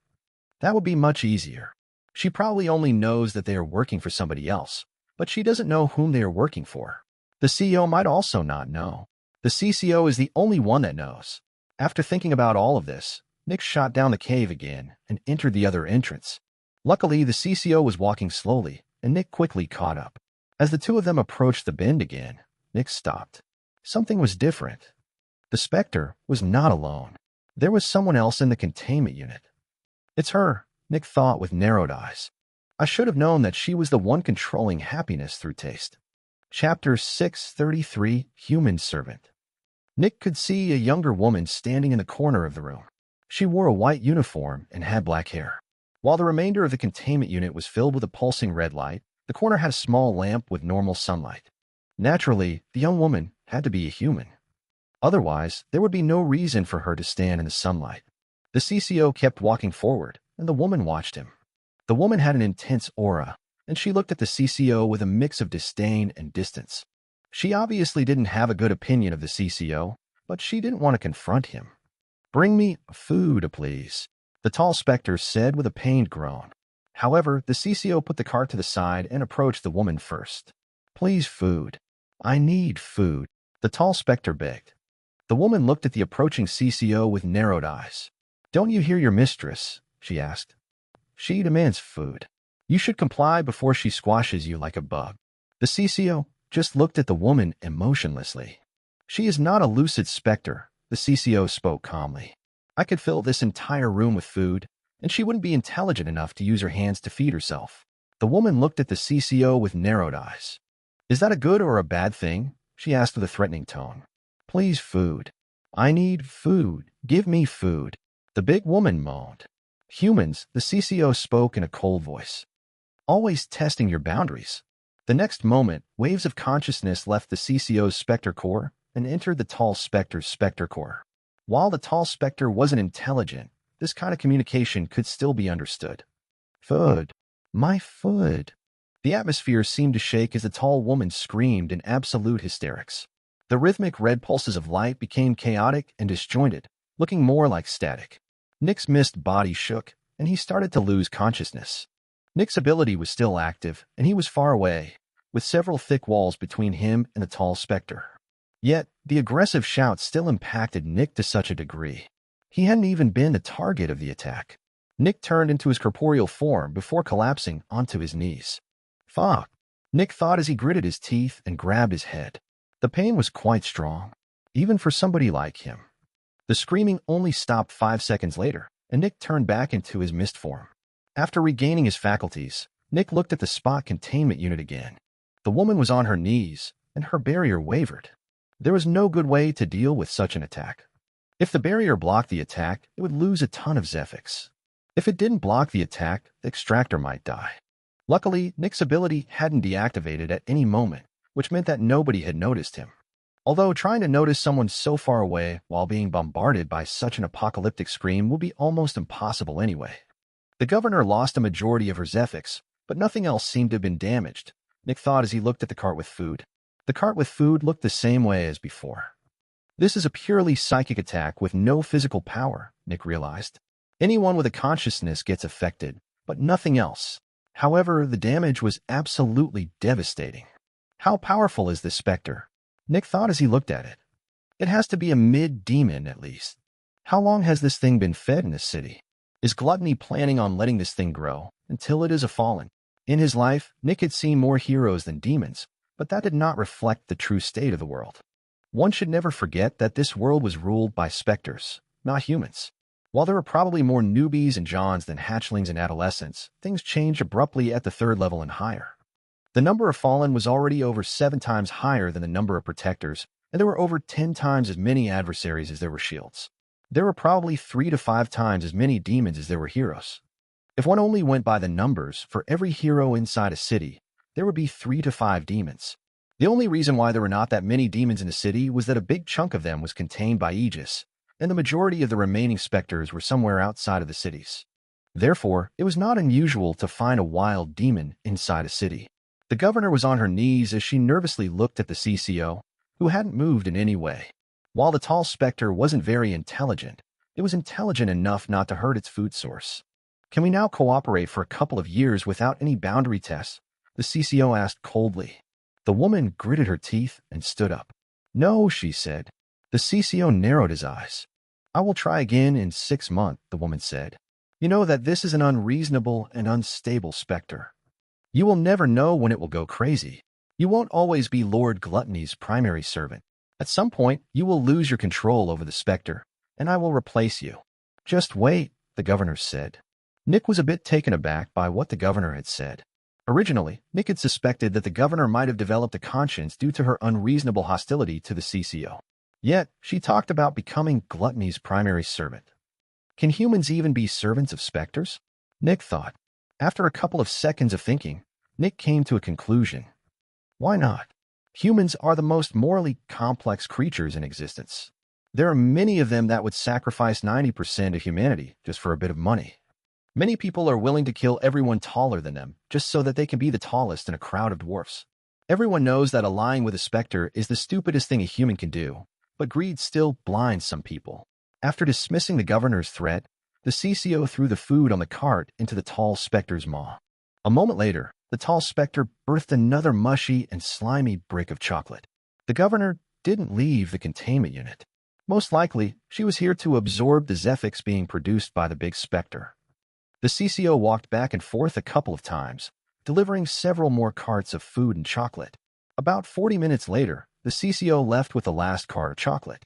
Nick followed the CCO as he left the cave and reunited with the seal. The two of them left the containment unit and went back to the big meeting room. Naturally, Nick followed them, but he didn't go into the meeting room. Instead, he waited in front of it. After a bit, Nick went to the door leading out of the gray part of the building. About 30 minutes later, it opened, and the CZE stepped in. Nick only needed to keep track of the CCO since he was the only one powerful enough to sense him. Nick slipped past the CZE and exited the gray part of the building. As soon as he entered the colorful candy world, his mood worsened. This fucking mascot candy shit of happiness through taste, winky face, was really getting on his nerves. Nick rapidly moved through a world of overly positive candies and left the building relatively quickly. There were barely any barriers in his way. After leaving the company building, Nick moved along the walls of the city until he arrived at a seemingly random cave. This cave did not have a barrier, and Nick easily slipped through the cracks.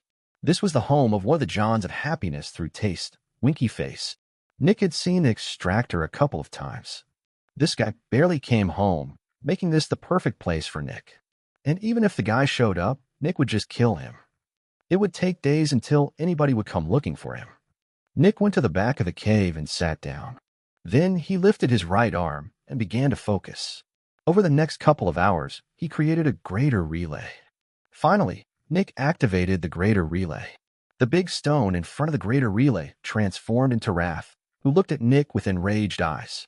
"Why did it take you so long to contact me?" he asked. "I investigated the city and already created a plan," Nick said. "I know the identity and location of both of Gluttony's servants, and I know who is involved. I can strike at any moment," Nick said. "Then do it," Wrath shouted. "I need to know how to run the city and what you want from me. Also, I need to ask you a question." Wrath demanded with gnashing teeth. "Does the rule that you are allowed to follow only one corruptor only count for Specters, or does that also extend to humans?" Nick asked. Wrath narrowed his eyes even more, but didn't answer immediately. "Give me details," he demanded. Nick nodded and told Wrath what he had found out. Chapter 634, Assassination. Months passed. Nothing changed. Happiness through taste, Winky Face, kept destroying food and delivering chocolate. On average, one caravan arrived every 3 days, and each of them delivered several tons of food. If all that food were directly given to the populace, almost nobody would need to feel any hunger anymore. Nick had run an entire city for 5 years. He knew how much food people needed, and he could tell that this city had about 15% more food per citizen than Crimson City. And food was not an issue for Crimson City. Under normal circumstances, the food should be dirt cheap here since the supply outstripped the demand. However, around 70% of the food was converted to chocolate.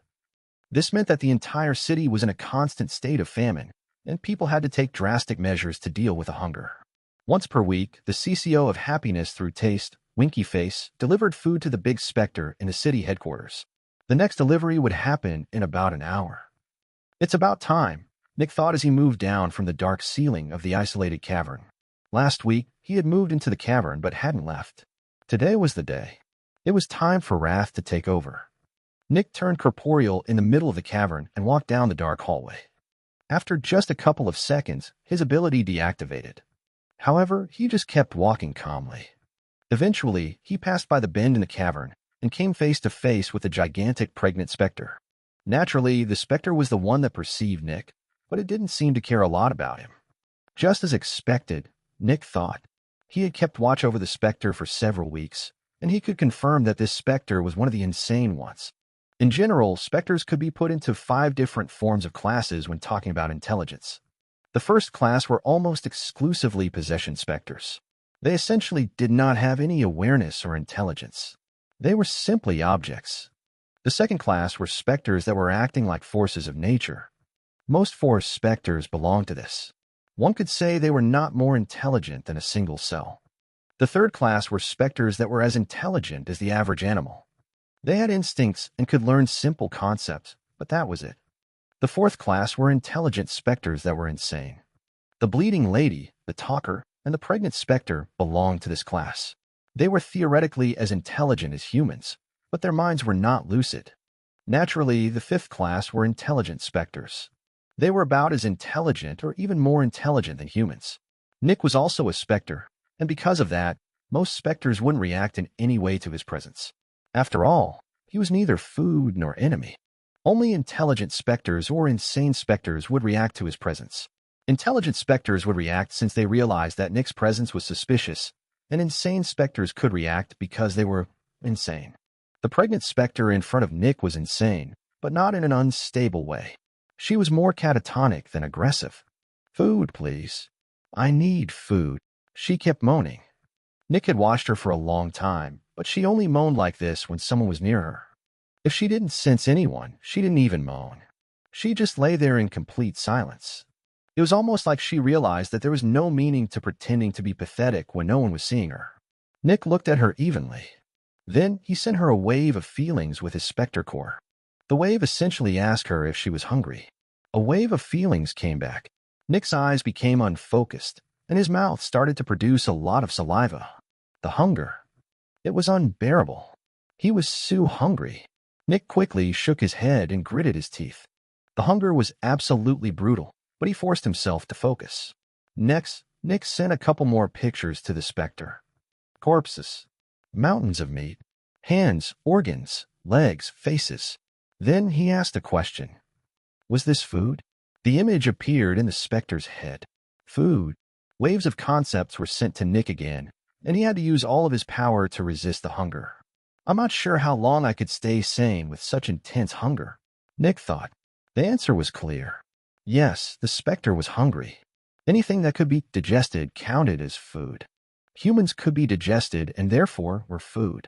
Next, Nick sent another picture to the Spectre. A picture of her hand. A picture of a severed human hand. A picture of her eating the severed human hand. A picture of her hand. A picture of a human's hand. The same hand. They looked the same. Was her hand food? The Spectre didn't answer for a while. But then her arm started to move. It lifted towards her face. And then she shoved her hand down her maw. She shoved it deeper and deeper. But then she reached her limit. Her arm could only move so far. She used more and more power, but she wasn't powerful enough to move more of her arm into her maw. Then Nick sent another concept. If she allowed him to cut her arm off, she would be able to swallow it. After that, Nick sent an image of her arm regrowing. Then getting cut off again and being eaten again. And regrowing again. And being consumed again. Infinite food. The Spectre seemed to become desperate. Food. It was hungry. She tried to consume her arm, but she still didn't have enough power to cut it off. Nick approached the arm. It might hurt, Nick transmitted. But it's a price worth paying for eternal food. The pain is not as bad as the hunger. Nick was only assaulted by more feelings of hunger. At this moment, Nick seemed calm on the surface, but deep inside, he was nervous. This Spectre was insanely powerful. He had almost lost consciousness while his ability was active and while he was quite far away. This time, his ability was not active, and he stood right beside it. If it used its psychic attack again, Nick's Spectre core might explode. That was also the main reason why Nick didn't assassinate the Spectre. He couldn't guarantee an instant kill, and if the Spectre got a chance to react, Nick would undoubtedly die. Nick took out his blades. Then he made a small cut on the Spectre's shoulder. It moaned. However, it didn't moan in pain. No, it moaned in impatience and pleasure. It managed to get a bit more of its arm into its maw. Nick put a deep cut into the Spectre's shoulder. CRK. The bone inside the arm broke, and the Spectre moaned in impatience. It was so close. Nick made one last cut, and the arm left its body. Almost immediately, the arm was swallowed by its maw. Food. Food. Its stump moved towards its mouth again. The arm regrew and was almost entirely in its mouth again. It demanded more. Nick cut through the arm, and it was swallowed again. The Spectre wanted even more. Surprisingly, it didn't give birth to chocolate, but that also made sense. After all, this wasn't food or flesh. It just looked like flesh. In truth, it was just its own body. Next, Nick sent more images to the Spectre. Juicy, severed breasts. Then, Nick jumped onto its belly and cut off its gigantic tits before throwing them into its maw. It wanted more food. Slowly, Nick intensified the images of food and made the portions bigger. Within a couple of minutes, he was cutting off huge chunks of her body before throwing them into her maw. It couldn't get enough. It wanted more. It needed more food. Nick cut off a huge part of its chest and threw it down its maw. At that moment, Nick's eyes narrowed. In front of him, deep within the Spectre's chest, he saw a black crystal. The Spectre core. Nick readied his blade. Then, he used all of his Zephyx before exploding with light. The entire hall was bathed in the most intense light. Nick's ability reactivated. And then he struck the Spectre core. Bang! The Spectre core exploded into pieces. The Spectre stopped moving. A moment later, it collapsed, and its body started to turn into black dust, which quickly vanished into the atmosphere. It was dead. There would be no more chocolate for the city. Then Nick waited. A couple of seconds later, Nick felt the presence of the CCO. He was moving the cart towards Nick. The CCO might realize that the Spectre was dead before Nick reached him. That was if Nick traveled the normal way to the CCO. Nick's terrifying perception created a picture in his mind, and he could see the CCO walking forward.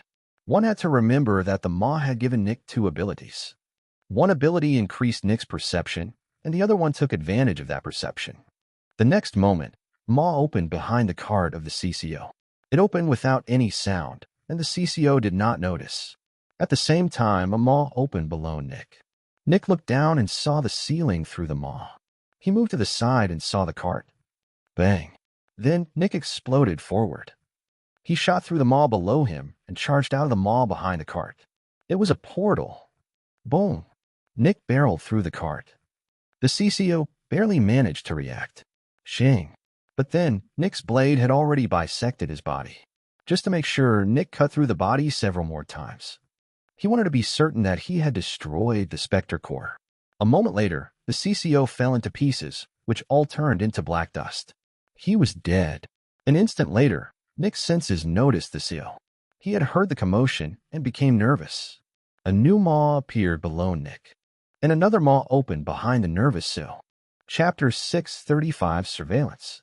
Nick moved the corpse of the CEO to the side of the room and walked towards the place where the tall Spectre used to be. Then he waited. Just as expected, a couple of minutes later, the door to the containment unit opened. Almost immediately, Nick's ability deactivated, and he came face to face with the governor. As soon as the governor noticed Nick, her eyes narrowed, and a wave of Zephyx expanded throughout the cave. She had been startled. Naturally, her perception quickly swept over the cave system, and she found the destroyed cart of food and the corpse of the CO. However, she did not find the CCO nor the pregnant Spectre. She looked at Nick with narrowed eyes. What happened? Who are you? Of course, she could tell that Nick was a Spectre. Due to the nature of his Zephyx, it was extremely easy for her to tell that he was one. Usually, when extractors saw a wild Spectre, they would try to capture it or run, but for the governor, it was different. After all, she had been working with Specters for literal years. Gluttony's presence has been eliminated from Black Mine City, Nick said evenly. I killed the pregnant Spectre, the CCO, and the CEO of Happiness through taste, winky face. The governor had difficulties believing Nick's words. The Spectre in front of her was, at most, a mid-fanatic. How could this Spectre kill the pregnant Spectre? However, it was a fact that the pregnant Spectre vanished. The governor knew that there were 3 exits in the cavern. One led to her headquarters. 2 led to Happiness through taste, winky face. The pregnant Spectre could not hide from people's perception, and it was big enough that anyone would notice it. Back then, they needed to transport it in a Spectre cage to get it into the city. If anyone had moved a big Spectre cage through the city, the governor would have noticed. Her perception also didn't find any new exits. So the only sensible explanation for the Spectre's vanishing was that it was killed. The governor didn't let it show on her face, but she was nervous. If it came out that she worked with one of the corruptors, she would be killed. However, she also realized that Aegis most likely didn't know. After all, this was a Spectre in front of her, not human. Maybe there was a way out of this. Quite brave of you to appear in front of me, she slowly spoke. Or should I say, stupid? Nick didn't answer. I was a hostage of the pregnant Spectre, she explained with narrowed eyes. I was forced into compliance on the threat of my life. Now you've killed the pregnant Spectre and have freed me. If you were a human, I would be thankful. But you're a Spectre. You only want to force me into servitude again. You might have found a way to deal with the pregnant Spectre, but you will find that forcing me to follow your orders won't be easy. Nick didn't look very impressed. The governor pulled out a gun, which she pointed at Nick. You're lucky I haven't killed you yet, she spoke. Nick slowly lifted his right arm. Then, a piece of paper manifested in his hand. He threw the piece of paper forward without a word. The governor's perception read through the piece of paper in an instant, and her eyes widened. This was a transcript of all of her talks with the CCO in the last couple of months. Then Nick conjured more pieces of paper. Balance sheets. Numbers. Sales. Zephyx production. The governor became more and more shocked. These numbers were accurate to 2 digits after the decimal point. This was not guesswork. Numbers with such accuracy could only come from the people who generated these numbers and oversaw the city's processes. Naturally, these numbers were delivered to the governor, and she stored them in a secure location inside her office. The fact that this Spectre could produce all of them easily meant that it had managed to read through these documents. But Nick wasn't done. A moment later, he started to conjure more sheets of paper, but this time, there were images on them. Images of the governor inside her office. There were several of them, and the images depicted the governor in different acts. 2 of them even depicted her masturbating. She recognized all of them. She no longer felt confident. Instead, she felt terrified. This specter must have been watching her for weeks. But how? How was this possible? The truth was that Nick had done just that, but it hadn't been easy. Heroes had strong perceptions. The biggest reason why the governor hadn't noticed Nick was that she felt so safe inside her headquarters. In short, she was relaxed and careless. The governor regularly came to the pregnant specter to absorb her Zephyx. One had to remember that the pregnant specter produced Zephyx when people ate its chocolate, not when it converted food into chocolate. This meant that the specter essentially produced Zephyx constantly without pause. The governor came into the containment unit daily for about 3 hours to collect her Zephyx for the day before leaving. These visits were how Nick managed to go in and out of the cavern. As the governor kept looking at the sheets of paper, she grew more and more afraid. Somebody had been watching her for several days at least. They had been inside her office. They had been walking behind her. They had seen her when she had been goofing off. She was a hero. She could perceive anything in a several-kilometer-wide radius. This was her city. This was her base. This was her room. The thought of someone constantly watching her and being in the same room as her felt violating. It was terrifying. Can you be honest now? Nick asked coldly. The governor's emotions ran wild, and her Zephyx became chaotic. She looked at Nick with an unstable expression. It looked like she was about to attack. And that was also what she actually wanted to do. Yet, as soon as she wanted to pull the trigger of her gun, her terror intensified. Her instincts were telling her that she was committing a grave mistake. She knew she was more powerful than a specter, but she felt like any attack she launched would be stopped. It felt hopeless.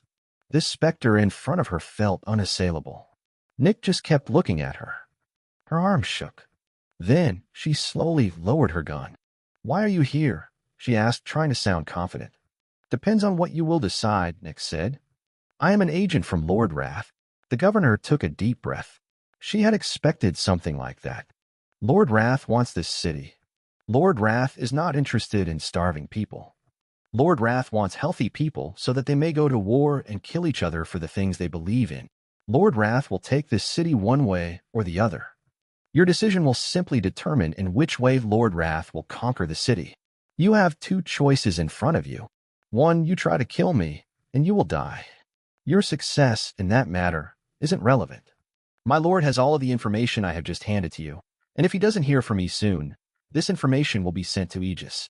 Aegis will execute you as a traitor, and it will send a group to investigate the city and to uproot Gluttony's hold. When that happens, Lord Wrath will simply wait a couple of years and return. Aegis does not have enough resources to supervise the city for several years. Your other choice is to comply. While us Specters are not allowed to serve more than one corruptor in our lives, humans are not part of that rule. You are livestock to us, Nick spoke coldly. You are like a chicken. You produce eggs every day, and so long as you keep making eggs, we will not get rid of you. Even if, for some reason, Lord Wrath's influence were to be eradicated from the city, the next corruptor will also not kill you. As long as you comply. As long as you stay a good little chicken, you will profit from our cooperation while not getting killed by any of the corruptors. You will support Lord Wrath in ruling this city. You will turn this into a city that Lord Wrath desires. Theoretically, you have a choice. Practically, you only have one choice. Choose silence. The governor looked at Nick. She was trying her best to keep her expression neutral, but she failed at that. Nick could see the fear in her eyes. The governor had not been very afraid of the CCO. The reason was that the CCO's power had not been his own. His entire power had been reliant on the pregnant specter. But this time, it was different. Even though Nick felt weak to her, he had proven beyond a shadow of a doubt that he had the power to sneak up on her and assassinate her. "How do I do that?" she asked after a while. Nick kept looking at her. "I will teach you. I will show you how to create a city in Wrath's image, and I will also show you how to increase the city's production of Zephyx to keep Aegis at bay and happy. With my teachings, you can eventually become an agent." Chapter 636 Alone. "Go buy some yourself," a guard shouted at another. "I can't," the other guard said, trying not to sound desperate. "They have problems with the delivery." "Come on, just give me some of your stash. I'll pay you double." "Chocolate isn't expensive," the first guard said. I don't really care about the couple of credits. I'm more interested in eating this chocolate right now." The other guard groaned in frustration before walking away without saying anything else. The first guard just looked at him with annoyance. Fucking freeloaders. As the day continued, more and more guards and extractors started to ask others about their chocolate. Some of the more powerful extractors with higher levels of willpower noticed the business opportunity and sold chocolate sticks for over 10 times the price. The unofficial price of chocolate sticks soared, while the number of people gathering in front of Happiness Through Taste's winky face gates increased. "How long is this going to take?" a John in the group shouted. "Calm down," one of the extractors from Happiness Through Taste, winky face, shouted back. "We are working on delivering more chocolate." Usually, the manufacturer didn't have any guards. After all, why would they need any guards? They were a manufacturer. Nobody would dare to break in unless they belonged to the absolute elite of the city. But then a couple of guards also wouldn't make a difference. However, 3 days ago, the company started to put a couple of their veterans in front of their gates to protect the building. Initially, the veterans didn't know why they suddenly had to guard the entrance, but the questions were quickly answered when the chocolate stopped coming out of the production halls. Meanwhile, the extractors inside the building were becoming concerned. A couple of days ago, they received a message from their CZE. The message basically said that everything was going fantastic and that there was nothing to worry about. According to him, they had record profits, and a happiness survey said that everyone had broken the record for happiness. Everyone was happy, and everything was great. And then, the CZE just didn't show up anymore. He just vanished. The team leaders were confused about the absence of their boss. What were they supposed to do now? In the end, they just continued doing the same thing they did every day. They continued producing Zephyx, and everything went as always. And then the chocolate stopped coming. The team leads went to the executive floor and asked for the CZE. Yet, the receptionist just said that the CZE wasn't accepting any visitors currently. The team leads left again, but a day later, when things got even worse, they came back. They demanded to speak to the CZE, but the receptionist just kept declining their meeting. Then they started to demand to speak to the CEO. Shockingly, the receptionist also denied that meeting. What about the CCO? No. The CIO? No. The team leads became worried. Their biggest and most important product stopped shipping, and none of their executives were willing to talk to them. Some of the more paranoid team leads said that everything was going to be destroyed and that the executives jumped ship. But that was ridiculous. Why would they do that? One day later, the first team lead left the building. She just said that she would grab something from a warehouse. Yet, she didn't return. She jumped ship. Some hours later, the second team lead left. Then 2 of them left at once. Only 3 team leads were left. Those 3 team leads were the highest figures of authority inside the company, and they felt very nervous. The 3 of them talked amongst each other, and they decided that it was enough. They entered the executive's floor and broke down the door. The receptionist didn't dare to stop them. She was not an extractor. As soon as the door was broken down, the 3 of them saw the gray hallway. Gray hallways? In Happiness Through Taste, winky face? This was against the Happy Family, smiley face. Code of conduct. What the hell was going on? Confused, the 3 team leads searched through the floor. Nothing. Empty. Where did everyone go? I found something. One of them shouted from the entrance of a containment unit. The other 2 ran to the guy and looked into the containment unit. Rubble. While 3 of the walls, the ceiling, and the floor were normal, one of the walls had collapsed into rubble, and most importantly, it was rubble made of stone. This meant that there hadn't been a proper wall back there. A tunnel, one of them shouted. There had to be a tunnel there.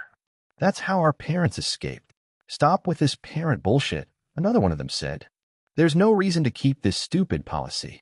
Oh, right, sorry, the first guy said with an embarrassed cough. But he's right, the third guy said. The executives must have fled through a secret tunnel. But why? Something must have happened, the first guy said. We all know that the chocolate is highly addicting. There's a reason why we are forbidden from eating it. Isn't that because we are supposed to spread happiness instead of consuming it? The third guy asked. The other 2 groaned. What now? One of them asked after a couple of seconds of silence. The 3 looked at each other. The 3 tried to come up with a plan, but they failed. There was nothing they could do. Eventually, they left the executive floor and returned to the colorful part of the building. Their employees kept asking for orders, but they couldn't give any. In the end, They didn't come up with a plan, but with a list of priorities. The highest priority was to deal with the imminent crisis, the lack of chocolate. Could they restart the production? They didn't even know how the chocolate was produced. How were they supposed to restart it? Then we just have to find it, one of them said. So the three of them split up and searched through the entire building. They looked through every containment unit, hallway, and room. There were rooms they hadn't been allowed to enter in the past, but that didn't matter now. And they found something. Inside the central storage hall was a containment unit that was the wrong way around. The main entrance faced the wall instead of the inside. All of them had seen the containment unit before, but they had never paid any attention to its alignment. After all, it wasn't active anyway. It didn't matter in which orientation it was stored. Even now, they wouldn't have cared, if it weren't for the fact that there was an override on its console. The override deactivated the big alarm of the containment unit. Now, why would somebody put that in a deactivated containment unit? The team lead, who found that, opened the door, revealing a lit cavern. The three of them quickly entered the cavern, but after just 100 meters, they had to stop again. Rubble. We should be near that other containment unit with the rubble, one of them said. The other two nodded. For some reason, the central storage and the containment unit of the executive floor were connected. The CIO always delivers the food to the central storage, and the chocolate also always comes from there, one of them said. You think she delivered the food to the executive floor? Another one asked. Yes, the first one said. And then the third one asked. No idea, the first one answered. Silence. I think, the second one said after a while. The cavern had more than one hallway. The other two looked at the second one. If they wanted to keep the pathway between the storage and the executive floor hidden, they would have collapsed the entire hallway, or at least both entrances. However, they only collapsed one entrance. Additionally, the executives vanished, and they couldn't have done that if they had just exited from the main storage. The other two furrowed their brows. And that's also where the chocolate comes from, one of them asked. I think so, the second one said. That means we don't have a way to produce chocolate? I'm afraid so, the second one answered. What about our backer? The third one asked. The other two looked at him with raised brows. Oh, come on, the third one said. I can't be the only one that noticed that life has been surprisingly calm. Despite the crazy revenue we produce, we barely get any pushback from the other manufacturers. We're the fourth strongest manufacturer. Yet, none of the three stronger manufacturers dare to do anything to us. You think we have a backer? The first one asked. It makes sense, the second one said, and I think that's also the last piece of the puzzle. The other two looked at him. There's only one thing that can make all of our executives flee like rats. The other two slowly realized what it was. Our backer abandoned us. We're on our own. In the distance, the sounds of the angry crowd became louder and louder. Chapter 637, Refusal. Bang. Somebody was thrown backward.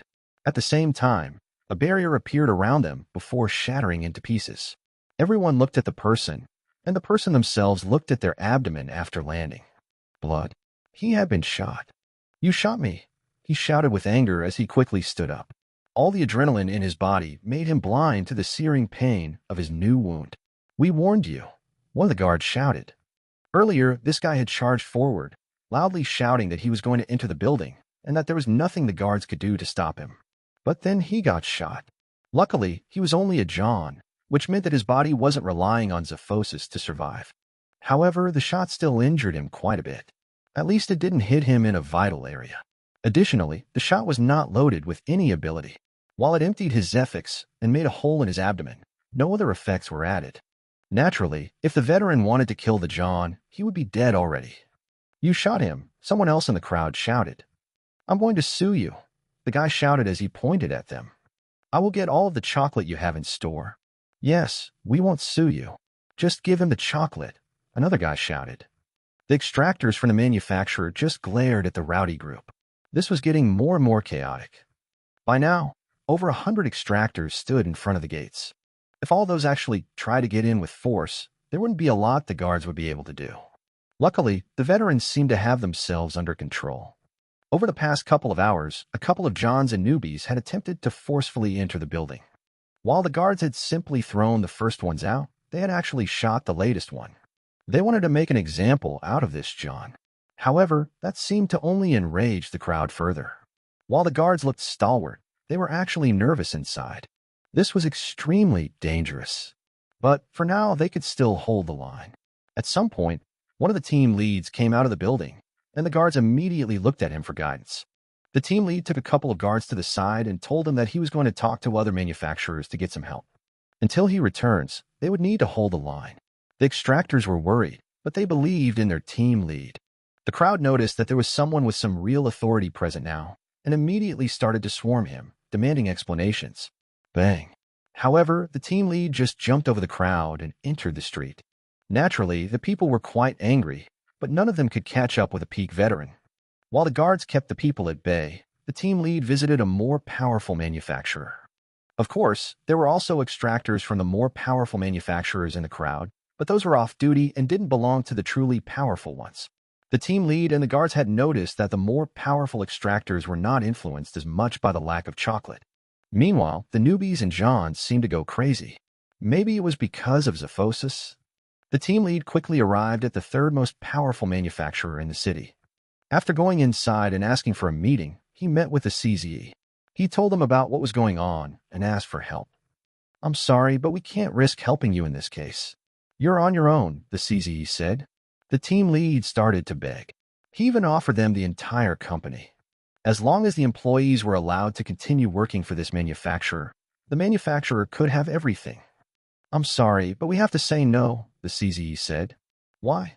the team lead asked in shock and horror. "We do not want to anger certain people," the CZE said. "Now please leave. We can talk next week." The team lead wanted to protest, but two peak veterans quickly escorted him out. "Why?" the team lead asked himself. "Why are they refusing us?" In the end, he had to accept and go to the next manufacturer. This time, the team lead immediately started the conversation with an offer of simply handing over the entire company. They no longer cared about any kind of profit from this trade. They just wanted to get out of this mess without dying. However, the second strongest manufacturer immediately threw the team lead out. They didn't even entertain the conversation. The team lead started to become terrified. Lastly, he could only go to the strongest manufacturer. Sadly, he couldn't even enter the building. The two experts told him that he wasn't allowed to go in and that they wouldn't forward his message. He was on his own. That was it. The team lead was at his end. He looked back to the distant gate of his place of work. There were even more people present, and they seemed to become even more aggressive. The team lead almost couldn't believe what they had done.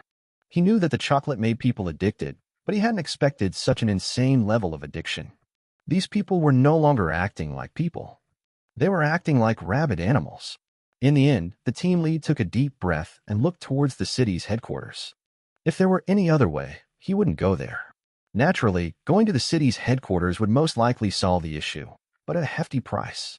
An investigation. It was more than obvious that the team lead's manufacturer did some shady things, and if the team lead told the city to intervene, the city would start a full investigation.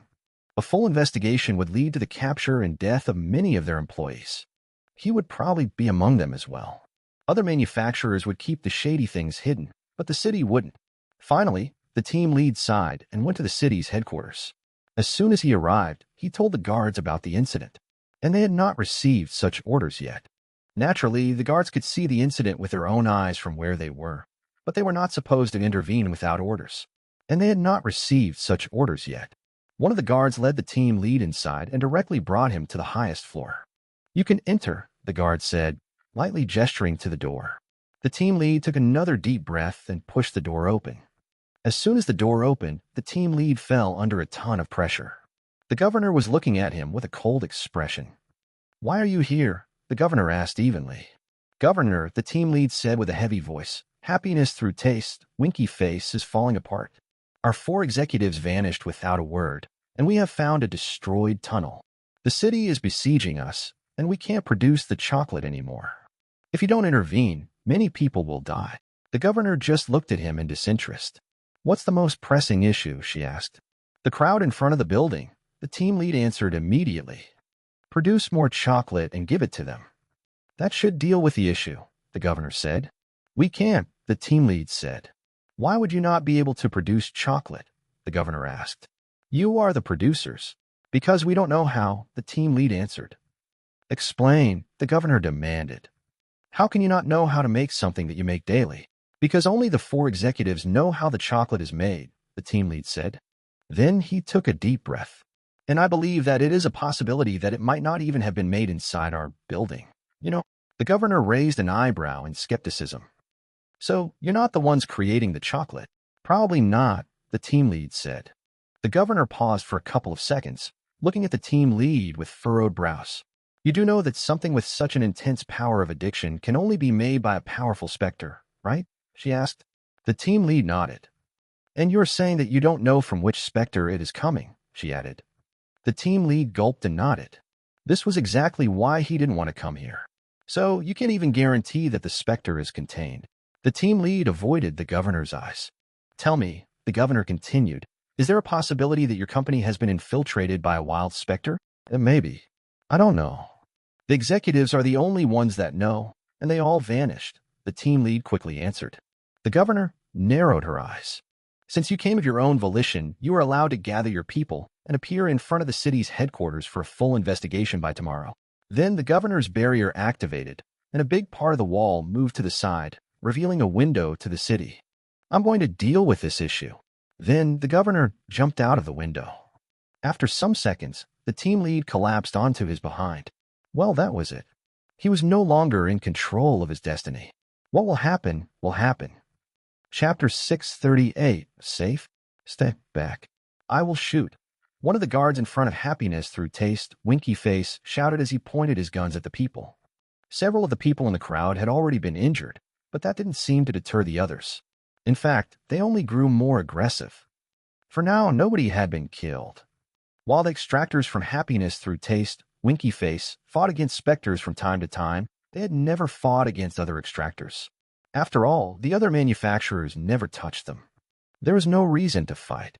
Because of that, none of them had ever killed a human before, and they didn't like the thought of being forced to. They would do it if it was necessary, but they wanted to use up every other option before pulling the trigger. The shouts became louder. The pressure increased. Bang. A barrier appeared around one of the extractors guarding the building shortly before the sound of a gun being fired reverberated throughout the surroundings. The guards immediately focused on a John with a rifle. The guard that had been fired on was shocked. Then he became terrified. Then all of his terror turned into rage. He grabbed his spear and threw it. Bang.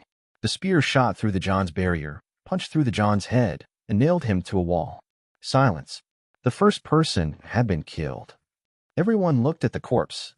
Meanwhile, the veteran who had just been attacked gritted his teeth. Everyone back, he shouted aggressively, waving another spear around. I will do it again if you don't back off. His colleagues took deep breaths, but they quickly backed him up. Back off, they shouted. The crowd retreated a couple of steps. But they didn't disperse. Instead, they became silent and started to whisper amongst each other. This seemed to be a good thing, but the guards could tell that it wasn't. The whispering felt malicious. It was like the crowd was planning how to get into the building. The guards watched as some of the people in the crowd sneakily pulled their weapons. The atmosphere became heavy and strained. And then, Governor, someone shouted. Everyone turned to the side and saw a younger woman with black hair landing beside the crowd. For some second, she looked at the crowd. Nobody dared to talk to her. An instant later, several city guards appeared behind her. They were specialists and experts. Everyone gathered here is under arrest, the governor declared. The eyes of the people in the crowd widened in horror. Everyone. She was capturing everyone, but most of them didn't even do anything. They just stood there. Sure, there were a couple of them that attacked the guards, but the majority were just watching. But the people could see that the governor was determined to go down that path. Yet, that didn't reflect the governor's true feelings. She also believed that capturing everyone was a bad move. A moment later, the image of the terrifying Spectre shot through her mind. She was only doing this under his orders. The Spectre told her what would happen. He told her that somebody from Happiness Through Taste, Winky Face, would arrive to speak to her to ask for help. He had also predicted the mob of people. And finally, he had also told her how to deal with them. You will capture every single member of the crowd, and you will divide them into different cells based on their power, the Spectre had said. When she heard that, she became nervous. Yes, she was the ruler of the city, but doing something like this felt like she was making the entire city her enemy. Making thousands of people one's enemy felt terrifying, even if they were far weaker than her. Arrest them, she ordered the city guards behind her. Naturally, her city guards were also not happy with that development, but they didn't let it show. With professionalism, they went forward to arrest the people. The people complained. "This is unfair. I didn't do anything. Help. I'm being assaulted. This is tyranny. You can't do this. I'm innocent. I didn't do nothing wrong." The first captives were brought away by the powerful guards while the governor kept overlooking the crowd. The governor kept glaring at them with icy dominance. Yet that didn't reflect her thoughts. Deep inside, she was scared. Yes, she was powerful, but there was still something that she dreaded. She hoped that the Specters' next words would not come true. Sadly, that hope died as soon as she saw a veteran charging out of the crowd. The Specters' words rang through her head. "Some people will try to flee," it said, "and you will kill them." The governor had only killed 3 people in her life, and all of them had been of similar power to herself. This was just a veteran. This was not someone who could pose a danger to her. But now she was supposed to kill them. She didn't want to kill them. Bang! The veteran exploded into a cloud of gore. But she had to. If she didn't comply, she would be next. That specter felt far too dangerous and powerful. She didn't even think about refusing its orders. "Why did you have to run, you idiot?" she thought with gritted teeth. "I didn't want to be a killer, you know? Nobody moves," she spoke coldly. "I just wanted to be stronger. I felt stifled in this small city. I just wanted to become an agent and get out of here." The crowd froze.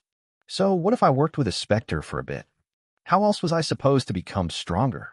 Suddenly, several people ran away in terror. The pressure of a hero's rage was too much for some of them to handle. The governor saw the scattering people, and a mask of unending rage appeared on her face. Bang, bang, bang, bang. You would have done the same. Several clouds of gore appeared. All the people who had tried to run away were killed. You all would have done the same. Nobody dared to move. The governor had just killed 7 people.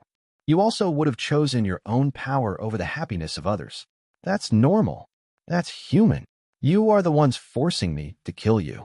You are the ones hurting me with this guilt, regret, and doubt. You're not better than me. You're just as horrible as me. The governor silently glared at the crowd in unending hatred. Nobody knew what she was thinking about. They only knew that they should not move. Sometime later, the guards returned. They quickly grabbed the next batch of prisoners and left. After a couple of round trips, the crowd was gone. "Governor, we made 137 arrests," a specialist told her.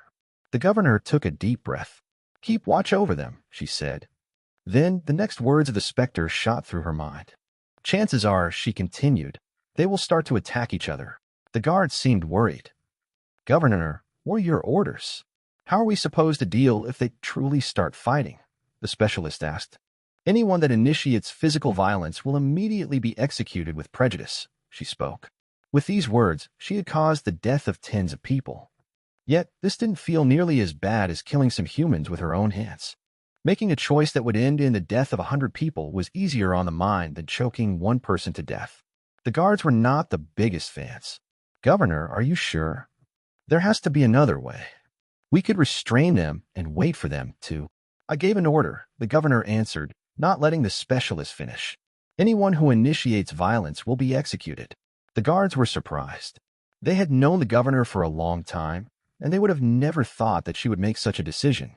Sure, she wasn't the friendliest, but she always seemed rather diplomatic with her orders. In fact, detractors might even say that she was playing it safe and that she was trying not to anger anyone living in the city. But this was definitely not playing it safe. A moment later, the governor looked at the building of happiness through taste, winky face. "I want a full investigation of happiness through taste, winky face," she ordered. "All of their specters will be confiscated and contained by the city. Any manufacturer that wants access to the specters needs to negotiate with me personally. If any specter goes missing, I will seek repayment from the people involved by collecting their heads. I want every single extractor from this company in containment units, and I want all of them interrogated. I want to know what's been going on in this company and where this chocolate comes from.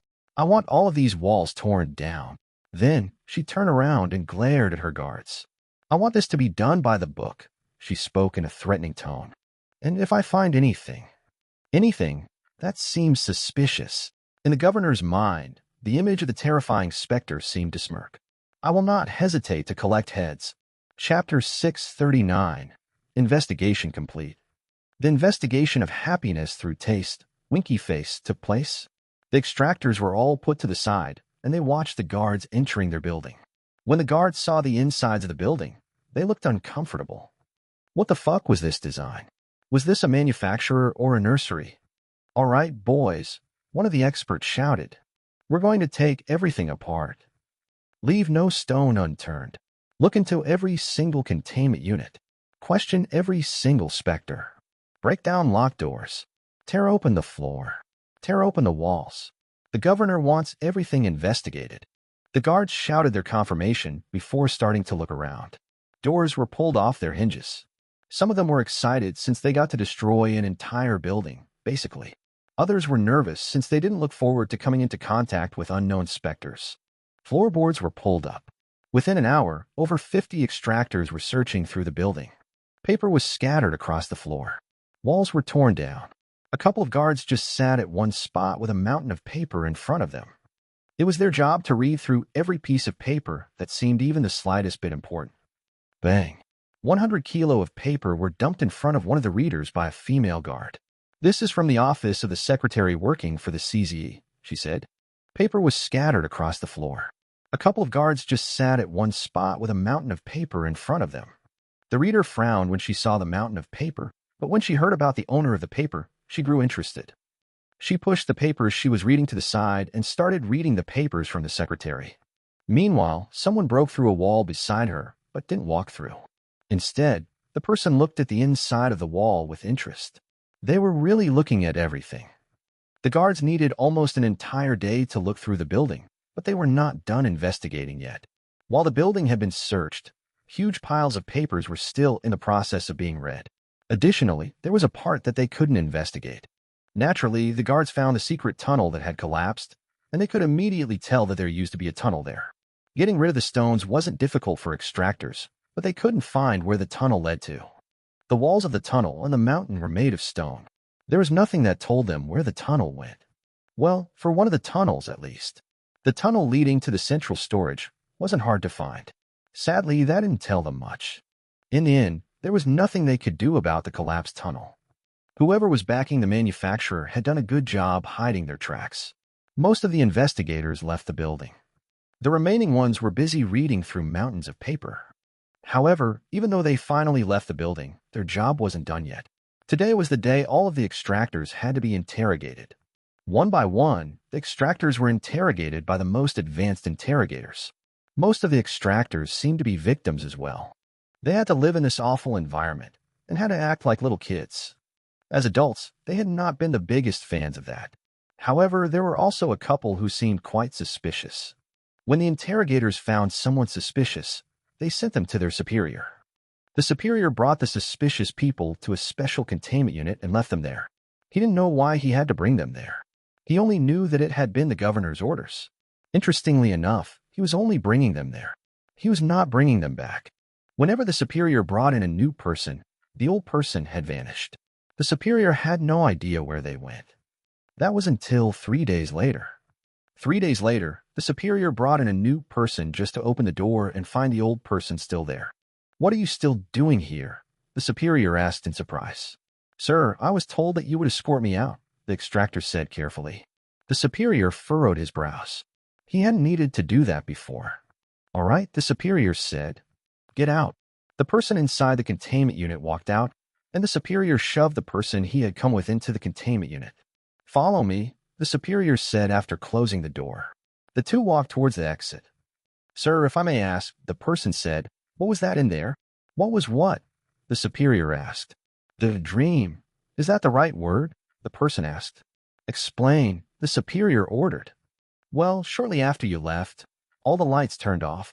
When the superior heard that, he grew shocked. They turned off the lights. Was that how they tortured them? That was beyond cruel. But instead of feeling pain, the man continued, "I just entered some form of trance. I saw visions of my past happening, and I felt like all the people in the city began to talk to me.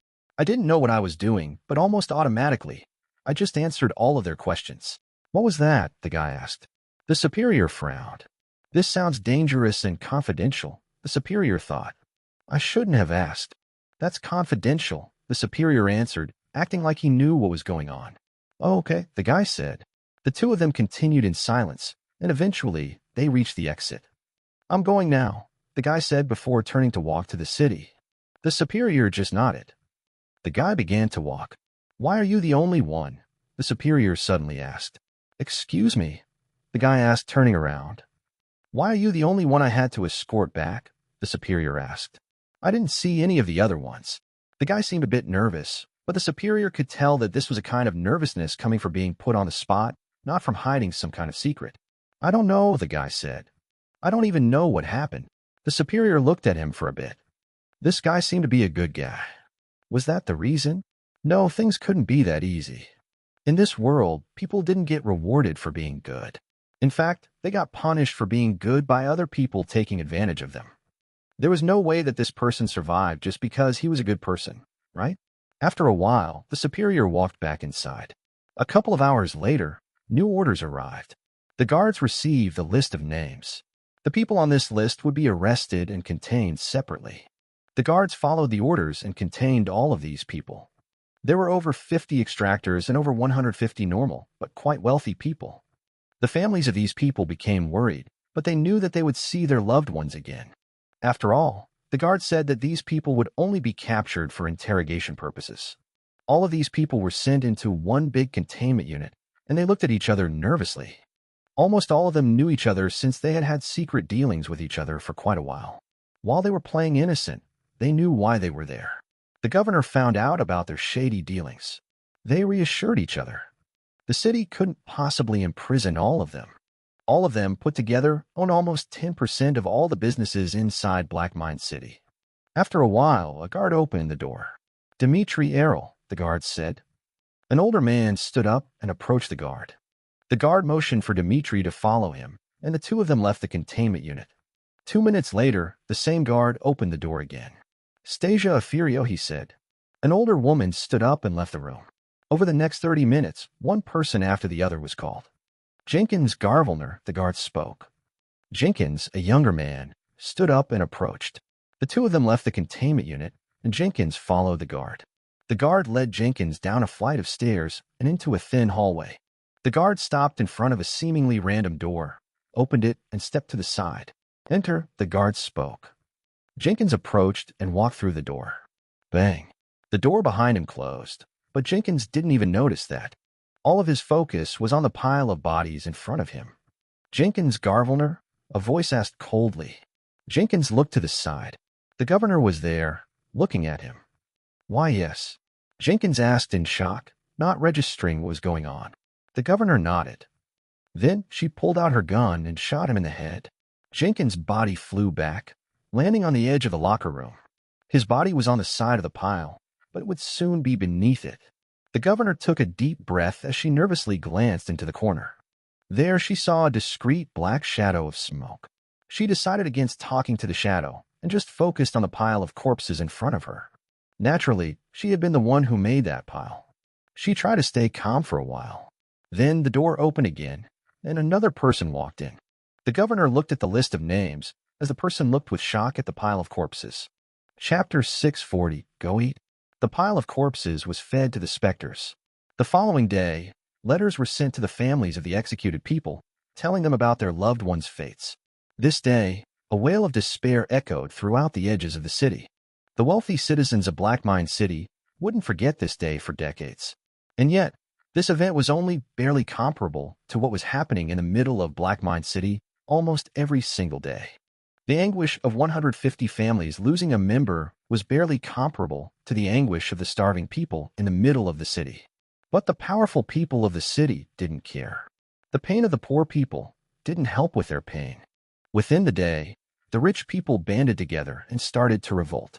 When the other rich people saw what had happened, they realized that the same thing could also happen to them. Because of that, they joined the effort and worked together with the families of the victims. The rich people banded together as one unit. Now, afal albio, and dot For once in their lives, they were united against a common enemy, the governor. The governor was the one who had executed their loved ones. However, before the rich people could properly start their revolt, someone else started to join them. Swirling Abyss, the most powerful manufacturer of the city, and Vertigo Box, the second most powerful manufacturer of the city. Originally, the two of them didn't intend to join the revolt, but they had also received outrageous messages. Some of their members had been part of the crowd that wanted to enter happiness through taste, winky face that day. Naturally, these members had been arrested. The two big manufacturers had been fine with it since it was only a temporary arrest. But today, they had received the message that almost all of their extractors from the mob had been executed. Apparently, they had started brawls in prison. Almost 100 extractors were killed. 54 Johns, 37 newbies, and 6 veterans. Every single John and newbie that had been captured had been executed, while only half of the veterans returned. The surviving veterans were deeply traumatized and were extremely unstable. All of their focus was on trying to hold themselves back from becoming too aggressive. The manufacturers had to isolate their veterans after they were let out due to security concerns.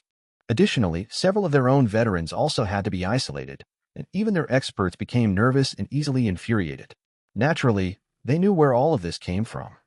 The chocolate. Everyone had been eating this chocolate without a second thought. They knew it made the consumers addicted, but they didn't really care about it. After all, it wouldn't just vanish, and the people consuming the chocolate were extractors. Extractors should be able to handle a bit of withdrawal. Yet, the effects were far stronger than expected. While only about 10% to 20% of the Johns and newbies were arrested, the remaining 80% to 90% shared their fate. Some of them had started to attack each other and had to be put down. Some of them had been contained, but when there was nothing else to attack, they started to attack the walls until their bodies became too injured to survive. Extractors who were forcefully restrained just started to scream and writhe so hard that their muscles broke their own bones. There had been only 6 newbies and 2 Johns who hadn't partaken in the chocolate, and they were essentially the only survivors. Naturally, this enraged the manufacturers. They were angry at the city for legalizing the trade of such a dangerous commodity, and they wanted to use this as a weapon in future negotiations with the city. But then, they heard that the city even executed some of their veterans. The veterans didn't need to die. They just needed to be restrained for a couple of days. The city didn't have the permission to just kill their veterans. The value of a veteran was many times higher than the value of a John. After all, veterans were much rarer than Johns since only a few people had the guts to undergo Zephyx. Even more, the execution of many of the rich people also made it much more difficult for the powerful manufacturers to do shady dealings. All of this and the upcoming revolt put together made Swirling Abyss and Vertigo Box decide to join. This was the best time to put pressure on the government. Within less than a day, over 1,000 people gathered in front of the city headquarters. Put together, these people owned over 80% of the city's most valuable companies. On top of that, the CEOs and CZEs of Swirling Abyss and Vertigo Box were part of the group. However, it was important to note that there was a certain distance between the two companies. The two companies knew that happiness through taste, Winky Face, had been backed by a powerful backer, but they hadn't been sure who it was. Yet, the prime suspects had always been each other. Vertigo Box believed that Swirling Abyss was secretly the creator of the chocolate, while Swirling Abyss believed that it was Vertigo Box. Both of them were ready to be ambushed by the other side. But, for now, it seemed like the other side acted like they were also enraged. Swirling Abyss and Vertigo Box could be compared to Kugelblitz and Anatomy from Crimson City. Their power was almost even. Both of them owned a demon, and both of them had more than one hero. Vertigo Box had 3 initial heroes, while Swirling Abyss had 2 initial heroes and 1 early hero.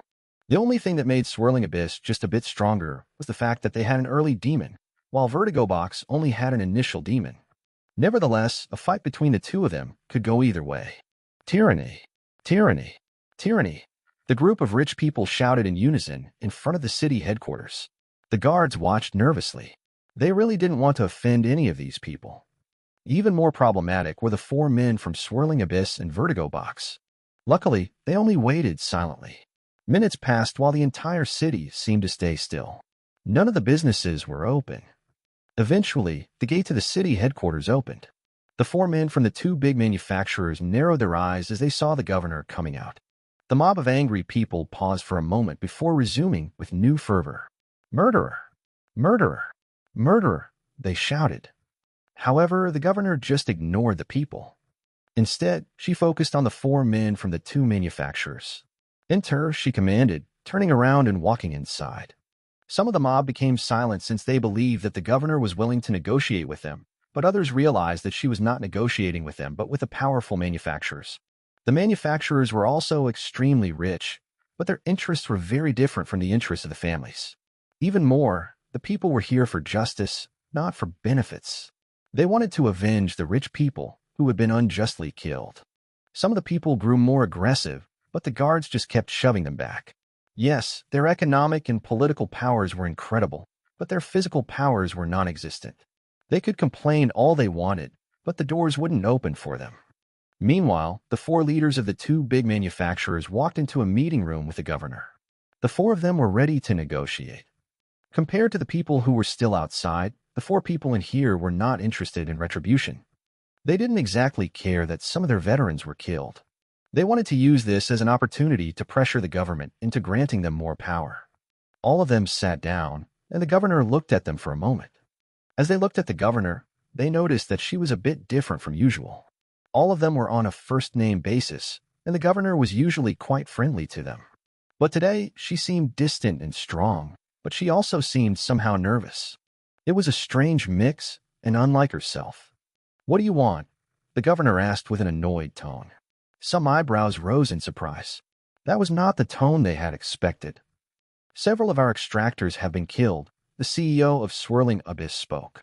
"The reasons listed in your letter are not enough, and we demand justice for—" "Drop the fancy talk," the governor said coldly. "I want to know what you want. What are you after?" Once more, the present people were surprised. Was this still the governor they knew? While the governor did her best to keep a poker face, she was actually nervous deep inside. She could fight one of them, but if 2 of them banded together, she would already be at risk of dying. These 2 manufacturers had 6 heroes. If they wanted to kill her, they could do just that. If it were up to her, she would not speak to them like this. Yet, the dark cloud inside one of the boxes in the room kept whispering to her. It kept telling her what she should say and what she should do.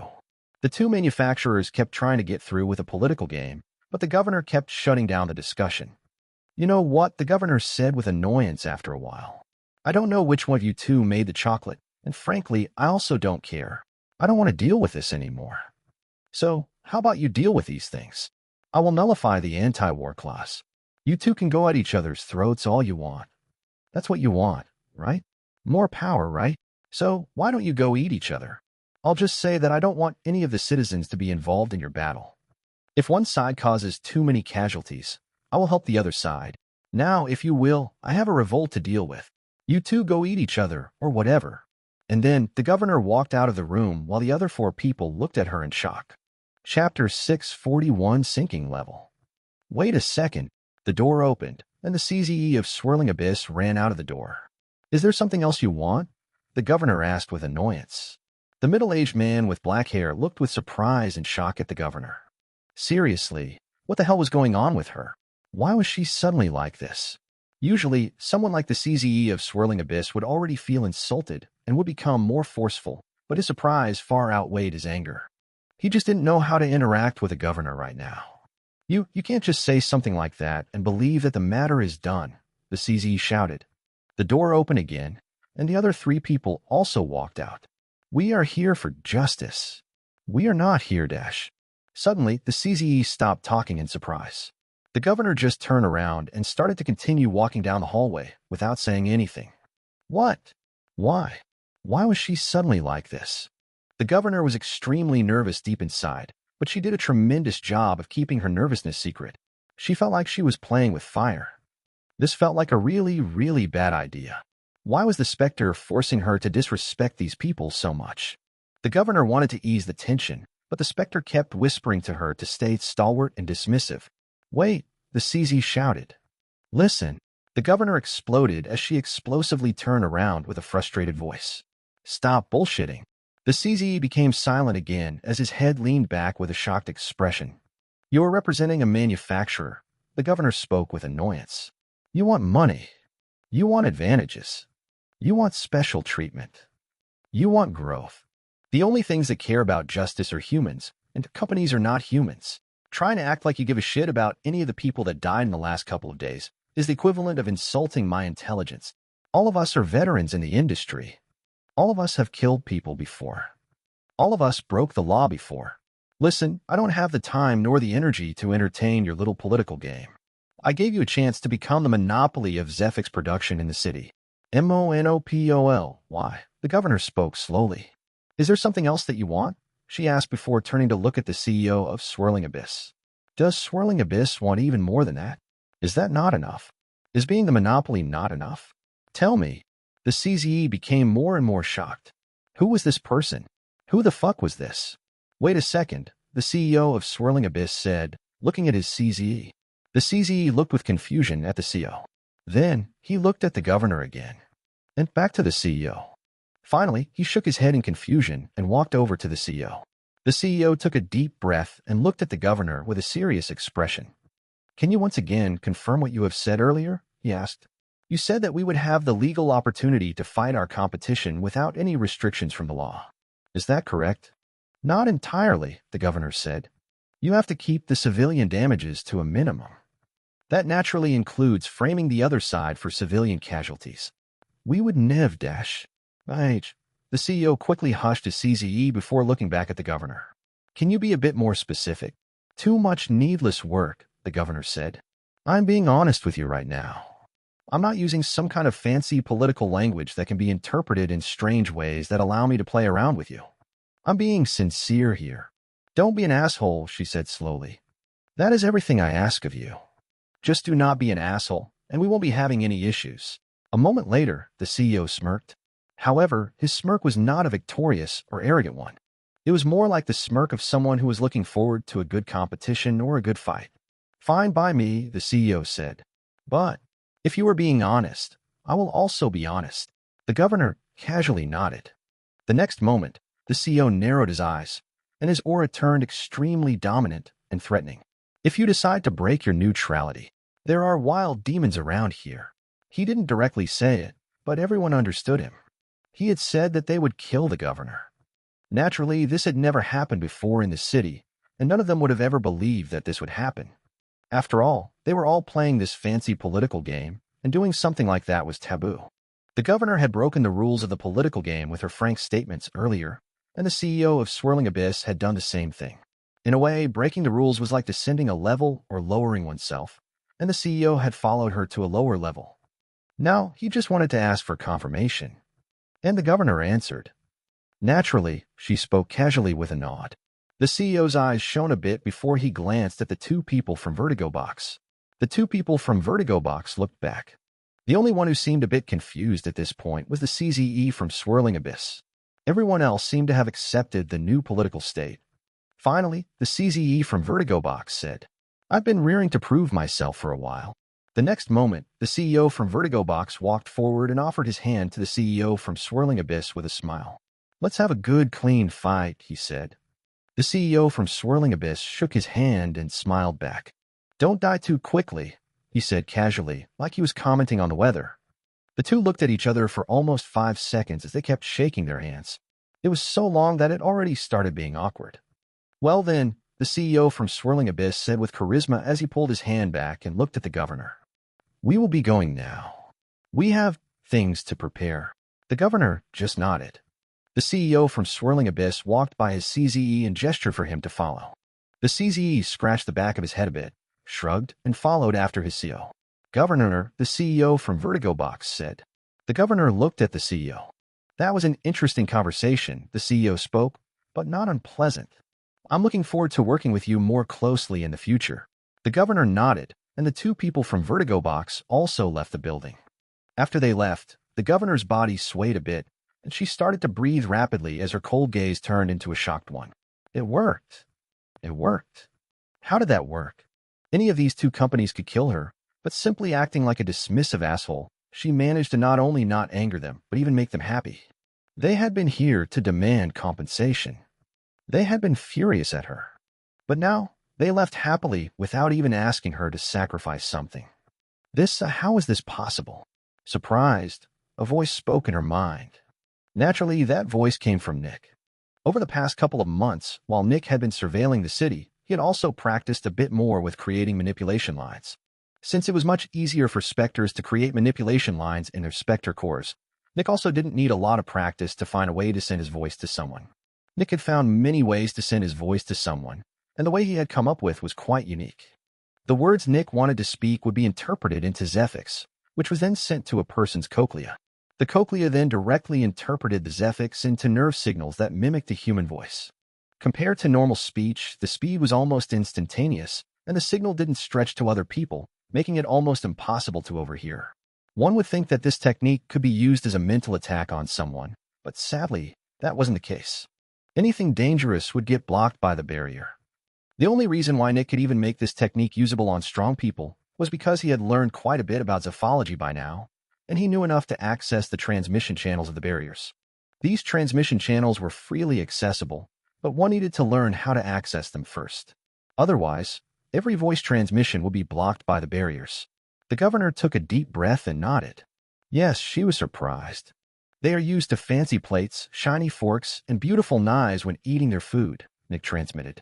However, they only use them because everyone else is using them. But if you use the right words and the right attitude, you can ask them to use their hands. Most people just want to eat their food and be done with it, and as long as they are not insecure, they will be fine with using their hands to eat if it makes things faster. They want more power. All the power is held by the other side, and you let them attack that side. It doesn't matter how you present it. The fact is that you gave them exactly what they wanted. Additionally, since you were so vague with the rules, they will err on the side of caution in the battle, causing fewer issues for the normal people. Now, we only need to deal with the riot outside the gate, and that will be even easier. The governor looked at the exit of the building. Then she took a deep breath and walked out. Chapter 642, Justice. The governor walked out of the building and looked at the shouting people. Murderer, tyrant, injustice. We want justice. We want justice. We want justice. The governor looked at all of them with an even expression. However, deep inside, she was extremely nervous. This was essentially the city's entire economy standing in front of her. If these people decided to rebel by refusing to pay taxes, there would be nothing she could do.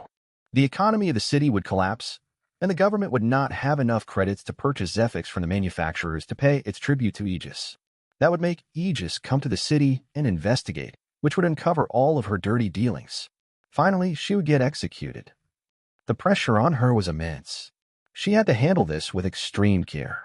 We are going to give them justice, Nick whispered into her ear. The governor covertly gulped. The way the Specter's voice sounded didn't seem very reassuring. And sure enough, when she heard what Nick was telling her to do, she became even more nervous. However, she had no other choice but to follow Nick's command. He had her in his grasp. Silence, the governor shouted, using her Zephyx to augment her voice so that it was loud enough to shock the crowd into silence.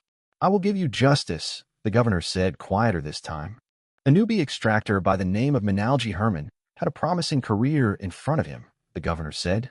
Sadly, Manalji accidentally overheard a secret conversation between a spokesperson of Rock Solid and an extractor from Les Bondo. He was seen at the scene and was confronted and threatened. He was intimidated into staying quiet, but Dmitry Errol, the CEO of Rock Solid, wanted to make sure that nothing threatened Rock Solid's profits. Because of that, Mr. Errol paid 8 million credits to have Manalji assassinated, just like he had assassinated Marvin Gnarl, Stephen Melvin, and Manita Koblenz. These are just the most high-profile cases of Mr. Errol's victims. The people listened with shock. Naturally, the governor didn't know any of the people she was talking about. She was just regurgitating what Nick told her. Dmitry Errol was executed for his heinous crimes, and justice for his victims has been served. If anyone has any issues regarding this execution, you are allowed to request a review of the evidence. The city assures you that you will be able to review the evidence within a workday after applying for the review. The governor made a short pause. Stasia Afaro was not the biggest fan of her rivaling companies. Because of that, she introduced narcotics into a business dinner, and the governor told a couple of stories of different people who got executed over the next 3 minutes. Of course, the crowd wouldn't remain silent forever, and they started to become rowdy again after a while, deliberately drowning out the governor. Quiet, the governor shouted again, forcing the people in the crowd to hold their eyes. We are going to hold an open hearing now. The next moment, a piece of paper appeared in the governor's hand. Bang! She kicked the stony floor, and a big stone, about 1 meter high, came out of the ground. She pushed the stone down the flight of stairs leading to the city headquarters, and the stone was partly buried into the ground below the stairs. It looked like a makeshift podium or table.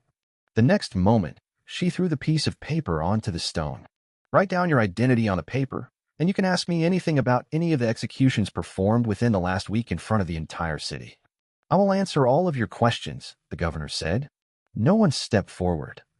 Stepping forward represented stepping out of the group. It was like a fish swimming out of its swarm. The fish would feel vulnerable and afraid in that situation, and it wouldn't be any different for the people. Additionally, even though all the guards knew all the identities of the people present, writing one's identity down on a piece of paper somehow still felt extremely dangerous and risky. However, there were also some reasons that reassured some people. After all, the governor couldn't do anything heinous in front of the entire city. Some seconds after the governor put the piece of paper down, one of the people stepped forward. He silently wrote down his identity on the piece of paper and looked defiantly at the governor. "My niece was unjustly murdered by you 1 day ago," he proclaimed without fear. "You have executed her without due process and without giving her a chance to defend herself." "What's the name of your niece?" the governor asked evenly. "Garla Turkeys," he answered.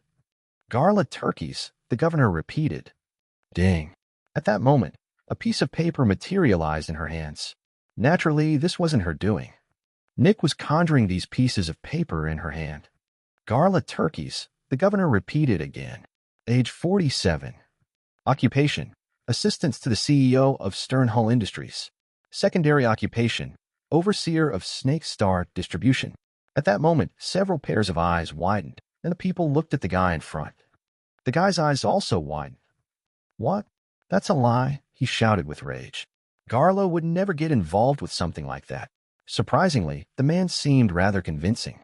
He sounded like he was genuinely enraged and shocked. The governor didn't answer the guy immediately and continued reading from the document. She named all the crimes Garla was involved in. This entire thing took around 3 minutes. And when she was done reading from the piece of paper, she turned to one of the guards. "Retrieve file GT-1055 from the evidence storage. It should comprise of many folders of evidence and a sizable box," she commanded. The guard saluted and ran into the building. Some seconds later, he ran out again, carrying a big folder and a big box. He put everything down in front of the governor, and the governor unceremoniously kicked the box over. The lid of the box opened, and several blue crystals that looked like stars rolled out of the box. When the people saw these crystals, they had very mixed reactions. Some of them were terrified and took a couple of steps back, while others had intense desire in their eyes. Snake stars were illegal products created by a Specter. They were insanely addicting, but they eroded brains as well. When the guy saw the mountain of evidence, his face turned white in horror. "This can't be. I refuse to believe this," he shouted. "Step to the side and read through the evidence. I can't hold up the public hearing to let you read. You may step forward again within the next couple of hours," the governor said. The man protested some more, but in the end, he was pushed to the side by one of the guards. After waiting for a bit, the man started to read through the files. His mental state seemed to become worse and worse the more he read. It was clear that he truly hadn't known about what his niece had done. Not every rich person was a monster. It seemed like Garla had played him for her entire life. While she had been working as his assistant, she had actually secretly used the company's logistics and identity to mask her drug business. By the time the man was reading the file, another person had already stepped forward to address the governor. Once more, a sheet of paper appeared in the governor's hands, and she read through it publicly. In truth, the sheet of paper only had general information and could be skipped. However, the purpose of the piece of paper was just to stall for time. Nick had read through a ton of memories over the last couple of days, and he knew exactly what had happened. He essentially had been present during all of the illegal meetings and knew exactly where sensitive evidence was hidden. So while the governor took a couple of minutes to read through the general details on the piece of paper, Nick left and went to gather evidence on the victims. With Nick's speed and power, it wasn't difficult to do all of that in 3 minutes. After all, he knew where everything was located. He just needed to get there and grab it. It wasn't different from just going into a house to grab a random object and leaving again. Because of Nick, the governor had a mountain of evidence every time someone wanted to question her. After about 45 minutes of this, the crowd started to lose their momentum. This was becoming very problematic. That was until someone specific stepped forward. When Nick was gathering the evidence for this case, he realized something. All the evidence had been destroyed. There's no evidence. But that wasn't an issue. The governor did get a mountain of evidence, But this evidence didn't pertain to the person who had been executed. No, it pertained to the person asking for the evidence. When the person saw the mountain of evidence incriminating him, his face became terrified. Then he heard the sound of a gun being prepared, and he looked with fear at the governor. "I told you justice will be served today," she spoke coldly. Bang! Chapter 643, Useless Crowd. Almost immediately, several of the people in the audience started screaming. "Quiet!" The governor shouted again, terrifying the crowd even more. "I told you that I will serve justice," she shouted with her powerful voice. The evidence was there. The evidence was overwhelming. You all saw the evidence with your own eyes. Then she aggressively pointed at the several people at the side who were still reading through their collective mountains of evidence. They have not yet complained, even though they have been looking at the evidence for over 30 minutes now. If the evidence were fake, they would have already found an inconsistency. But they didn't. That is because the evidence is genuine, and the punishments have been just. Then the governor paused for a couple of seconds, and her voice became quieter but retained its firmness. "You are allowed to inquire about the punishment, and you may also view the evidence. Everything is above board and dash." Bang! The governor shot her gun at someone at the side, and a hand exploded off someone's arm. The person looked with shock at their flying hand. Splat! The hand landed on the ground and opened. There was a crumpled piece of paper inside. The next moment, a small gust of wind appeared, which uncrumpled the piece of paper and pushed it back onto the piles of paper. Then the governor spun her gun once. Bang! And turned the guy's hand into bloody mist. "Try destroying evidence again, and your head will be next," the governor spoke coldly. Some seconds later, the guy started to scream in pain. A gust of wind appeared, and the guy was pushed into the city. The wind wasn't strong enough to injure him heavily, but his landing was not nice. Next, the governor shouted. By now, the crowd had lost a lot of its power, and people stepped forward less frequently.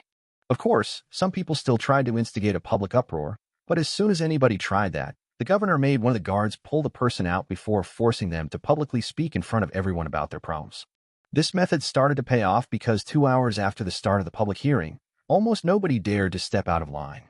As long as even a single person stepped out of line, they would be singled out and put in front of everyone. Then they would be forced to publicly air their grievances, and almost always, they didn't have any way to fight against a mountain of evidence presented to them.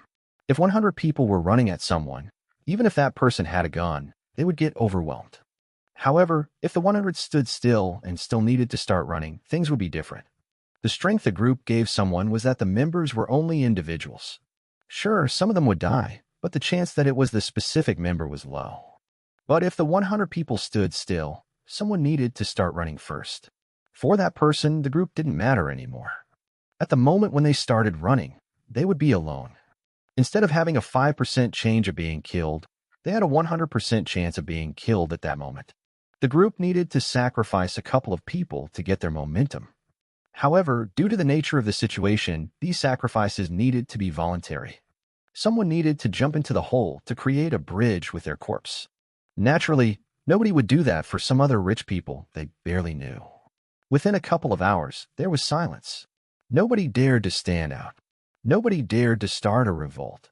They were in a powerful group, but they couldn't use the group as a weapon. Such a group needed unity and trust. Soldiers charged into the front line because they were fighting for something greater than their lives. Additionally, if they didn't follow orders, they would become deserters and would be executed anyway.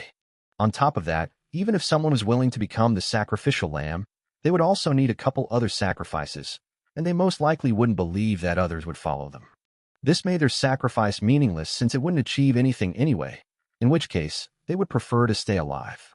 If they sacrificed themselves, it shouldn't be for nothing. Nobody else, the governor asked. Nobody stepped forward. They all glanced at each other in annoyance. They wished that somebody would step forward. They were angry that nobody sacrificed themselves for the good of the group. Oh, how selfish all the other people were. Naturally, asking the complaining people to become the sacrifice themselves wasn't the same. After all, they had a family.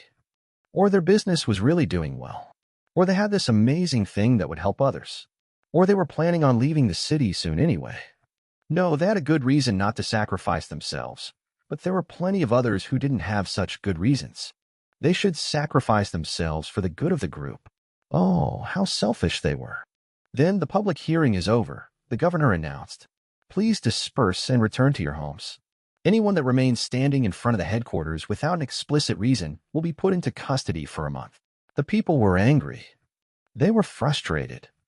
But then one person left. That person garnered the hateful glances of all the other members. But then another person left. Then two more. And finally, the people started to leave as a unit. As the governor saw everyone leaving, she finally calmed down. This had been a crazy day. It was difficult for her to believe that the revolt had been stopped. Even more, nothing horrible had happened. This is power, Nick whispered in her mind. Humans desire happiness for themselves and their loved ones. You have the power to take their happiness away. Humans are willing to swallow a lot of shit, frustration, and anger to keep their happiness alive. As long as you keep threatening their happiness, they will do whatever you tell them to do. However, Nick said in a louder voice, they must have happiness first.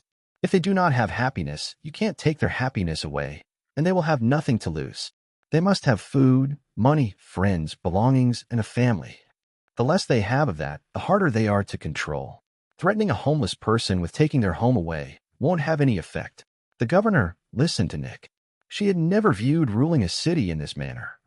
As long as she could keep the powerful people happy, she could do whatever she wanted. That was how she had ruled the city up until now. At first glance, Nick's words and actions seemed contradictory. He spoke about giving the people happiness, but at the same time, he ordered the governor to kill and threaten them. And yet, it somehow made sense and worked. The governor took a deep, covert breath and walked back into the city headquarters.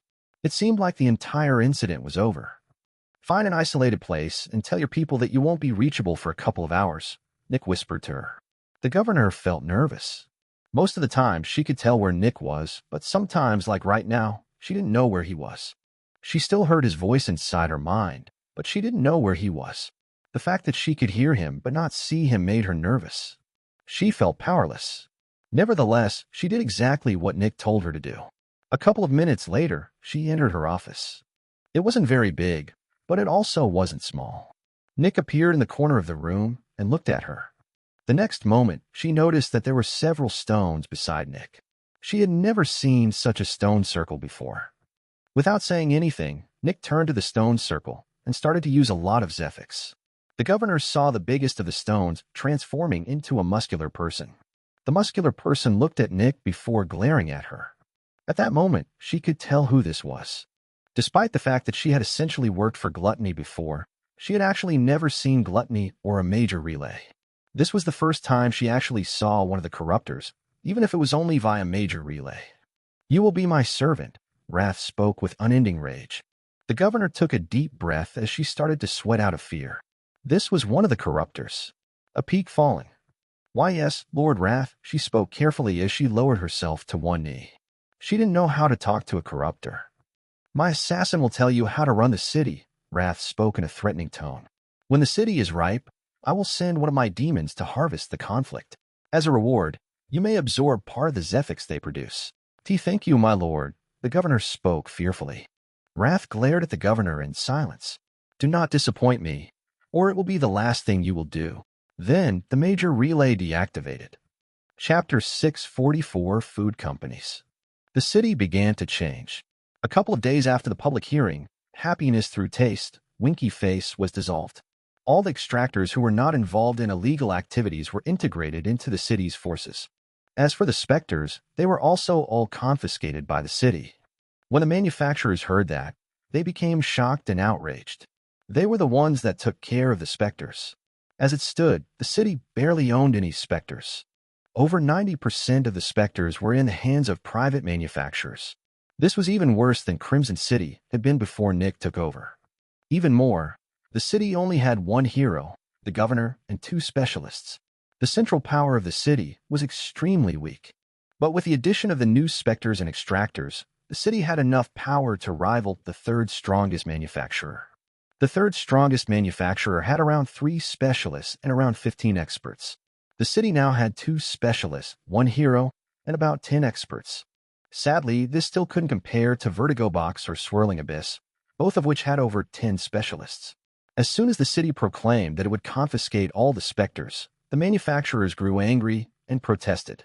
However, the most important manufacturers were missing from this protest: Vertigo Box and Swirling Abyss. The two of them were not interested in fighting for these couple of specters. No, they had much bigger targets: each other.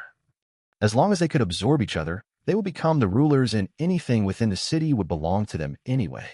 Sadly, without these two manufacturers, the other manufacturers essentially hit a wall while negotiating with the governor. Some heated exchanges happened, but nothing came of them. Nick had gone through exchanges like this plenty enough in Crimson City, and he could easily navigate through them. In the end, the manufacturers gave up. They complained, cried, and resisted, but eventually, they gave up and accepted their new reality. Within a month, the entire situation with the chocolate had been dealt with. The people who had eaten the chocolate either died or managed to recover from the addicting effects. The city kept buying food from the caravans, but since nothing of it was used to create chocolate anymore, the city now had a surplus of food to sell. Yet, the prices of food didn't drop. People still starved. But how? Where was all the surplus food? It was decomposing. The food companies found out that they would earn more money via artificial scarcity. For every piece of food they sold, they left 5 other pieces to rot. But Nick noticed that very quickly and told the governor what to do. Within a week, a new law was passed. Due to a lack of strong and healthy people, production in the city has been crippled. In order to stimulate the economy, a maximum price on food is put in place. This will increase the overall health of the city, create more able-bodied people, and will increase production while lowering labor costs. The rich people saw that and found that to be a good change. They had to employ 3 starving people to do the work of 1 able-bodied person right now. If they increased the wage of an able-bodied person by 50%, they would have a happy worker while having half of the costs. Of course, the owners of the food companies were enraged beyond belief, but they couldn't do anything. This time, the powerful people were not united. The food companies were on their own. They couldn't get the governor to change the law. However, this didn't mean that they were powerless. So, they did the very thing that the governor had been so afraid of during the last riots. They protested. The food companies refused to buy food from the caravans and refused to do business. They closed their doors. The citizens became terrified. They were losing the little bit of food they had access to. Starvation became even more of an issue. However, the city didn't seem to do anything for the first couple of days. After 5 days, the city opened its storages of emergency food and handed food to the people closest to starvation, but these storages weren't bottomless. An entire month passed. Caravans arrived every couple of days but left without selling any of their food. The storages were running low. The food companies felt victorious. And then, after 1 month, something changed. A caravan arrived, and all of its food was purchased by the city. The food companies weren't surprised. They had expected something like this to happen. It was more surprising that it had taken the city so long to do that.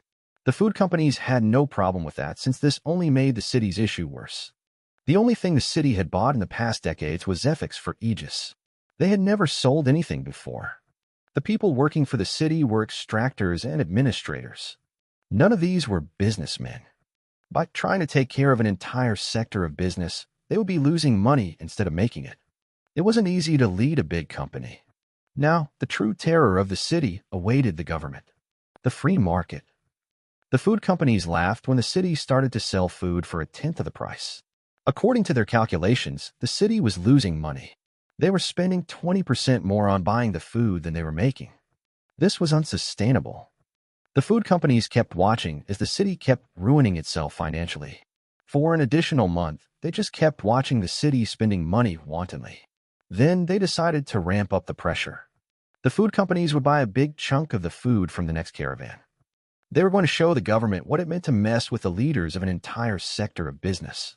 The next caravan arrived, and the food companies said that they wanted 70% of the food, and were promptly shut down. Sorry, but we made an exclusive contract with the city. When we wanted to sell to you the last time, you left us hanging, and we lost 3 million credits since the food we bought decomposed and became unusable. The city is guaranteed a minimum number of bought goods for the next 5 years.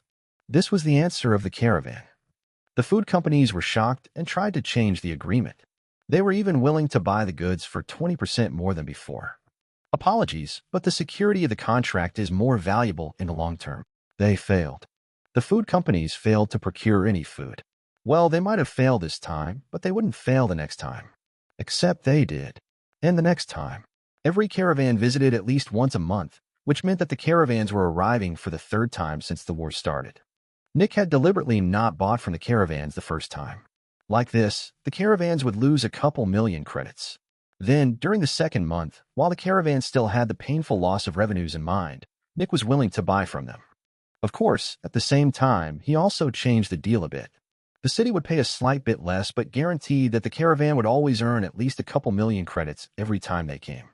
The city would buy the food, even if they didn't need it. Within a week, the food companies realized that there was no way to procure food anymore. But before they could come up with an idea to deal with that, the next tragedy struck them. Their bat caves were dying. The bats in the bat caves ate from the insects inside the human corpses.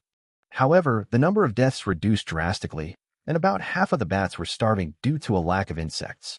Then they realized something even worse. The city was actually making money by selling food. They were not running at a deficit. But how? Even they would be running at a deficit like this. Well, the reason was actually quite simple. There were no dividends being paid out. There were no executives that ate a huge chunk of the profit. Without dividends, the food business's revenue was a bit higher than its cost, and the little profit it made was stored for bad times. This business had not been built to make money and expand. No, it was built to keep running indefinitely. However, that didn't mean that nobody made any profit here. Nick knew a lot about economics, and he knew that he had to make money move hands quicker. The food prices were very low, and everyone could afford the food. Yet, there was one thing the city didn't do: prepare the food. Everything they gave out was raw and unprepared. However, the city gave out some basic cookbooks free of charge. This was Nick's idea. And sure enough, it didn't take long for Nick to see results. Privatized food distributors, food halls, restaurants, chefs, cooks. By elevating the food, people could sell cheap and unprofitable food for insane prices. For the first time in their lives, the city's people came into contact with true flavor. And they became hooked. Chapter 645, Economic Rise. The age of cooking had arrived. It started with somebody putting a bit of salt on a baked potato. When the neighbors of the person tasted the potato, they realized that this potato was much better than theirs. They wanted to know the secret, but the person wouldn't tell them. However, the person was willing to exchange 2 tasty potatoes for 3 boring potatoes. Alternatively, they were also willing to accept 1 credit for 5 tasty potatoes. Cooking had been a dead art in Black Mine City. Some of the richer peoples had finer cuisine, but that cuisine was just food bought from the caravans, which had been smoked and dried to preserve it for longer. Cooks barely existed, and the couple of cooks that existed had almost no way to come up with better cooking methods. But now, since everyone had access to food, many more people found ways to innovate.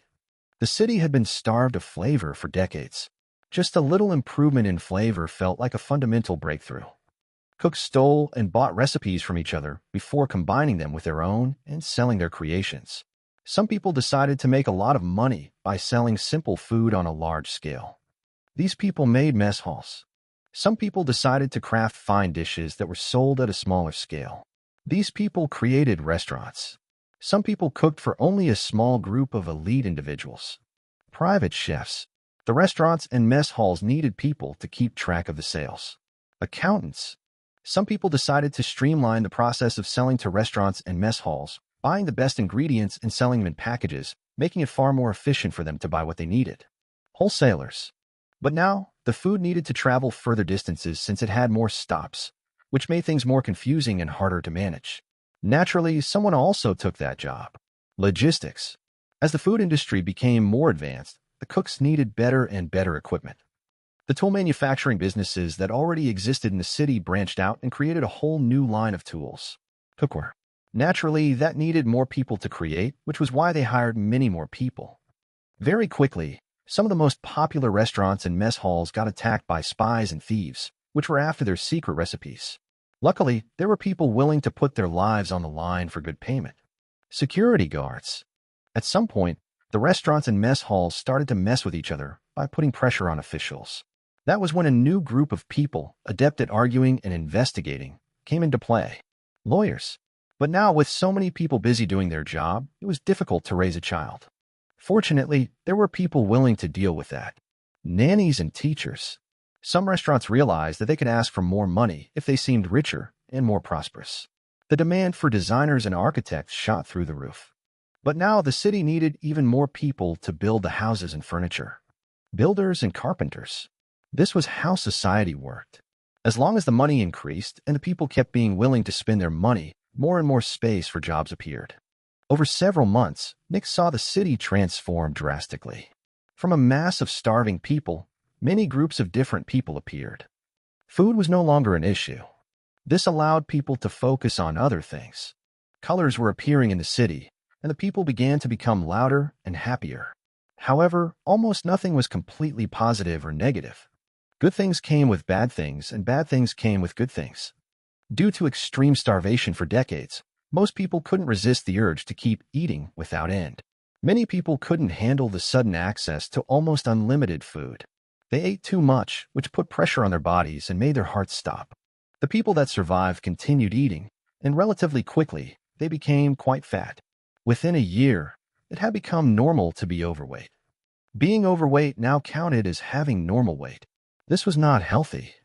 However, being quite overweight was still healthier than being severely underweight. Being overweight caused troubles in the future, but being severely underweight caused troubles in the present and the future. At least the people weren't working themselves to death. Since basically everyone was fat now, everyone felt more lethargic and less motivated to move. This kind of led to a more relaxed attitude at the workplace. It was normal to sit down and pant in exhaustion for 5 minutes every hour. Almost everyone was doing it. After an entire year, the original food companies had shrunk drastically. Since they couldn't get access to the caravans anymore, they were forced to buy from the city. However, who would possibly buy food from them when they could get it for cheaper and at the same quality from the city directly? A few food companies ran out of business, but a couple of them managed to switch from selling raw food to becoming restaurants and mess halls. While the center of the city underwent a drastic change, the edge of the city also changed. Some businessmen decided to invest in local food. They dug huge caves into the mountain and experimented with growing food that didn't need a lot of light. Since the city was inside a mountain, growing food wasn't easy since it took up a lot of space. Back then, it hadn't been worth it to invest in something like that. But now, being able to create food locally had insane potential. One had to remember that almost all the food came from caravans, and since the caravans were traveling towards many cities, they only delivered foods that stayed edible for a long time. If someone were able to grow food locally, they would have access to far better ingredients. Of course, turning something like that into reality would take a while, but it wasn't impossible. They just needed a way to convert food gotten from a caravan into local food. They just needed some animals that ate food from the caravan. All in all, the city's economy was exploding, and the city had far more access to credits to purchase Zephyx. At the same time, the price of Zephyx was falling. At first glance, this seemed strange. If the economy was better, people were ready to pay more money for things, which should increase the price for Zephyx, right? So, why was it falling? The reason was that the Zephyx engineers produced far fewer materials made of Zephyx. After all, the number of veterans and experts had dropped by over 10%. While the city was experiencing a sharp rise, Vertigo Box and Swirling Abyss were at each other's throats. They were secretly in a bitter war, which was mostly fought outside the city.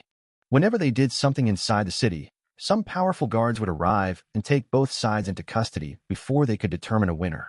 It was almost like the guards knew exactly where the battles would take place beforehand. After the 5th time, both manufacturers were sure that this was not a mere coincidence. Somehow, the governor knew exactly where the fights took place. In the end, they decided to fight outside the city. Many extractors died, and since it wasn't illegal for the two manufacturers to kill someone from the other big manufacturer, they didn't need to keep their loot secret. After killing another extractor, the victor could openly wear and use the equipment of the dead extractor. Something like that had been impossible in Crimson City since it was illegal to kill extractors. With fewer extractors, the need for equipment was not as high anymore. This meant that the Zephyx engineers didn't purchase as much Zephyx, which meant that the city could get more Zephyx for less money. It had been 24 months since Nick first arrived in Blackmine City. Right now, the city was undergoing a huge glow-up while the manufacturers were constantly fighting each other. Normal citizens were finally coming into contact with the concept of happiness. They had a lot more to lose now. The seed has germinated, Nick said. It is ready to be harvested. Finally, Wrath spoke with gritted teeth as it looked with hatred at the city. I will send my servant to the city. You will get her into the city and utilize her power to create more conflict. I want eternal war in this city, Wrath demanded. Yes, my lord, the governor said.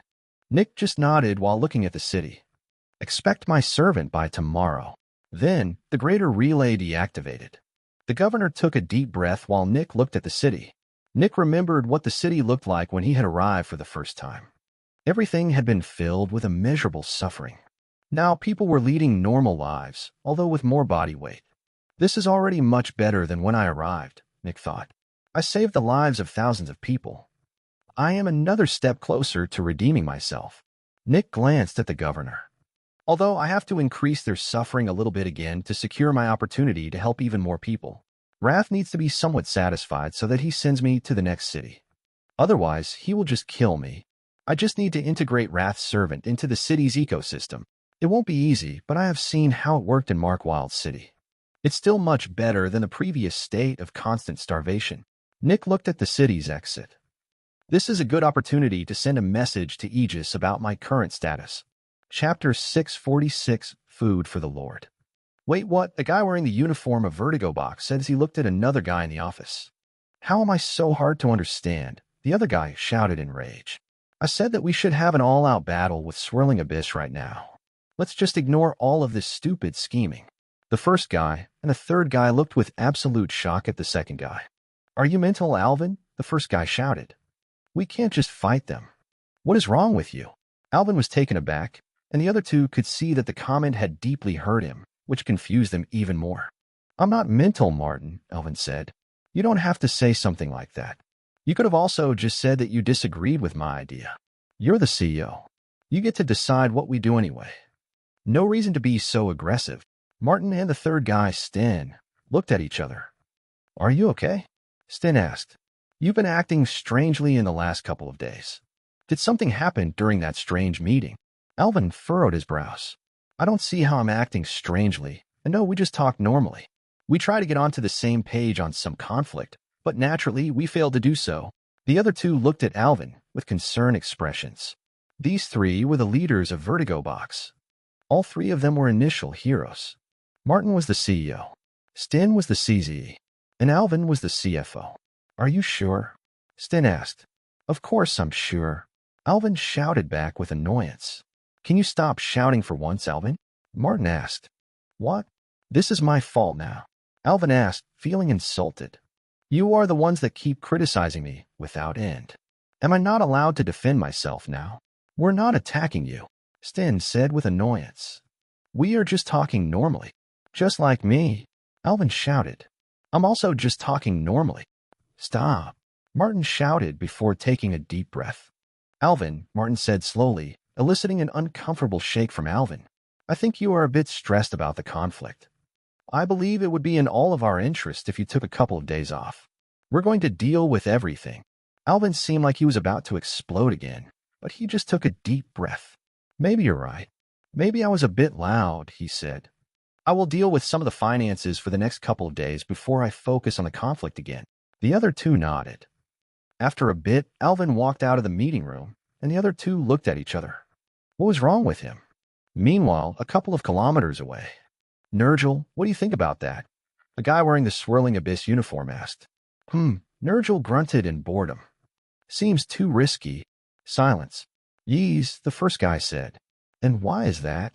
Our extractors could die, Nurgle answered casually. Yeah, I know, a third guy said with annoyance. That is always a possibility during an ambush. However, just as explained earlier, the chances of the ambush failing are, at most, 30%. I don't see how that is risky. Then go do it, Thor, Nurgle said with an annoyed sigh. The other two furrowed their brows. Nurgle, can you please take this seriously? The CEO of Swirling Abyss, Carl asked. You've been giving non-committal and short answers for the entire meeting. I'm taking this seriously, Nurgle answered with an eye roll. Just, why go through with such a risk? I wouldn't bet my life on 70%. It's just unnecessary. We are not betting with our lives, Thor the CZE of Swirling Abyss answered. If it is about the company's survival, yes, 70% would be too low, but the worst thing that can happen is that 2 veterans die. Okay, Nurgle answered. Silence. Thor and Carl looked at each other before looking back at Nergal. Is that all? Carl asked. Yeah, Nergal answered. Carl sighed. Nergal, did we offend you in some way? He asked. No, Nergal answered. Silence. But, Thor asked. What but? Nergal asked. Weren't you about to say, but? Thor asked. No, I wasn't, Nergal answered. Silence. Okay, what is going on, Nergal? Carl asked. You're acting unusual. What's on your mind? What's the issue? Nothing, Nergal answered with a shrug. Is this about the meeting from a week ago? Carl asked. You've been acting weirdly for a couple of days. Nergal shrugged. No, everything's fine. We just talked about some conflict but couldn't get on the same page. Nothing strange happened. Then, what's up with you? Thor asked. What do you mean? Nergal asked. This, Thor shouted. You barely say anything. You constantly shrug your shoulders like nothing matters. You don't show even a bit of emotion. You act like you don't give a shit about anything anymore. Nergal shrugged. No idea what you mean. Everything seems just like always. Is this some kind of game? Carl asked with annoyance. You are obviously acting differently. How? Nergal asked in a bored tone. Carl took a deep breath. Nergal, please leave the room, Carl said. I don't know what's going on with you, but we can't make proper progress when one of our strongest people is acting like this. Please leave the room and think about your conduct today. I'm open for man-to-man talk later. Nergal rolled his eyes. Sure, he said with minor annoyance. Then he walked to the door of the meeting room. See you, he said with a wave before leaving. After he left, the other two looked at each other with furrowed brows. It seemed like both manufacturers had issues with one of their leaders. Luckily, due to the conflict between them, they didn't know about the issues on the other side. About a week later, the two manufacturers received an important message.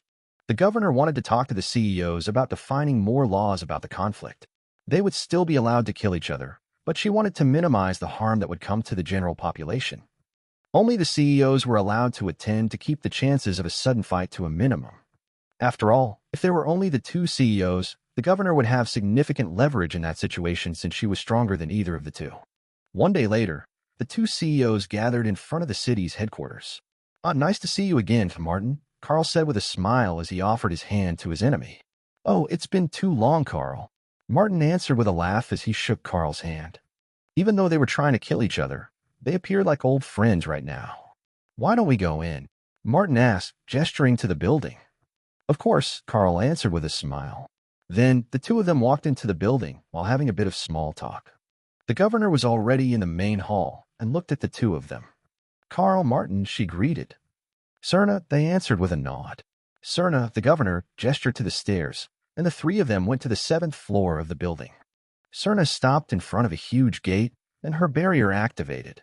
The next moment, the huge gate slowly opened, and the two CEOs saw the insides of the room. That's quite some expensive material, Carl said as he looked at the abyss black material the room was made of. This is our new meeting room for sensitive meetings, Serna explained. The room is completely isolated, like a containment unit, and it is made of material that can even contain a demon. I only use this room for the most important meetings. The two CEOs inspected the room closely. Sure enough, it was completely isolated. Eventually, the three of them entered, and the gate began to close slowly. Bang! The gate closed, and the three of them were in the room alone. Well then, Serna said, shall we get to it? And then, ding! All the lights turned off. Carl and Martin immediately began to panic and pulled out their weapons. Bang! A gun fired, and the room was illuminated for just a moment. Carl saw Serna and Martin moving towards him. Martin saw Serna and Carl moving towards him. Serna saw Martin and Carl aiming at each other. Bang! Bang! Bang! The two immediately began to fight each other as Serna stood back. At the same time, a black mist appeared behind Carl. The black mist turned into a human with a blade. CRK. The blade broke Carl's barrier. At the same time, a three-headed figure appeared behind Martin. The three heads had long black hair, and they all had different expressions. The one on the left was crying. The one on the right was laughing. The one in the middle was disinterested. Next, 6 arms came out of the figure, and they scratched the barrier in front of them with terrifying speed. Bang! Martin's barrier was also broken. Both of them fell into a panic, but without any Zephyx left, the nightmare's influence completely overtook them. Nick controlled the nightmare's influence and caused them to lose consciousness. At the same time, Nick was also protecting Cerna from the nightmare's influence. "Do it," Nick said to the three-headed figure. The three-headed figure stepped between the two unconscious people and began to move its arms in a mystical manner. A moment later, colorful gas came out of Carl before entering Martin's body. The figure began to cry and laugh. "More food for the Lord," it shouted. Chapter 647, New Specter. Nick watched as the two men slowly regained consciousness. The three-headed silhouette was still laughing and crying loudly as the two of them stood up. Naturally, since their barriers had been broken, their Zephyx had stopped. Luckily, more than enough Zephyx was being generated in this room, allowing their bodies to quickly restart their Zephyx. A moment later, the lights turned back on, and Cerna could finally see again. Even though this was the second time this had happened, she still felt scared whenever the lights turned off. But who could blame her? After all, darkness represented unending suffering for all humans. There was never a point in someone's life in which darkness was not associated with horrendous suffering. Logic didn't help against such a primordial fear. The two men seemed confused and looked around. "So," Cerna asked the CEO of Vertigo Box. "Huh?" the CEO asked. "What's your answer?" she asked. The CEO grabbed his head. "Sorry, what was the question again? Are you willing to hold off on any fights within the city limits for the next 3 months?" Cerna asked with a bit of annoyance. "We want to have some time to come up with a working rule set that accommodates everyone." Carl has already agreed. At the side, Carl also shook his head in confusion. He did not remember agreeing to that. But then, the more he thought about it, the more familiar this seemed. "Yeah, right," Carl said. "We need clearer rules for the battle. We might be at each other's throats, but this is all just about business. What's the point of winning this war if the winner only gets a destroyed city?" "I already said that earlier." Martin also started to remember the conversation and how Adam and Carl had been about the pause. In Martin's memory, Carl seemed very desperate for a temporary ceasefire. Martin also remembered pushing back against Carl. "This feels like favoritism," Martin said. "We are currently in an advantageous position, and at exactly this moment, you are asking for a ceasefire?" Cerna furrowed her brows in annoyance as she looked at the gigantic, three-headed figure standing between the two of them. The laughing head laughed loudly, while the crying head cried with more despair. Meanwhile, the neutral head just sighed in annoyance. "I told you that can happen." After the transferal, their memories automatically generate based on the most obvious and straightforward pattern. He sees the other guy as his enemy and automatically thinks that anything the other guy wants is something that he doesn't want, making him believe that he was against this option. "There's nothing I can do." Cerna kept her annoyance hidden and looked at Martin. "How are you in an advantageous position?" she asked. "We've just won a battle," he answered. Cerna took a deep breath and readied herself for a long discussion. She just wanted this to be over with. Nick remained inside a hidden compartment inside the wall. While the extractors couldn't see the Spectre, they could see him. Nick kept looking at the Spectre with his perception, while Cerna and Martin kept arguing. This Spectre was quite terrifying. It looked like 3 tall women had been fused together into a single body. It was a mid-demon, and it grew stronger by transferring emotional sensitivity and from the suffering caused by said emotional imbalance. It could siphon emotional sensitivity out of one person and inject it into another one. Within a couple of days, both of the affected people would change drastically. This would turn one person into an unstable crazy person who felt emotions at an insane intensity. A slightly funny joke would make them laugh intensely. A slight bit of criticism would see them frothing with rage. A sad story would throw them into a full-on grief cycle. At least, that was how extreme it was with weaker people. Somebody as powerful as a hero would still feel intense emotions, but they would have much better control over what they were doing. Meanwhile, the other person would turn into a disinterested machine without any reactions whatsoever. They felt nothing when someone told a joke. They felt nothing when someone criticized them. They felt nothing when someone tried to attack them. One would think that this sounded very similar to how a Spectre was, but that wasn't true. A Spectre wanted to survive, but also wanted to cause suffering to humanity. Meanwhile, someone afflicted by the Spectre didn't even have any desire for that. What was the point of growing stronger anyway? What was the point of doing anything? Nothing mattered. The only reason why these people even continued talking and doing things was habit and the absence of urges like hunger, sex, and sleep. They kind of just continued, because that was what they had always done. Naturally, this Spectre was one of Wrath's servants and the future ruler of the city. By tomorrow, Cerna would ask the two CZEs of the two manufacturers to come to a last meeting, and the Spectre would do the same thing to them. After that, the Spectre would be able to walk through the city without any of the heroes seeing it. For a mid-demon, abducting some specialists wasn't difficult, and the Spectre would be done manipulating all the specialists within a couple of weeks at most. And that would be it. The strongest people would be under the Spectre's control. Over a long period of time, Vertigo Box and Swirling Abyss would change drastically. Vertigo Box would launch sudden and stupid assaults on the people of Swirling Abyss. The people of Swirling Abyss would win more often than not, but they would never get a decisive strike since they just didn't care enough about anything. In the long run, the two manufacturers would also split the city into two. The two camps had different names, with which they called each other. One camp called itself the humans and called the other one the machines. The other camp also called itself the humans but called the other one the animals. One of them believed the other camp to lack basic emotion and humanity. The other one believed the other camp lacked control over their emotions, which made them act like wild animals. This was the Spectre's plan on how to create conflict in the city. Eventually, Cerna managed to convince Martin to accept the armistice. The two CEOs left after a while, and Nick came out of his secret compartment. The Spectre seemed to vanish from the room, only leaving behind an echo of laughter and crying. When the Spectre left, Cerna released a sigh of relief. She was nervous whenever the Spectre was around. Compared to the Chocolate Spectre, this one was actually lucid and could make conscious decisions. Even more, it seemed quite a bit different from Nick, the Spectre she had been working with for the past 2 years or so. For some reason, working with Nick was similar to working with a human superior. He actually explained things to her and told her exactly what to do.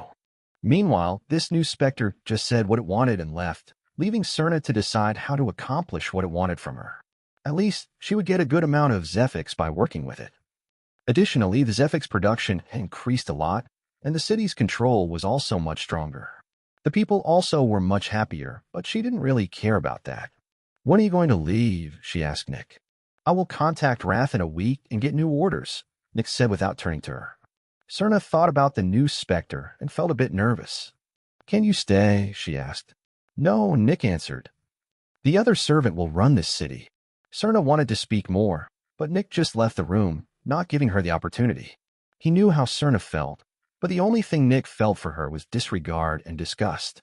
She was an opportunist who didn't care about the suffering she inflicted upon the powerless. There were not many things Nick hated more than that.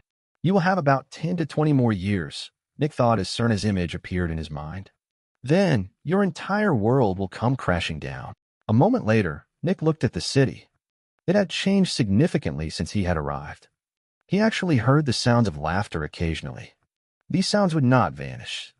In the future, the city would be split into two camps and would be in a constant civil war, but within those two xenophobic groups, the people would still help each other. In fact, they would be even closer than before since both groups would have an enemy on which to focus their hatred. "I'm not sure how many cities I can improve before I should return to Aegis," Nick thought. "The important part is that Aegis now knows that I am still alive and what happened to me." Yes, Nick had already come into contact with Aegis, and it actually hadn't even been difficult. As to how he accomplished it, well, Chapter 648, Blackmail. "Oh, fuck me. Why are you so tight today, girl? Did that old bastard annoy you again?" A naked man was going to town on a rather tall and muscular woman. The man was barely 160 centimeters tall, while the woman was around 185 centimeters tall. The man was pretty thin and meek, while the woman looked like she was compressing metallic structures into small cubes of the hobby. The man had long flowing hair, while the woman had a short buzz cut. As the two of them kept fucking, the air around them vibrated with every thrust, and the furniture in the room shook. While the guy kept putting his all into the thrusts, the woman just lay on the bed like a corpse. Went too hard on the abs. The woman spoke in a cold and raspy voice. "They're cramping. I like the pain. Makes me feel alive. Ah, fuck, this feels really fucking good, but I feel like I'm going to feel that tomorrow as well. Don't do that too often, but please keep doing that." Wait, what did I just say? I don't know. Sorry, not coherent right now. Busy as well. Fucking hell. You enjoying yourself at least. The woman's body moved back and forth a bit as she stared at the ceiling with a distracted expression. "Yeah, feels good," she said after a while. The two of them kept going for several minutes, in which the guy kept going harder and harder. The entire building began to shake, and the beautiful trees around a beautiful house began to sway back and forth. A couple of people tending to the serene bit of nature around the house looked at the shaking surroundings with annoyance. A gardener was having difficulties appropriately cutting down a tree as the leaves kept swinging back and forth. "You ready?" the guy grunted. "I'ma do it. I'm going to do the cummies." The woman just rolled her eyes at the idiotic phrasing. "Come on. It was funny." "Huh? Ha, the guy grunted. "No." Except for the rhythmic splatting, there was silence. "Sorry," the guy grunted. "I'm not doing it again, okay?" "Okay." The rhythmic splatting continued. "Prepare yourself," the woman spoke. The man grew excited. Then the woman strained her abs with all her power as she struck a pose while lying down. The man's mouth fell open as he felt an apocalyptic force trying to turn his dick two-dimensional. "Ayaha!" Ding. The small sound of a bit of paper moving outside the established rhythm of meat slapping. Bang. The two of them immediately split up and pulled out their weapons, aiming them at the door. It took less than a single second between them having sex and having their weapons pointed at the door while standing in a combat-ready pose. The last pulse of sex vibrations hadn't even passed yet. The man focused on the hallway as he pointed both of his guns at the door. While he was doing so, his dick was bobbing up and down, shooting powerful bullets of white liquid at the walls, shaking the house some more. This was a hero, and the force with which his sperm was shot out was incredible. Naturally, his orgasm was ruined, but he was much busier with assessing the danger. He was sure that he had just heard some papers moving. A moment later, he glanced at the muscular woman. She had also jumped up, which meant that he didn't just imagine things. "Someone must have been here just now." "Can you sense anyone?" the guy asked with a serious voice. "No," she answered. Their perceptions had already encompassed the surrounding kilometers, but they didn't see anything out of the ordinary. The man scanned through the entire house again. "Wait," he said. "Did you put that paper on my desk?"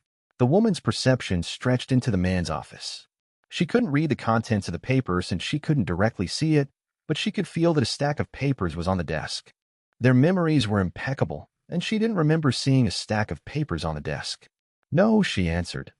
The man narrowed his eyes and vanished. The next moment, he reappeared in his office in front of a stack of paper. The woman arrived in the office an instant after him. The man's eyes narrowed as his mind instantly absorbed all the information on the first sheet. "Blackmail," he said. "Blackmail?" the woman asked with furrowed brows. "That's idiotic." The man lifted the piece of paper and read through one of the stacks of papers. Naturally, the woman also read all of that. "They're trying to blackmail you with our relationship?" she asked with an annoyed tone.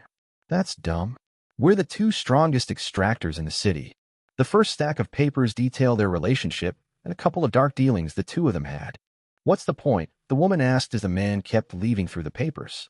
"While we're not officially announcing all of that, this stuff isn't secret. So what if the governor and the biggest manufacturer are allies?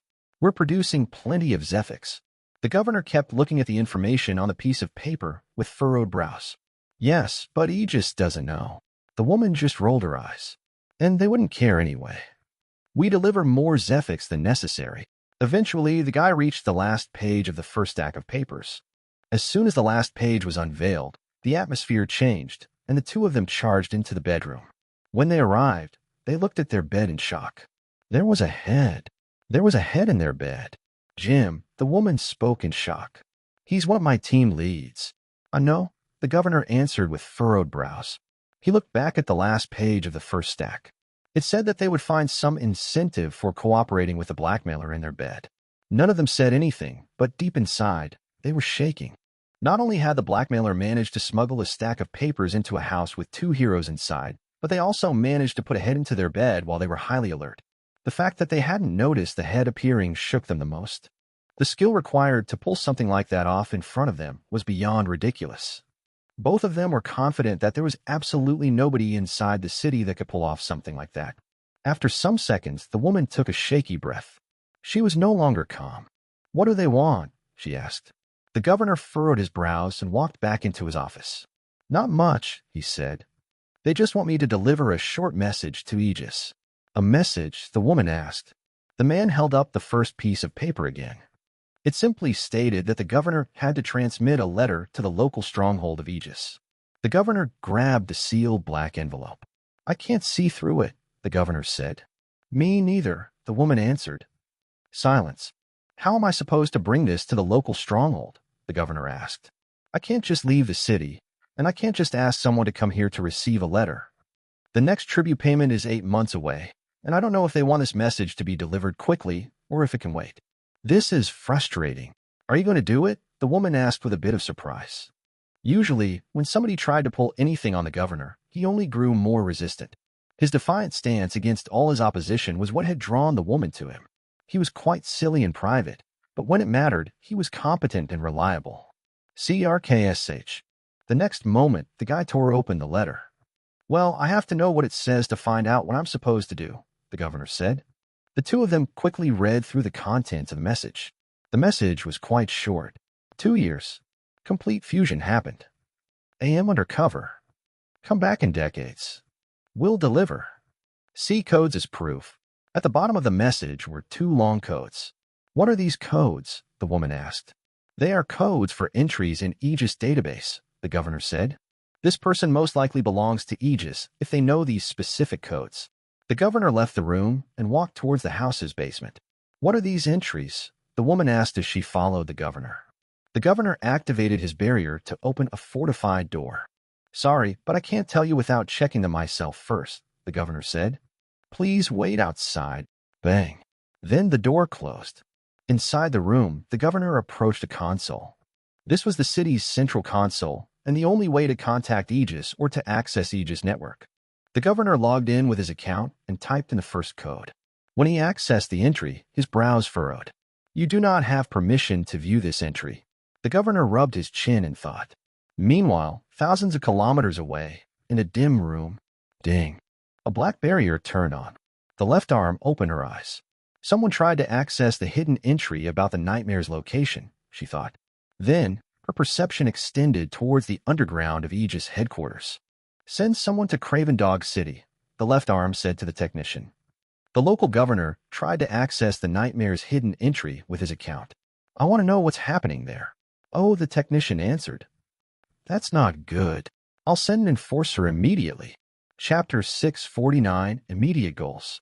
Nick had contacted Aegis a couple of weeks before the new Spectre had started to influence the leaders of Vertigo Box and Swirling Abyss. Naturally, due to the way Nick used to contact Aegis, he didn't exactly know how they react to the news that he now was a Spectre. After all, he just left them a message. As soon as the governor from that city got Nick's request, the message was basically already delivered to Aegis. If he just handed over the letter to the tax collectors, Aegis would get it, and nothing would happen to the governor. However, if the governor decided to be a bit less cooperative and open the letter, Aegis would still get the message, but the governor would have some explaining to do.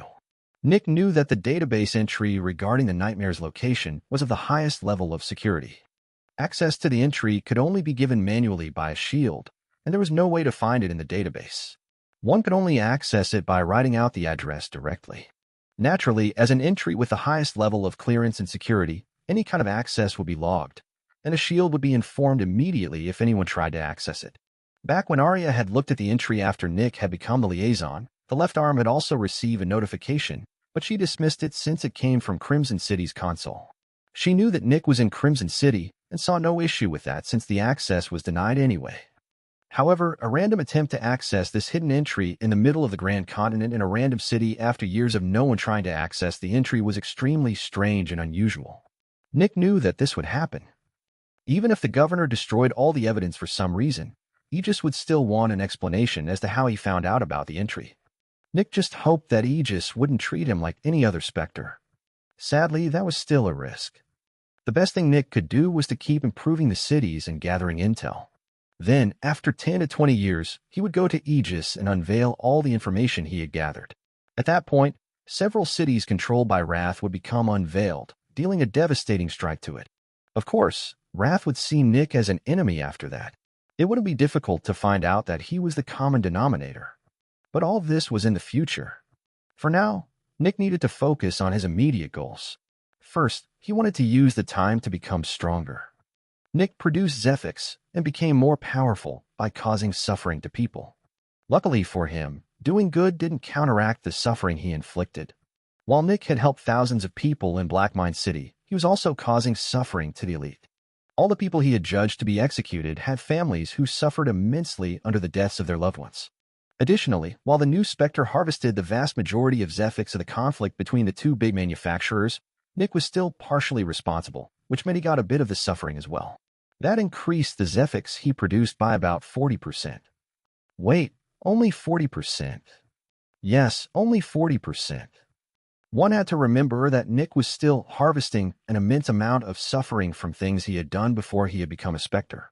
The survivors of Anatomy were still being punished by Aegis, and he was one of the biggest factors in their current suffering. However, the biggest source of suffering that Nick harvested was Marcus Julius, the old governor of Crimson City. Nick was almost solely responsible that he had to guard some Aegis stronghold somewhere in humiliation. Nick was essentially working with a mid-hero constantly. The suffering Nick felt coming from Marcus Julius improved his mood whenever he focused on it. The most important factor in all of this was that Nick didn't seem to be gated by time but by volume when it came to producing Zephyx. This meant that the more people suffered, the faster he improved. In fact, in just 2 years, Nick had advanced to become an early specialist or early fanatic, depending on the viewpoint. That was insanely fast. Another thing Nick focused on was his ability to conjure objects and create manipulation lines. With a Spectre core, both of these skills were incredibly useful. Their potential was unmeasurable. After just 2 years of training, Nick had managed to create 2 useful abilities. Sadly, while useful, the 2 abilities were not nearly strong enough to be useful during a battle. One of the abilities was his method of transmitting his voice. The other one was telekinesis. Nick could move stuff with his mind. He could lift up to 2 objects at once with collective weight of 1 ton. Unfortunately, the ability was not very efficient yet. However, this was just what Nick had been able to create after only 2 years. Nick's last goal was to improve more cities and to learn more about the Corruptors. Maybe he would even be able to find out where Wrath was. The Corruptors kept their locations extremely secret. The only one that wasn't hidden was Envy. These were Nick's goals, and he would focus on them for the next couple of decades. It's about time to leave this city, Nick thought as he looked at Blackmine City. The city had changed incredibly within the last 2 years, and it would continue to change. Even if it changed for the worse, it wouldn't get as bad as it had been when Nick arrived. Yesterday, the 2 CZEs of Swirling Abyss and Vertigo Box had been changed by the Spectre as well. Everything from now on would be easy to do. The governor had also learned from Nick over the last 2 years, and while she definitely wasn't as good as Arya, she should have the skill to run the city halfway decently on her own. That was about another 4,000 people, Nick thought. Together with Crimson City, that makes about 15,000 people whose lives I have improved significantly. Nick's body imitated sighing. About 1.5% of my goal. Nick thought back to the melting people in the dregs of Crimson City. He had forgotten many things in his fight against the Dark Mist, but he still remembered that day with clarity. It's far from enough, but it's a step forward. I thought I would never be able to redeem myself, but I'm making progress. It doesn't seem impossible anymore. Nick looked at the city's exit. And I will continue making progress over the coming decades. For a couple of minutes, Nick just looked at the city. Then, he silently turned around and entered his cave. Naturally, after staying here for 2 years, Nick had gotten himself a temporary residence. As far as anyone was concerned, this cave was empty and owned by the government. Nick walked deep into his cave, turned into mist, and flowed through a tiny hole. Behind 10 meters of stone, Nick had created an isolated space, which he used for his greater relay. A moment later, he activated the greater relay, and Wrath manifested again. What do you want? Wrath asked in, unsurprisingly, anger. I'm done with the city. Where do I go next? Nick asked. Specters didn't really feel surprised when something surprising happened, but they took note of a moment in which something didn't go according to predictions. This was one of these moments. Almost all of Wrath's servants were lazy.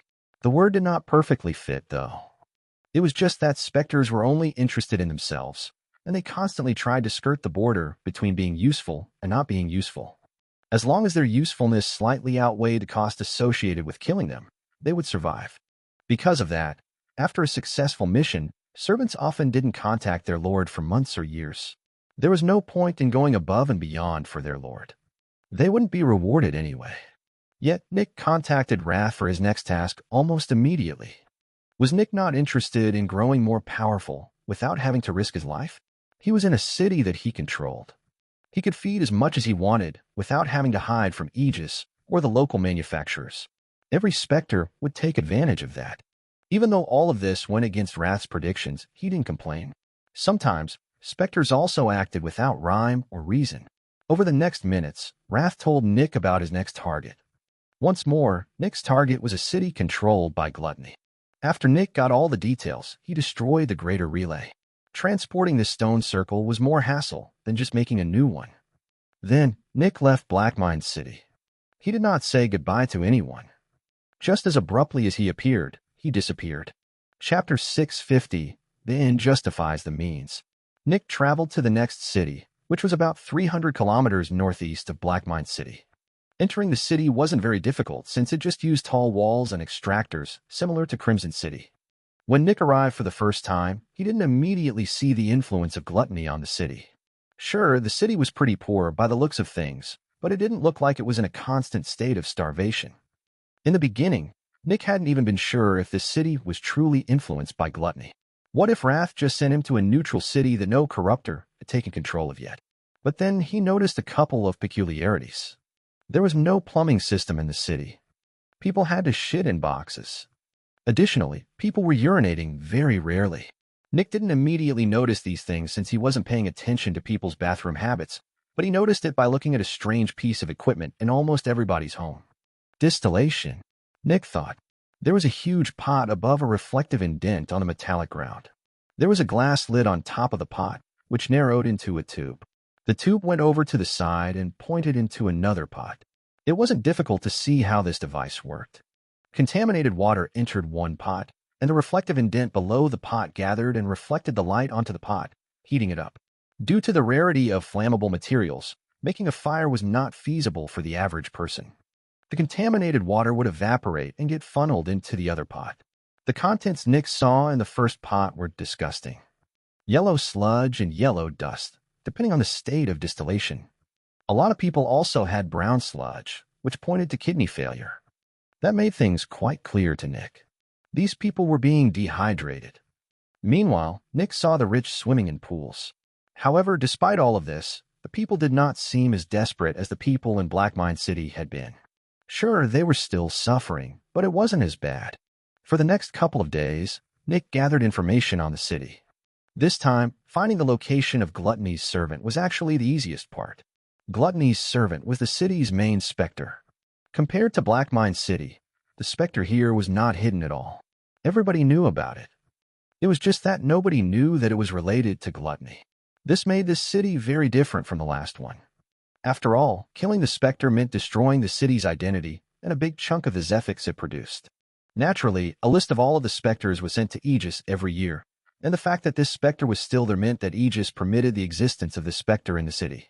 However, Nick was certain that Aegis didn't know that the main specter was Gluttony's servant. Solving this issue required different tactics. First, Nick focused on learning more about the owner of the specter, the biggest manufacturer in the city. Over the next several weeks, Nick kept shadowing the city's elite. He wanted to get rid of the corrupt people first. Yet, despite shadowing them for over 3 months, Nick didn't find even a single sign that any of them knew about the specter's true identity. But they had to. It was impossible for a city to be conquered by one of the corruptors without anyone finding out. After 3 months, Nick decided to change his approach. He found a very corrupt peak specialist and kidnapped her. Then he put her into darkness and used his ability to manipulate the nightmare's influence to siphon information out of her. Yet, even after several minutes, Nick didn't find anything concrete. This specialist didn't even know who or what gluttony was. Nick killed her and left the city. Leaving and entering the city was not difficult. He retreated into a deep cave and built a greater relay. After building it, he contacted Wrath and told it about what he found. "The city serves gluttony," Wrath said. "It might not know, but it does." "What do you mean?" Nick asked. "The water pillar might or might not be one of Gluttony's servants. In the end, it doesn't matter.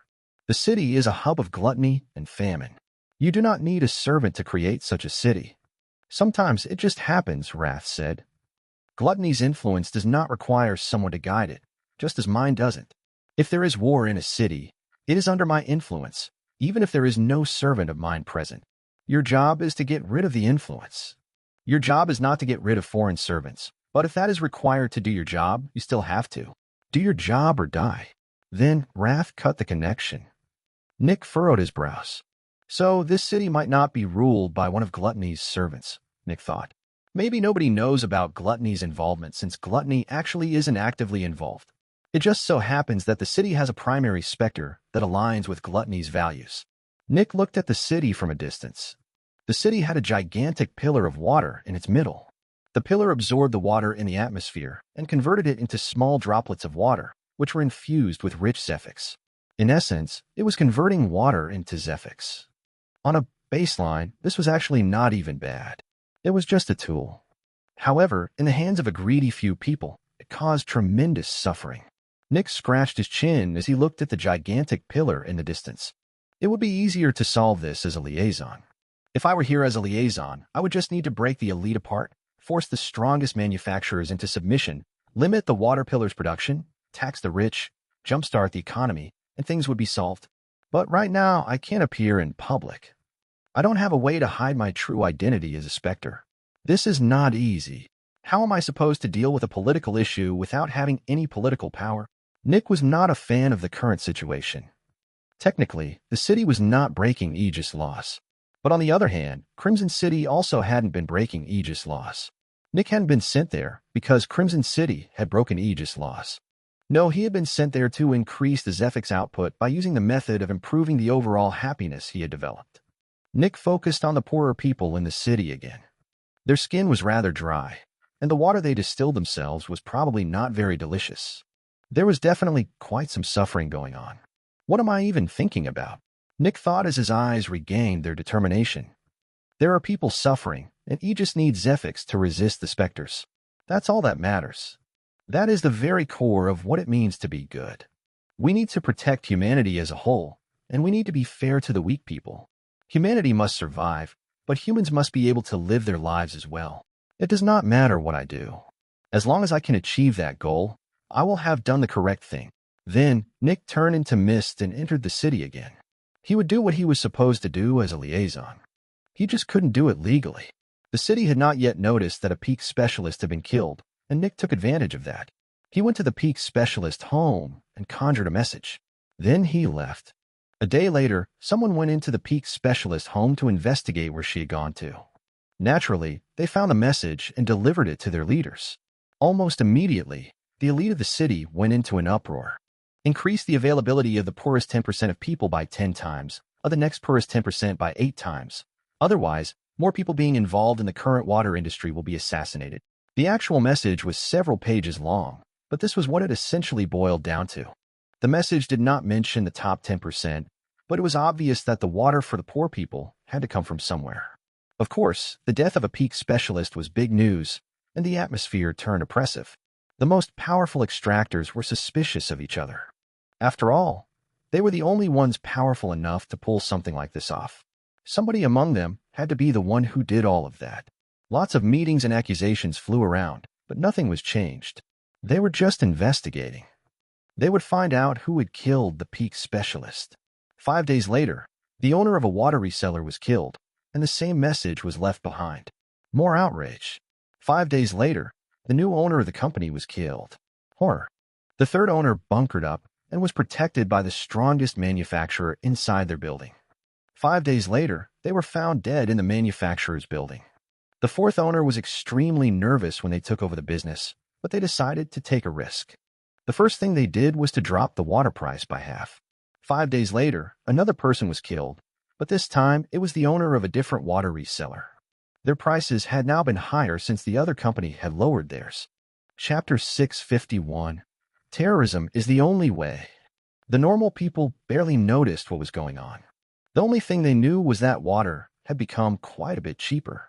Sadly, that didn't change anything for the truly poor. 50 credits and 25 credits were equally unobtainable for them. Meanwhile, the elite were under immense stress and alarm. No matter what they did, somebody important was getting killed every 5 days. They even kept the probable targets guarded inside their headquarters. And yet, they were still being killed. More and more accusations were being flung around, and people nearly started to attack each other out of suspicion and panic. That was until the governor decided on an extreme measure. Every single hero had to be present on the 5th day of the last victim's death. Additionally, every potential future victim was placed in a containment unit, which was guarded by one specialist from every major manufacturer. The 4 specialists would keep track of each other, while the heroes kept track of each other. Every other specialist was also supposed to stay in a single room. Anyone who was not accounted for would be executed. Naturally, if it were only the governor demanding something like this would never happen. However, due to the desperation, all the manufacturers agreed. When it was time for the next victim to appear, everyone did exactly as planned. For specialists were guarding the entrance to one of the strongest containment units, which held all the major leaders of the water trade. Meanwhile, all heroes and specialists gathered in the same big room. Then they waited. For an entire day, the biggest manufacturers basically didn't do anything. That was how big the threat was. After 24 hours, all of the heroes of the city left the room together and traveled to the containment unit with the elite of the water trade. Dead. All 4 specialists were dead. When they looked into the containment unit, they saw the people staying near the walls. They were avoiding the corpse lying in the middle of the containment unit. On top of the corpse was a sheet of paper with a message. Make water affordable. Anyone resisting will be executed.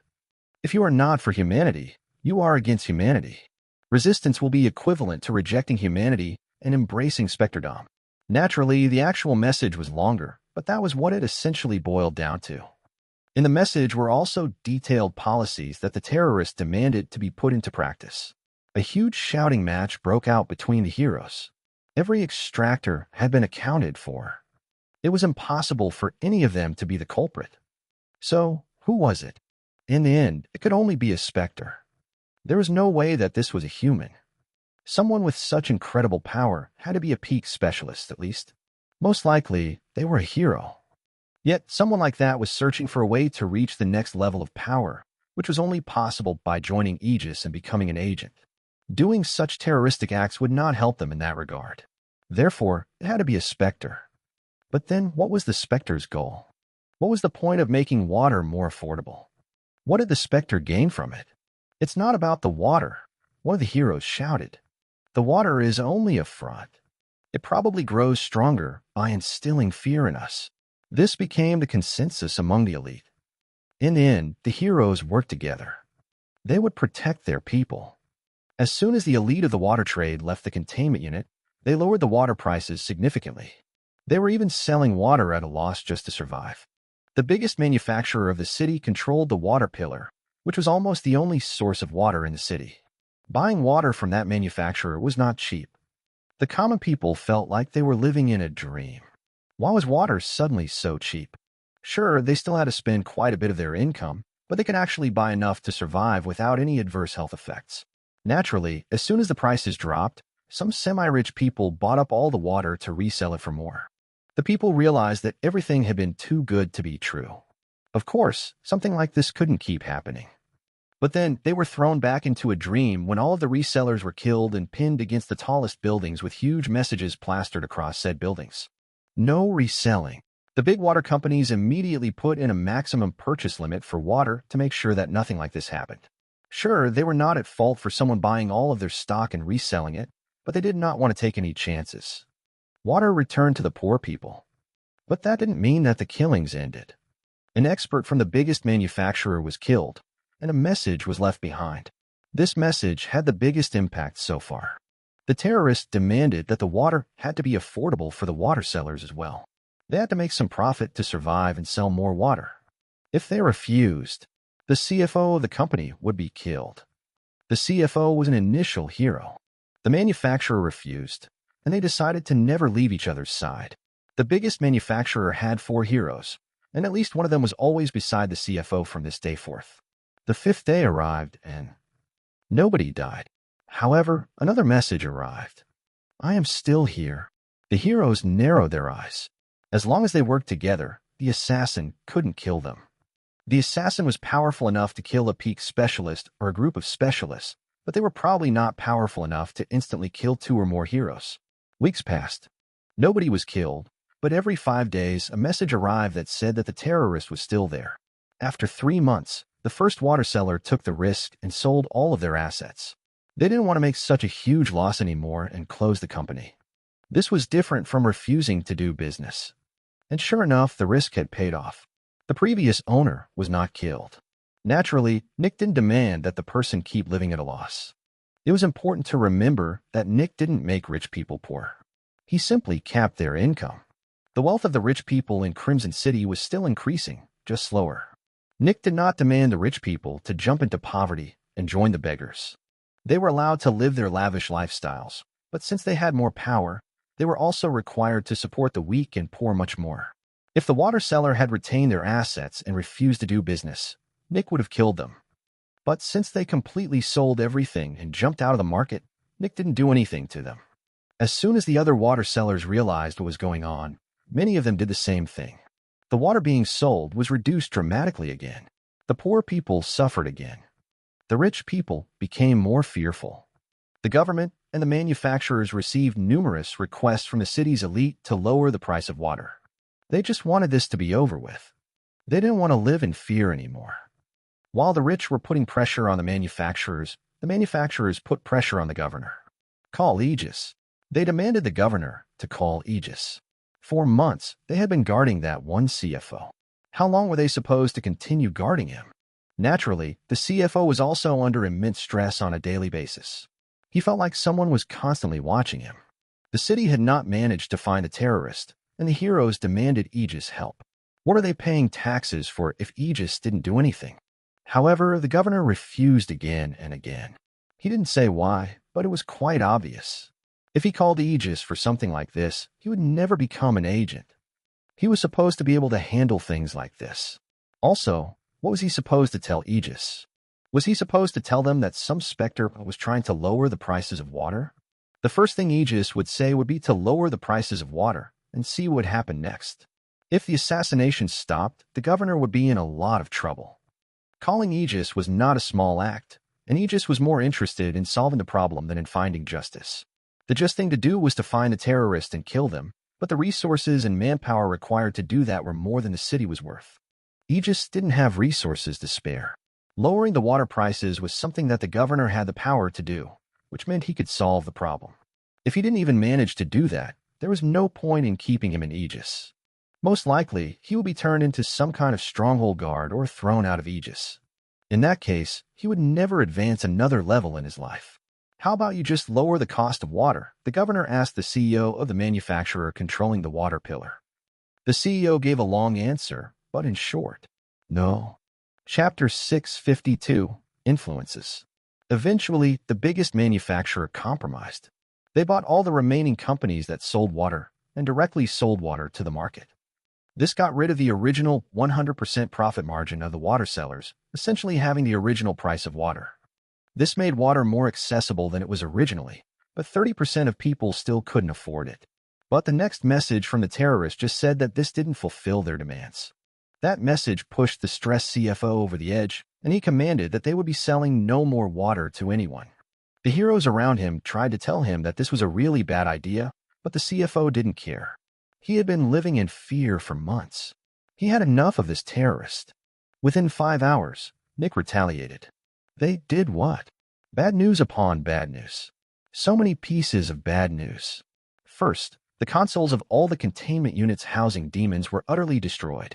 These containment units were indestructible by anything weaker than a fallen or protector, but the same thing wasn't true for the consoles. With the consoles destroyed, it became impossible to interact with the containment units. This meant that the manufacturers couldn't access their demons. The only accessible demon was the water pillar since it resided in the middle of the city due to its size and non-aggressive nature. Even worse, this hit every manufacturer. But that wasn't the end. Next, alarms broke out everywhere. The doors of several containment units were opening. Fanatics and elders were being released. Of course, due to security reasons, all containment units needed over 3 minutes before opening their main doors, which gave the manufacturers enough time to stop the process. Not a single Spectre was released. Yet, the alarms didn't stop. Every couple of minutes, another Spectre was about to be released. This continued for hours. Working with Specters was deemed too risky under these circumstances, and all the extractors were put on watch duty. Yet, the containment units still kept receiving the command to open. Someone could keep the console in their eyes the entire time, and somehow it would still activate the release command. Stress. The extractors were under immense stress. It was a horrifying thought that some unknown power entered the room in which they were staying, did something horrible, and just left again. The only thing stopping that malevolent force from killing them was its own disinterest in their deaths. The other manufacturers immediately became aggressive towards the biggest manufacturer, specifically its CFO. They were being pulled into this conflict. They didn't even sell water. In the end, the CFO was forced to relent, and he reinstated the selling of the water. With that, the chaos ended, and no more Specters were being released. After a short moment of relief, the other manufacturers put more pressure on the CFO. They had had enough. They were done with this shit. Fulfill the demands, or so help me the champion. I will do something. The CFO was still resistant, but after the shock of what happened, he was ready to negotiate. In the end, he agreed to fulfill the demands, but the other manufacturers had to pay to make up for the loss in profits. Due to the desperation, the other manufacturers immediately agreed. They didn't even think about it. They were talking about a couple million credits per month. For a normal person, that was a lot of money, but for manufacturers with heroes, this was barely a couple of hours of profit. They were more than happy to spend the credits if that finally meant the end of this absolute chaos. However, it was important to point out that they knew that they were getting the raw end of the deal. The CFO was taking advantage of them, and they knew that. And they would remember that. As soon as the deal was signed, the second biggest manufacturer pulled out from the alliance against the terrorists. If the biggest manufacturer decided to be such an ass about things, they would not help them. The third biggest manufacturer followed. In the end, only the governor and the biggest manufacturer were left. Some hours later, cheap water flooded the city. Finally, the people could buy cheap water again. Over the next few days, nothing happened. No message arrived. No one was killed. A month passed. Nothing. Then the biggest manufacturer slowly increased the water price again. Nothing happened. The water price increased some more. Nothing happened. Was it gone? Was the terrorist gone? Another 2 weeks passed. Yes, it was gone. The price returned to the original one. The people had no access to water again. Yet nothing happened. Another month passed. Yes, the assassin was gone. Finally, they were free. And then reality hit them. They had gotten careless. The CFO had been assassinated. The thing the terrorist had threatened had happened. The first time the CFO had been left alone, he had been killed. The assassin had never left. Naturally, there was a message on the CFO's corpse. If you had kept the price down, you would still be alive. An initial hero had been killed. Terror broke out among the manufacturers again. The terrorist was strong enough to kill a hero almost immediately without being noticed. Naturally, the water price was immediately lowered to the demanded price again. Sadly, the governor still refused to call Aegis. And then, nothing again. Weeks passed. A month passed. No new message. After 6 months, one of the remaining heroes of the biggest manufacturer suggested increasing the price a little to keep up with the changing economy, but the other two immediately shut that down very aggressively. Do not touch the water price. Obviously, the water price wasn't changed. And like this, Gluttony's influence had been banished from the city. Nick had looked at the water pillar a couple of times, and he found out that it was actually a possession specter. Possession specters rarely had any kind of intelligence, and Nick doubted that it was one of Gluttony's servants. Its values just so happened to align with gluttony and famine. As long as things stayed like this, Nick's job was done. Most of the time, Nick was focusing on training his Zephyx manipulation and conjuring. He was only checking up on the city every couple of days. While the matter with the water had now finally been dealt with, the city was not yet done changing. Over the next months, the other manufacturers got progressively more annoyed at the money they had to pay the biggest manufacturer for the loss of revenue in the water trade. They were not involved in the water trade at all, but they still paid for that. Eventually, the other manufacturers pulled their funding back. The biggest manufacturer was livid since the other manufacturers broke an agreement. The biggest manufacturer complained to the governor, but the governor just deflected everything. The governor did not want to get involved in any of that. If this were the past, the governor would have backed up the biggest manufacturer. However, something crucial had changed. One of the biggest manufacturer's heroes, the former CFO, had been killed. On top of that, they had lost a couple of specialists, including a peak specialist. The biggest manufacturer had been hit the hardest. The second biggest and third biggest manufacturers were working together very closely now.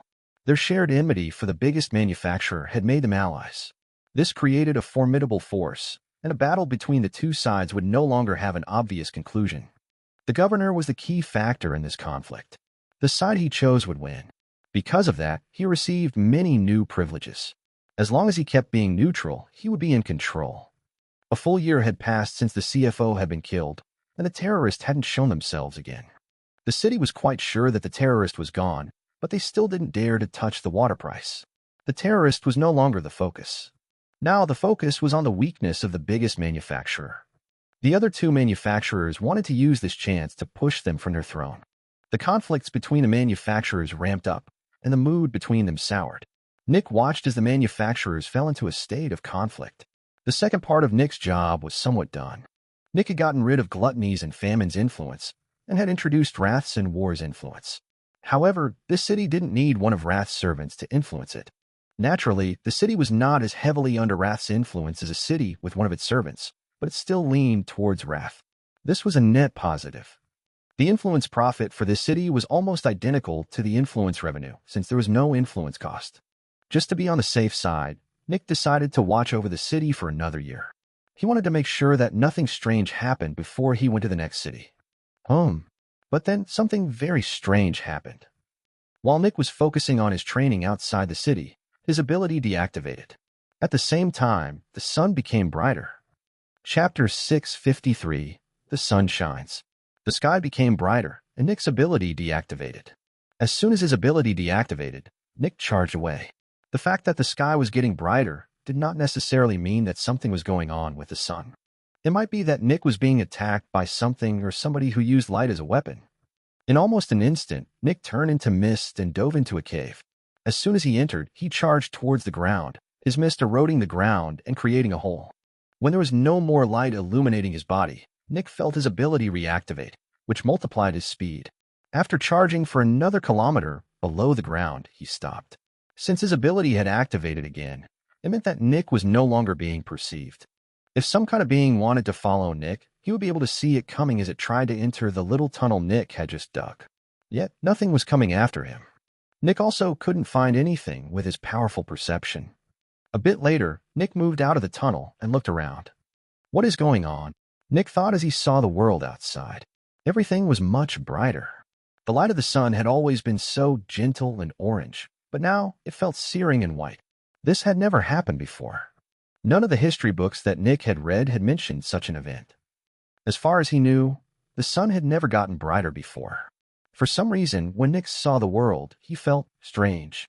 It was like he didn't belong in this world. It was like the bright and searing light was something that refused him. Nick felt like the light did not like him. At the same time, Nick felt like it was getting harder to breathe, which made no sense since he didn't breathe to begin with. Yet, that was exactly how he felt. Nick narrowed his eyes, walked forward, and held one of his hands into the light. As soon as he did that, his ability deactivated again. When Nick pulled his arm back, his ability activated again. That confirmed it. The sun is perceiving the world, Nick thought with furrowed brows. That also confirms that the sun never perceived the world while I have been alive. There was a genuine possibility that the sun perceived me, but for some reason, its perception did not deactivate my ability. There was also the thought that the sun is a possession specter and can't perceive anything to begin with. But now both of these possibilities have been proven to be untrue. The sun is conscious, and it generally ignores the world. Until it doesn't, Nick's mind was going wild. I'm a specter. I should be its ally. Then Nick readied himself and walked outside. Nick's entire body was bathed by the searing light. The temperature was actually not that high. A human would sweat after standing in the light for a while, but it wasn't truly deadly or dangerous. Nick looked up at the blue sky, which was colored a much brighter blue than normal. It looked so beautiful. And yet, Nick felt his nervousness increase. He felt like he was drowning. What is going on? Nick analyzed his body, and he finally noticed what was making him so nervous. I stopped producing Zephyx. Why? Nick rapidly tried to generate more Zephyx. The process didn't seem impossible, but still nothing happened. Then Nick realized what was going on. There's no prefix around me. Just like any other specter, Nick needed prefix to generate Zephyx. Without prefix, he couldn't make Zephyx. Nick quickly went back into the cave, and as soon as he got out of the light, all the pressure and panic vanished. Nick's Zephyx production resumed. What does the bright light do with the prefix? Nick thought. Does it destroy it, isolate it, block it, consume it, or stabilize it? Nick was analyzing the situation, but before he could make much headway, something shocking happened. People of Earth. Nick's eyes widened as he heard a voice coming from the sun. The sun was speaking to them. All over the world, people left their houses and looked up at the sky. Specters with enough intelligence to understand human speech also looked at the sky. I am the new champion of light. I am the most powerful human in the world. When Nick heard that, his mind almost stopped working. A new champion of light? Nick thought back to the kind old man on the throne. What about the old one? Nick had a bad feeling. The old champion of light is passed on. Nick's mind stopped. The old champion of light was gone. Nick still remembered how the old champion of light had granted Nick his new last name and how he had given him a chance to prove his hypothesis on how to run cities better. Nick had met the champion of light only once in his life, but that one meeting had left a lasting impact on him. The champion of light had been undoubtedly good. He had the selfless goal of helping and protecting humanity. And now, the most powerful human, the champion of light, was dead. I hope that I would be able to see him again, Nick thought. The old champion of light has given me his power so that I may protect you in his stead, the voice spoke. Power transfer. Nick thought. That shouldn't be possible. Yet, I do not need all of his power, the new champion of light proclaimed. The bright light you see right now is my gift to you. Hope. Look at the sun. See how bright it is. Its bright light threatens the specters. But for us, it is warm. The sun has always protected us from the nightmare and many other terrifying specters. The sun is not our enemy, but our protector. With the power of the sun, we can defend against the specters. With the power of the sun, we can reclaim our world. And as the champion of light, it is my duty to use the sun's power to destroy the specters. As the new champion of light, I promise you that I will get rid of all of the specters. It might not happen in your lifetime or in the lifetime of your children, but at some point, one of our descendants will live in a world without specters. I, the new champion of light, swear it. At that point, the sun became even brighter, and Nick felt like his consciousness was being attacked. It was like some form of deep and loud droning sound was reverberating throughout his entire being, making it impossible for him to focus on anything or make any coherent thought. Specters. Repent. The light exploded, and Nick was thrown against the wall of the cave, destroying it. The light quickly dimmed again to a level that was only a bit brighter than usual. Remember my words, people of Earth. I will save you. Believe in me. And then the light returned to its usual brightness. Compared to before, the world seemed dim and dark. The sun's light was a constant dark orange. Yet, Nick didn't notice any of that. That last attack had knocked Nick unconscious, and all of his Zephyx had been thrown into disorder. The Zephyx inside Nick's body basically didn't make sense anymore and was distorted. It took Nick's body almost a full minute to recover. Nick's eyes slowly opened, and his memories of the event returned. He immediately jumped back to his feet and looked outside. Everything's back to normal, Nick thought. For a while, Nick looked at the world outside. Then he stepped out of his cave. Everything's back to normal, Nick thought as he felt the Zephyx his body was generating. The way the new champion of light talked probably means that the light only had an effect on specters. This means that normal humans do not suffer from this kind of light. For a long time, Nick remained silent. He was just trying to make sense of this entire situation. New champion of light? The old champion of light was dead. Meanwhile, far away, a man shining in golden light bowed in front of a golden throne. On the golden throne was an ancient man. The ancient man's eyes were closed, and he looked like he was sleeping. Sadly, that was not the case. The left arm looked at the old man. She saw his last expression. Regret. His expression was filled with regret. This was not the expression of somebody who had peacefully died of old age. The shining man slowly straightened his body and moved his arm to the side. The next moment, the old man on the throne turned into white dust before vanishing. Finally, the shining man turned around and pulled out a long and bright sword. For humanity, he shouted. The 6 shields in a hall lifted their arms. For humanity, they echoed. And yet, their shouts did not seem very heartfelt. Chapter 654. So many inconsistencies. Nick wasn't sure what this change meant for the world. He only knew that this was a monumental change. First, I should check the city and take a look at how the people react. Nick quickly moved towards Waterpillar City and looked at everything. The people were all standing on the streets with excitement in their eyes. Nick's perception encompassed a huge part of the city, and many different conversations entered his ears. A normal person would very quickly get overwhelmed by the chaotic mass of talking, but as a specialist, Nick's mind was fast enough to listen to more than 10 conversations at the same time while also being able to filter 10 conversations out of a sea of 1,000. They are excited, Nick thought. Many of them believe they are dreaming, while many others have gained newfound belief in the old tale of the Champion of Light. Nick's eyes shone as he heard something interesting. The city had captured over 5 Specters within the last minutes. When the new Champion of Light shouted that the Specters should repent, all Specters were hit by the power of the sun, not just Nick. Just like Nick, all the Specters were thrown back and lost consciousness. Of course, not really all Specters. Nick doubted that the new Champion of Light had enough power to injure Fallen while distributing his attack over such a large area. Most likely, demons only got pushed back a bit and didn't actually receive any damage. Nevertheless, all the Specters weaker than demons staying inside different cities had been thrown back and injured, exposing them as Specters. This was actually crazy. Having 5 hidden Specters in a city was definitely on the low end. Most cities probably had over 15 hidden Specters. Waterpillar City had a good grasp over its Spectre situation since it was stronger than the average city. The city had 7 heroes and over 50 specialists, even after Nick had weakened the city quite a bit. The new champion dealt with 5 Specters here, and probably more than 5 in every other city.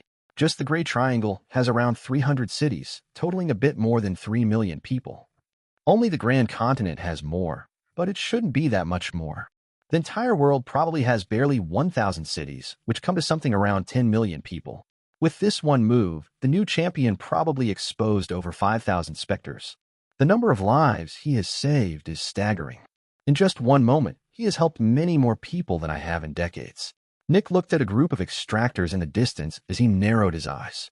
And that's not even everything, he thought as he listened to their exhilarated conversation. The light that stopped me from producing Zephyx had an incredibly beneficial effect on extractors. From what Nick could hear, the short moments in the special sunlight filled every human with Zephyx. This meant that no one needed to work with any Specters for today to advance.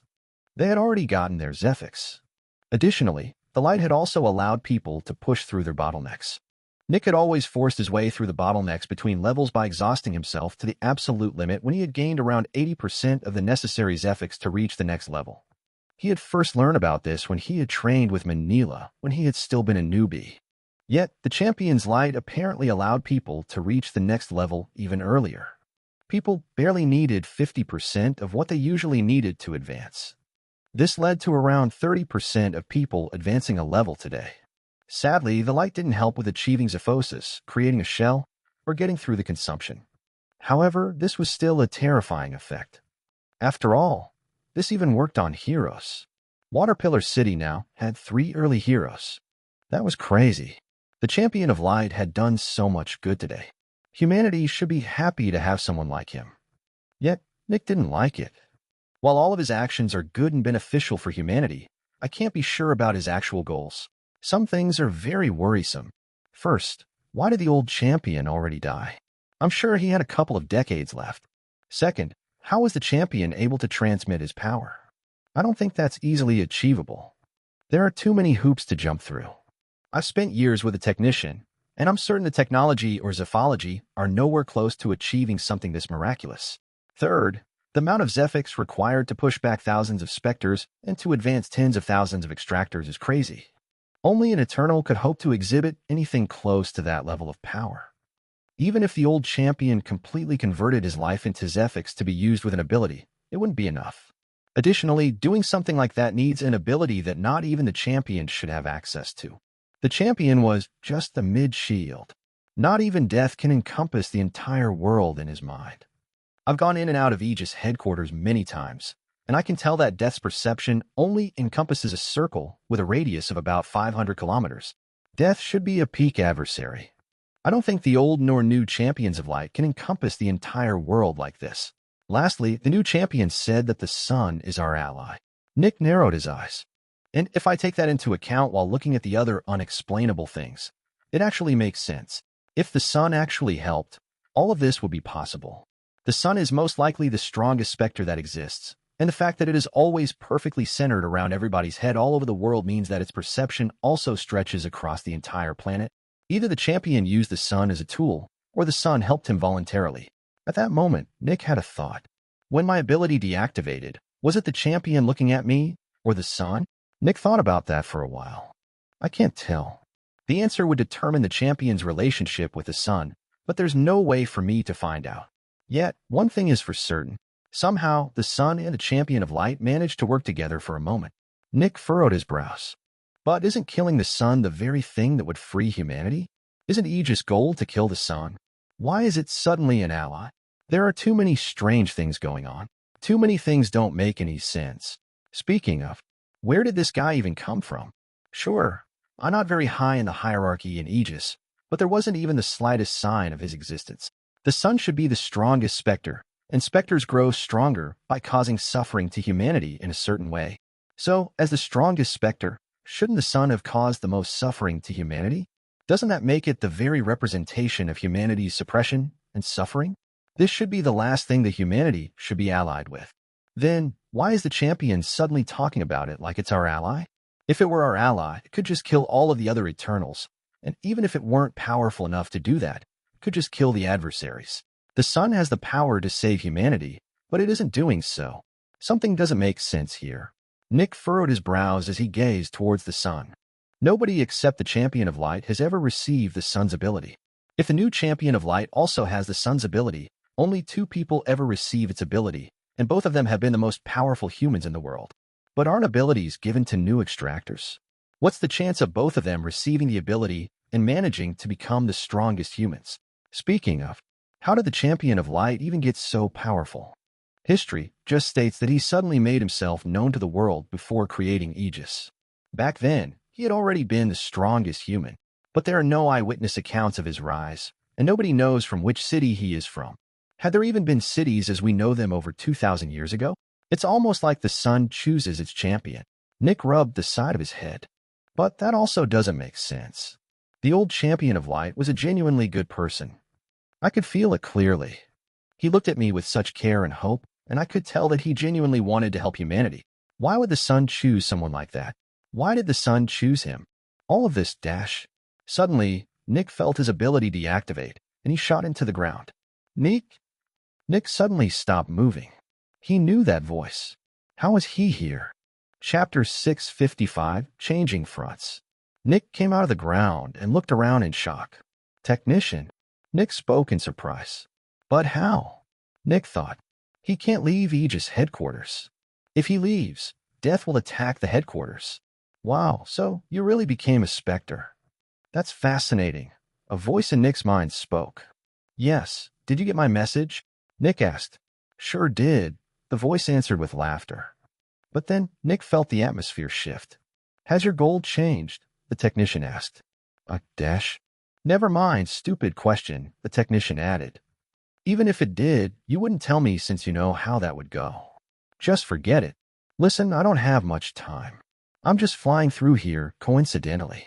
I mean, not really coincidentally since I knew that you had to be around here somewhere, but I'm actually doing something completely different. Anyway, you have to stay away from Aegis for a couple of years. Many things are happening, and I can't go into details. Just stay away for a while until things calm down. Go be undercover or whatever. Time's up. Gotta go. A short moment later, Nick's ability activated again. Nick hadn't even seen a glimpse of the technician this entire time. Most likely, the technician had just been flying in a straight line without acting like he was talking with Nick. Nick became more nervous. This means he thinks that he is being watched, Nick thought. On top of that, he believed that the one watching him would not be happy with my existence. Speaking of, which shields actually know about me? The left arm, the technician, and the old champion of light. Those 3 definitely know about me. What about the other 4? What about the new champion of light? Nick narrowed his eyes. The technician said that I should stay away for a while, and he specifically traveled through this place to find and tell me. Things at Aegis seem to be chaotic. I shouldn't consider everyone in Aegis to be my ally at this moment. My original message should have directly gone to the left arm, and since the technician knows about it, it probably means that the 2 of them are on the same side, which means that the left arm should be on my side. But I can't be sure about the other ones. My identity as a former human might be more dangerous than just being a normal specter. I have to be careful about my true identity.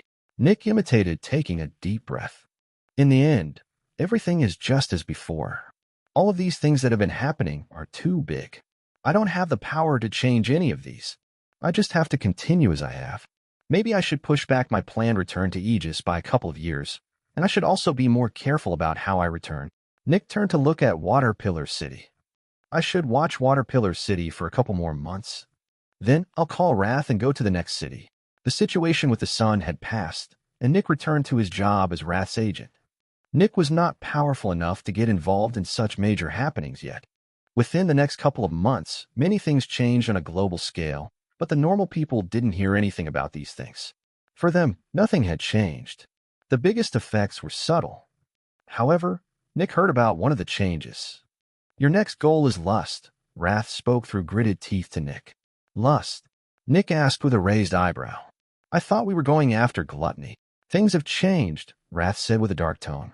What has changed? Nick asked. Wrath glared at Nick for a bit. The humans are putting pressure on pestilence in the north of the Grand Continent, Wrath explained. Nick didn't let it show on his face, but he was quite surprised. The humans were putting pressure on one of the trio of destruction? That also explains where the technician was actually going to. I am near that western part of the Grand Continent, and if someone came from Aegis headquarters while taking the longer route through the east, they could travel past me. The technician is probably fighting near the front lines against pestilence. Sloth and Lust retreated north to help pestilence. That leaves Lust's position open. We are using this opportunity to expand my territory towards the east, Wrath explained. Nick nodded. Technically, none of the corruptors directly got involved in their territories. After all, if a powerful fallen showed itself, humanity might deliver a devastating counterattack. The corruptors only got involved in their territories via major relays. However, using a major relay was risky. There were ways to intercept and track the messages from major relays, but it wasn't easy. Only protectors could hope to master such an ability, and they also needed to be relatively close to one of the recipients. Major relays worked by establishing connections with the corruptors. The manipulation lines in the major relays were only there to access the corruptors' powers. They did not have the power to create the connections on their own.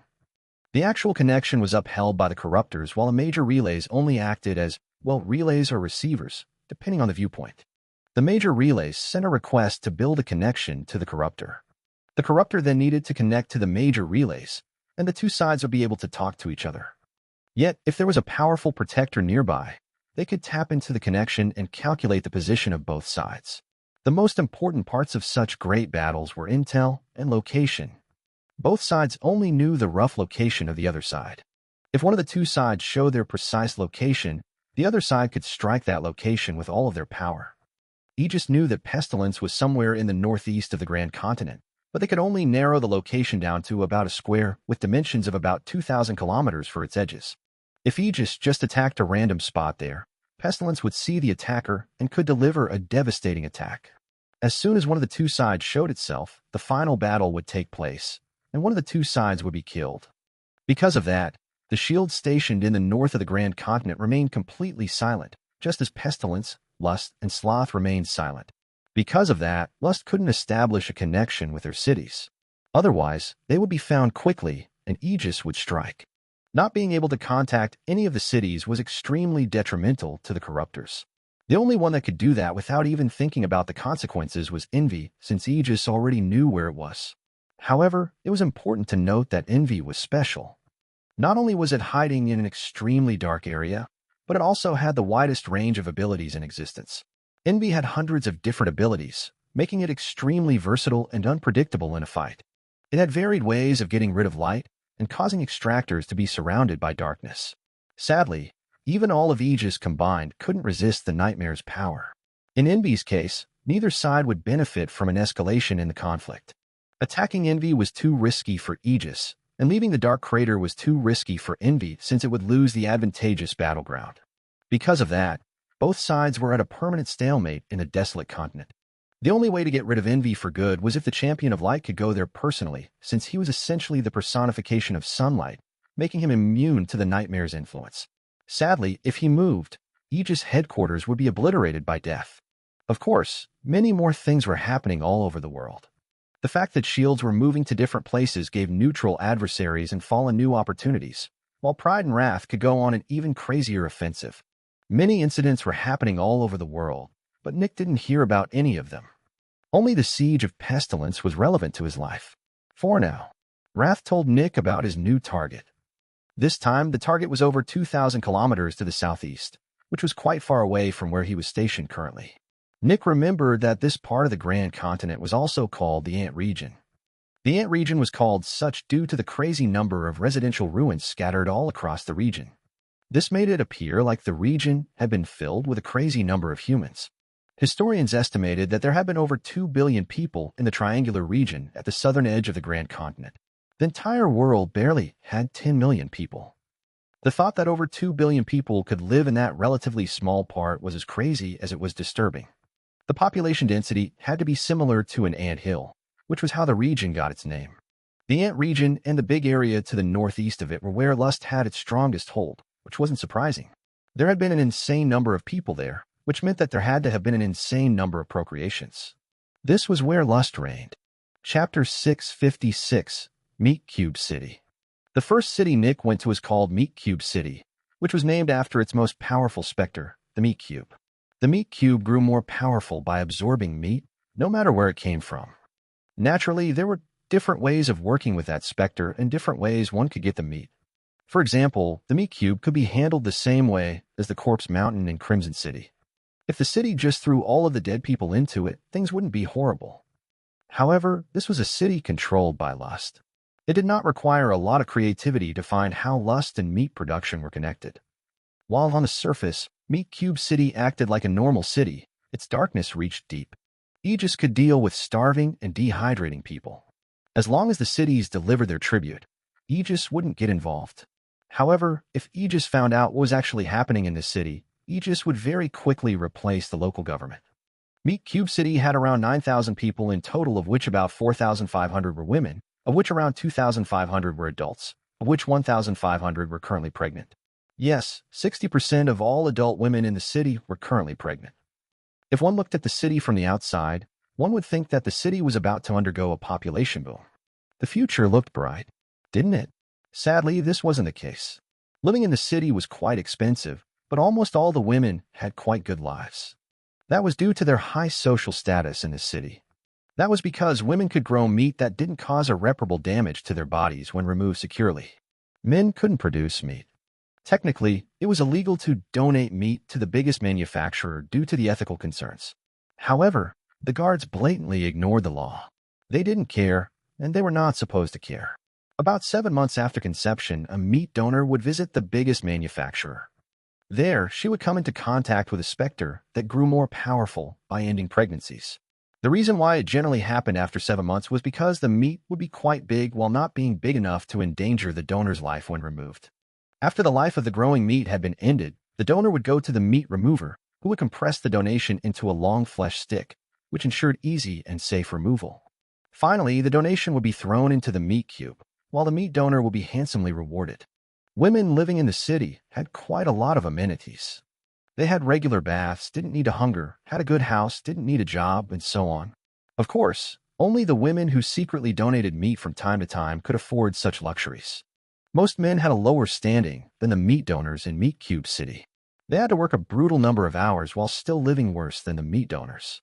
These 3,000 adult men essentially did almost all the work for all 9,000 people in the city.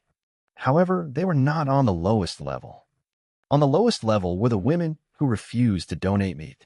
Just like the men, they needed to work hard, but due to biology, only the strongest of them could keep up with the physical stress put on their bodies. Even more, most of them were treated like shit by the men. Far too many men were envious of the women's ability to just print money. In their minds, the women were idiots for their self-destructive behavior. They clearly didn't suffer as much as them since they always had a way out, while the men didn't. Of course, all of these statements were very generalized, and there were plenty of men who viewed these women as noble, while viewing the meat donors as absolute monsters. Sadly, despite all of this, the chances of being able to have a kid for these kind of people were extremely small. There were plenty of men who were willing to steal some meat from the mothers and fathers. The vast majority of poorer people refused to procreate because of that. The danger was just too high. However, it was important to note that these were just a couple of small complaints in a city with a population that was relatively happy when compared to other cities.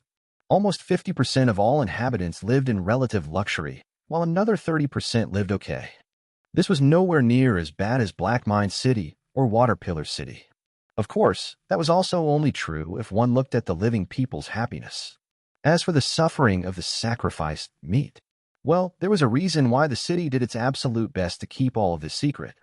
They were producing a crazy amount of Zephyx this way, and the governor's reputation was stellar. It was only a matter of time until he was called into Aegis to become an agent. After all, he was giving Aegis 40% more Zephyx than the minimum it asked for. Of course, the reason why the governor was giving Aegis so much Zephyx was so that it didn't go to his city to look at and optimize things. When Nick saw what was going on, he grew quite angry. Although he always grew angry when he entered a new city. This time, it was just that his anger encompassed a bigger number of people. Usually, Nick's anger only encompassed a couple hundred elite people at most.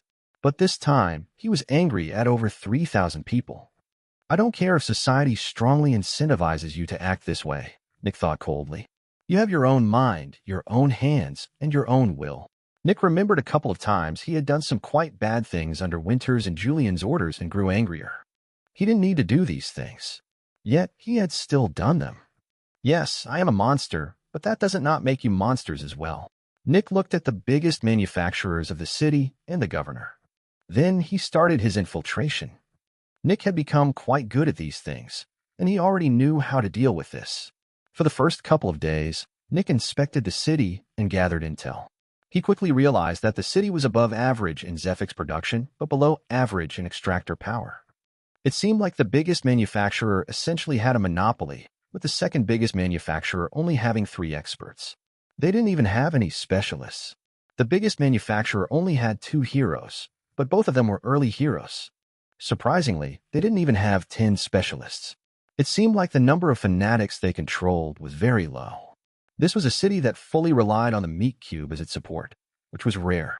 For example, if the Crimson Fungus in Crimson City suddenly got destroyed, the city would still have the Plague Eagle as a demon while also having almost 20 fanatics. The Zephyx output would drop, but the city would still be able to pay the tribute, albeit with a bit less luxury. However, if the meat cube died here, the city's entire economy would collapse. Over 60% of the produced Zephyx came from the meat cube, which was shocking. The governor was also only an early hero. From what Nick had found out, the governor used to be the CZE of the biggest manufacturer in the city. The old governor died to a specter. Aegis did not find out what exactly happened to the old governor and quickly appointed a new governor. Back then, there had still been 2 major manufacturers. Well, after the new governor took over, that quickly changed. The city dramatically changed over the decades until it became what it was today. After learning all of this about the city, Nick searched for Lust's agent. It was important to find out who worked for Lust. Otherwise, if Nick dealt with Lust's influence but Lust's emissary survived, the city would just revert to its old state. After spying on every important person for about 2 months, Nick could finally confirm who the emissary was. It was the Spectre that grew more powerful by killing unborn babies. Just like in Black Mine City, that Spectre had the power to control the meat cube. Surprisingly, the meat cube was not a possession Spectre, but a physical Spectre with the intelligence level of a relatively dumb mammal. Lust domesticated it and told it to listen to the other Spectre. This was similar to Black Mine City, except that both Specters were publicly known as Specters. They were essentially hiding in plain sight. However, that wasn't everything.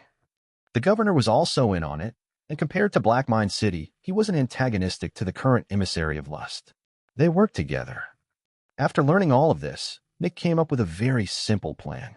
It was actually pretty easy to deal with all of this. A special thanks to everyone who donated. You've helped me more than you know. I'll keep working on bringing more audiobooks. If you'd like to support further, you can become a member or donate, and you will get a link to the audiobook library. The links are in my bio and description. In the audiobook library, you can already find 10 complete audiobooks. Lord of Mysteries 1, Lord of Mysteries 2, COI, Omniscient Reader's Viewpoint, ORV, Mother of Learning, Reincarnator, Leveling Up with Gods, The Author's POV, Kill the Sun, and 7 ongoing. Shadow Slave with Chapter 1 to 2740. Reverend Insanity with 200 chapter. A Regressor's Tale of Cultivation with 200 chapter. My House of Horrors with 300 chapter.